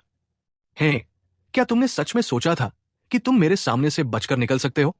इस समय टाइम और स्पेस के दो लॉज उसकी उंगलियों से बह रहे थे और दो एथेरियल बीइंग्स में बदलकर उसके चारों ओर लगातार घूम रहे थे, जैसे वे उसे खुश करने की कोशिश कर रहे हों। Chapter 497 returning home. अचानक आए ये शब्द, जैसे किसी हेल मैसेंजर ने उसके कान में फुसफुसाकर उसकी जान लेने आ गया हो। म्यू टियानहैन के दिल को बुरी तरह हिला गए। तुम। वो कांपते हुए धीरे धीरे मुड़ा। जैसे ही उसने मोरैन का चेहरा देखा, उसकी आखिरी बची हुई मानसिक रक्षा पूरी तरह डर से टूट गई। इस समय उसमें पहले जैसी कोई ऑरा नहीं बची थी। डर के कारण उसके माथे से ठंडा पसीना बह रहा था और उसकी पीठ पहले ही पूरी तरह भीग चुकी थी। मेरी जान छोड़ दो, बस तुम मुझे छोड़ दो। जो भी तुम चाहो, मैं मान जाऊंगा।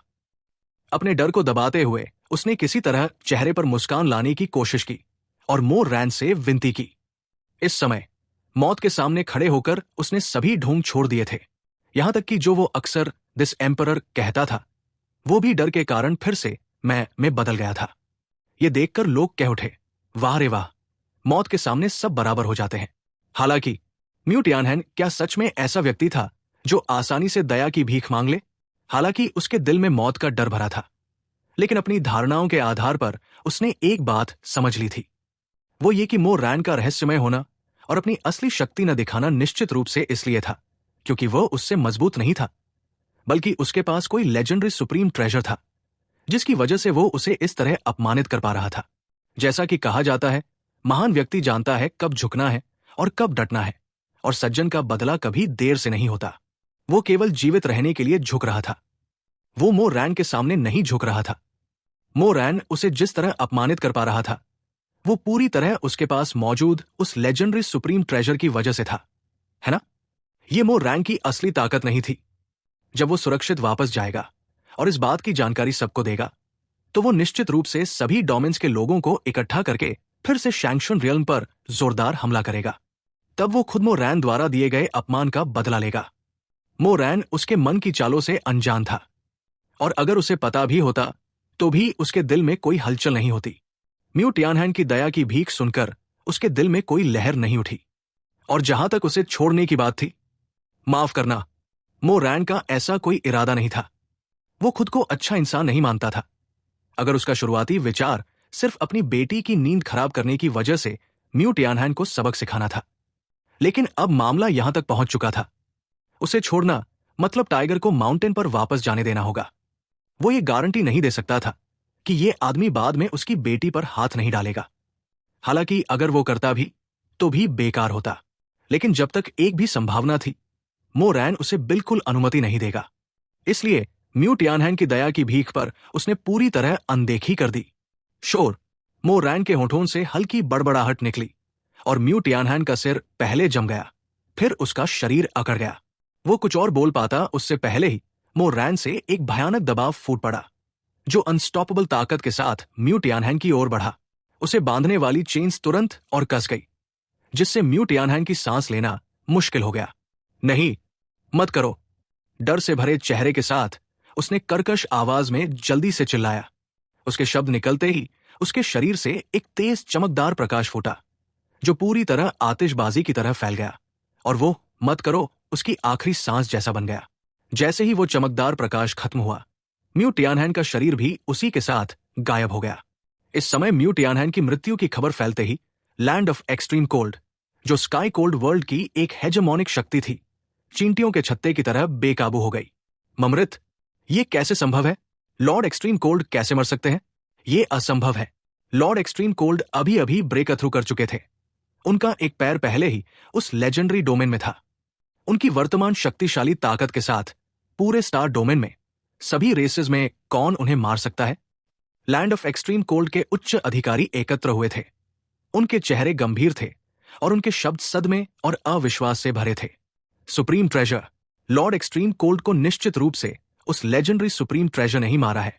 शैंक्शुअन रियल्म को इतने वर्षों से सील किया गया है, और इमॉर्टल एम्परर सोर्स का जन्म न होने के बावजूद भी ये स्लॉटरिंग इमॉर्टल एम्परर जैसे शक्तिशाली व्यक्ति को जन्म दे सकता था।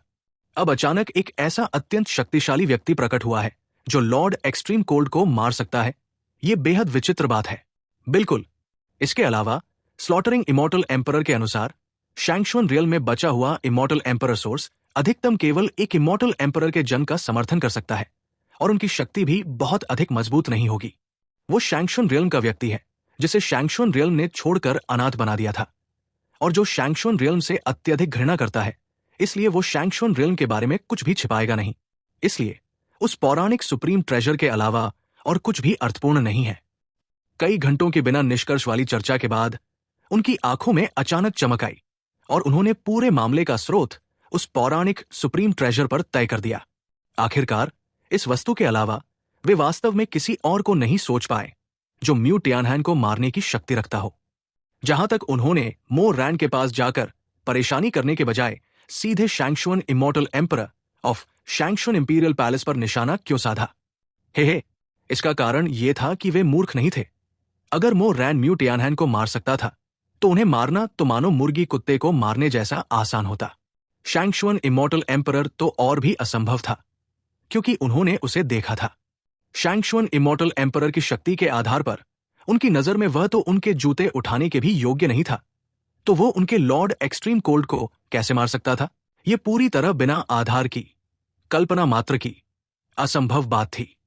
इसलिए क्योंकि वे शैंक्शुअन इमॉर्टल एम्परर की असली शक्ति जानते थे, उन्होंने उस पर आरोप नहीं लगाया। लेकिन उन्हें यह नहीं पता था कि वर्तमान Shangxuan immortal emperor burial emperor valley में था। लगातार बैरियल एम्परर वैली से निकलने वाली अनंत death qi of the emperor को अवशोषित कर रहा था और एक परिवर्तन से गुजर रहा था। स्काई कोल्ड वर्ल्ड के अलावा अन्य स्टार डोमेन्स में जब उन दर्शकों ने वहां जाकर अभी हुई घटना बताई, तो वहां भी भारी हलचल मच गई। कई पीक स्ट्रांग पीपल ने इसे एक खतरे के रूप में महसूस किया और एकत्र होकर काउंटर मेजर्स पर चर्चा करने लगे। और इस घटना का मूल कारण मो रैन आराम से क्यूआई रैन इमॉर्टल डायनेस्टी की ओर वापस जा रहा था। Chapter 498 star territory. म्यू टियानहैन को निपटाने के बाद मो रैन मूल रूप से वापस जाकर बैरियल एम्परर वैली को एक बार फिर देखना चाहता था। आखिरकार वो उस व्यक्ति में काफी रुचि रखता था जो डेथ क्यूआई की किरण के भीतर घूम रहा था। लेकिन अफसोस, शेनकिकी द्वारा दिए गए आधे घंटे के बाहरी समय में अब केवल 10 सेकंड से भी कम बचे थे। इसलिए उसके पास कोई विकल्प नहीं था सिवाय इसके कि वो बैरियल एम्परर वैली को छोड़कर घर लौट जाए। आखिरकार मो रैन ईमानदारी, भरोसे और समय पालन का प्रतिनिधि था, इसलिए वो स्वाभाविक रूप से अपनी पत्नी के साथ किए गए समझौते और वादे के खिलाफ नहीं जा सकता था। सभी लोग गलत न समझे, मो रैन अपनी पत्नी से डरता नहीं था, वो बस अपनी पत्नी से प्रेम करता था। जैसे ही मो रैन जल्दी जल्दी क्यूआई रैन इमॉर्टल डायनेस्टी की ओर लौट रहा था और बैरियल एम्परर वैली के मामले को पीछे छोड़ रहा था, शैंक्शुअन इंपीरियल पैलेस शायद नष्ट होने के लिए नियत नहीं था और एक विपत्ति से बच गया। उसी समय शैंगशुन रियल्म के बाहर विभिन्न स्टार डोमेन ओवरलॉर्ड्स को म्यू टियानहैन की मृत्यु की सूचना मिल चुकी थी। एक समय के लिए वे सभी स्तब्ध रह गए, जैसे बिजली गिर गई हो, और पूरी तरह सदमे में देख रहे थे। स्टार डोमेन विशाल है, अनंत और सीमा रहित, एक ऐसा क्षेत्र जो अनगिनत स्टार रियल्म से मिलकर बना है।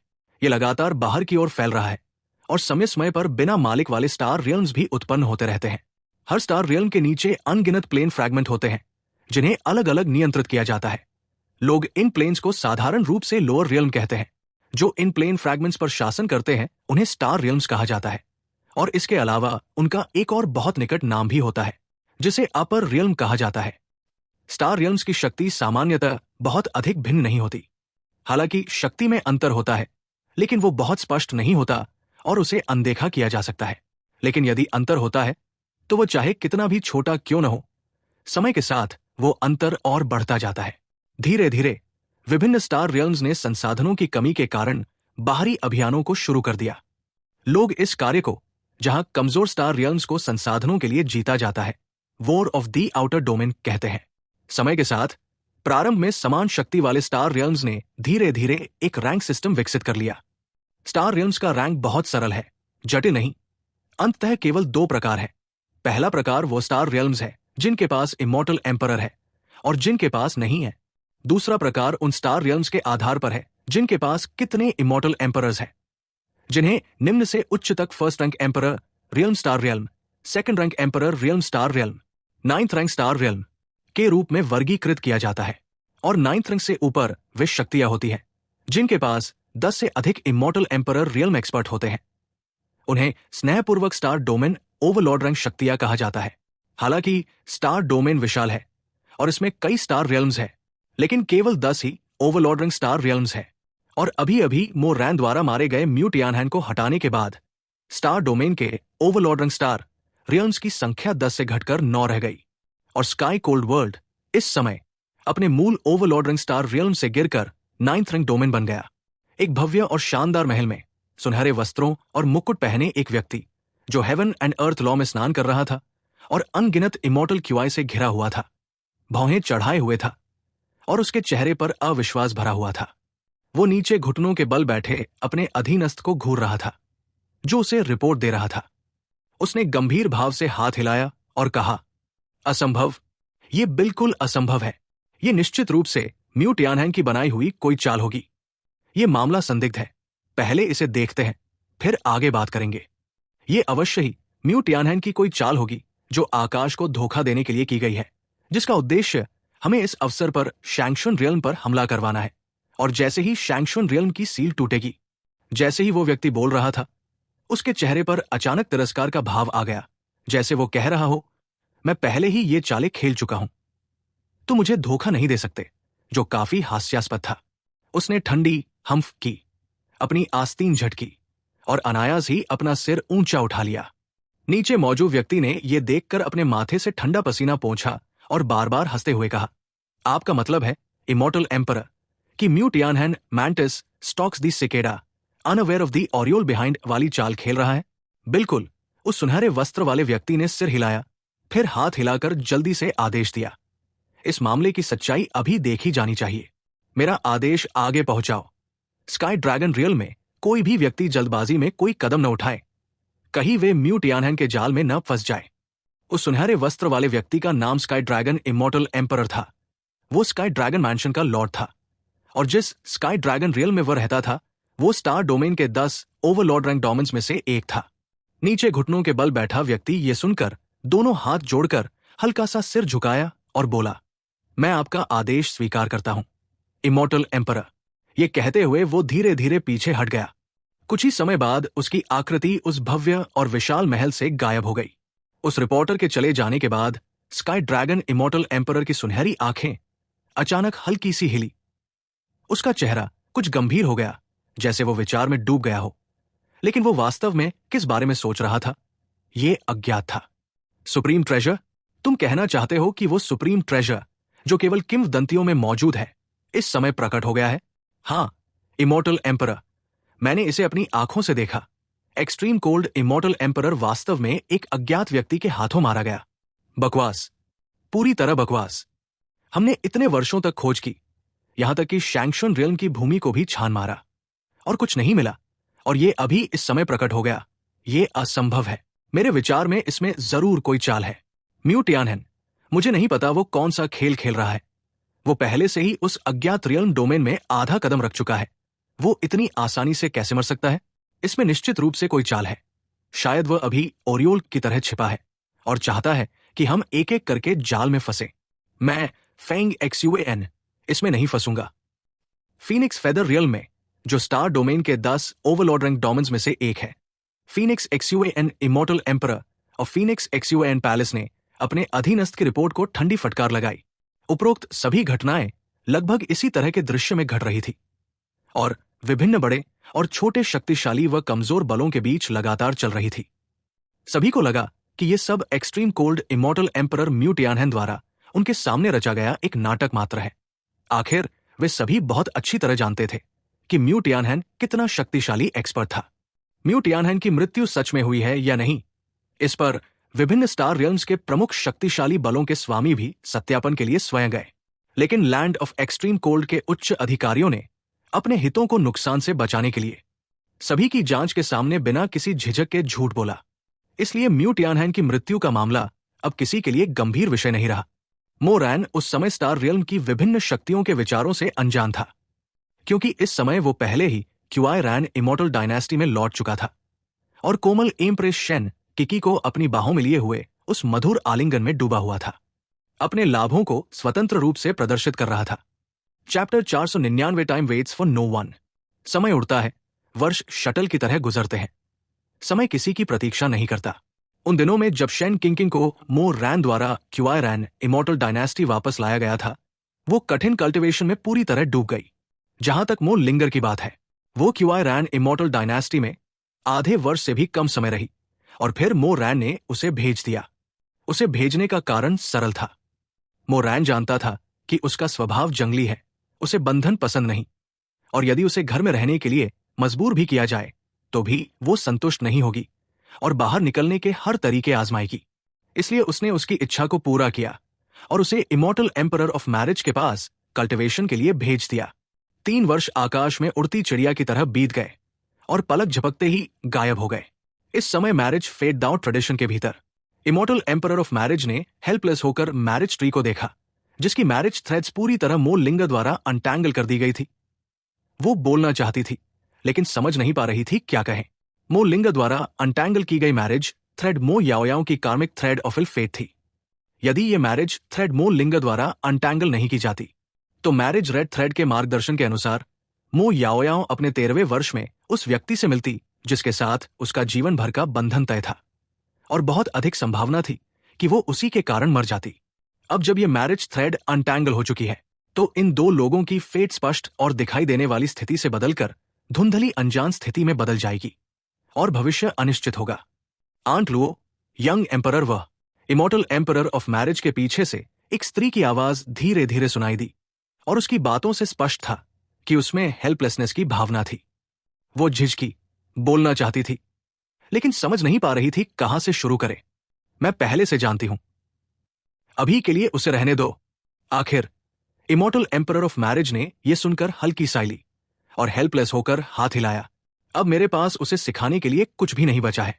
ये कहते हुए इमॉर्टल एम्परर ऑफ मैरिज अपने अब बिटर एक्सप्रेशन दिखाने से खुद को रोक नहीं पाई और एक लंबी वरी लाफ निकली। मो याओयाओ की डेस्टिनी से जुड़ी मैरिज थ्रेड एक अटोनमेंट की थ्रेड थी। अपने पिछले जन्म में उसने 3 ओवरसीज कॉन्टिनेंट्स को जला दिया था, जिससे कई निर्दोष लोग दुखद रूप से मर गए। उसके पाप बहुत गहरे थे जो हेवन और अर्थ द्वारा क्षमा नहीं किए जा सकते थे, और उसका डेस्टिनी था कि उसे हेवन और अर्थ द्वारा मार दिया जाए। मूल रूप से यदि वो मर जाती तो सब समाप्त हो जाता, लेकिन क्योंकि वो 3 कॉन्टिनेंट्स के बच्चों के साथ गलती से री इनकारनेशन में प्रवेश कर पुनर्जन्म ले चुकी थी, इससे स्थिति तुरंत उलझ गई और कुछ समय के लिए हेवनली दाओ के पास उससे निपटने का कोई तरीका नहीं था। भले ही हेवनली दाओ री इनकारनेशन इमॉर्टल रियल्म से मो याओयाओ की डिवाइन सोल को खींचना चाहे, ये असंभव था। आखिर री इनकारनेशन इमॉर्टल एम्परर री इनकारनेशन में प्रवेश कर चुकी डिवाइन सोल को आसानी से बाहर नहीं निकालता, क्योंकि ये री इनकारनेशन इमॉर्टल रियल्म के नियमों का उल्लंघन होगा। इसके अलावा री इनकारनेशन इमॉर्टल रियल्म हेवनली दाओं के जुरिस्डिक्शन में नहीं है और स्वतंत्र रूप से कार्य करता है, जिसका अर्थ है कि दुनिया की कॉन्शियसनेस के अलावा किसी और को हस्तक्षेप का अधिकार नहीं है। लेकिन मैरिज फेट दाओ ट्रेडिशन अलग है। हालांकि यह भी दुनिया की कॉन्शियसनेस द्वारा शासित है, लेकिन इसमें आर्टिफिशियल इंटरफेरेंस हो सकती है, क्योंकि विवाह के मामले स्वभाव से ही उलझे हुए होते हैं।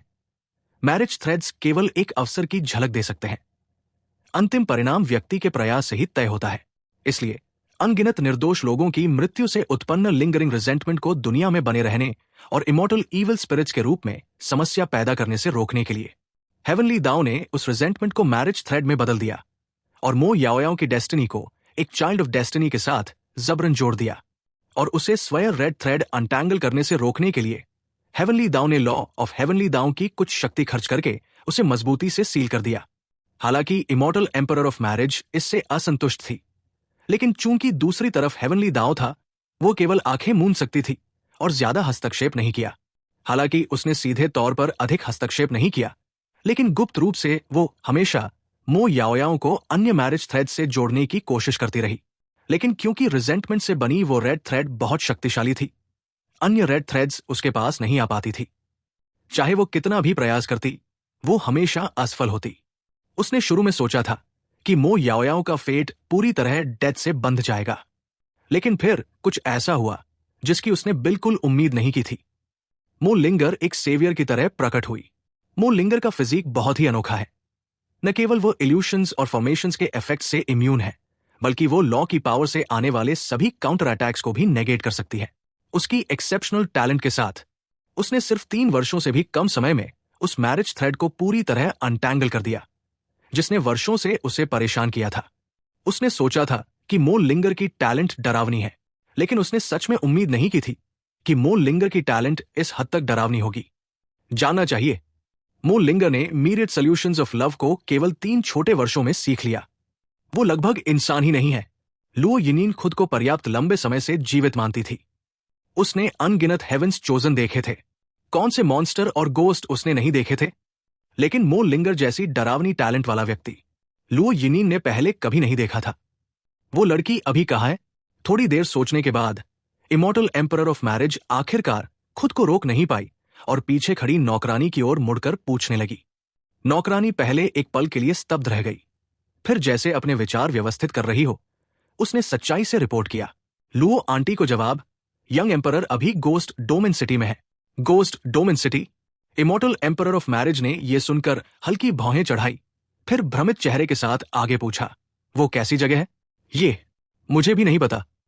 नौकरानी ने अपने माथे को छुआ और एक अजीब सी मुस्कान दी। वो बस एक मैरिज कल्टिवेटर थी, केवल रिश्ते जोड़ने का काम जानती थी, लोगों को ढूंढने का नहीं। जहां तक उसे गोस्ट डोमेन सिटी के बारे में पता कैसे चला, वो एक लंबी कहानी है। संक्षेप में कहें तो मो लिंगर ने मैरिज फेट दाओ ट्रेडिशन छोड़ते समय उसे बताया था। इतना कि बाद में उसे यह भी पूछने का समय नहीं मिला कि वो जगह कैसी है। मो लिंगर पहले ही गायब हो चुकी थी। यह देखकर इमॉर्टल एम्परर ऑफ मैरिज अनायास ही एक लंबी सांस छोड़ बैठी। उसने कंधे उचकाए और बेबसी से सिर हिलाते हुए कहा, छोड़ो, फिलहाल उसे वैसे ही रहने दो। जब तक मो लिंगर शैंक्शुन रियल्म से बाहर नहीं जाती, तब तक उसकी जान को कोई खतरा नहीं होगा। आखिरकार क्यूआई रैन इमॉर्टल डायनेस्टी की वर्तमान प्रतिष्ठा के साथ पूरे शैंक्शुन रियल्म में कौन नहीं जानता, कौन अनजान है? वो ऐसी शक्ति है जिसके सामने शैंक्शुन इंपीरियल पैलेस भी 3 कदम झुककर सम्मान देता है। ये जानना चाहिए कि ये तो उस स्लॉटरिंग इमॉर्टल एम्परर को भी कभी नहीं मिला था, जिसने कभी शैंक्शुन इंपीरियल पैलेस में भारी हंगामा खड़ा किया था। Chapter 500 ghost domain city. एक दूरस्थ क्षेत्र में उत्तर पश्चिम नामक सीमांत भूमि के भीतर एक विशाल पर्वत श्रृंखला थी, जिसे सुनकर ही सभी लोग भयभीत हो जाते थे। इसे गोस्ट डोमेन माउंटेन रेंज कहा जाता था। किंवदंती है कि यह पर्वत श्रृंखला प्राचीन काल में शैंक्शुन रियल्म के शक्तिशाली एक्सपर्ट्स द्वारा बाहरी दुनिया के शक्तिशाली आक्रमणकारियों को घात लगाकर मारने का स्थान थी। सिर्फ इसलिए क्योंकि इस पर्वत श्रृंखला के नीचे प्राचीन काल के अनगिनत ट्रेजर और अपॉर्चुनिटीज दबे हुए थे, जिनमें से हर एक अमूल्य और अत्यंत दुर्लभ था। इसके अलावा यह पर्वत श्रृंखला उस पौराणिक बैरियल एम्परर वैली तक जाने का एकमात्र मार्ग भी थी, जो एक इमॉर्टल एम्परर का दफन स्थान था। इसी कारण गोस्ट डोमेन माउंटेन रेंज की अत्यधिक खतरनाक स्थिति के बावजूद वहां सुप्रीम ट्रेजर की खोज में आने वाले साहसी लोगों की कोई कमी नहीं थी। ये पर्वत श्रृंखला खतरों से भरी हुई थी, जहां हर प्रकार की ईविल स्पिरिट्स और डीमंस खुलेआम घूमते थे। ये केवल भयावह मायास्मा से भरी नहीं थी, बल्कि कई शक्तिशाली और रक्त पिपासु डीमंस का घर भी थी। इस पर्वत श्रृंखला के सबसे गहरे भाग में यहां तक कि डीमन एम्परर्स भी मौजूद थे, जो पहले ही इमॉर्टल सॉवरेन रियल्म तक पहुंच चुके थे और केवल एक कदम दूर थे इमॉर्टल सॉवरेन रियल्म में प्रवेश करने से। और जो इसे सबसे अधिक खतरनाक बनाता था, वो न तो पर्वतों में घूमता हुआ भयावह मायास्मा था और न ही शक्तिशाली अत्याचारी डीमंस। इन दोनों की तुलना में सबसे खतरनाक तत्व था अत्यंत जटिल मानव कारक, क्योंकि इस विशाल पर्वत श्रृंखला के नीचे एक सीमांत शहर स्थित था। इस शहर का नाम था गोस्ट डोमेन सिटी। इसे दर्जनों अत्यंत क्रूर इमॉर्टल एम्परर रियल्म एक्सपर्ट्स ने मिलकर स्थापित किया था। यह केवल विभिन्न इमॉर्टल सेक्ट्स के डिसाइपल्स के लिए एक ट्रेनिंग ग्राउंड नहीं था, बल्कि शैंक्शुअन रियल्म की विभिन्न बड़ी शक्तियों द्वारा इसे ईविल कल्टिवेटर्स के एकत्र होने की खतरनाक भूमि के रूप में भी माना जाता था। यह पूरे नॉर्थ वेस्ट का सबसे अराजक स्थान था, जहां हर प्रकार के लोग एक साथ मिलते थे, विशेष रूप से बहुत भीड़ भाड़ और जीवंत। अनगिनत सेक्ट डिसाइपल्स, घूमते हुए लूस कल्टिवेटर्स और अत्यंत दुष्ट तथा भयानक रोग कल्टिवेटर्स सभी अपनी पहचान छिपाकर यहां मिल जाते थे। इन ईविल कल्टिवेटर्स के यहां आने के दो कारण थे। पहला, यह कि उनके पास कोई ठिकाना नहीं था। दूसरा, यह कि गोस्ट डोमेन माउंटेन रेंज में अनेक सुप्रीम ट्रेजर्स और अपॉर्चुनिटीज थी, जो अत्यंत आकर्षक थी। और साथ ही इस दुनिया में उनके पास कोई और घर भी नहीं था, इसलिए वे यहां बसने आ गए। इस समय गोस्ट डोमेन सिटी के द्वार के बाहर दो समान आयु की छोटी लड़कियां गोस्ट डोमेन सिटी के डरावने द्वार के सामने खड़ी थी। दोनों के हाथों में उच्च गुणवत्ता वाली कैंडिड हॉथॉर्न्स की एक एक डंडी थी और उनकी आंखों में जिज्ञासा भरी हुई थी। ये दोनों कोई और नहीं बल्कि मो लिंगर और मो याओयाओ थी, मास्टर और डिसाइपल। मो लिंगर, जो अब 8 वर्ष की हो चुकी थी, एक सुंदर युवा लड़की बन चुकी थी। उसकी अद्वितीय सुंदरता धीरे धीरे अपनी मूल बचकानापन छोड़कर अपनी चमक बिखेरने लगी थी। मो याओयाओ भी इसी तरह थी। उसके 2 प्रमुख दांत और एक शुद्ध काली सिंच्ड वेस्ट ड्रेस उसे एक छोटी डेमोनिस जैसा रूप देते थे, जिससे लोग अनजाने में थोड़ा पीछे हटने लगते थे। इस समय दोनों अपनी कैंडिड हॉथॉर्न्स चूसते हुए जिज्ञासापूर्वक ऊपर लटकी हुई उन कई बड़ी डरावनी खोपड़ियों को देख रही थी, जो न तो मानव थी और न ही डीमन, और जो शहर के द्वार के ऊपर टंगी हुई थी।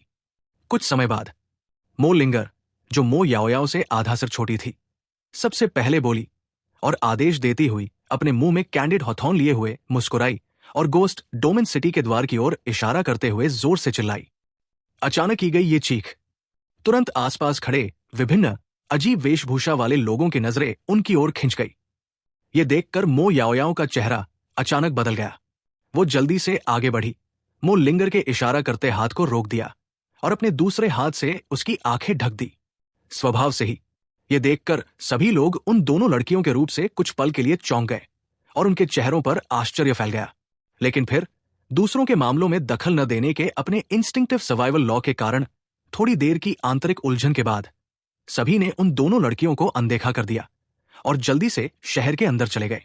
ओह मेरी प्यारी मास्टर, कृपया अपनी आवाज धीमी रखो। क्या हमने आने से पहले ये नहीं तय किया था कि बिना कारण जोर से नहीं चिल्लाएंगे? मो याओयाओ ने देखा कि सभी की नजरें हट गई है।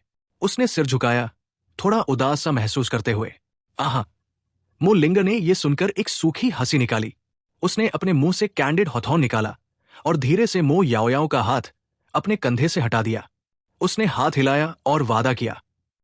वे दोनों धीरे धीरे गोस्ट डोमेन सिटी की ओर चलते रहे, रास्ते में बातें करते हुए। जैसे ही दोनों गोस्ट डोमेन सिटी के भीतर प्रवेश किए, उनके पीछे एक पतला सा युवक काले रोब में धीरे धीरे प्रकट हुआ। उसने मो लिंगर और मो याओयाओ की दूर जाती आकृतियों को देखा और हवा से बड़बड़ाया, जैसे किसी से बात कर रहा हो। उसके चेहरे पर संदेह भरा हुआ था। ये गोस्ट डोमेन सिटी अत्यंत खतरनाक है। एक उजाड़ भूमि है जिसे एक समूह निराश अपराधियों द्वारा होली लैंड की तरह पूजा जाता है। यहां आने वाला हर व्यक्ति रक्तपिपासु होता है, लेकिन ये दोनों छोटी लड़कियों के शरीर में कोई हत्या की आभा नहीं है। ये यहां क्यों आई है? वास्तव में अजीब। जैसे ही उस युवक की बड़बड़ाहट समाप्त हुई, उसके आसपास अचानक घना धुआं धीरे धीरे उठने लगा। शुद्ध सफेद और निर्मल, जैसे आकाश के बादल। जैसे ही वो सफेद धुआं प्रकट हुआ, उसके भीतर से एक चेतावनी भरी आवाज निकली। थोड़ी वृद्ध स्वर वाली आवाज ने डांटते हुए कहा। आवाज के शांत होने के बाद कुछ समय नहीं बीता था। युवक के शरीर से उठा वो शुद्ध सफेद धुआं एकत्रित होने लगा और एक अस्पष्ट आकृति भी हवा में तैरने लगी, जैसे कोई डिवाइन सोल हवा में डोल रही हो। लगता था किसी ने उस डिवाइन सोल के अचानक प्रकट होने पर ध्यान ही नहीं दिया। लेकिन युवक ने, जैसे ही वो डिवाइन सोल प्रकट हुई, अपने चेहरे पर हल्की मुस्कान दिखा दी। मुझे पता है टीचर, बस थोड़ा संदेह था। आखिर ये एक उजाड़ भूमि है और उनका पहनावा यहाँ के माहौल से बिल्कुल मेल नहीं खाता। मुझे डर है कहीं ये कोई जाल न हो। युवक ने अपनी ठोड़ी सहलाई और थोड़ी देर गंभीर सोच के बाद सावधानी से बोला। उसके चेहरे पर चिंता भरी हुई थी।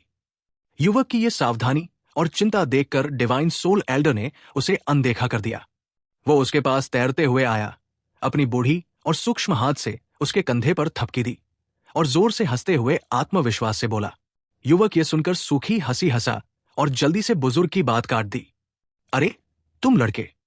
मास्टर और डिसाइपल ऐसे ही आगे बढ़ते रहे, अनौपचारिक बातचीत करते हुए।